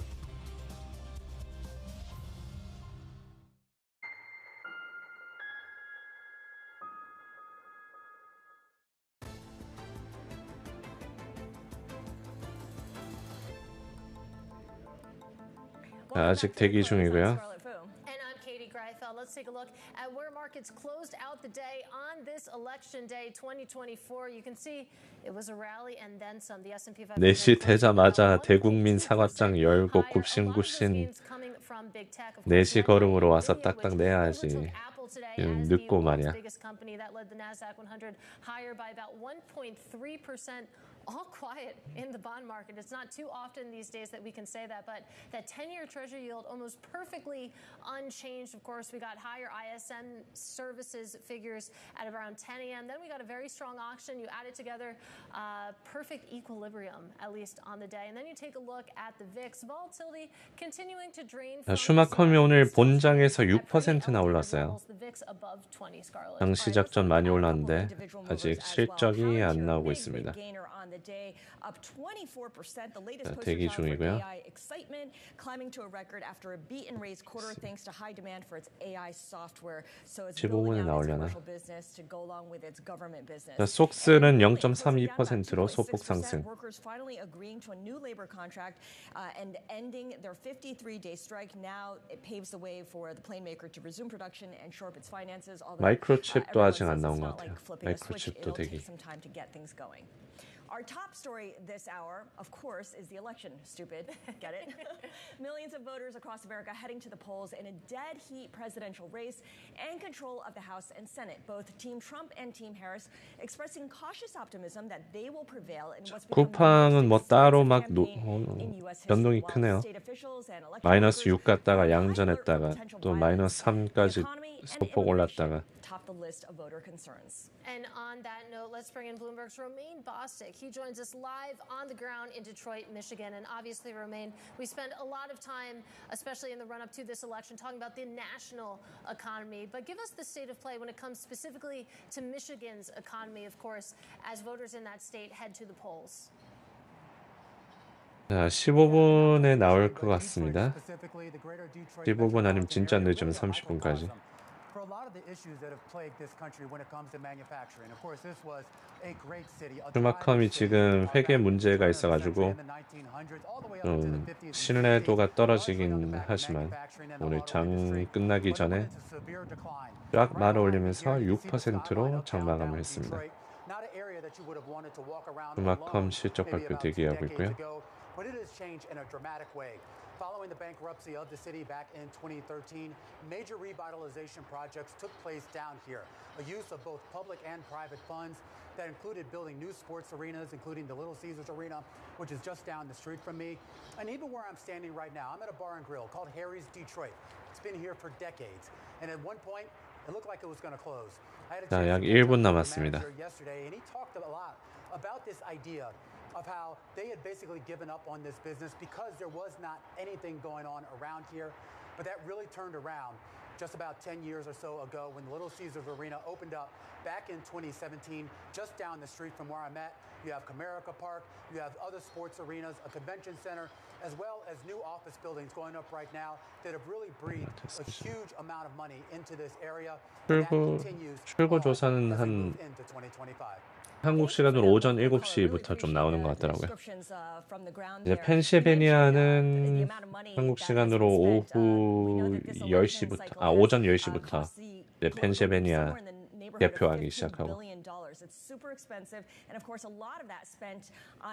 자, 15분 됐습니다. 자, 15분 되고 슈마컴 6.5% 하락하고 있네요. 자, 실적 발표가 올라오고 있습니다. 자, 슈마컴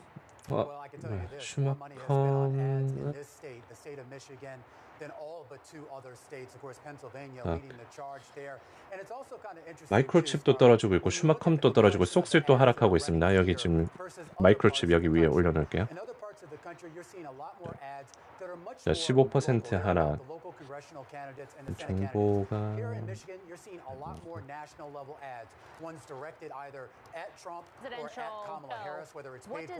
나오고 마이크로칩이랑 슈마컴 둘 다 하락하고 있고요. 정보가 아직까지 안 올라오고 있습니다. 마이크로칩은 아직 안 올라오고 있어요. 슈마컴은 아직 안 올라오고 있어요. 마이크로칩은 나오고 움직이고 있는데 안 나와서 떨어진 건가? 네, 아직까지 얘기가 없네요. 뭐야? Yeah, they have election fatigue, and really, who can blame them at this point? Romain, I know you've been talking to folks on the ground, including 네, 아직까지 없습니다. Secretary of State. Tell us a little bit about what you learned. 30분까지 넣은 건 좀 오반데? Earnings after close 아직 내용이 올라오는 게 없습니다.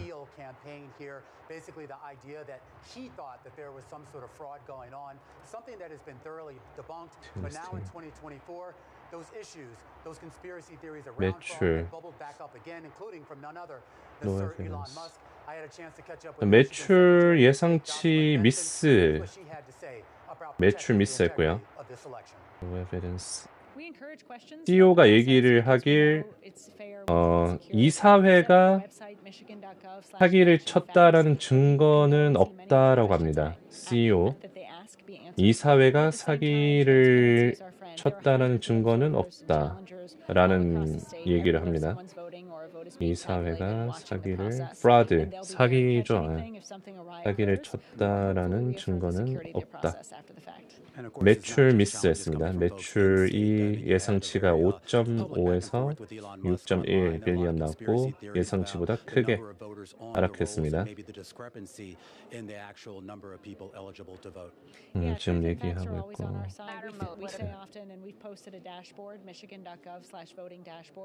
자, 추가로 올라오는 거 있으면 알려드릴게요. Faces delisting.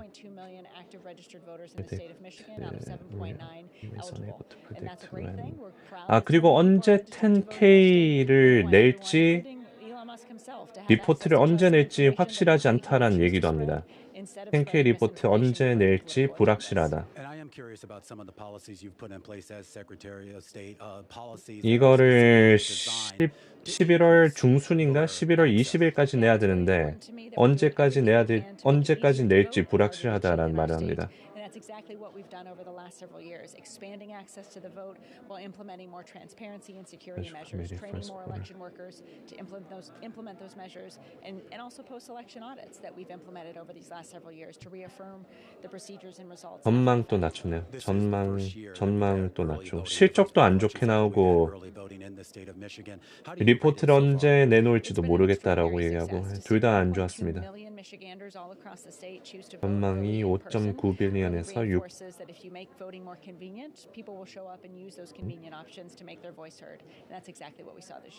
핫스 6 빌리언 5.9에서 6 빌리언으로 낮췄다. 오케이, 전망도 낮췄습니다. I'm optimistic that we'll see a smooth election process, and if not, we'll be ready to address or de-escalate anything that might erupt or occur. Independent committee. And Secretary Benson also told me that she does expect 일단 이렇게 나왔고요. 그래서 요약을 하자면 10K 리포트 언제 내놓을지 불확실하다. 날짜를 안 줬고 매출도 예상치 하회. 실적도 안 좋았고 리포트를 언제 낼지도 모르겠다는 불확실적인 요소를 줬습니다. 오케이. 언제 낼지 불확실. 자, 또 추가적인 내용 있으면 올려드리겠습니다.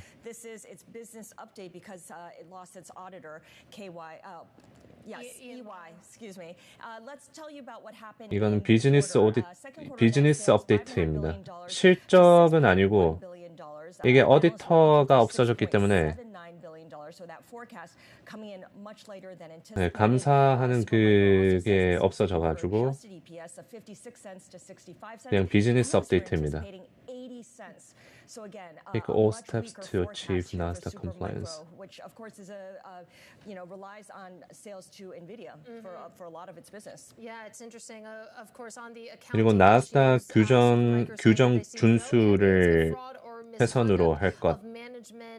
They remain unable to predict when Form 10K will be filed here, but they're going to take all steps to achieve NASDAQ compliance. Shares down 13% after hours. The stock was down 45% last week, so just a fascinating story. We'll continue to follow that. And coming up, we're diving deeper into election coverage with GOP pollster Frank Luntz. That conversation up next. This is The Close on Bloomberg. 그게 다네요. 예, 이게 답니다. 그러니까 실적 내놓은 건 없고 비즈니스 업데이트에다가 10K 리포트 언제 낼지 불확실하다. 나스닥 규정 준수를 위해서 최선을 할 것이다. 그게 답니다. CME futures offer around-the-clock access, deep liquidity, and capital-efficient margins, helping you seize opportunities whenever they happen. 그리고 이사회가 사기 쳤다는 증거는 없다. 이 얘기를 왜 하는지 모르겠지만 오케이. CEO 이사회가 사기를 쳤다는 증거는 없다. 지네들이 얘기한 게 좀 웃기죠?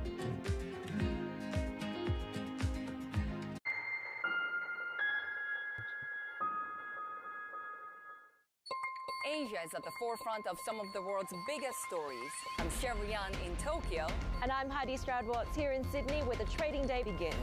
We're here in the center of all the action to get you set up with the numbers, news, and knowledge you need for the day ahead. The demand is indeed recovering. We've been waiting for this moment. The opportunity of a century. Join us on Bloomberg The Asia Trade. Weekdays only. 자, 여기 위에 다 올려놨습니다. 일단 슈마컴은 좀 위기네요. 언제 10K를 낼지 모르겠다라고 얘기하니까. 어닝 잠깐만 이거 이제 30분 뒤에 어닝스 콜 있거든요. 어닝스 콜 한번 좀 들어보겠습니다. 슈마컴 어닝스 콜을 좀 들어봅시다. 뭐라고 하는지. 어닝스 콜은 하겠죠? 어떤 헛소리를 할지 궁금하네요. Earnings from Caesars crossing the Bloomberg terminal. Mondelez is reporting Reddit, AMD, Snap. Let's keep the conversation going. With the smartest insights. The bar keeps getting higher. 20% growth rate. When your comps get tougher, how much can you beat and raise? Continuing coverage on Bloomberg. Context changes everything. 네, 이제 약 30분 뒤에 어닝스 콜 하는데 거기서 뭐 어떤 얘기 하는지 한번 들어보겠습니다.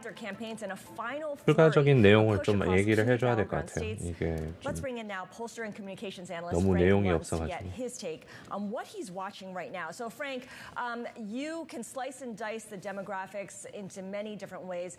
일단 나스닥은 0.12% 상승, S&P 0.06% 상승.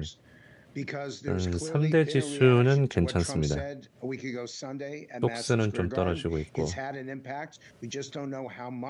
Some people did change their minds. The question is how many and in what state? Because in the end, it only matters in Pennsylvania, Nevada, and Arizona. Second is that we've seen some indication that Vice President Harris is doing particularly well among older women. We know the story about younger women, and we're just trying to measure the turnout.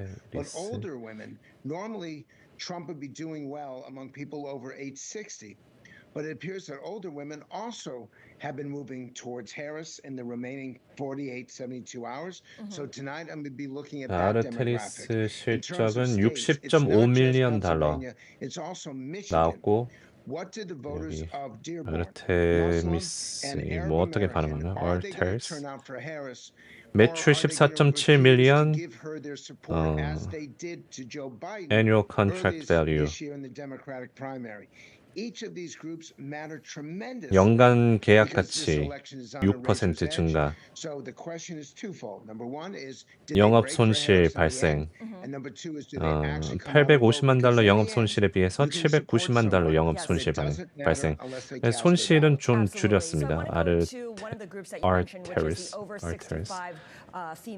그리고 AI 고성능 AI 소크 칩 개발 지원하기 위해 배포를 하려고 한다. 대규모 고객과 협력을 지속적으로 확대하고 있다. 등등. 일단 손실을 좀 줄였고 연간 계약 가치를 6% 증가시켰습니다. There was no indication that this could be happening. So either that pollster is going to find themselves without work in the next 48 hours, or they're going to be celebrated as showing a different look at the electorate. 나스닥 규정 10K 리포트 언제 낼지 불확실하다. 이게 제일 큽니다. 이게 제일 악재인 것 같아요. 나머지는 뭐 별 크게 볼 필요는 없고.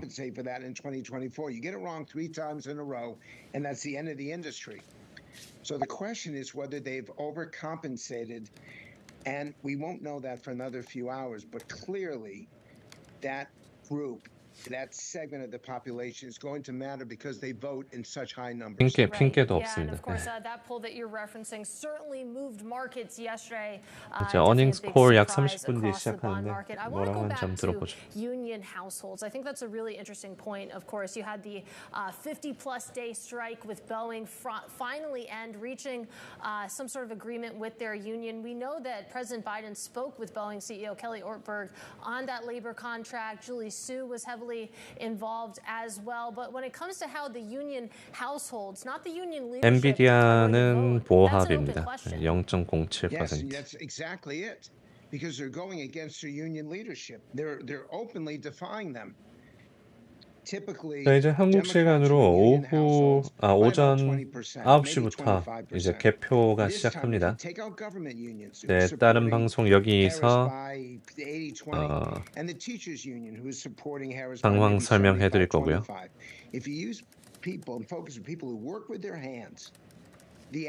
개표가 약 3시간 정도, 2시간 반 뒤부터 개표가 진행됩니다.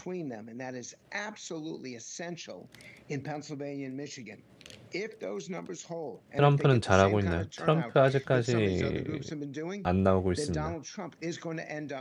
2시간 반 정도 뒤부터 나오기 시작해요.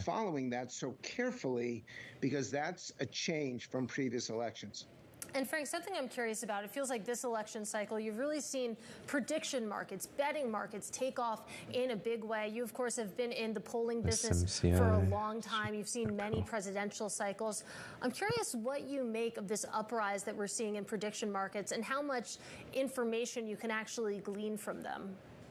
I can glean a lot. And they've been on the side of Donald Trump now for, I don't know, 10 days. And the numbers actually expanded, predicting 아이온큐 뉴스 있나요? There's 아이온큐 AI company that is predicting exactly the opposite. These young men who dropped out of high school have been modeling now for the last few weeks. And they show that it's going to be a Harris victory. So in the end, someone is going to be incredibly right and very profitable, and someone's going to be incredibly wrong. The polling is dead even.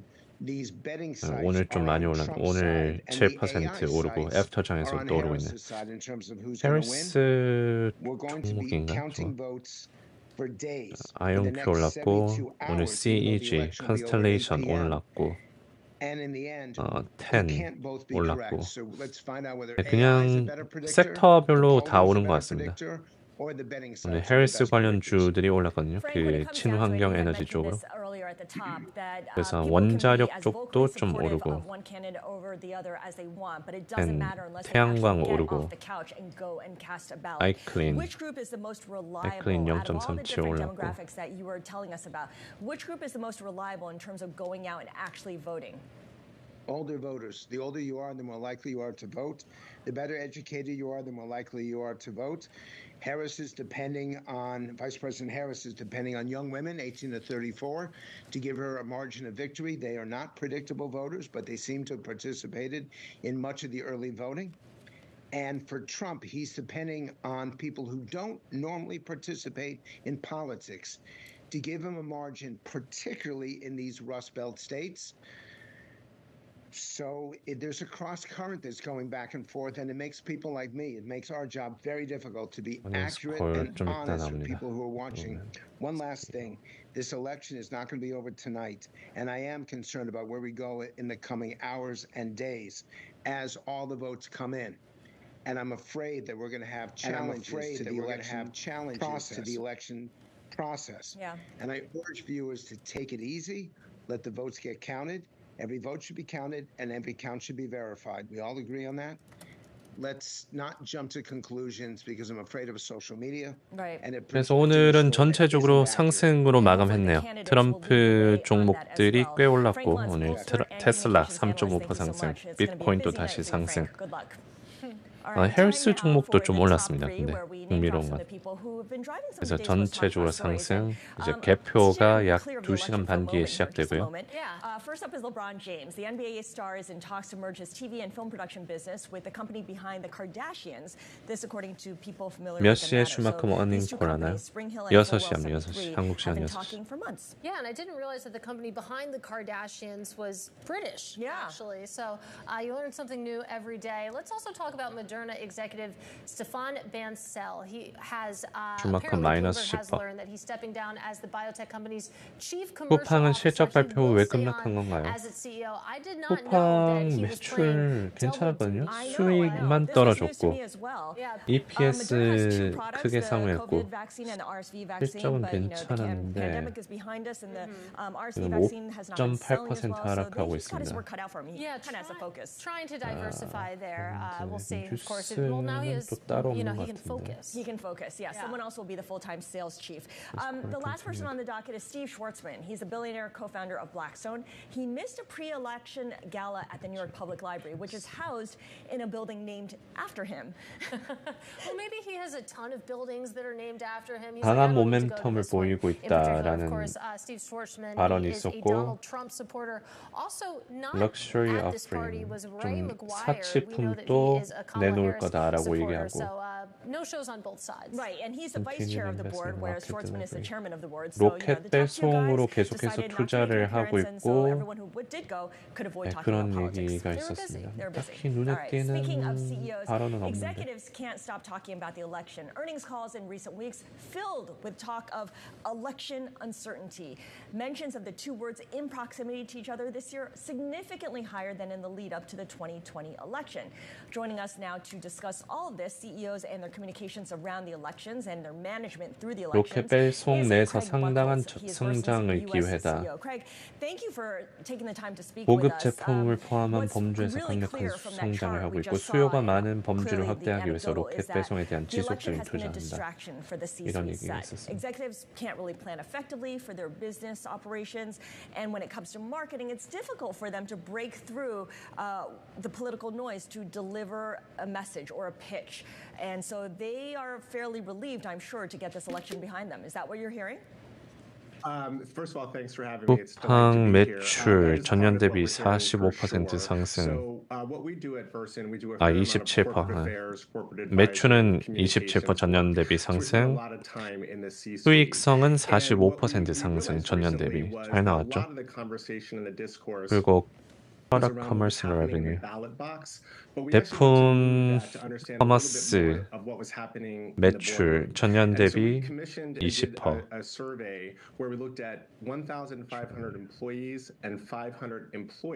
다 잘 나왔습니다. 인컴이 줄어들었네요. Net income 전년 대비 30% 하락. Net income attribute to Coupang stockholders. 지출이 많은 인컴 따로인데 매출은 증가했지만 지출이 좀 많았나 봅니다. 인컴이 전년 대비 30% 하나. 최근에 뭐 Farfetch도 사고 그래서 그런지 인수했던 것 같은데 어쨌든 매출이랑 EPS랑 수익은 좋았지만 인컴이 약했습니다. 현재 마이너스 6%. Yeah, the expectations that the employers have are clearly not going to be met if employees themselves are feeling unheard, unseen, and distracted, like you say. So, how do CEOs move forward? How do they take into account that employees, despite the employer's best preparations, are not where the employers are in terms of feeling comfortable with moving ahead? Right. So the conversations we've been having, there's not really a playbook for this unprecedented moment that we find ourselves in, but there certainly are some principles that we have been advising our clients and would advise corporate America writ large to think about. 그럼 쿠팡 반등할 여지가 없냐고요? In this moment, employees are expecting to hear from their CEO, 글쎄요. 아까 전에 전에 양전 다시 하긴 했는데 떨어지고 있다가 잠깐 양전했었습니다. 잠깐이었지만 실적은 잘 나왔고 그냥 지출만 줄이는 거를 좀 신경 쓰면 괜찮지 않을까 싶은데요.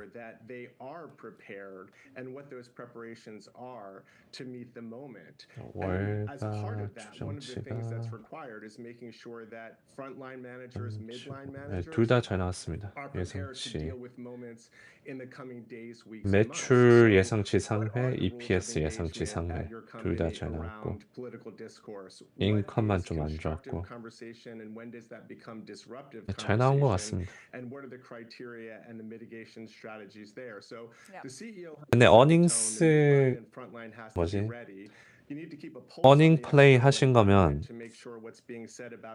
투자가 아니기 때문에 뭐 단타 관점에서 본다면 그냥 팔고 나가는 것도 뭐 괜찮죠. 왜냐면 단타로 들어갔고 뭐 괜히 들고 있고 마이너스로 가는 것보다 끙끙 앓고 있는 것보다 그냥 다른 거 트레이딩해서 벌 수 있고 뭐 그러니 근데 매도는 알아서 하십시오. 어닝 플레이 한 거는 저는 어떻게 말해드릴 수가 없습니다.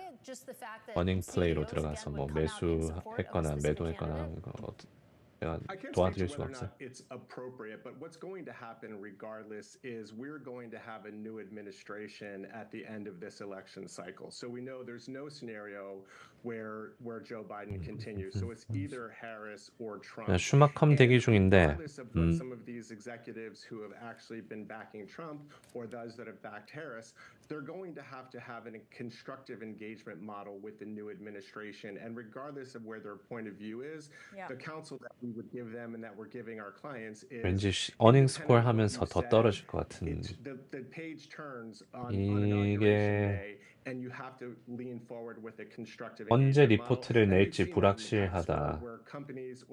나스닥 규정 준수를 위해서 최선으로 할 거다. 근데 이제 시간이 얼마 안 남았고 연기를 한 번 더 시킬 수 있는지 모르겠지만 이사회가 프라드 사기를 쳤다는 증거는 없다. 범죄 사기. 를 쳤다는 증거는 없다. Alright, let's just give you a quick recap of how markets closed on the day. The S&P 500 on fire in that it closed at its session highs with all 24 industry groups in the green.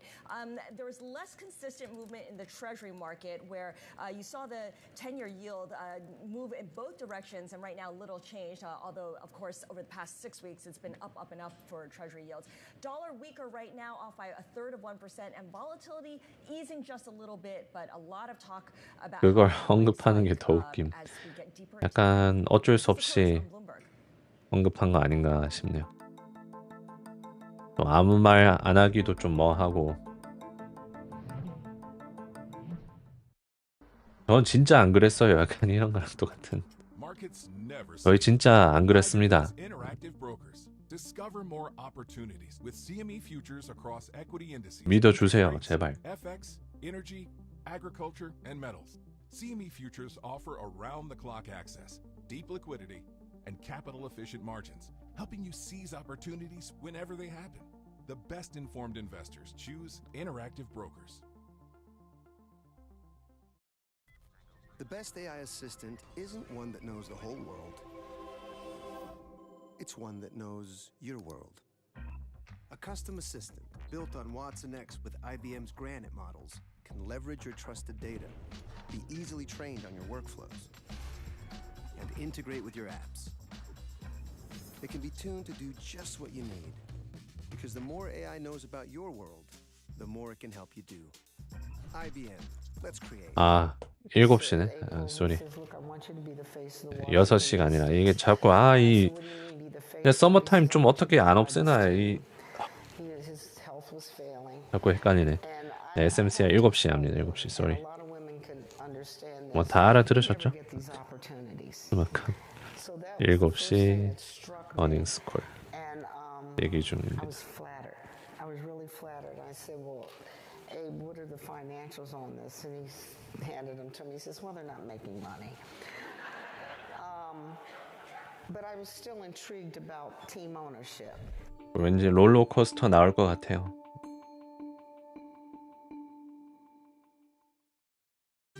Good morning. This is Bloomberg Surveillance. Welcome back to the opening trade. This is Bloomberg Technology. This is the Asia trade. This is Wall Street Week. Welcome to Balance of Power. This is Bloomberg. Bringing you up-to-the-minute financial news whenever and wherever it happens. I'm Michael McKee at the Federal Reserve, and this is Bloomberg.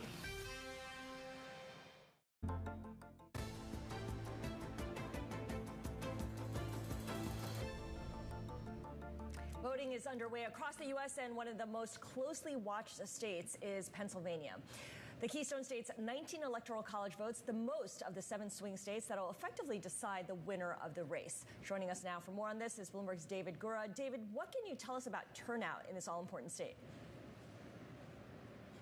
Well, Scarlett, by all accounts, it's been huge, and this has been a big push by both campaigns to get people to the polls here on Election Day. We can talk a bit about sort of the push they've also made to get people to vote early, but the weather here is beautiful. People are going to the polls, and over the course of the day, I've been checking in with folks, party officials from both Republican and Democratic Party across the state, just to see how things are going, how smoothly they're going. I just want to highlight a couple in particular. The first is in Lackawanna County. That is the home to Scranton, which is where Joe Biden is from. Checked in with the Republican committee chair there just a little while ago, and he told me that turnout was extremely heavy, in his words, which he said is good for everyone in this country, and his sentiments were echoed by his Democratic counterpart in that county. An important one as you look at sort of what the swing county or battleground counties might be in this state. Monroe County, another one. That's in the Poconos, a place that has been trending Democratic. A lot of folks have moved from New York and New Jersey to the Poconos during the pandemic and the years since. There, too, very busy and a big turnout, according to the Republican Party official there. I do want to highlight the fact that there have been a few counties, a few instances where polling places are going to be open later than 8 o'clock. That's when polls close here across the Commonwealth of Pennsylvania. There have been a couple of court orders that are going to keep polling places open a little while longer. I'll start with Lucerne County. That is the Laughlin borough there. So one borough, one polling place in that county had some issues this morning with scanning of ballots. A judge intervened here. Those polling places, that polling place rather, is going to be open until 9:30 tonight. And one other is Cambria County. That is sort of east of Pittsburgh, big important county in that state. 트럼프 미디어 Be open 속보요. until 10 o'clock tonight, and I should say the kind of ballots you'll be able to cast at those polling places, if there have been difficulties, will be provisional ballots. Those won't be counted until Friday of this week. So again, across the state, the weather has been good. That is no small matter that has gotten people out to the polls. And just anecdotally, as I've been walking around here in the city, there have been lines to get to the polling places here. But by and large, what I've heard from everybody with whom I've been in touch is things here are going pretty smoothly. All right, thank you so much, David Gura. And of course, David will be back at the top of the next hour as we continue with our special election coverage on this election day. In the meantime, black voters in Pennsylvania played a pivotal role in the 2020 election, with President Biden winning 92% of the black vote in the state. And while the early data show most black voters support Kamala Harris, a recent survey from the NAACP found that 26% of black men under the age of 50 plan to support Donald Trump. Joining us for more on the importance of minority voters is Mark Morial. He is president and CEO of the National Urban League. Mark, thanks for joining us. What is the demographic, the black male demographics, #1 concern across these battleground states? And what is it that the Trump campaign is saying to target them versus the Harris campaign? You know, it's I think black male voters 제 쪽에선 아직까지 안 보입니다. primarily concerned about democracy, the right to vote, and whether a Trump candidacy 이거 SMCR 좀 적어놓고 would wipe out the last 50 years of progress on civil rights, on voting rights, on reproductive rights, and on many, many personal freedoms.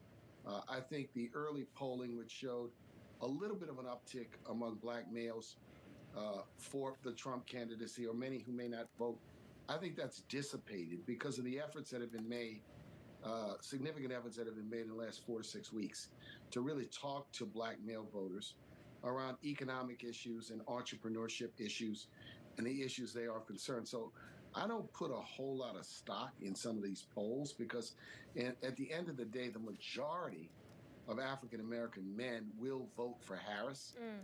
Significant majorities and significant majorities of African American women. I think 그리고 아마존이 내부자 매도를 했다고 합니다. 213밀리언 shares 달러 팔았다고 하네요.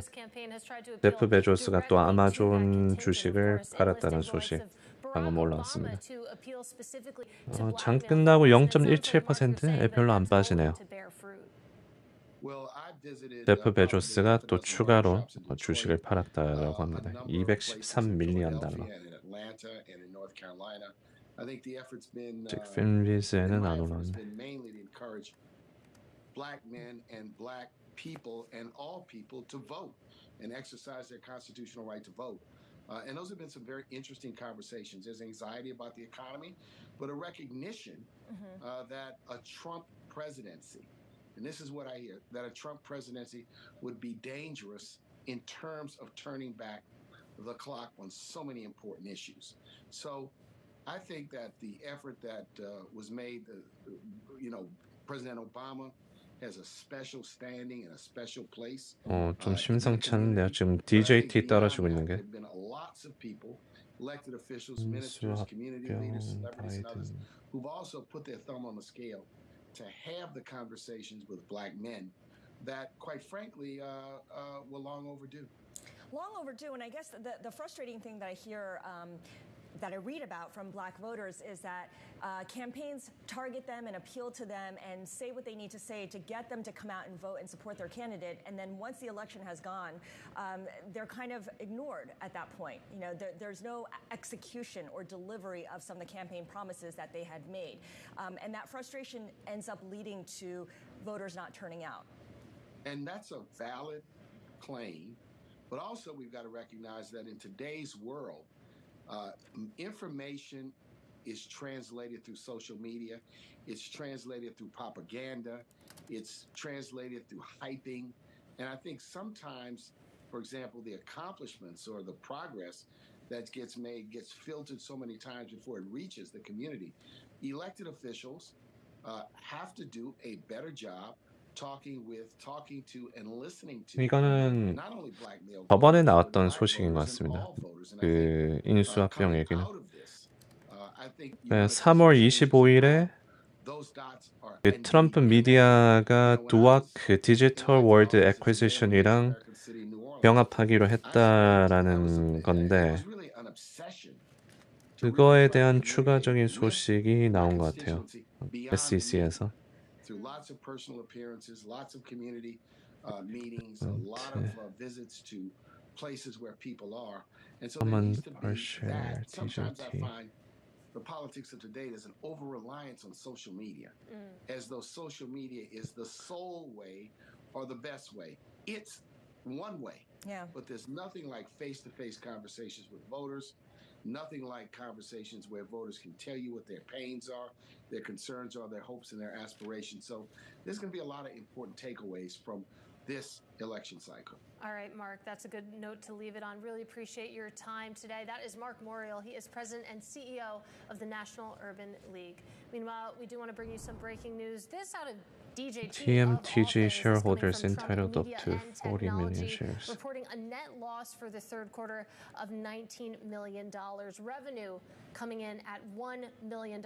And here's an interesting one. 3월 달에 그 노악이랑 인수하겠다라고 한 거에 대한 추가적인 소식인 것 같은데 내용을 좀 읽어봐야 될 것 같습니다. Does that mean that they're going to buy something or they're looking to be acquired? Well, they don't make money right now, but their stock price is worth quite a bit, so that they have currency in that regard.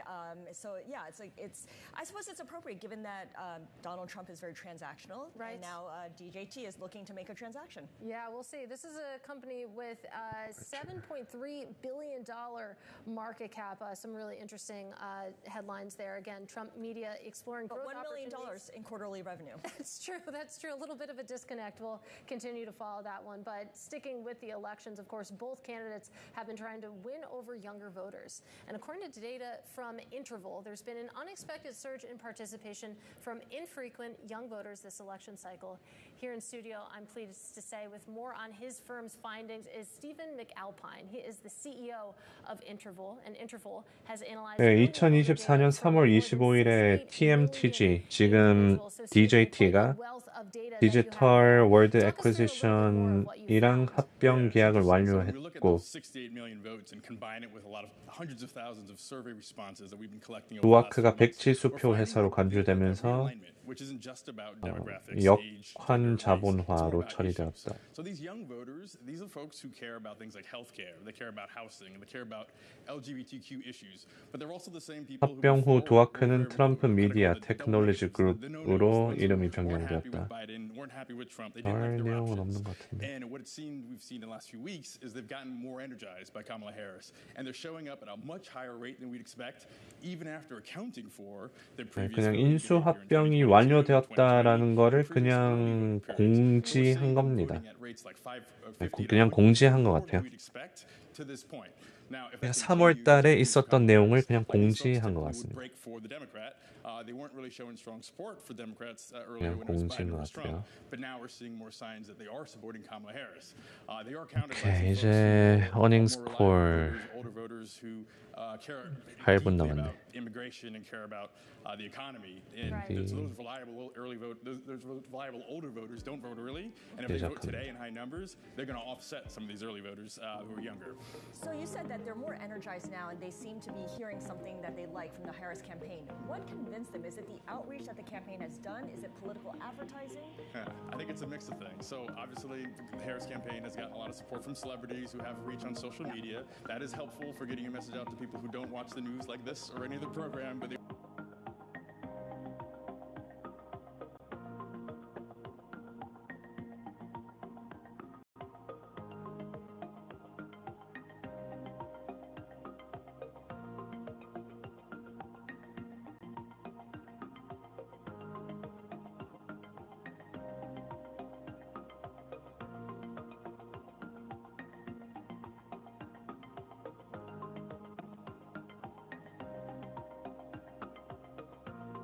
하긴 하는 거 맞겠죠? 네, 하긴 할 겁니다.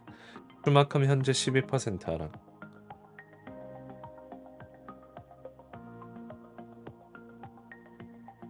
분위기 좋은 종목 없냐고요? 지금 변동성 높은데 분위기 좋은 거 찾아봤자 그냥 변동성이 높아가지고 좀 노이즈가 많습니다. 시장에.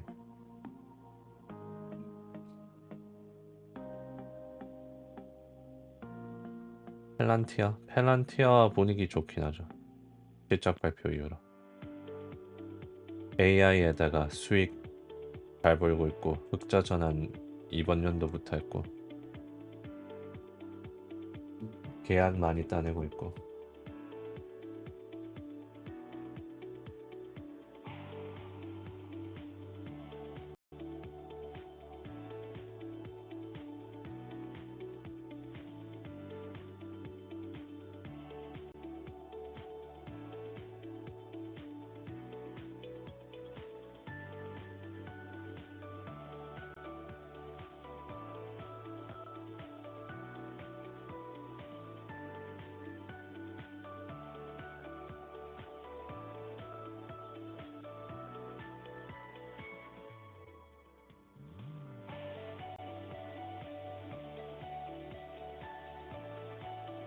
노래는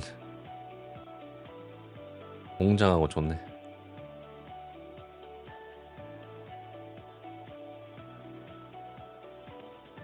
노래랑 너무 대조된데 상황이랑 지금.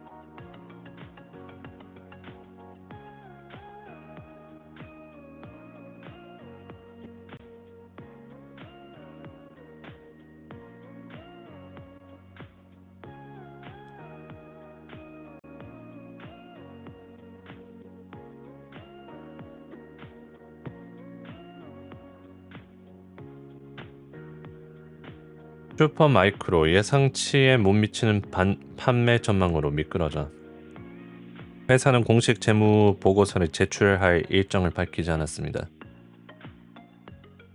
이사회위원회는 사기나 부정행위의 증거가 없음이라고 밝혔습니다.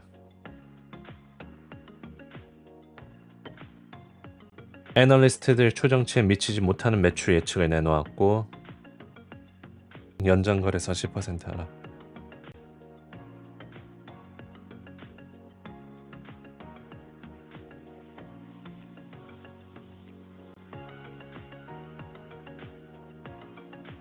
최근에 재무 공시를 제출하지 않고 ENY가 이탈하면서 회사는 나스닥의 상장 폐지가 되고 지수에서 추방될 위기에 처했다. 3월 최고치 대비 75% 이상 하락.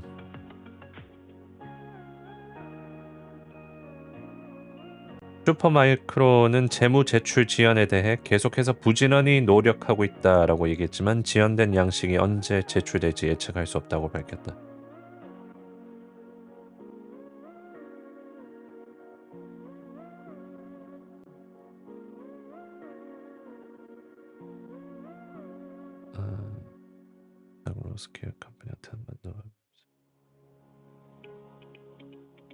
오케이. 일단 연기를 시킬 수 있다고 하긴 하는데 나스닥 규정에 따라서 회사는 11월 중순까지 규정을 준수하도록 복구 계획을 제출해야 됩니다. 복구 계획 이제 어떻게 할 건지 계획을 제출하지 않으면 11월 중순까지 해야 되고 만약에 복구 계획을 제출하면 추가적인 시간을 받을 수 있다고 합니다. 2025년 2월까지 시작합니다. 네, 그래서 어떻게 계획서를 내놓으면 내년 2월까지 연기할 수도 있다고 하네요.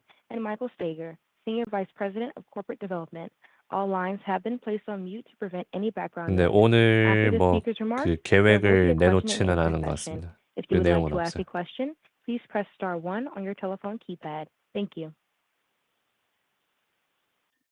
Good afternoon, and thank you for attending Supermicro's first quarter fiscal 2025 business update conference call for the first quarter, which ended September 30th, 2024.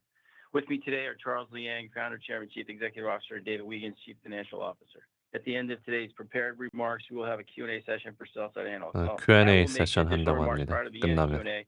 But the company will not address any questions regarding the recent decision of our independent auditor to resign and the delay in the filing of the company's 10K. During today's conference call, 어네스트 앤 영스가 나간 거에 대한 질문은 받지 않겠다고 합니다. And operations, our strategy, technology, and its advantages, our current and new product offerings, and competitive industry and economic trends. We will discuss estimated financial results, but reference to any financial results are preliminary and subject to change based on finalized results contained in future filings with the SEC. 왜 어네스트 앤 영스가 나갔냐 뭐 그런 질문은 받지 않겠다라고 합니다. And it's posted on our website where this call 질문 is 차단. being simultaneously webcast. Any forward-looking 백고 statements 사장 나오라 are 그래. based on facts and assumptions as 백고 of 사장 today, 나와. and we undertake no obligation to update them. Our actual results may differ materially from the results forecasted, and reported results should not be considered as an indication of future performance. The discussion of some of the risks and uncertainties relating to our business is contained in our filings with the SEC, and we refer you to those public filings, including our most recent annual report on Form 10K. During this call, all financial metrics and associated growth rates are non-GAAP measures other than revenue and cash and investments. This call is being broadcast live on the Supermicro Investor Relations website and is being recorded for playback purposes. An archive of the webcast will be available on the IR website and its property, Supermicro. Our second quarter fiscal 2025 quiet period begins at the close of business Friday, December 13th, 2024. With that, I will turn it over to Charles. 자, CEO 나옵니다. Before we dive into the first quarter details, I would like to share some thoughts on the recent challenges. 최근 어려운 곤경에 대해서 좀 얘기해 보겠다. As we have emphasized in our filing since these challenges emerged, we remain confident in our previous financial reports. And as previous announced, we are actively in the process of engaging the new 재무제표에 owners. 관해서 We are 아직까지 working with confident하다, auditors 자신감 to 있다라고 become 합니다. current again with our financial reporting. I'm pleased to report that the special committee 재무 had today 보고서를 제출할 provided 수 있을 the 거에 대한 final statement for 자신감을 supermarket, 가지고 있다라고 합니다. which is also included in our press release. I quote, "The special committee has completed its investigation based on a set of initial concerns raised by Ernst & Young. Following a 3-month investigation led by independent counsel, the committee's investigation today has found that the audit committee has acted independently and that there is no evidence of fraud or misconduct on the part of 했던 말 또 하는 or the 겁니다. board 그 of 뭐 우리가 directors. 이사회가 The 사기를 committee is 쳤다라는 recommending 그런 a 증거는 series 발견하지 of 못했다. remedial measurements for the 그건 company to 지네들 얘기하면 누가 strengthen its 믿어줘요, 근데. internal governance and oversight 제3자 function. 어니스트 앤 영스까지 나간 And the 마당에. committee expects to deliver the full report on the complete work this week for next. The special committee has other work that is ongoing, but expect it to be complete soon. End of quote. The special committee has not otherwise provided any additional details. 스페셜 커미티라고 하는데 특별위원회가 만들어졌고 특별위원회가 이 사건을 해결하기 위해서 노력하고 있다라고 합니다. The current challenges affect Supermicro's ability to service our customers and partners. 최근에 있었던 일 때문에 고객들을 서비스할 하는데 지장은 없을 것이다라고 합니다. 이미 엔비디아가 슈마컴에서 빠져나가고 있다는 얘기가 들리고 있긴 해요. The preliminary fiscal Q1 net revenue was in the range of $5.9 to $6 billion. At the midpoint, this is up 181% year on year, driven by strong AI demand from our old and new customers. AI 수요가 강하다라고 합니다. It was one of our strongest first quarters in history, despite many customers are waiting for the coming soon new generation GPU chips. The preliminary fiscal Q1 non-GAAP earnings in the range of 75 cents to 76 cents per share. 새로운 GPU 칩을 기다리고 있는 고객들이 있다. Approximately 122% year-on-year growth rate. The preliminary non-GAAP gross margin approximately 13.3%, and non-GAAP operating margin is 이거는 approximately 재무제표 얘기하고 9.9%. 있고요. Both were higher than the previous quarter as customer mix improved and supply chain costs and expedite shipping easy for DLC components. We have deployed the world's largest DLC AI supercluster with 100,000 NVIDIA GPU in a record time to deployment (TTD), as well as time to online. This milestone achievement reflects our engineering expertise 10만 개의 complex 엔비디아 logistics capabilities 칩을 for large-scale 서비스 AI infrastructure deployment, 했다. leveraging our data center building block solution, DCBBS. We are now building full-scale liquid-cooled data center with our rack-scale plug-and-play solutions, featuring our latest DLC liquid cooling technology at a leading pace. DCBBS data center building block solution can reduce the time required for customers to build a new data 새로운 center 냉각 시스템을 from roughly 개발 2 years to a few quarters, 새로운 significantly improving data center TTD, 향상된 TTO, time to delivery and time to online, 냉각 시스템 and cost for customers' AI 이용하고 있다. IT infrastructure. Data center building block solution is also helping to accelerate the adoption of DLC liquid cooling, driving efficiency and performance while reduce 퍼포먼스도 customers' 좋고 효율성도 achieving 증가했고 greener computing. We expect 15 to 30% of new data centers will adopt liquid cooled 15에서 20% 정도의 데이터 센터가 냉각 시스템을 도입시킬 것 같다. 10 times more than last year. I mean, this year, DLC market share will be at least 10 times more than last year due to the DLC liquid cooling product maturity and the rapid growth of AI. To keep the DLC solutions performing at their best, our new Super Cloud Composer, SCC, is capable of end-to-end management from chip level all the way to rack level and data center cooling towers, making it the most powerful DLC. 끊겼나? 왜 소리가 안 나와? 설마 끊기? SCC 오케이. further simplify provisioning of a highly automated software-defined infrastructure 연결 문제였나 supporting 보네. customers with rapidly changing workload requirements. With the addition of SCC, 네, Supermicro 대만입니다. is 대만. well prepared to service many more customers and grow DLC liquid cooling data center market share. On the production front, we are in the process of completing our new Malaysia campus, where we expect to begin 말레이시아의 manufacturing 새로운 캠퍼스를 this quarter. 완료시킬 것 같다. Additionally, we have been non-stop expanding our facilities in Silicon Valley 계속해서 to increase 지출, our DLC liquid cooling rack scale production capacity. 패실리티를 늘리고 있다.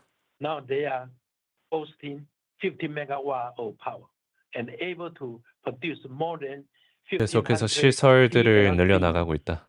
GPU racks per month, with plans to scale up further.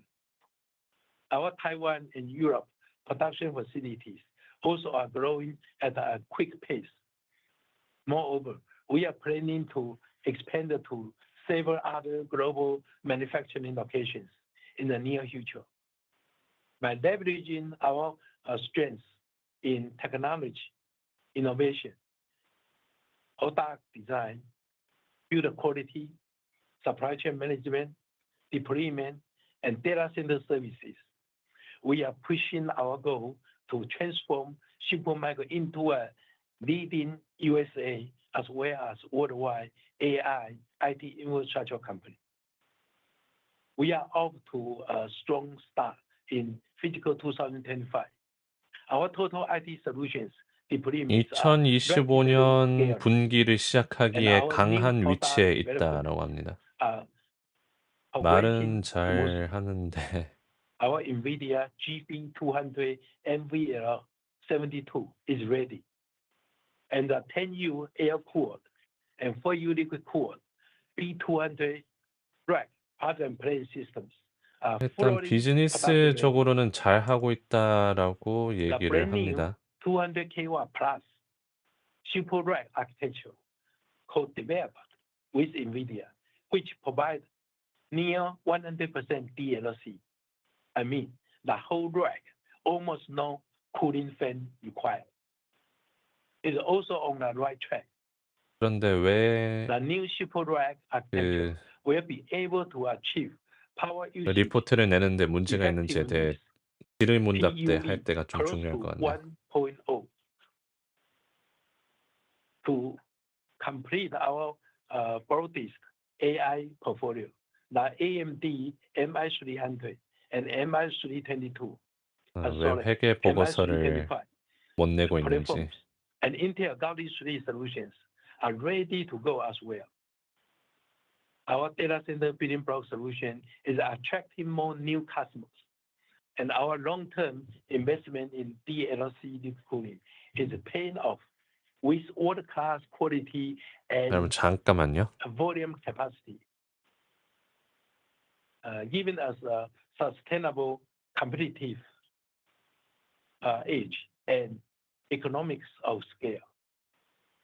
Before passing the call to David Wagan, our CFO, I want to thank our partners, customers, investors, and Supermicro employees, and express my appreciation for their patience and support until we can provide more information about our 10K filing status. Our strong foundation, data center building block solution, and DLC liquid cooling, green computing leadership not only reduce energy costs for our customers, but also contribute to a healthier Mother Earth. I believe we are well positioned for strong future growth. Thank you, Charles. We remind investors that the unaudited interim financial information in this report is preliminary. We expect unaudited Q1 fiscal year 25 revenues in the range of $5.9 to $6 billion, up 181% year over year, and up 12% quarter over quarter versus our guidance of $6 billion to $7 billion. Growth was driven by strong demand for direct liquid cooled rack scale AI GPU platforms. AI contributed over 70% of revenues across enterprise and cloud service provider markets. The expected Q1 non-GAAP gross margin is approximately 13.3% versus 11.3% last quarter due to product and customer mix and lower costs, coupled with higher manufacturing efficiencies on DLC AI GPU clusters. The Q1 non-GAAP operating margin is approximately 9.9%, excluding $67 million in stock-based compensation expenses versus 7.8% in Q4. The Q1 estimate for other income and expense is expected to be a net expense of approximately $9 million, consisting of $17 million in interest expense, offset by $8 million in interest and other income. The Q1 tax rate is approximately 14% for GAAP and 16% for non-GAAP. The Q1 estimate for GAAP net income is $433 to $443 million, and non-GAAP net income is $483 million to $493 million. Non-GAAP net income excludes $50 million in stock-based compensation expenses, net of the related tax effects of $17 million. The split adjusted Q1 GAAP diluted earnings per share range is approximately 68 cents to 70 cents versus prior guidance of 60 cents to 77 cents. The Q1 non-GAAP diluted EPS range is approximately 75 cents to 76 cents versus guidance of 67 to 83 cents. We expect a Q1 GAAP diluted share count of 639 million and a non-GAAP diluted share count of 648 million. Operating cash flow is approximately $407 million, an improvement of $1 billion quarter over quarter. Q1 closing inventory was approximately $5 billion. CapEx for Q1 was $42 million. Positive free cash flow was $365 million for the quarter. The Q1 closing balance sheet cash position was $2.1 billion and total debt was $2.3 billion. 지금 발표하는데 뭔가 힘이 없노. Of $0.6 billion and convertible bond 이게 debt of 어디트가 안 된 $1.7 거다 billion, 보니까 resulting 감사가 안 된 in 거다 an 보니까 improved Q1 net cash position of approximately negative $0.2 billion versus a net cash position of negative $0.5 billion last quarter.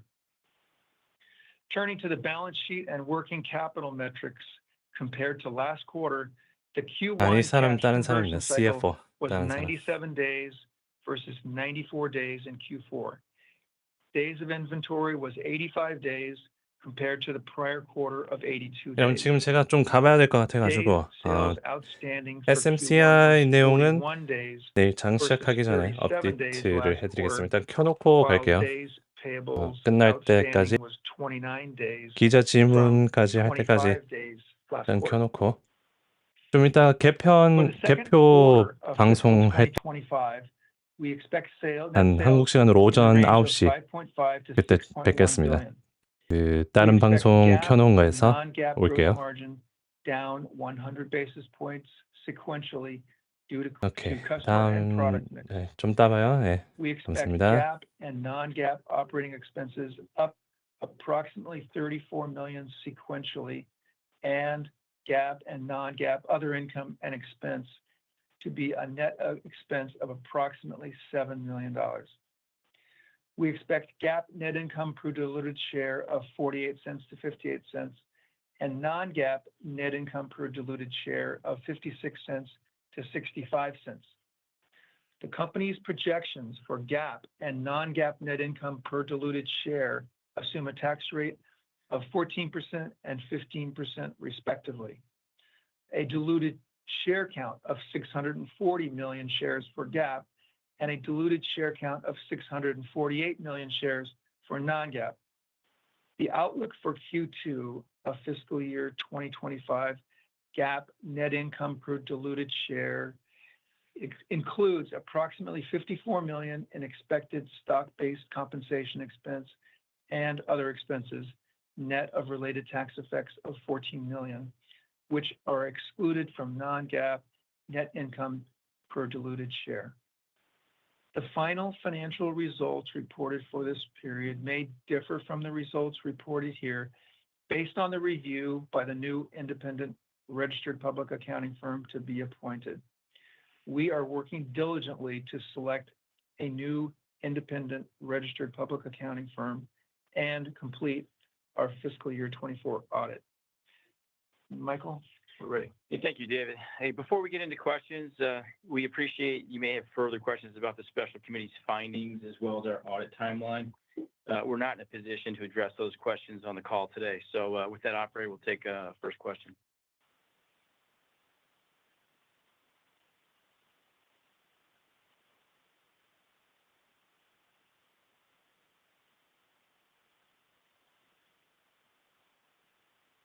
We will now begin the Q&A session. If you would like to ask a question, please press star followed by 1 on your telephone keypad. If for any reason at all you would like to remove that question, please press star followed by 2. Again, to ask a question, please press star 1. As a reminder, if you are using a speakerphone, please remember to pick up your handset before asking your question. The first comes from Michael Ng with Goldman Sachs. You may proceed. Hey, good afternoon. Thank you for the question. Just on the business fundamentals, revenue came in at the lower end of the guidance. I was wondering if you could speak to that and whether you're seeing any market share losses as a result of some of the delayed financial filings, and how do you feel about the $26 to $30 billion full year revenue guidance that you previously gave out? And are you hearing from any customers that once this resolution occurs, they'll be able to step up some of their orders, or is it a gating factor? Thank you. Okay, thank you for the question, Michael. Indeed, last quarter revenue reduced a little bit. I guess the major reason because there are some customers waiting for the new chip, the Blackwell chip, as you know. So people are waiting for the new solution, and the new solution, the Blackwell based liquid cooling, air cooler, or GB 200, our solution indeed is ready. Just waiting for the chip. So I guess that's the major reason. And our capacity continues to grow, and our liquid cooling solution is fully ready. Again, we can produce 1,500 liquid cool rack for months now. So we are fully ready. Just waiting for the new chip to be available. And then I believe we can grow our market share and revenue after that. Great. And for David, just on the full year guidance. Yeah, Michael, we're not providing annual guidance on this call. Okay, great. Thank you, Charles. Thank you, David. Thank you, Michael. Thank you. The next question comes from Samik Chatterjee with JP Morgan. You may proceed. Hey guys, thanks for taking my question. I guess maybe to sort of talk about the gross margins here. You had robust gross margins in the quarter, but you're guiding it down. It seems like maybe it's a bit more choppy in terms of gross margins depending on customer mix. Does the sort of progression to getting back to the 14 to 17% that you talked about earlier still remain sort of the base case, or are you having to sort of discount more or be more aggressive on pricing on the current generation products? And as a separate sort of a side question, just I know you're not commenting on relative to the filings, but any management changes or any changes in how you operate that you're planning or thinking about to sort of overall improve things in terms of getting more sort of more disciplined around and more control around the financial reporting? Thank you. Thank you, Samik. Yes, I mean, depends on new product, right? When new GPU chip available, as you know, whenever there are new generation of technology, we have an advantage to grow our market share and profitability.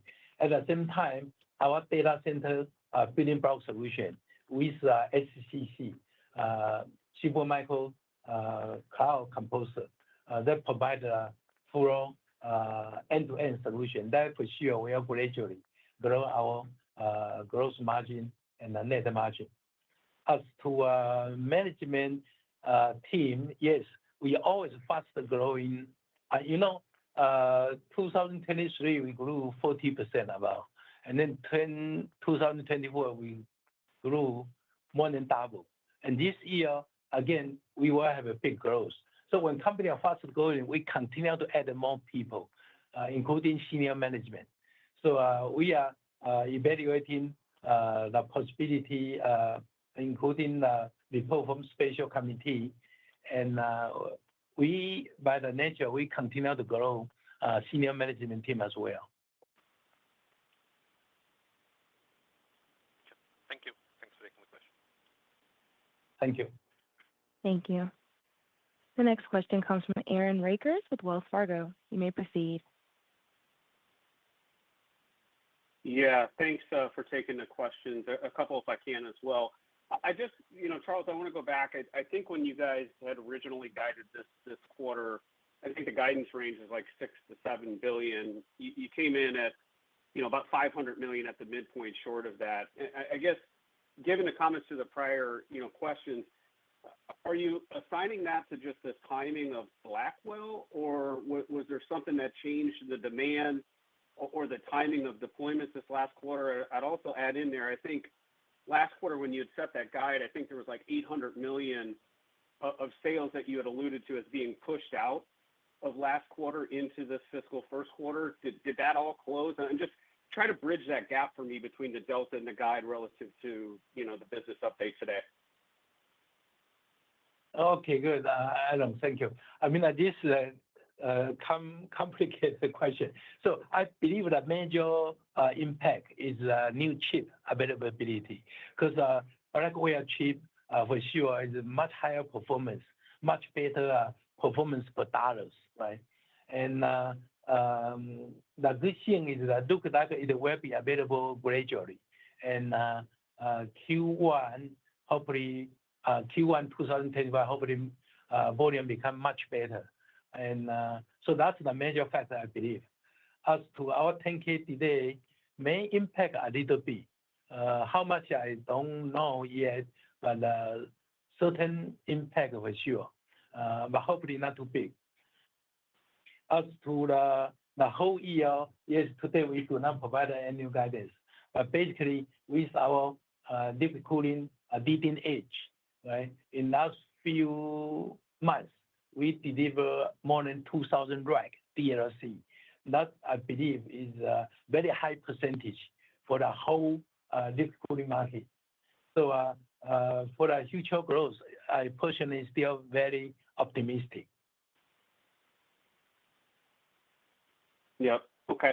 And then two other quick questions, if I can. So, first of all, I mean, you mentioned $5 billion of inventory coming out of this quarter. Any thoughts of where that might trend coming out of this next quarter, embedded in your outlook that you provided today? And then I apologize for asking. I know that you didn't, you're not going to address the special committee dynamic, but any thoughts on the timing of an auditor, of getting an auditor assigned? Anything you can share on that front? And I appreciate that you asked. We're not talking much about that, but curious, any comments on that front? Okay, for inventory, maybe I can answer a little bit. I mean, the company will continue to grow, I believe. So $5 billion level of inventory, I believe, will continue. And as to the special committee investigation result today, I'm very happy to share some very positive information. But as to the detail, once it's available from them, we will share with the market. Yeah, and Aaron, we have no update with respect to the audit timeline that we could talk about, as we mentioned earlier. So just getting an auditor. Thank you. Yeah, we're working diligently to get that done, as I mentioned, as quickly as possible. Yep. Thanks, guys. Thank you. As a quick reminder, if you would like to ask a question, please press star 1 on your telephone keypad. The following comes from Ananda Barua with Loop Capital. You may proceed. Yeah, guys. Good afternoon, good evening. Thanks for taking the questions. Two, if I could. I guess the first is on gross margin.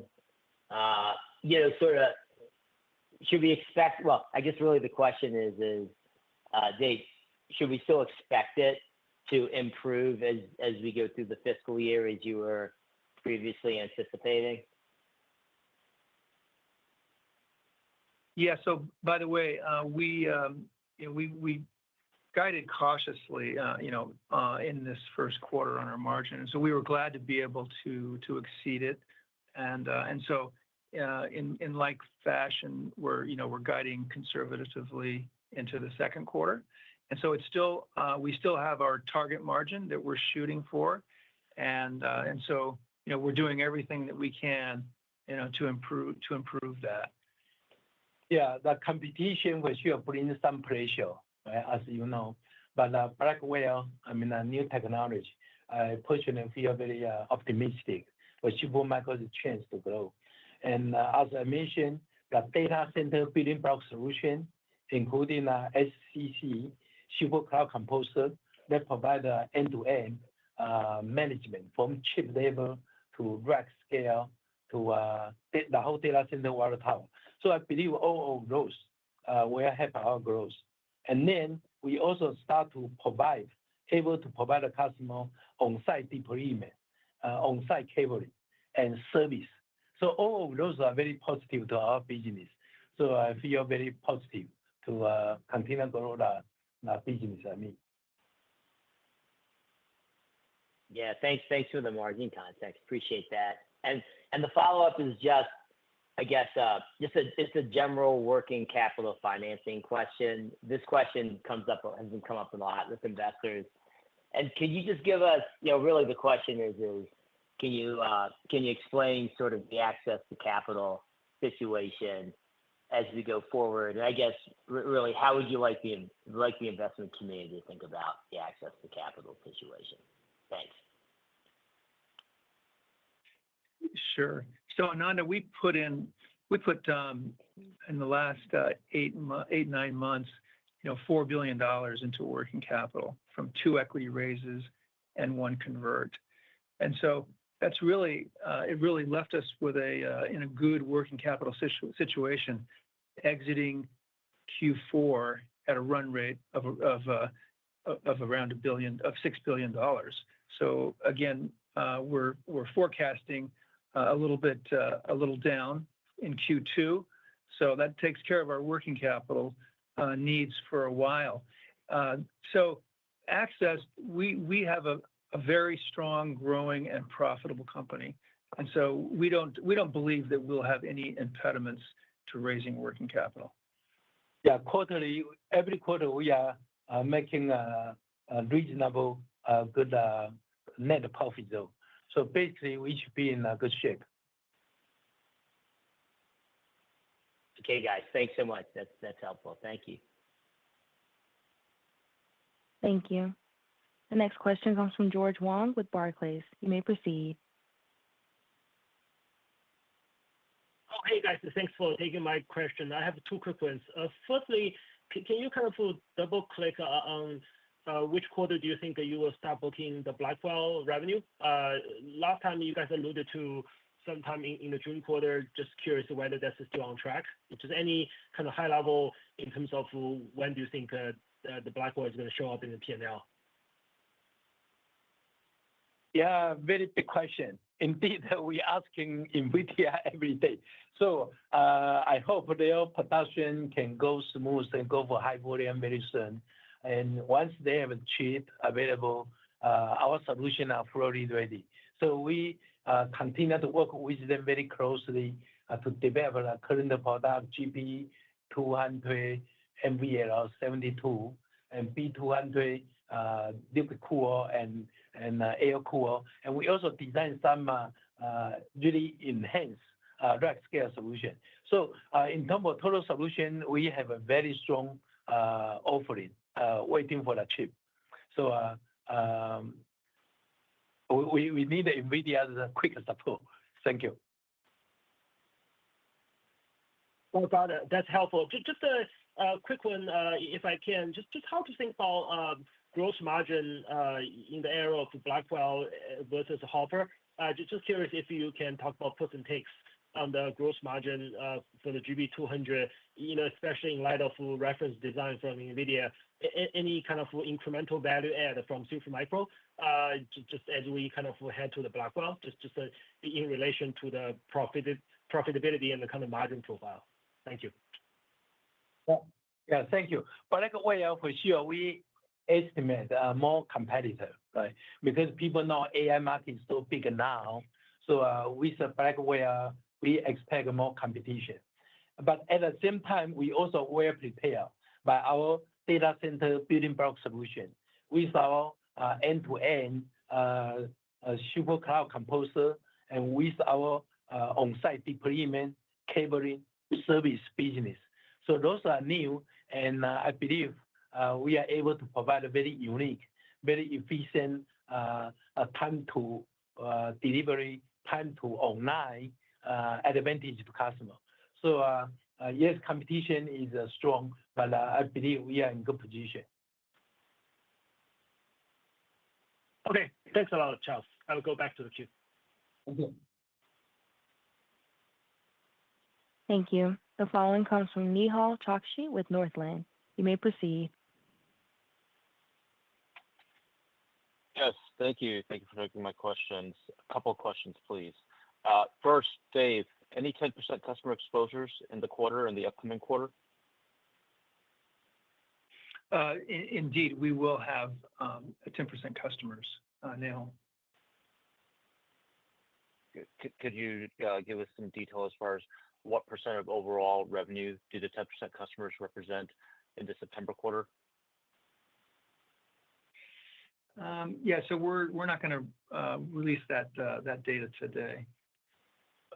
Yeah, but at the same time, we continue to gain more new customers, especially in Europe and Asia. So I believe we will be able to keep a healthy ratio. Okay, great.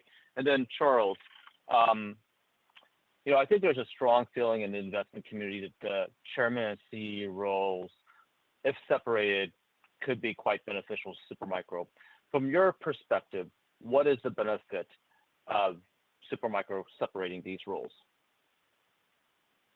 Okay. I would have based for a company. That's my consideration. So every day, even not every day, and every week, I have been thinking about a question since many years ago. And so again, why would I base for business? So I personally very open mind, and I'm technology guy, and technology is my best interest. But still, overall consideration is the best benefit for shareholder and the company. And just to be clear, do you see it potentially being in the best interest of the shareholder of that of separating these roles here? No comment at this moment, but I'm seriously consider about it. And someday I will retire for sure. Hopefully not in 1 year, 2 years, but sooner or later I will retire. So I mean, those change for sure is natural, but why would I base for shareholder and for a company and for my family too. Thank you for taking my question. Thank you. Thank you. The next question comes from Vijay Rakesh with Mizuho. You may proceed. Hi, Charles. So on the September quarter and December quarter, just wondering how many liquid cool racks you're shipping in September, and if you could give us some idea in December. David, do you have some number to share? It was just a little below last quarter, but I don't have the exact. I would have to say we are a company ship most of the liquid cooling rack to the market recently. For example, in the September quarter, and our liquid cooling because ahead of the market. So and customer like our liquid cooling because save their requirement and kind of it's a trend. So I believe we will continue to grow liquid cooling percentage. Got it. And when you say down sequentially into December quarter on the H200 liquid cooling, any idea on how much that is sequentially? We did not share the number, but I believe liquid cooling will continue to grow very quickly, and we are very happy to promote that. Got it. And yeah, from our last question, David. Yeah. Go ahead, Vijay. Sorry. I think, David, on the November 16th deadline, are you guys comfortable that you will have an auditor and file a plan to the NASDAQ? So we're not answering those questions today. Got it. Yeah. So we're like I said, we're diligently looking to replace the auditor as quickly as possible, and we will be filing a plan with NASDAQ, and indeed regarding an extension. And so but that's all we have to say about that. Got it. Thank you. Thank you. The next question comes from John Hamilton with CJS Securities. You may proceed. Hi, good afternoon, and thank you for taking my questions. I was wondering, Charles or David, could you break out what your expected revenue in Blackwell was supposed to be in the Q1 guidance and what you have implied in the Q2 guidance, first of all? And then second, do you see a risk of supply or allocations due to this auditor and filing issue? Especially from NVIDIA, would they possibly, maybe hold back some just until you figure it out, or are they supporting you through this in just meeting your orders and especially with the new technology? Thank you. Yeah, our relationship with NVIDIA has been multiple decades, and our growth, kind of the cooperation between two companies, continue to enhance. So we have many important projects co-developed, and I don't expect and then negative allocation from them. So at this moment, according to our relationship, according to our communication, things are very positive. Great. And then I guess the Blackwell numbers that were implied in the last quarter's and this quarter's guidance? That's hard to answer because we don't know what's the volume NVIDIA will have Blackwell available every month. So we work with them very closely and co-develop a solution, validate the solution, and service the common customer. So once they have a good volume available, I believe we will have a good percentage in our product mix. Got it. Thank you. And then if I could sneak one more in there, if I could, is there more efficiency to be unlocked in your liquid cooling supply chain, or have you mostly resolved the issues in ramping, your production capacity and supply chain there? We focused on liquid cooling much earlier than the industry, right? So in the last few months, we already shipped more than 2,000 racks, right? And so far, the feedback from customers are very happy. Indeed, the quality, the customer satisfaction, even better than our air cooler solution. So we are very excited. Our hard work in the last 3 years got paying off. And we believe liquid cooling will continue to be our major advantage, including the whole data center end-to-end total solution. Again, not just liquid cooling rack, but kind of deployment, cabling, service, management software. So we are very excited for our DLC liquid cooling solution. And customers like that. Great. Thank you. And good luck with finding a new auditor. Thank you. Thank you. The following comes from Mehdi Hosseini with SIG. You may proceed. Yes, thanks for taking my question. David, from what I understand regarding cash flow, it seems like there was a one-time positive impact. Your days of inventory went up, but you were able to significantly increase your operating cash flow. Did I hear you correct? And if so, what is the item that helped you with positive operating cash flow? Sure.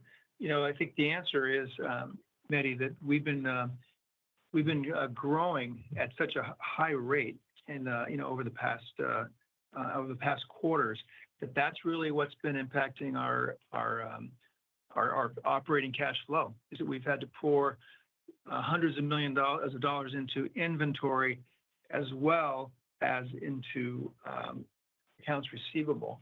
So kind of coming off of a quarter where we didn't have such a dramatic increase in revenue, we were able to generate a lot of cash, basically $1 billion worth of improved cash flows. So it was really, just the fact that for the reasons Charles mentioned, the growth wasn't as high. I understand. We didn't have to acquire some. Yeah. I understand, but your DSO went up. I'm sorry, your days of inventory went up, and I think from what I heard from you, your DSO didn't really change. So was that improvement in operating cash flow all driven by working capital reduction, or was there something outside of working capital that helped you? No, it was really for those reasons. It was really just for an AR and inventory equation. Yeah, Mehdi, maybe I can help a little bit. When we grow about 200% more year over year, right? So for sure, and we see continue to grow, right? So for sure, we need a much higher inventory to support our customer demand. And then when our growth become more normal, now 200% year over year, for example, 100% or 80%, then we don't have to grow that much our inventory, and that will help our cash flow. So it's a good trouble, Gotcha. I would have to say. And then actually, It's a good challenge. sure. Got it. And then Charles, maybe you can help us give us an update on your total capacity, especially with the Malaysia expansion, and how is the utilization of the global installed capacity tracking? Very good question. We expect we will continue to grow very fast. That's why we have been preparing a huge capacity in Silicon Valley, in Taiwan, and now especially in Malaysia. So long term, we need those capacity. But in terms of utilization rate at this moment, I would like to stay a little bit low because capacity is ready, but no enough new chip. As you said, no enough new chip. That's why utilization rate now is relatively low, maybe only 50%. I see. Yeah, maybe this is Sure. Sorry, David, go ahead. This is Dave. Yeah, I was going to give you a couple other tips on cash flow. You'll probably notice that because of an improved gross margin, we had almost $80 million on a non-GAAP basis, more profit this quarter. In addition to that, again, going back to working capital metrics, we increased our accounts payable by several $100 million. So that those are other factors that go into improved operating cash flow. Gotcha. Hey, Tamia, before we go to the next question, thank you, Maddie. Before we go to the next question, I just want to clarify one of the comments from earlier with respect to NVIDIA and clarify, we have the deepest of relationships with NVIDIA at the technology level. It goes back decades with mobile, and now we have multiple state-of-the-art projects in progress. And we've spoken to NVIDIA, and they've confirmed they've made no changes to allocations, and we maintain a strong relationship with them and don't expect that to change. So I just wanted to make sure that was clarified. Next question, or actually our last question, Tamia. Absolutely. Our final question comes from Quinn Bolton with Needham & Company. You may proceed.